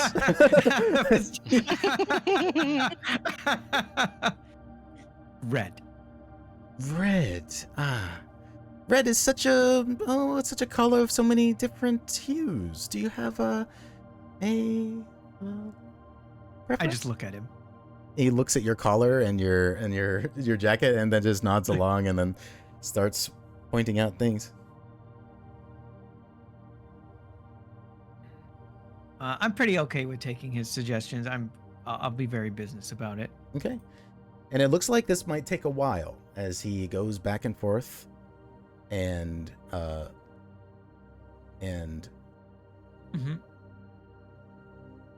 looks like he runs into the back. He gets out. He brings out 3 shades of red. Obviously, none of them work. Of course not. Why would they? Why would they?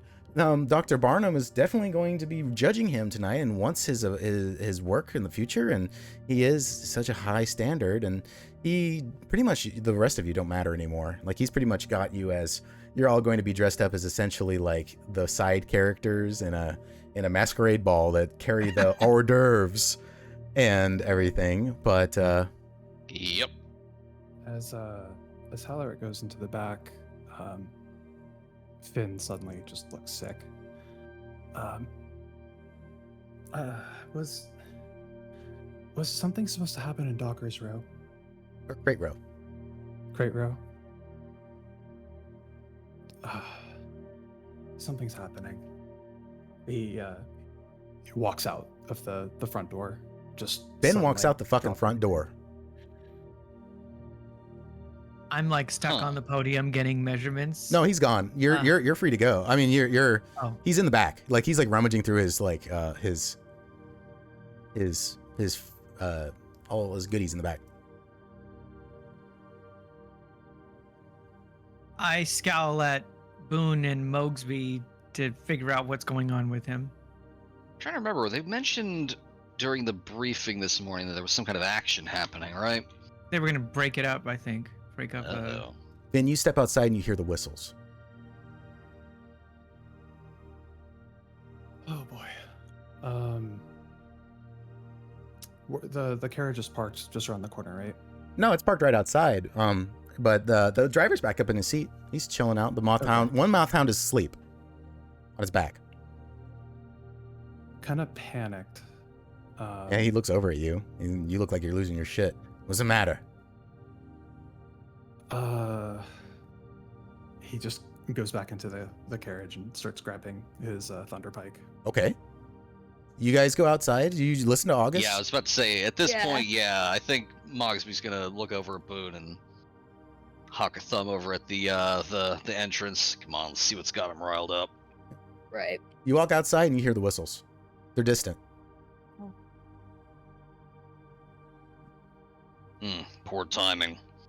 He's pulling the thunderpike out. coming Yeah, back he's in. Finn is checking his gear, and he's looking like he's getting this thing ready to go. What's the hurry, trooper? Crates row. I've got a really, really bad feeling about what's going on over there right now. Is it gonna take us too much time to get a look at it and come back? I see it's a bit of a walk. August, you can look out the front windows and you can see Finn looking panicked, and he's getting his thunderpike ready. I begrudgingly head towards the entrance to the shop. Okay. And open the door and take in what I'm looking at. You hear the whistles. You hear Goldcrest whistles blaring to the northwest.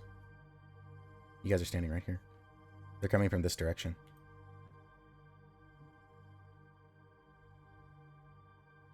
You lose one. So that is pretty close. That's close. You lose one of the whistles. One of the whistles stops blaring. When that one stops, I tell the team, we need to go. The driver clicks, but he clicks his teeth, but he has to click a couple times to wake up the mothhound that's asleep, and he just rolls over onto his belly and starts. You guys get in, and he starts moving. He banks a U-turn right in the middle of the thing, cuts off a carriage coming this way, and you guys start heading. First, you hear the whistles blaring in the distance, the high tin of their sound bouncing off the buildings, creating strange warbling after echoes as if they are having a high-pitched, distant conversation. The city seems to sense the danger, the streets seeming wider in places as the humdrum goings-on give way to the brave who get closer to look and the timid who lock their doors. Can't go no further, the driver curtly decides and brings the mothhounds to a stop right here, right in front of the church. So the many-legged beasts seem to sense the danger as well, fidgeting and crowding close to one another. The sounds of the whistles are louder now, and so is the shouting. Everyone but Finn is acclimated to this terrible sound. Though it has a spectrum of intensity, it is the unmistakable sound of battle. Chaos written into sound by means of desperate shouting, cries of pain, laughing and screaming. It's still out of sight, but just barely. The wisdom of the crowd keeps them back. Around the corner, it senses the danger and knows that it lurks beyond. The whistling stops. A woman stumbles around the corner wearing the blue of a Goldcrest, though her helmet is missing. For a moment, you might peg her as drunk. No one moves like that who isn't 4 beers deep. But then you see the great smear of red down the left side of her stubby feline face. Her billy club is still loosely attached to her left wrist via a loop around its base. She takes a few more steps before she crumples onto her face in the muck, her armor making a clanking crash on the stones. Boone, you recognize Trooper Adder only after she collapses, finally dawning on you that you taught her a few boxing tips in the barracks a few weeks ago. You see the chaos. All of Crate Row is a blur of motion and noise. Almost like a dream where everything becomes slow and time stretches like warm tallow. Like most dreams, you find yourself beginning right in the middle of things.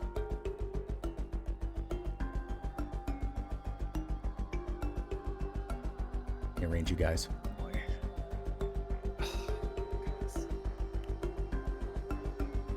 We can adjust where everybody is. I just want to, for the sake of clarity, I'm just going to move everybody, but you can be in whatever order you want. But this is Corporal Adder is right here. She's on the ground, unconscious. Well, you don't know her state. She could be dead. Nearest to you on the right there. Yeah, nearest to you on the right side of the road is a half-busted crate of which remains what remains of a carriage pushed over for haphazard cover.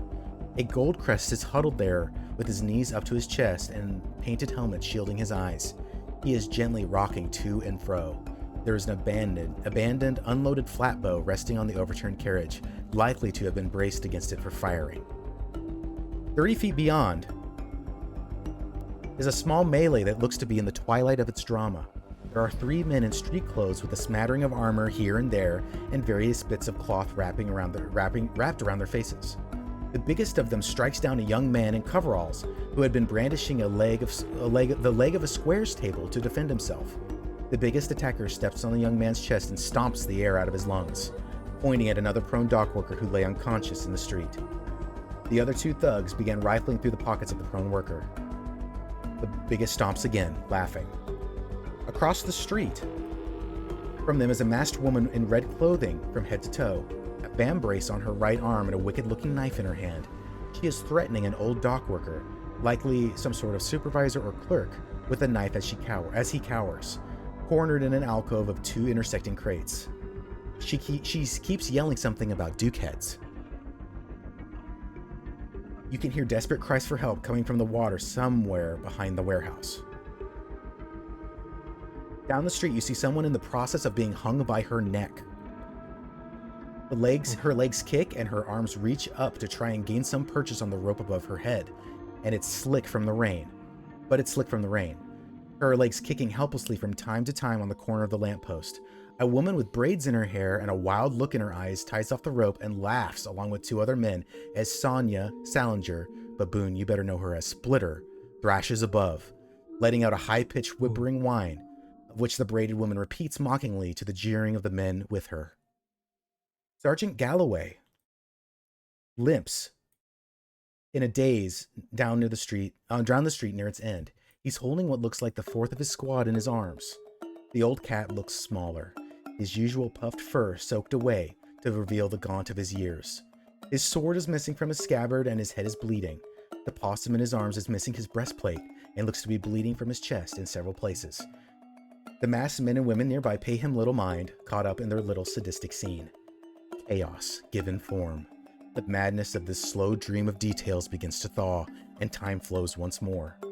Time that can be measured in half-breaths, marked by the hairs rising on the back of your neck, the twitch of your hand, and the primordial need for steel to occupy it. The beast deep within you that robed the great nothing of the world in a long-distant past asks you for the courage to fight or the wisdom to run away. It knows no language other than that of survival. What do you do? Well, first things first, you're very good at narrating this stuff. Thanks! I almost cried. Really good. That was good. I don't like my Goldcrest being in trouble. But they are in trouble. We need to save the chief. Not the chief, Galloway. Sergeant Galloway. Oh, who was being... I thought... Splitter. I'm sorry. Simon the Slitter and Splitter is very confusing, Yeah. but this is Boone's best friend. Being hung by her neck by 3 people. Yeah. Yeah, that seems the most time sensitive. Yeah, you hung out with her downstairs, or you hung out with her at Kavanaugh's this morning, or late last night, drinking. She's the one that on the hot streak yesterday. She's being hung. Yep. By her neck. By a lamppost that's been tied off right here. Maybe to the dismay of others, Boone is sprinting. He is. Okay, he's I'm gonna draw some cards. Okay. Okay. Okay, I'm gonna draw some cards, but All right. I need to know where everyone wants to be in this initial thing. Because Adder came around the corner and dropped like a sack of shit. She's on her face in the muck. It's raining still. This Goldcrest right here is cowering, but there's a crossbow right here. There's a worker right here being threatened by a knife by some lady in red. And there's the big guy who just beat the shit out of this poor kid who had a leg of a table to defend himself. And these guys are rifling through this guy's... You don't know if this guy's alive or not, but they're rifling through his pockets. You hear somebody screaming for help over here. And then you see the bodies of people. You don't know if they're dead or alive, but most of them look like they've had a rough time. Where are you standing? Me saying at the beginning off stream, oh, you might find combat today. Nope, it's Yeah. it's time. Suddenly that's all coming into sharp focus here. I'm feeling like Mogsby's gonna do the most good going for those the ones that are stomping on that kid up ahead. He's gonna be around the like how much room do we have? I will here let in you if you want to call it like video game, this is your deployment zone. Any further than this and you threaten to be noticed. Okay, yeah. Mogsby's gonna stack up on the carriage, ready to rush in. Okay. Okay. Yeah, he'll get ready right there. Okay. Yeah, all of you see in the slow moments, the moments before the mortal danger, that your boy, the rookie, lights his match cord and puts and flips out the pan of his thunderpie, so he is ready to go. If he pulls that trigger, there's going to be a really big boom, and somebody might disappear. Noted. Anybody else pulling weapons? Yes, Boone will take his brass knuckles out. Okay. Boone has his brass. I've got the only guns I need. Standing about there, you reckon? Yeah, Okay. I think so. What about August? Where do you want to start this little? I mean, I'm checking to see if this, what's her name, Trooper? Do you want? You could. Yeah, I will allow you to take a pre-combat action to check her vitals. Yeah, I want to see that she's alive. He has a pulse. Okay. But- I'm gonna lean around the corner then. Okay. I'll just be on. And everybody wasn't really standing in the right places, but all that information I told you guys, you observe. Everybody gets to know that Galloway's down here, Splitter's being hung by a lamppost over here. There's 3 people here. You don't know if there's people over here. You can't see. Like, this is your cone of vision. You can't tell what's back here. Just like XCOM. Then you know that the biggest is here. Red is right here. There's an old worker right here being threatened with a knife. These guys are rifling through his pockets. And you hear somebody screaming over here for help. So you're gonna just be right here? That's where you want to start? Me, yeah. Okay. I'm just gonna put you in a... I'm slow. Put you in a square. Not gonna That's be, it's fine. gonna be a while. Okay. I am going to take away this, and we are going to draw cards. Y'all ready? Let's Do roll. this. Okay. It goes from left to right. Finn's up first. Finn draws a 4, but he has an edge that says if he ever draws 5 or less, he draws again, gets himself a 9. 9 of diamonds. Next, Boone gets a 7 of clubs. Mogsby gets a ace of diamonds. And then August gets an 8 of clubs, but draws his command of 7 of hearts. So you can't really assign it to anybody. Technically, you can give it to Boone, and technically it is a higher suit than the one he has now. Or you could hold this and assign it to someone else. Kay is not assigned a card yet. They're not a combatant, but they might be. Yeah, I'm gonna hold it because I was gonna yell at them. Okay, that's fine. All right, I'm not drawing cards for anybody else because they don't know you exist yet. Oh, you can spend a Benny to redraw a card, by the way. One of the things you can do. Ace is good, right? Yes, the only thing that can beat an ace is a higher ace of a suit or a joker. So you're going first at present. Ah, all right then. Ready then. I will. Like I was planning. You move 6 Sorry? squares, but you could run. Oh, Remember, you can 6. run as a free action, and that means you,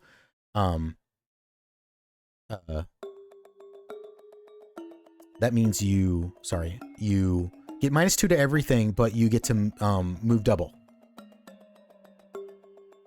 I'm running the numbers here, and that looks like way more than 6 squares. So I am going to. 1, 2. Mogsby's gonna 1, hurdle 2, the 3, corner 4, of that. 5, 6. Let me Oh, is actually it 6? let me put this. Let me put red into a. Where are my freaking? Excuse me. Hello. Where are my? I labeled them. Oh, baddies. They're in their own. They're in their own. Okay, so red is in this square. This worker is not technically a combatant. It doesn't matter what square he's in unless he gets thrown or something. Or 2's in this square, 1's in this square, and there you go. I think that's everybody. Ah, okay then. So Yeah, you could go in that 1, 2, case. 3, 4, 5, 6, and be base to base with her in one turn. Yeah, if that works, then I'm gonna skip the second one. Just barrel towards her, and you said she has a knife. She is holding a wicked-looking knife. Well, we can't be having that, can we? I'm going to pop up behind her and try to disarm her. What do you have in your hands? you pull a weapon? Nope. I have my guns. Oh, you're just going in with your bare arms, bare hands? Yeah, I have my axe, but Yeah, because you can use that if Mogsby you're not doesn't trying to use kill that people, on- you can still use an axe non-lethally. It's got a gentle. oh, I edge. know it's got a flat. Mogsby does not use that against people. Okay. You have your billy We got club some as well. character development to go before we do that. Okay. You also have your billy club. Oh yeah, true. I do have that. Yeah, time's of the essence. Let's get the billy club out. Okay. You see Mogsby pull out his billy club and break cover. He is pounding on the pavement, the cobblestone, towards. No hesitation. No hesitation. He doesn't even look like he thought about it. He looks like he is on. He's the guy, and he is, boom, boom, boom, boom, boom, boom. You're surprised the cobblestones don't pop up, like little. They don't just pop up when he runs over them. And this lady doesn't know what's even happening. She does. She's like, the ducats, give it. I know you have them. And you're up on. You get her voice is muffled. Everybody, all of these people in red, or they're not in red. They don't have any sort of uniform on, but they all have their faces covered. And you're on top of her. Yeah, if she has not taken notice of the Mogsby train coming down the rails, that seems like a perfect opportunity to wind up and bring that club down on the knife arm. Okay, you swing for her. Roll your fighting and your wild die. Fighting and wild die. Fighting. It should be D8. D8, indeed. D8 I like and a my D6. That is a 5 on the wild die, 3 on the regular one. You rolled a 5. That does hit. That does beat her parry. Excellent. She has a less parry because she doesn't know you exist. Roll your damage.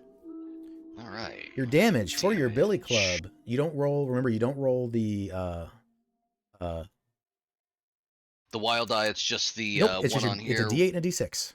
D8 and a D6. And remember they That they explode. Oh, that is a 6 on the regular die and an 8 on the They both D8. explode. We're at 12. Wow. Oh, we're at 14. All right. That's a 7 and a 5. Can you do some fun maths for kids? What is... Holy shit. What is 14 plus 7? 13. What's 14 plus 13? 27? I think that's 27. She never saw it. Not in her wildest dreams could she have seen it coming. You hit her so hard that you break her arm. It just flops like a dead fish. And she, in the momentum of your sideways swing, throws her into this crate, and she's embedded in it. One sec. You go, wha-bam! And she is in this crate, and she's done. She is done. Damn. God. Jesus, Mogsby. It felt good to hurt somebody who would make your home a little less safe. Whew. I knew I was building Mogsby to be a terrifying force in melee, but my god. Yes. The fact that both of your damage die popped, that's crazy. That's awesome. Good job. That was incredible, yeah. Yep. The worker that she was threatening, it's like he was like, I don't have it. And then all of a sudden she was just gone. Like the hand of God reached down and plucked her from the world. And he's looking at her and he's looking at you, and he is like almost weeping. Like he doesn't know. You see fear in his eyes. He doesn't know if you're now going to stove his fucking head in. Mogsby just looks down at him, the spectacles shining, and just like the overcast sky, and just says, "Get the cover." He's gonna roll spirit to try and get his shit together. He does. He says, okay. And you see this old clerk, still clutching his clipboard, start running back towards you guys. He's not running very fast. He's kind of shitting his pants, but he'll make it 1, 2, 3, 4, 5, 6. He'll move right here.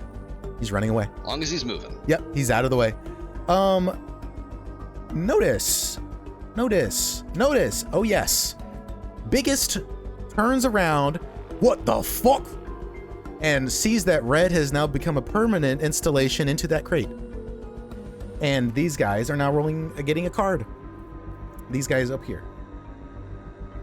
They get those- a 6 of diamonds. So they will, no matter what, they will all be going after you guys. Next in line is Finn. up. One on a nine of diamonds. Why am I so bad at this? You just saw your sergeant walk up, and thank God he didn't have a blade in hand, or she'd be cut in half.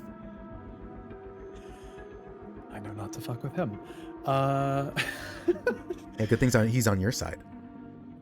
So there's the 3 targets straight ahead of us. Yep. There's the guy. And as you're looking at them, they're all turning their face. You're acting right in the middle of what the fuck, like that's where you're taking your action.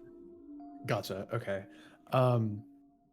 Who looks like among those 3, like the scariest target? This guy who just beat this guy's chest in.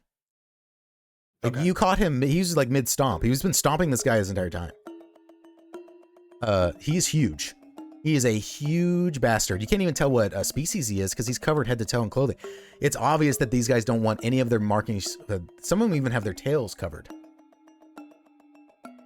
Goodness. Okay. Well, Finn's gonna aim at him then. Okay. He doesn't see you. He's looking at Mogsby. And yeah, we're pulling the trigger. Bye. 1, 2, 3, 4, Finn 5, is ready 6, to 7, kill. 8, 9, 10.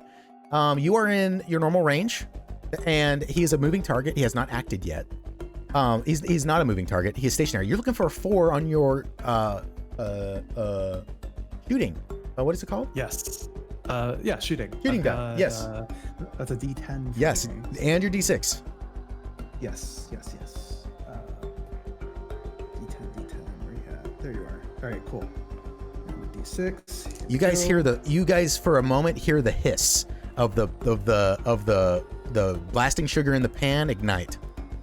That is a 9. You hit. Roll your damage. All right. Oh, you that's don't only 2 hit, you D10. raise. So that's a raise. That's 4 above your target number. So you raise. So tell me what else happens, because you did so well. What do you want to happen? Oh.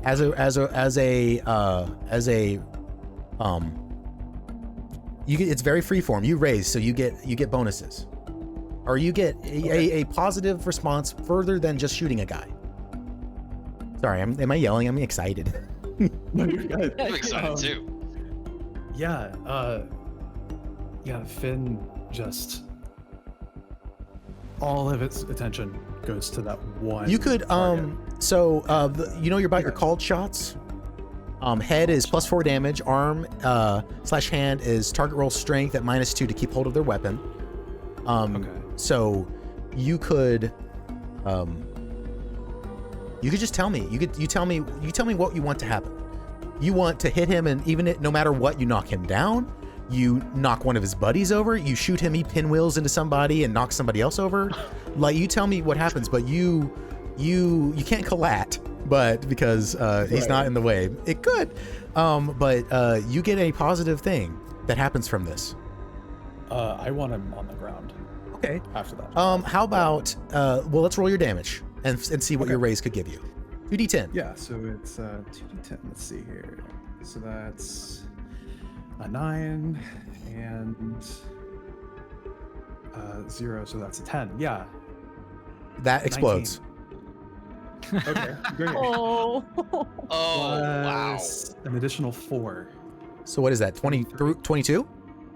23. 23 points of damage.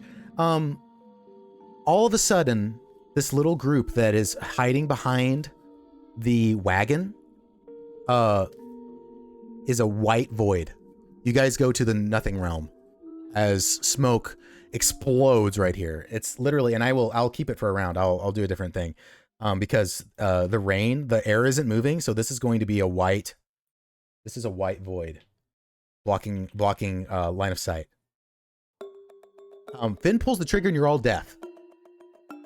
You guys can't hear. You can't hear yourself think. It's like somebody, like the world opened up and hell itself screams into your ear as he blasts. You don't know what happened to your target because the way that gunpowder works is that there's a hiss, there's a bang, and then all of a sudden there's nothing but white. But Mogsby, you run up and you clobber the shit out of Red, send her into that crate. You hear, "What the fuck?" and you see the biggest over here, this guy who was just stomping this guy. You see his neck and his upper torso open up like somebody peeling away an orange and sticking their finger into it. It is completely gone, the viscera of his body, and you see his body crumple like wet paper backwards. He is gone. God damn. I'm rolling spirit, and I'm going to say that the bonus from your thing is that you're going to test, these guys are going to test spirit, not to fucking run. That seems fair, and I want to note that Mogsby is not fazed by the violence, but the sound of the thunderpike going off is the only thing you've ever seen make him flinch. This guy sprints. He sees the biggest, literally how he is unmade by a lead ball, and he runs. 2, right here, doesn't go. It may not be just because, he may not just know what's going on, he may not know what happened, but he's turned to face you, Mogsby. He's looking this way. But 1 is broken. He's running. Okay, right. Boone goes. Boone is going to beeline run just straight towards his friend. Okay, 1, 2, 3, 4, 5. I'm trying to make the best one. So you're gonna move 12. 1, 2, 3, 4, 5, 6, 7, 8, 9, 10, 11, 12. Maybe here. Yeah, that's Okay. perfect. All right. Sorry, I already lost it. 1, 2, 3, 4, 5, 6, 7, 8, 9, 10, 11.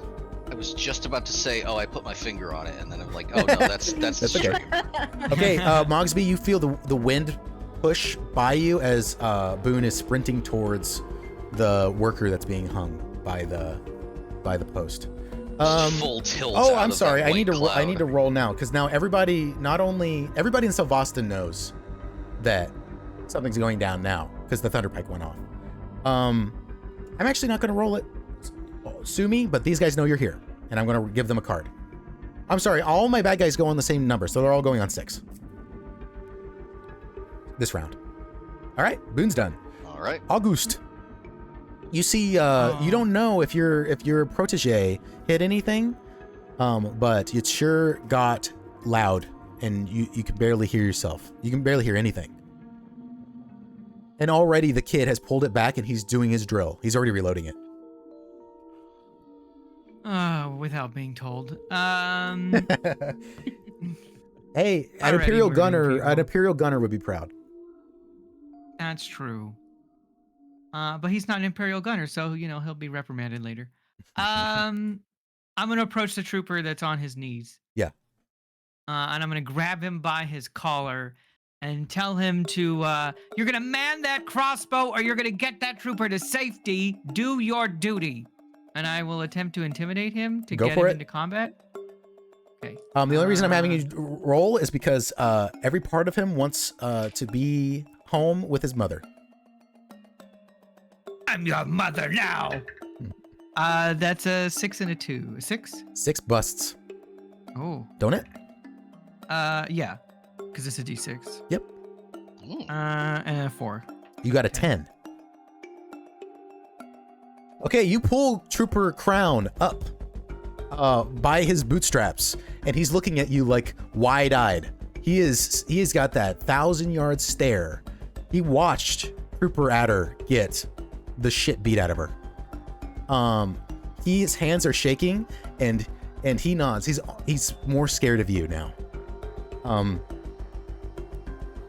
now he gets a card. Are you going to give him? I will let you decide.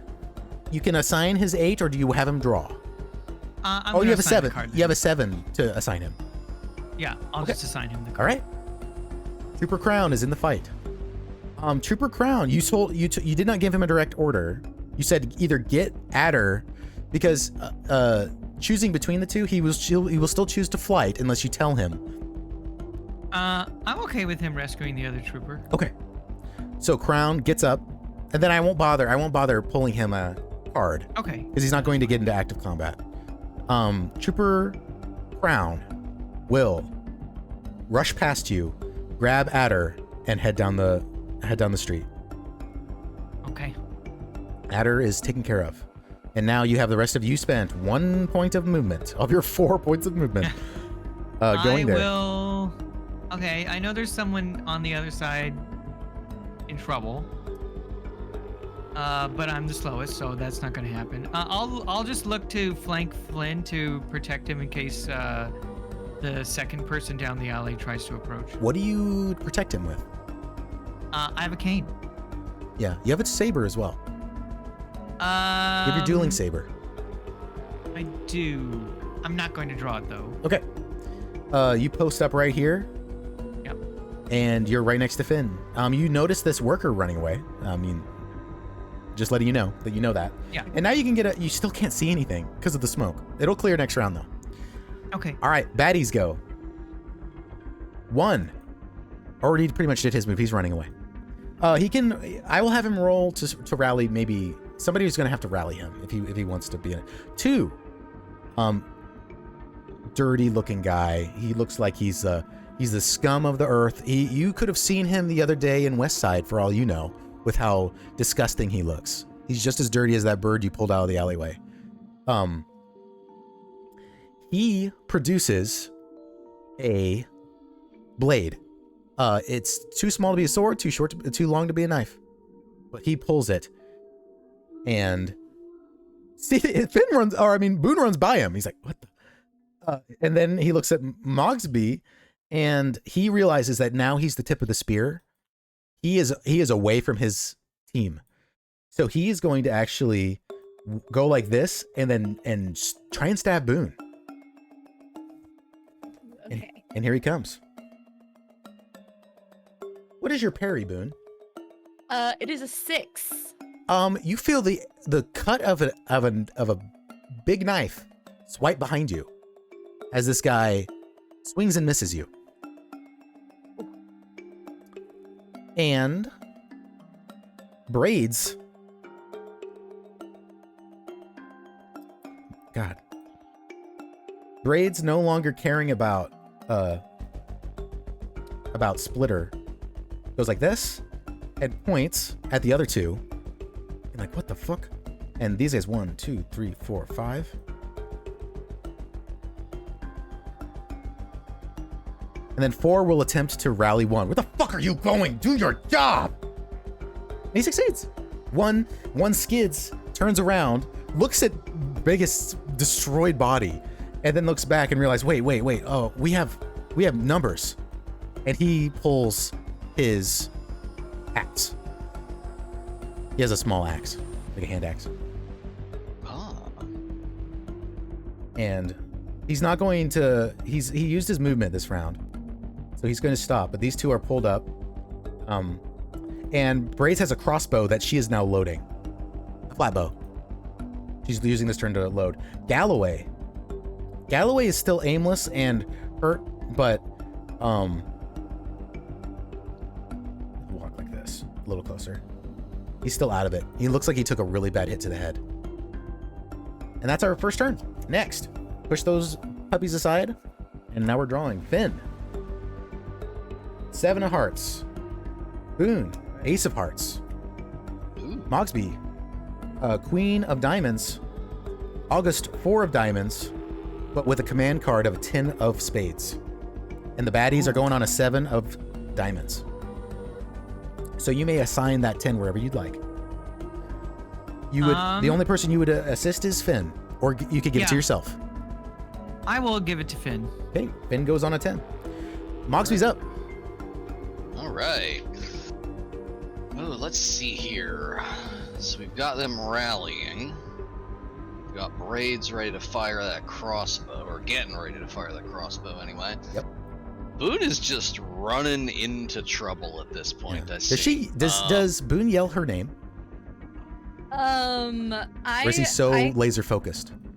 I think he's laser focused, and I will have him yell something maybe on his next turn. Okay. Mogsby, yeah. you've never seen Boone run anywhere. You've never seen him run. You've never seen him be intent on anything. Yeah, he's running always into taking his combat time. like a psychopath. Brings a tear to your eye. Maybe. Thinking back to that reappraisal after we dropped him off, I think, yeah, no, Mogsby's gonna back up Boone. Like he's gonna head over to Number 2 over there, Okay. who took a swipe at him. Yes. Yeah, you saw this guy run up Mogsby's- behind Boone and try and like stab him in the back. Mm-hmm. Mogsby- Mogsby's gonna run up to him and ensure that Boone is not going to get flanked. something like that, something like this, something like this. Yeah. This? Yeah, right behind Boone, and I'm just gonna try to Remember, you can take multiple actions. You don't always have to swing. You can use bennies for just about anything. What I kind of picture is after like pretty much breaking that one's arm, Mogsby's gonna go for like a sweep and just like knock this guy's legs out from under him. Okay. Knock You're the gonna do a wind out cold of him, shot make to sure the he's not legs? gonna get up. Yeah. -2.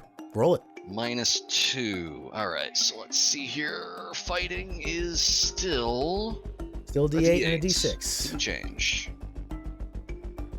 That is a 4 and a. Oh wait, no, this is not a D8. Hang on.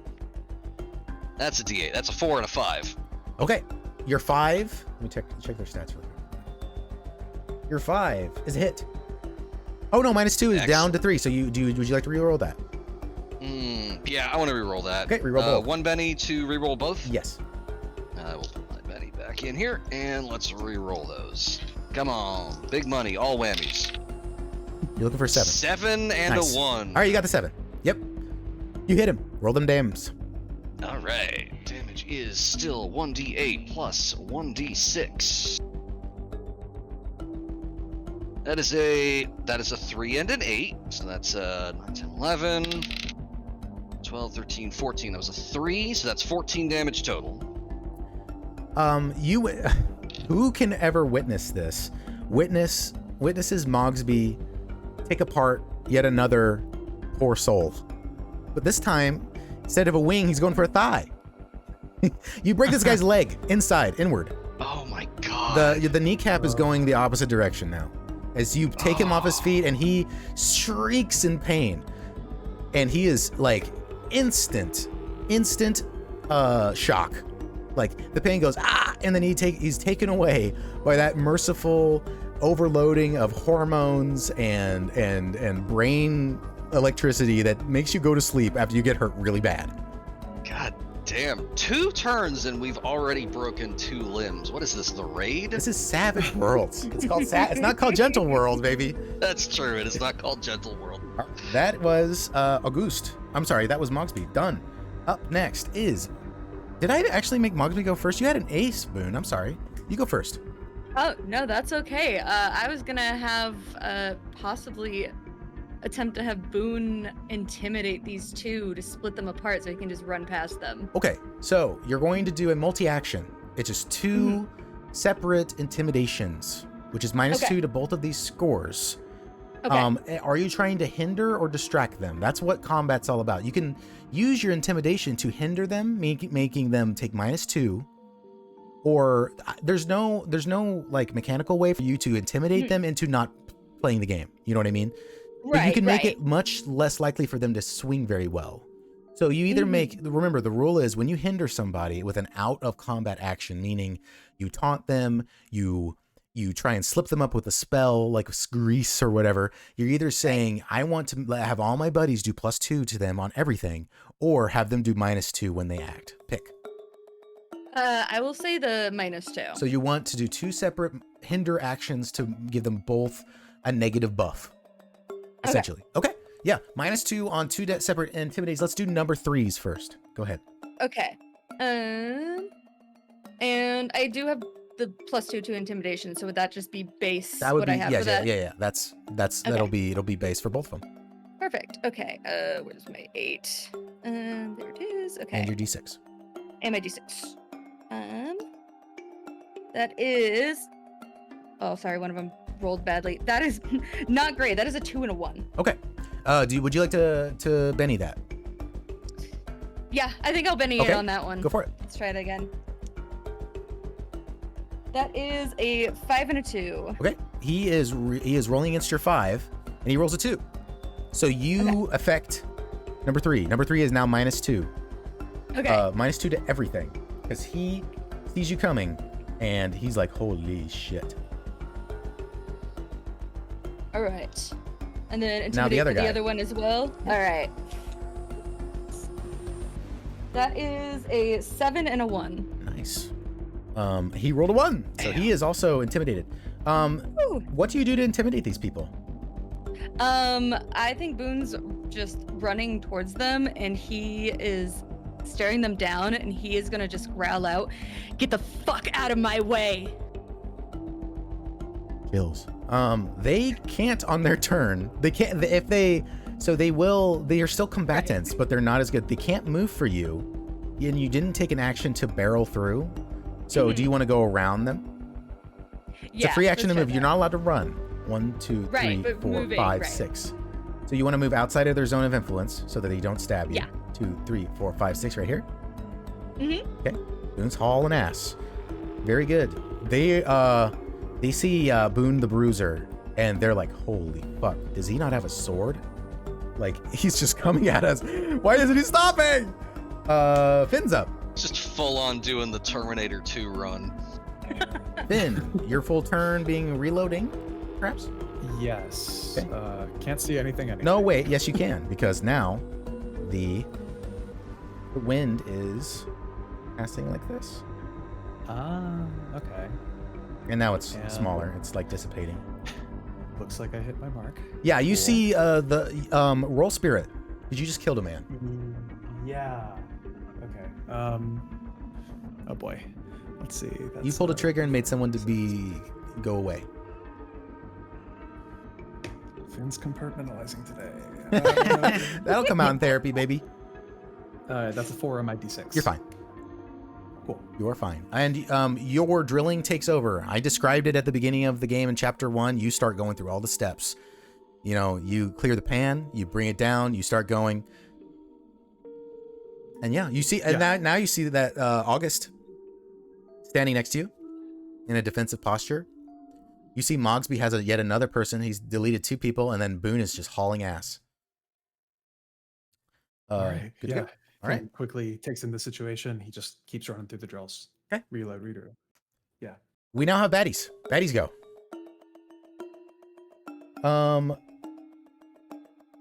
The Braids is seeing a rapidly approaching target. You move this turn, but you're in close range. She is going to hit her flat bow at you, Boone. Mhm. And she hits. He is going to. So she hits you with 9 damage. What is your toughness? 7. 7. So she did beat your toughness, but she didn't raise you. Therefore, you are not wounded. You are shaken. So you will have to spend your next turn unshaking yourself or popping a Benny to insta unshake. Could I pop a Benny to instant unshake? You can. Yes, you can do it on your turn, or you can wait and see what happens. Okay. But that's the bad thing, is that when people are stabbing you with shaken, if they were to shake you with their stabs, you would insta wound. Okay. So yes, you could pop a Benny right now if you wanted to insta unshake, so that you are not a sitting duck to these guys stabbing you. Yeah, I will go for that. Okay, go for it. Pop a Benny. Benny popped, and Okay. then Yeah, you take Do I the flat bow bolt sails at you and grazes off your armor. You're pretty sure one of your triple crowns got plinked in the process, and you're good. Number 3 is closest to you, so he's going to turn and move up. Oh, I did them on the same thing. We'll remember that they're -2, right? Yeah. Yeah. No, we won't. I will delete this, and he's gonna swing at you, and he misses. Swings that knife, big old knife. Number 4 is at a -2 because he is intimidated as hell. Let's see. Does he want meat or potatoes? He will.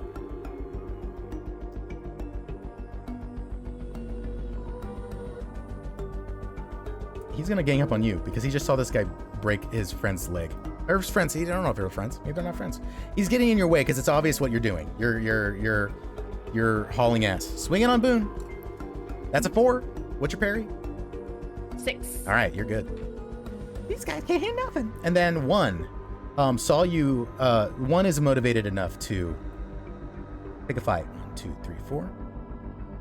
With the Mog. He's going to get Mog. Get Mogged. He's gonna regret this. Oh my god. He hits you on a 16. Pretty sure that's bigger. What? I think that's better than your parry. I don't think I have a parry of 16. I have a parry of 6 and a toughness of 5. It's alright. He's rolling damage. So you got hit so bad. You got hit, man. Like, he came in and he went, ah! But you feel it, this axe, sink into your breastplate. It sinks in about a quarter inch. And he's staring at you. He's got his axe right where your heart is. Like, it was the aiming of this attack was very, very good. Give him points for that. But man, he just didn't put the strength behind it. He now has his axe lodged into the biggest bastard in the Gold Crests. August. Hey, one sec, hang on. Yes, you have. Does your counterattack trigger? He did not fail his fighting roll. Oh no, I was gonna say does that shake me or anything, or is that No. soaked? Because all he did was hit you really, really good. Okay, good. Yes. Because I was gonna say if it did, I was gonna spend a Betty to No, he did not hurt you. no sell it. No, he did not hurt you.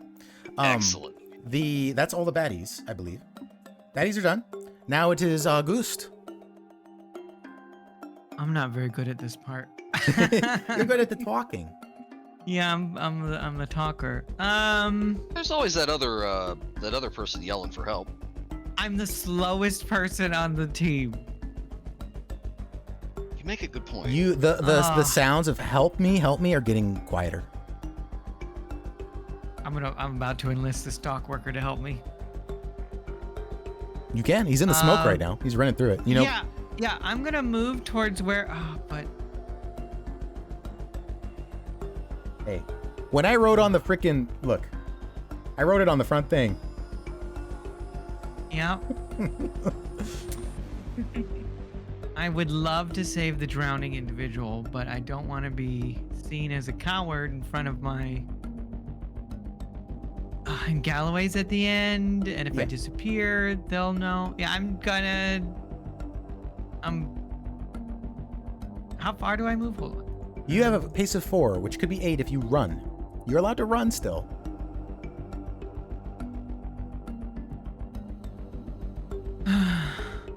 I'm gonna try and grab this dock worker with me and run to if I can, run towards where I hear the person shouting. Okay. August moves forward. 1, 2, 3. And I'm assuming you're going to grab him as you know his trajectory of running through. Yeah. Okay. I'm gonna intercept. You have an old man in your hands. What? What? Congratulations, you're being conscripted. Okay, what do you tell him? You grabbed him. Oh my god. What are you gonna do? I hear Roof laughing upstairs. Good job, Meowpenheimer. Yeah, I drag him with me. We have someone to rescue, and I drag him down the street. Okay, so you're using you spent 1, 2, 3. So are you running? I'm gonna run. Okay, so you have 5 points of movement left. Let me grab him and you, and you're taking him with you. 1, 2, 3, 4, 5. Right? Yep. Yes. 8. All right. There you go. New round. We have not drawn a joker yet. Uh-oh. That's a game changer. Finn. 2, but he gets a redraw because he's quick. Queen of Hearts. Boone on a 3 of spades. 3 of clubs. Mogsby on a 9 of spades. If you want to replace any of these, please tell me. No problem. 9 of clubs for August, and his command card is a 10 of spades. Baddies are going on a 2 of diamonds. I'm going to have that guy go with you, August. So if you'd like to... The thing is that to make it make sense, your command range, you've gone around a corner. Yeah. So the idea, like in universe, these command cards that you're giving to people, are you directing them? You're a tactician. You're saying, get around them. And Flank him. He's coming for you. Go that way. You know, like, so you can't really talk to him, but you could give yourself the queen. Yeah, I'm going to give it to myself. Cool. I direct me. You direct Do it, August. You can do this. Do it for the Empress. Long may she reign. Long may she reign. Okay. Let me make sense. Oh, spades is the highest suit. You're going first, August. All right, I'm tracking this man with me to the sound of this person shouting around the corner if I can. Yep. You see a man drowning, and he's not just bad at swimming. He is drowning. He is thrashing, and this is like a 5-foot lip right here into the dock, so he can't grab onto anything. He is drowning. You've run, but you can still act. Movement is a free action in this game. It doesn't take up anything. Is there anything around me that I could throw to him? It's a dock. There's rope everywhere. Oh. But I'm gonna look for rope that's secured, maybe? You see a spool sitting on this crate, like it's not being used. It's like sitting on this crate right here. I'm gonna throw it, and I'll tell the man next to me to grab it with me. Okay, you pull it off, and it's like 80 foot of rope. Oh boy. And it's heavy as fuck. What do you do?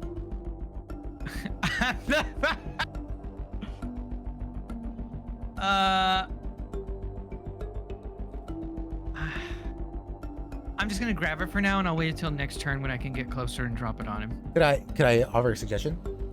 Okay. Pull your sword and chop yourself off a length of it. Oh, that's a good idea. Okay, yeah, I can use my saber. Yep. To chop a better length. Yep. You whip that saber out, and it's always felt good to draw that thing. Well, not so much in your recent years, but you whip it out and you send it into the it looks like spaghetti. You know, it looks like the perfect little spaghetti twirl, and you chop off a bit, and it's much easier to length. You have like 10 foot now, maybe 15 feet of rope. Okay. And you can give it. You are out of movement, but this guy isn't. He has a pace of 6. He isn't capable. Yeah, I shove it in his hands. What do you say to him? Oh, you know what? He's not an idiot. He's Wavens. He sees it, and you give him the rope. Yeah. He goes over here and drops it in. And Okay. and Next turn, I'll help him. Wavens tries to grab it, and is grabbing it, but the guy's old. Yeah. All right. Yeah. All right. You're done. Queen of Hearts. One more round of reloads, and you're up. Yeah. Would you like to move? You can do the latter amount of the reloads. You could ram a rod while moving, if you wanted to. I'm in a pretty good spot right now. Okay.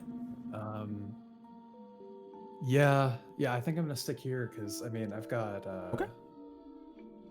Mogsby's right there. You could also hold your action, but it doesn't really seem, since you don't have you're halfway through the reload, so you're currently ramming the rod back. So there's not really much you can do. Yeah, I'm gonna keep reloading and then I'll move if I need it. This heavy weapon of yours. Which dog is the woman being hanged? S. Yep, it's Splitter. Boone's close friend. That's it. And you're ramming your rod, and we will be able to present your piece next round. We have a 9 of spades belonging to a very big kitty cat. That's me. What's I have a up? question. Okay. What is the damage die for melee, like unarmed combat? A D4 plus your strength. D4 plus strength. What is my strength D8. here? Isn't it? D4 plus D8. Okay, alright. The thing is, I've been thinking about what to do with my action here.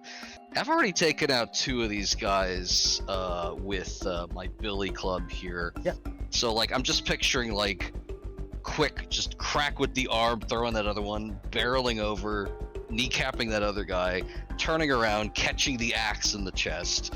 And I'm just picturing there's a pause where this guy's looking up at me, Yes.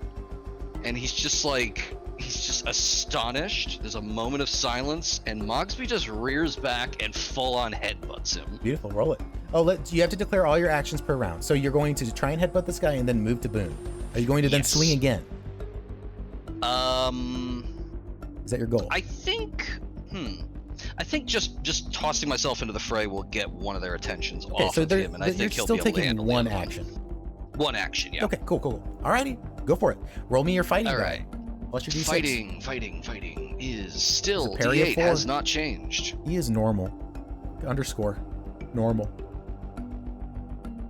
Oh, that is a 6 and a 2. Was the 6 on your D8? 6 was on my D8. Okay, you hit him. Roll that damn. All right. The dam would That be a is D8 plus a D4. D8 plus a D4. Come on, come on. Oh, one fell on the floor. That's a 4. And a 1 on the D6. So that's 5. Oh, I got another 4. So that's you 9. rolled a 4 on your D. D4, yeah. Very So that's good. 9. That's another 4. Keep going, 10, baby. 11, That's 12, what Savage Rolls is 13. all about. Oh my god. 3. So that's 16. Okay. Whew. That's 16 damage. You rear back, and you rear back, and crunch this guy's like an accordion. This guy's nose in with your face. Oh. You go boom, and he is on the ground. The axe is still like sticking into you. Oh yeah, I'm not taking that out. Yeah, no, it's just stuck. He's gone. He has been pounded. His head, Vine Boom, pounded him into the ground. He is gone. Like if there was ever consciousness left in him, he's in a faraway place. He's in the moon right now. You hit him so hard. You know, just from the action alone. You've been in brawls before. It's like the Sherlock Holmes. Broken nose, fractured skull, concussion. Likelihood of recovery minimal. He is down. He's out. Okay, and then I'm gonna catch up with Yes. Boone and his 2 friends there. Yes. Yeah. And you're gonna base him. Yes. Okay. All right. Somehow, Boone, you're up because they rolled a 2. All the bad guys rolled a 2. Ooh, okay. I think seeing that Mogsby is coming up behind him, he is going to just finally take a swing, pull back, and he's gonna try and just deck this guy. Okay, just one swing for you. Just one old big swing. All right. All right, and that is fighting. Okay. That is a 4 and a 2. Yeah. Okay, sweet. And then damage is 1d8 plus 2d4, correct? Yep. All right. 1d8, 3, 1, 2, which is 6. 6. A second, Rufus just gave me food, so I was swallowing. All right. You swing and hit this guy, but you just ring his bell a little bit. You push him back, and he goes, and you bloodied his nose, but he's not out and he's not down. He's shaking. This guy is shaking. Okay. And you're all done? Could I still? You can't move Potentially without move. provoking attacks. Okay. You can or can't? Cannot. Cannot. Okay. Then You can yeah, move for if you now. don't mind him swinging a bleary. Actually, well, you would take a swing from 3 if you got away. But 3 is technically, since 4 is shaken, 3 is technically outnumbered at this point. So you would have another -2, so -4 total. The likelihood of him swinging on you and getting that is very low. Okay, yeah, Boone's gonna just ignore him after taking a swing and just try to get past him. Okay, you clock this guy in the nose, and you know you've punched enough people in the face to know that he's gonna need a second. And you go 1, 2, 3, 4, 5, 6. Where are you going? Where do you want to be? Ooh. Splitter's face is blue. Yeah, he's gonna get her down. And my thought was, do I get her down or is someone gonna try and shoot both of us? But yeah, he's just gonna rush to her and try and get her down. Okay. So a 1, 2, 3, 4, 5, and a errant, pathetic swing that is technically a -2 because he rolled a 2. Yeah, he's got enough problems. 3 has enough problems to deal with. I'm sorry, you wanted to go here. So hang on, hold on. What's up? 3 failed a fighting roll? How does the wording go? Let's read the wording. 1 second. 1 foe per turn who failed a fighting roll, free attack. Yeah, hit him. Oh yes. Nah, nothing fancy. I'm just gonna clock this guy with the billy club. Okay. Alright, that is once more. Still has not changed. It is a D8 plus my D6. The wildest die. Ooh, that is a 3 and a 2, but That's I'm a gonna miss. spend a Benny and Okay. re-roll that. I Sounds want this guy gone. That is a 4 on the wild die and an 8 on the regular You know one. what that means. I do. That's 8, 9, 10, 11, The 12. technical term is a dice plus- explosion. Oh, just 1. So A that's 9, 13. though. Roll that damage. Oh, yes. D8 plus D4 is... Wait, no, this is my Billy Club. This is a D8 plus a D6. Yes. That is a 4 and a 2. A 6. So that's 6. Okay. You hit him, but he's just stunned. So he is shaken.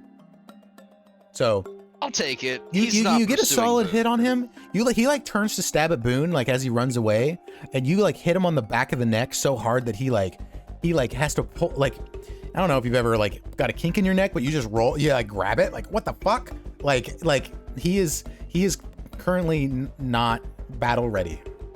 So these guys are both shaken right now, just in time for the baddies to go. They are both going to unshake. These guys are done. That's all they can do. That's all these guys can do. The unshake. Braids though sees that things aren't going well. You hear her mutter, "Fucking shit." He points her. She actually has no ammo in her crossbow. She drops the flat bow. She pulls a knife out and goes for you, Boone, as you go for the thing.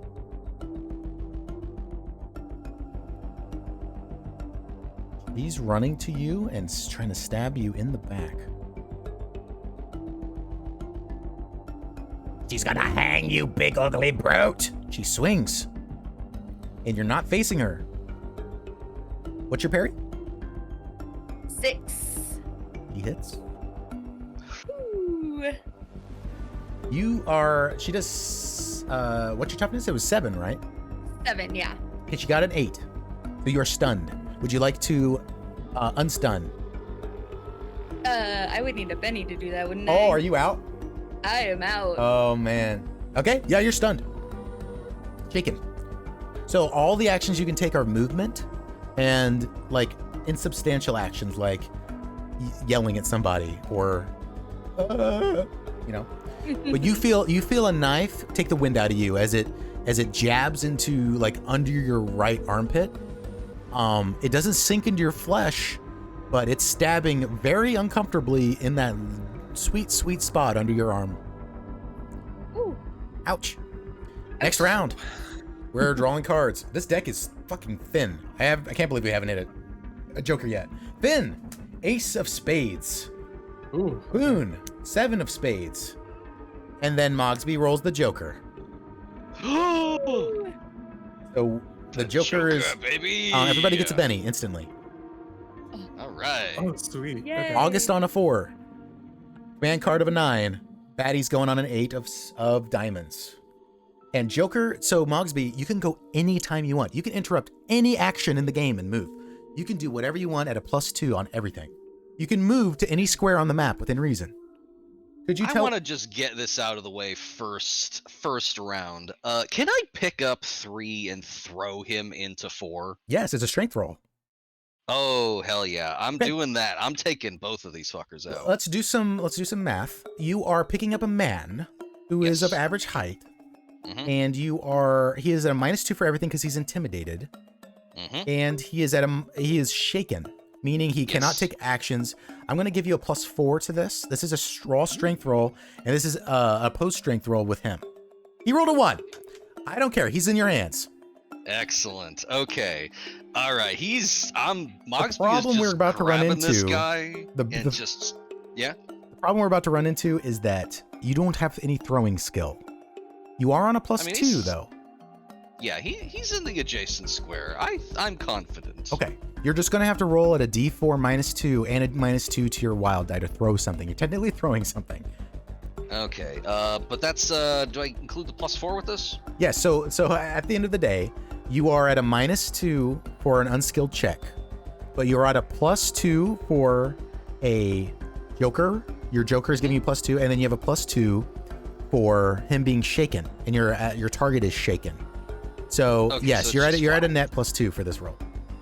D4 plus Okay, D6 okay. and a D6. D4 plus D6. Oh, that is a 3 on the wild die and a 4 on the regular one. 5, 6, 7. And a 3, so that's 10. Plus So a 12 2 total? it was, so that's 12? Yes. Okay, you pick him up and you shot put his ass into 4. They are both prone on the ground and still shaken. So when they unshake, they will still be prone. So they will have to spend not only an action to stand up, but an action to a movement, like a full movement to get up. So they're not doing Alright. anything next turn. They're super not doing anything next turn. Would you like to move? I would like to take whatever, like, they had, like, weapons they were brandishing, right? Yes, knives and all sorts of things. Right, we're scooping those up, we're kicking those aside as I walk over them. Yeah, these boys are, so 1, 2, 3, 4, 5. You can be anywhere right here. Anywhere, let's see. You see Galloway, Galloway sees you. He's in his bleary state. He sees you throw this guy and pinball him down. Mogsby, he says as he's walking with this guy. I didn't move him last turn. I will. He is still Just shambling walking forward. by. He has a wounded Goldcrest with him. Yeah, Mogsby hears that, just looks over and says, Galloway. Oh my god. All right, Bennies yeah, are a thing I cannot sling, but know that you got a spiritual Benny from me for saying that. Oh, thank you. 1, 2, 3, 4, 5. Where do you want to be? All right, I'm coming up behind Braids. Okay. So 1, 2, 3, 4, 5, 6 right here. Yep, right there. Okay. Joker's done. Everybody got the Benny from the Joker pull, right? Yes. All right. Yep. We have an Ace of Spades as for Finn. All right. Am I done reloading? Oh yeah, that thing's ready to go. All right. Gotcha. Can from here did I notice? No, wait. It seems a bit far away. You are reaching your maximum range with this thing, with these targets down here. Not maximum, but you would definitely be at a disadvantage to shoot at anything over here. Plus the very real risk of perforating your buddies. That's true. Okay. I did not from here see Boone get stabbed. Nope. Probably. Nope.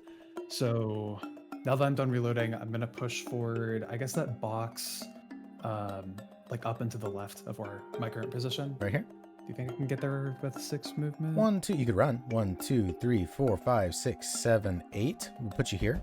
Can you see my cursor? Yeah, I don't. Did 3 and 4 have ranged weapons? No. Or no, they were. Just... You could point that thing at him. You could walk up and be like, I'm "Don't you fucking move! I'm just gonna go. I will smoke your ass. I will nuke you, motherfucker." Oh goodness. Extremely Finn voice. This is my boomstick. That was my Finn voice again. Thank you. You could get right here. Let me do a recount, because I'm not gonna. You're a little guy. I'm gonna have you sidle through this.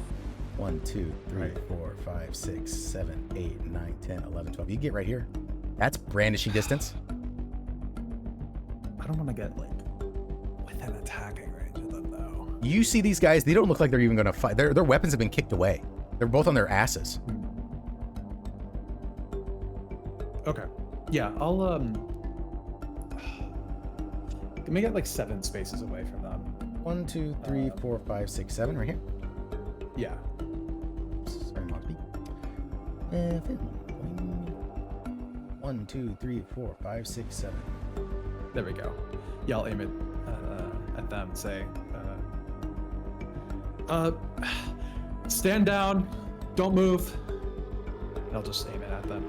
Am I able to ready an action, like in case one of Yes, them you can decides to hold make your a action right now. You can hold your action and interrupt any further action that happens. I'm going to turn your card sideways that you're held. You're going to be on a -2 on top of whatever minus is because you ran this turn.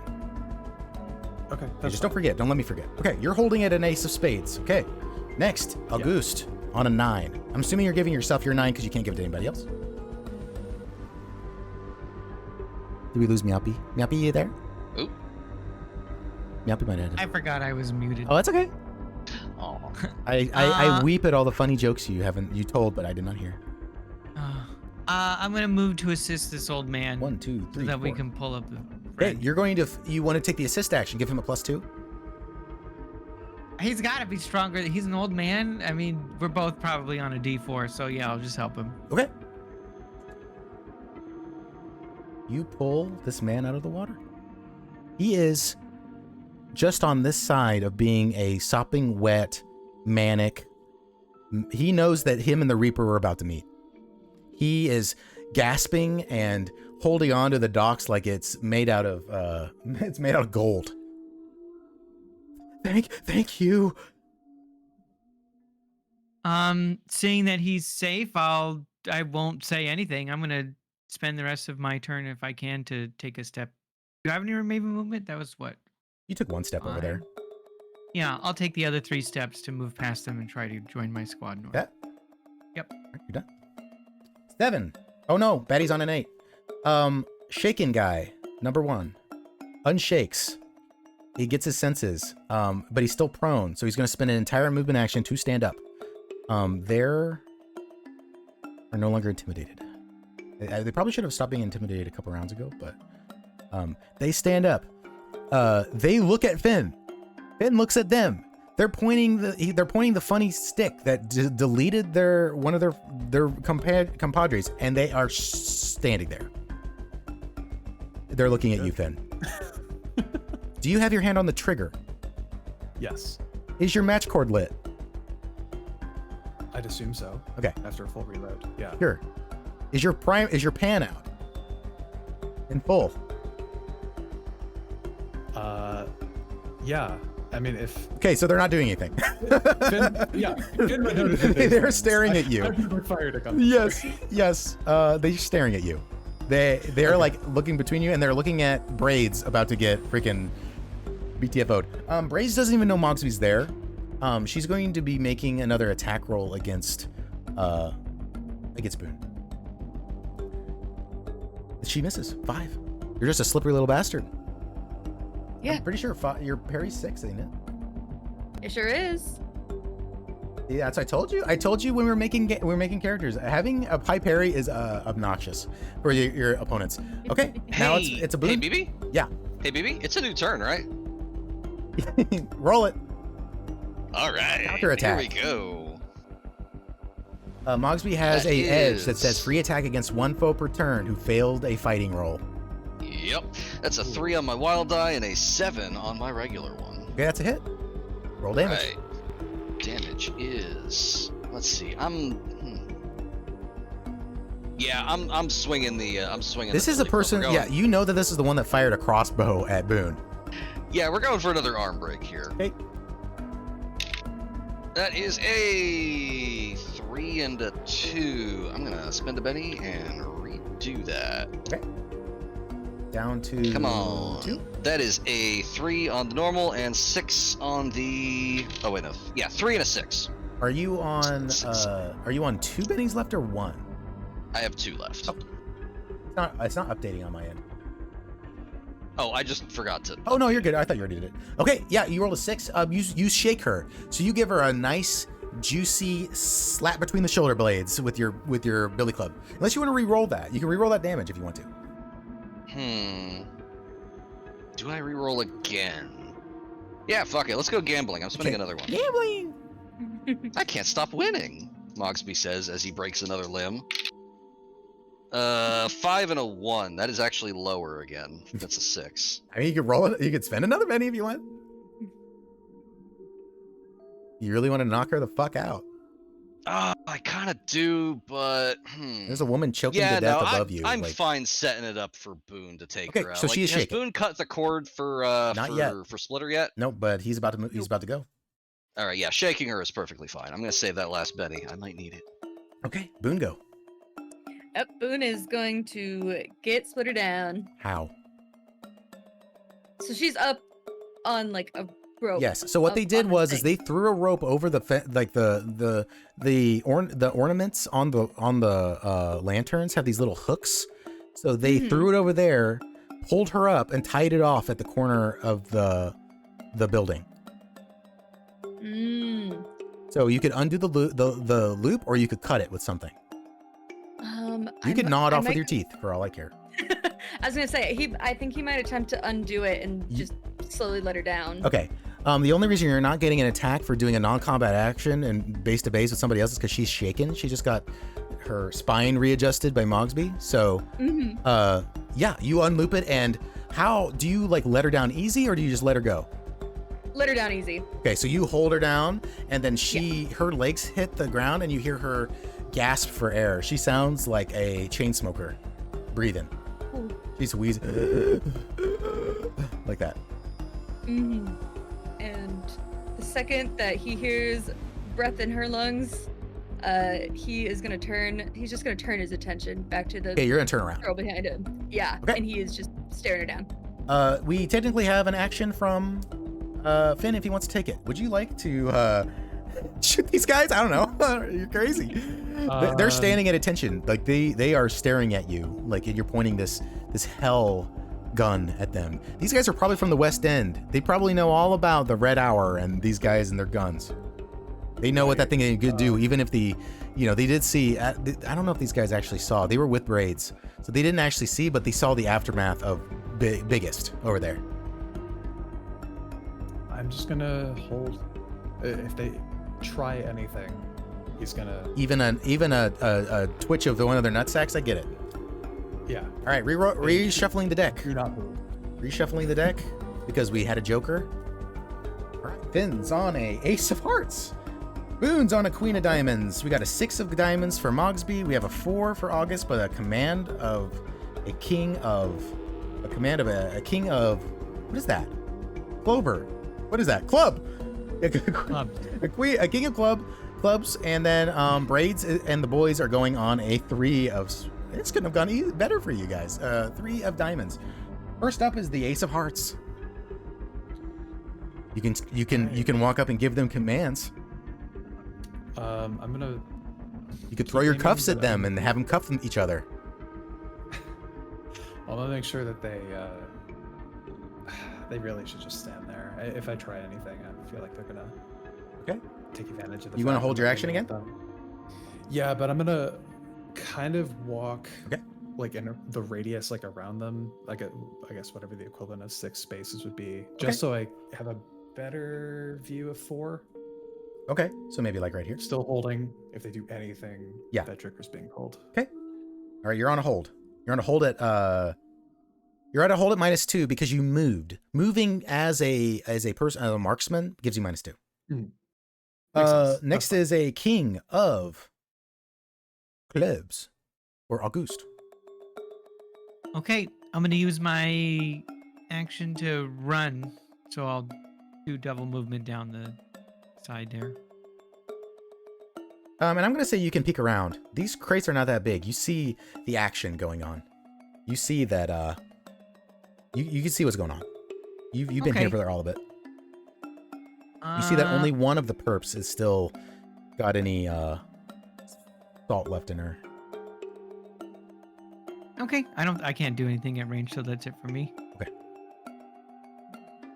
I'm gonna go ahead and do this to show that. Okay. That is August. We have Boone on a Queen of Diamonds.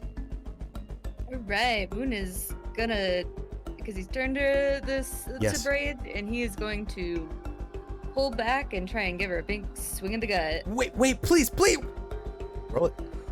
Ooh, okay, that's fighting, and well, that is an 8 and a 4. I'm assuming that's a exploding dice. That sure is. Let's see what happens.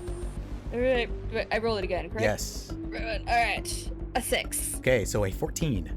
14. You hit her. Let's see how much damage you do. All right, okay, 1d8, a 6, and 2d4, a 4, So it blows and up. a 1. Okay, 4 and a 1 plus another 1 for the exploding one. A 3. So you rolled a d8 plus 2 d4, right? 2d4, yes. So what's the total? was 6, 4, 1, 3. 14, right? Yes. Boone, Math is not my strong how suit. much do you want this person to hurt? Horribly. Okay, maimed he for wants her life? gone. Yes. You send a brass knuckle, and I would remind the viewing audience. Oh, it's right here. These are spikes. Ooh. You make a bloody red pulp of her right eye as you send her into Mogsby with a punch so savage. And Mogsby, you see the look on his face that this was personal. This was just on this side of sadism. He's glad that this person is maimed and horribly disfigured forever for doing this to his friend. She's gone. She's not dead. She is let's just say that she's she's not a professional dead person, but she's amateur. She's working on it. And that's it. Everybody drops. These people are not going to suddenly start moving with them pointed a gun at them. But then the scene has a weird silence to it again.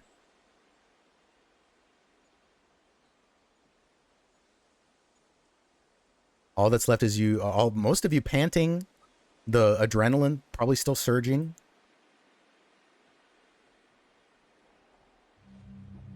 What do Wow, you do? we actually survived. Yeah, you thrived. Good job. This is a bad example of of Savage Worlds Well, combat. I mean, you said we would be seeing how extremely dangerous Savage Worlds combat yeah. was. You just Imagine- didn't say which side would be finding it out. Yes. Imagine any of these idiots with a knife rolling one of those giant rolls on one of you. Oh yeah, that could have been the end of us in the blink of an eye. But when Boone hits Braids there, I picture her just like pinwheeling Yes. backwards. Mogsby's gonna catch her and cuff her. You are the backboard. Yep. Yeah. Yep. You pop your manacles on her. Yep. And I will go ahead and mark her as bye-bye. 4 and 3 are standing there. They don't have weapons in their hands. They have masks on, but All they're right. looking at each other and yeah. Let's get cuffs on him.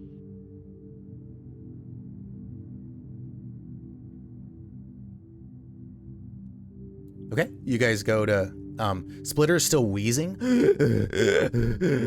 But she seems to be recovering as well as somebody almost hung from her neck till dead can be.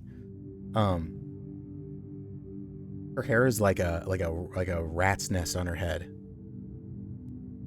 It's completely splayed out like the fucking Grudge lady, the Omen. Like, Yeah, Boone will go to her instead of cuffing anyone and just check on her. And you know, she pat doesn't. her down. Her neck has very, very obvious bruising, but it doesn't look like she has any other wounds. They didn't like rough her up beforehand. It looks like she was just grabbed and strung up. When Mogsby sees that Boone is going over to Splitter, he looks over to Finn and August and just repeats that, like, let's get cuffs on him. Okay. Ben's holding his piece and pointing at these guys. Yeah. I'm assuming August I'll came help through. cuff them. Yeah. Okay. You put cuffs on them. They are cuffed officially. I also want to check on Galloway and his whoever he's holding. Yeah, Galloway looks like he must have a concussion of some sort. He, even after all of this, he still does. I was rolling for him every turn to see if he gets his wits back, but it just wasn't happening. He is a complete, I don't know, some old person with dementia walking around. Where am I? Yeah. What's going on? Whatever. But they still have like their cognitive function. They can still talk. He's just, it's as if the man he was 20 years ago is helping is Goldcrest, not him presently. It's just what you do when when one of your team is hurt. You have them under an arm and you're holding them. You said you're going to him? Yeah, I'm gonna go to him and just see if the person he's holding is the possum is alive.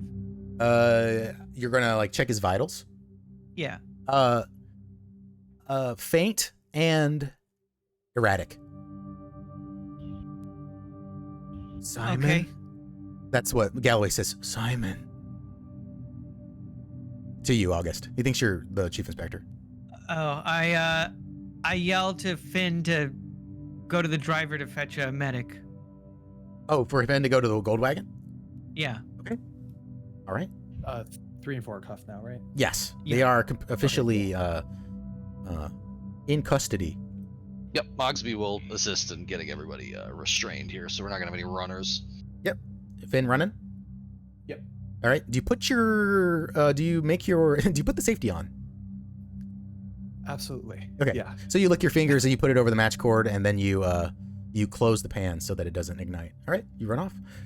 The driver comes around. He is looking at you, and because he heard the shot, and he is concerned, but he did hold his post, so you give him that. The mothhounds look like they are shitting themselves. Like they heard that sound, and they are underneath the gold wagon. They had like crawled under there to hide. He jumps down and tries to coax them out with food. What the Oh my fuck goodness. happened? Some sort of scuffle. Glad we got here Scuffle? in time. Yeah. Martyr's bad. rags. One of them comes out, and then once the other one, they're like cats. Once a cat sees another cat doing something, monkey see, monkey do. So, hey, if it's okay for him, it's okay for me. You see that Crown and Adder are by the gold wagon. Adder's still unconscious, but Crown is like has got her breastplate off and her helmet off, or her helmet is already off, but he's just like holding her. He doesn't know what to do. He's literally, he may outrank you, Finn, but he just barely. Like he's the only thing that he is an official gold crest. But he's just holding her. Blood streaming down her face. Did we have like a like first aid or anything back at the carriage? You Or- are no. Well, there might be bandages in one of the trunks. You can look. Yeah. But this scuffle took place here. You are right down the road from North End Hospital. Oh, okay, perfect. Then. Yeah. Like if it wasn't so bad, like you could run them down there. But yeah. Yeah, you could throw her in the back. You can put her in the paddy wagon. That sounds like a good plan. Okay. Honestly. You tell Crown to get him in there, and he just listens to you Yeah. because you're in charge. And he helps her into the back of the wagon, and the driver gives you a hand up onto the driving deck, the driver's seat next to him, and he clicks, and he comes down. You hear the gold wagon coming. He rings the bell just in case, going around the corner, anybody in the way, and then he sees the bodies, and then he has to stop. Like he can't really navigate through here without running somebody over. So, but he actually, he could probably make it right here. But he has to be very careful of these unconscious people right here. We should probably also move them out of the road, yeah. Okay. And we can make this part short, but you guys clear the scene, you arrest 3 and 4. They are now in Goldcrest custody. You rip their masks off, and they look like pockmarked crackheads. They look like the scum of West End. You think that they're probably maybe 2 days away from their last big hit of Dream Salt or something. They're, they are pale, and these are not soldiers. These are not gang members. Gang members eat.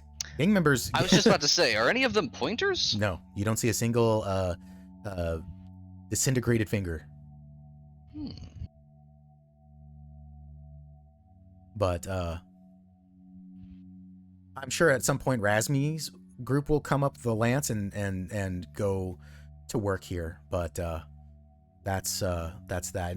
And you put the possum in the wagon, and you put anybody else in the wagon. You put any of these perpetrators in the wagon.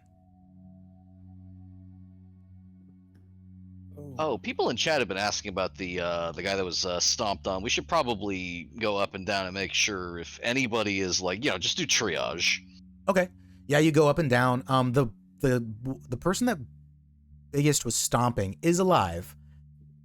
It's quite clear that he has broken ribs. and he's semi-conscious. He's just kind of rolling around. The person here is dead. He's been stabbed. Damn. This one's okay. It looks like he just got hit in the head. This one, it might be, from your estimation, it didn't look like this was a hit. It looked like this was some sort of, it was an act of trying to break the strike, but things might have gotten out of hand. They might have, whoever put this team together, put together the lowest rungs of society that couldn't contain themselves. So it may be that this woman protected herself a little bit too hard, or pushed back too hard, or maybe swung and was taken out. Yeah. But everybody you took out, you didn't kill anybody except Biggest. Finn is the only person who you ever scoop the icing off of a cupcake? Yeah, he's done. Damn. But everybody else is varying from, slightly wounded or needing assistance. Blood. Like the main thing is blunt force trauma. A lot of these people were beaten quite a lot. So I think we should get the troopers to the hospital, and we can send for a doctor to come back for the rest. Okay. Yeah, you send the gold wagon down to the hospital, and you see it trundling down the way. You're left alone in Crate Row, and it was quiet this morning. It was quiet yesterday when you first started, and it still has that strange quiet feeling, though no longer punctuated by laughter and the camaraderie of people working towards a mutual gain. It is eerily silent. You hear groaning. The leftovers of a sudden and brutal violence. And I have one more scene for you tonight. I've written... Oh, I have one interjection. What's up? As we're surveying the scene, Mogsby goes to fold his arms like he often does, and notices the axe still in his armor. Nice. He just wrenches that out, tosses it on the street, and then folds his arms. I will give you a Benny, big even though gash in the armor there. next session you will go up to 3. That is... Well, it's the thought that counts. Yes, that was very cool. By the way, I do want it on record. I'm using other dice for bennies. I got rid of my ranch cups. Ah. Well, it doesn't look I'm like you've using really normal needed it. things You guys have now. been rolling like crazy. That's good. I will leave it up to the I'm riding on a high of fun, but it is getting late. I have the soiree written, and we could do that tonight, or we can do that first thing next session if you'd like to.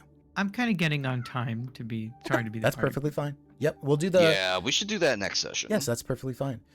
So chapter 2 ends with a solemn moment between all of you, surrounded by the groaning or unconscious bodies of some of these people. You have no idea why they're here. You have an idea of why they did it, but who and by what means, to what end. And that's it.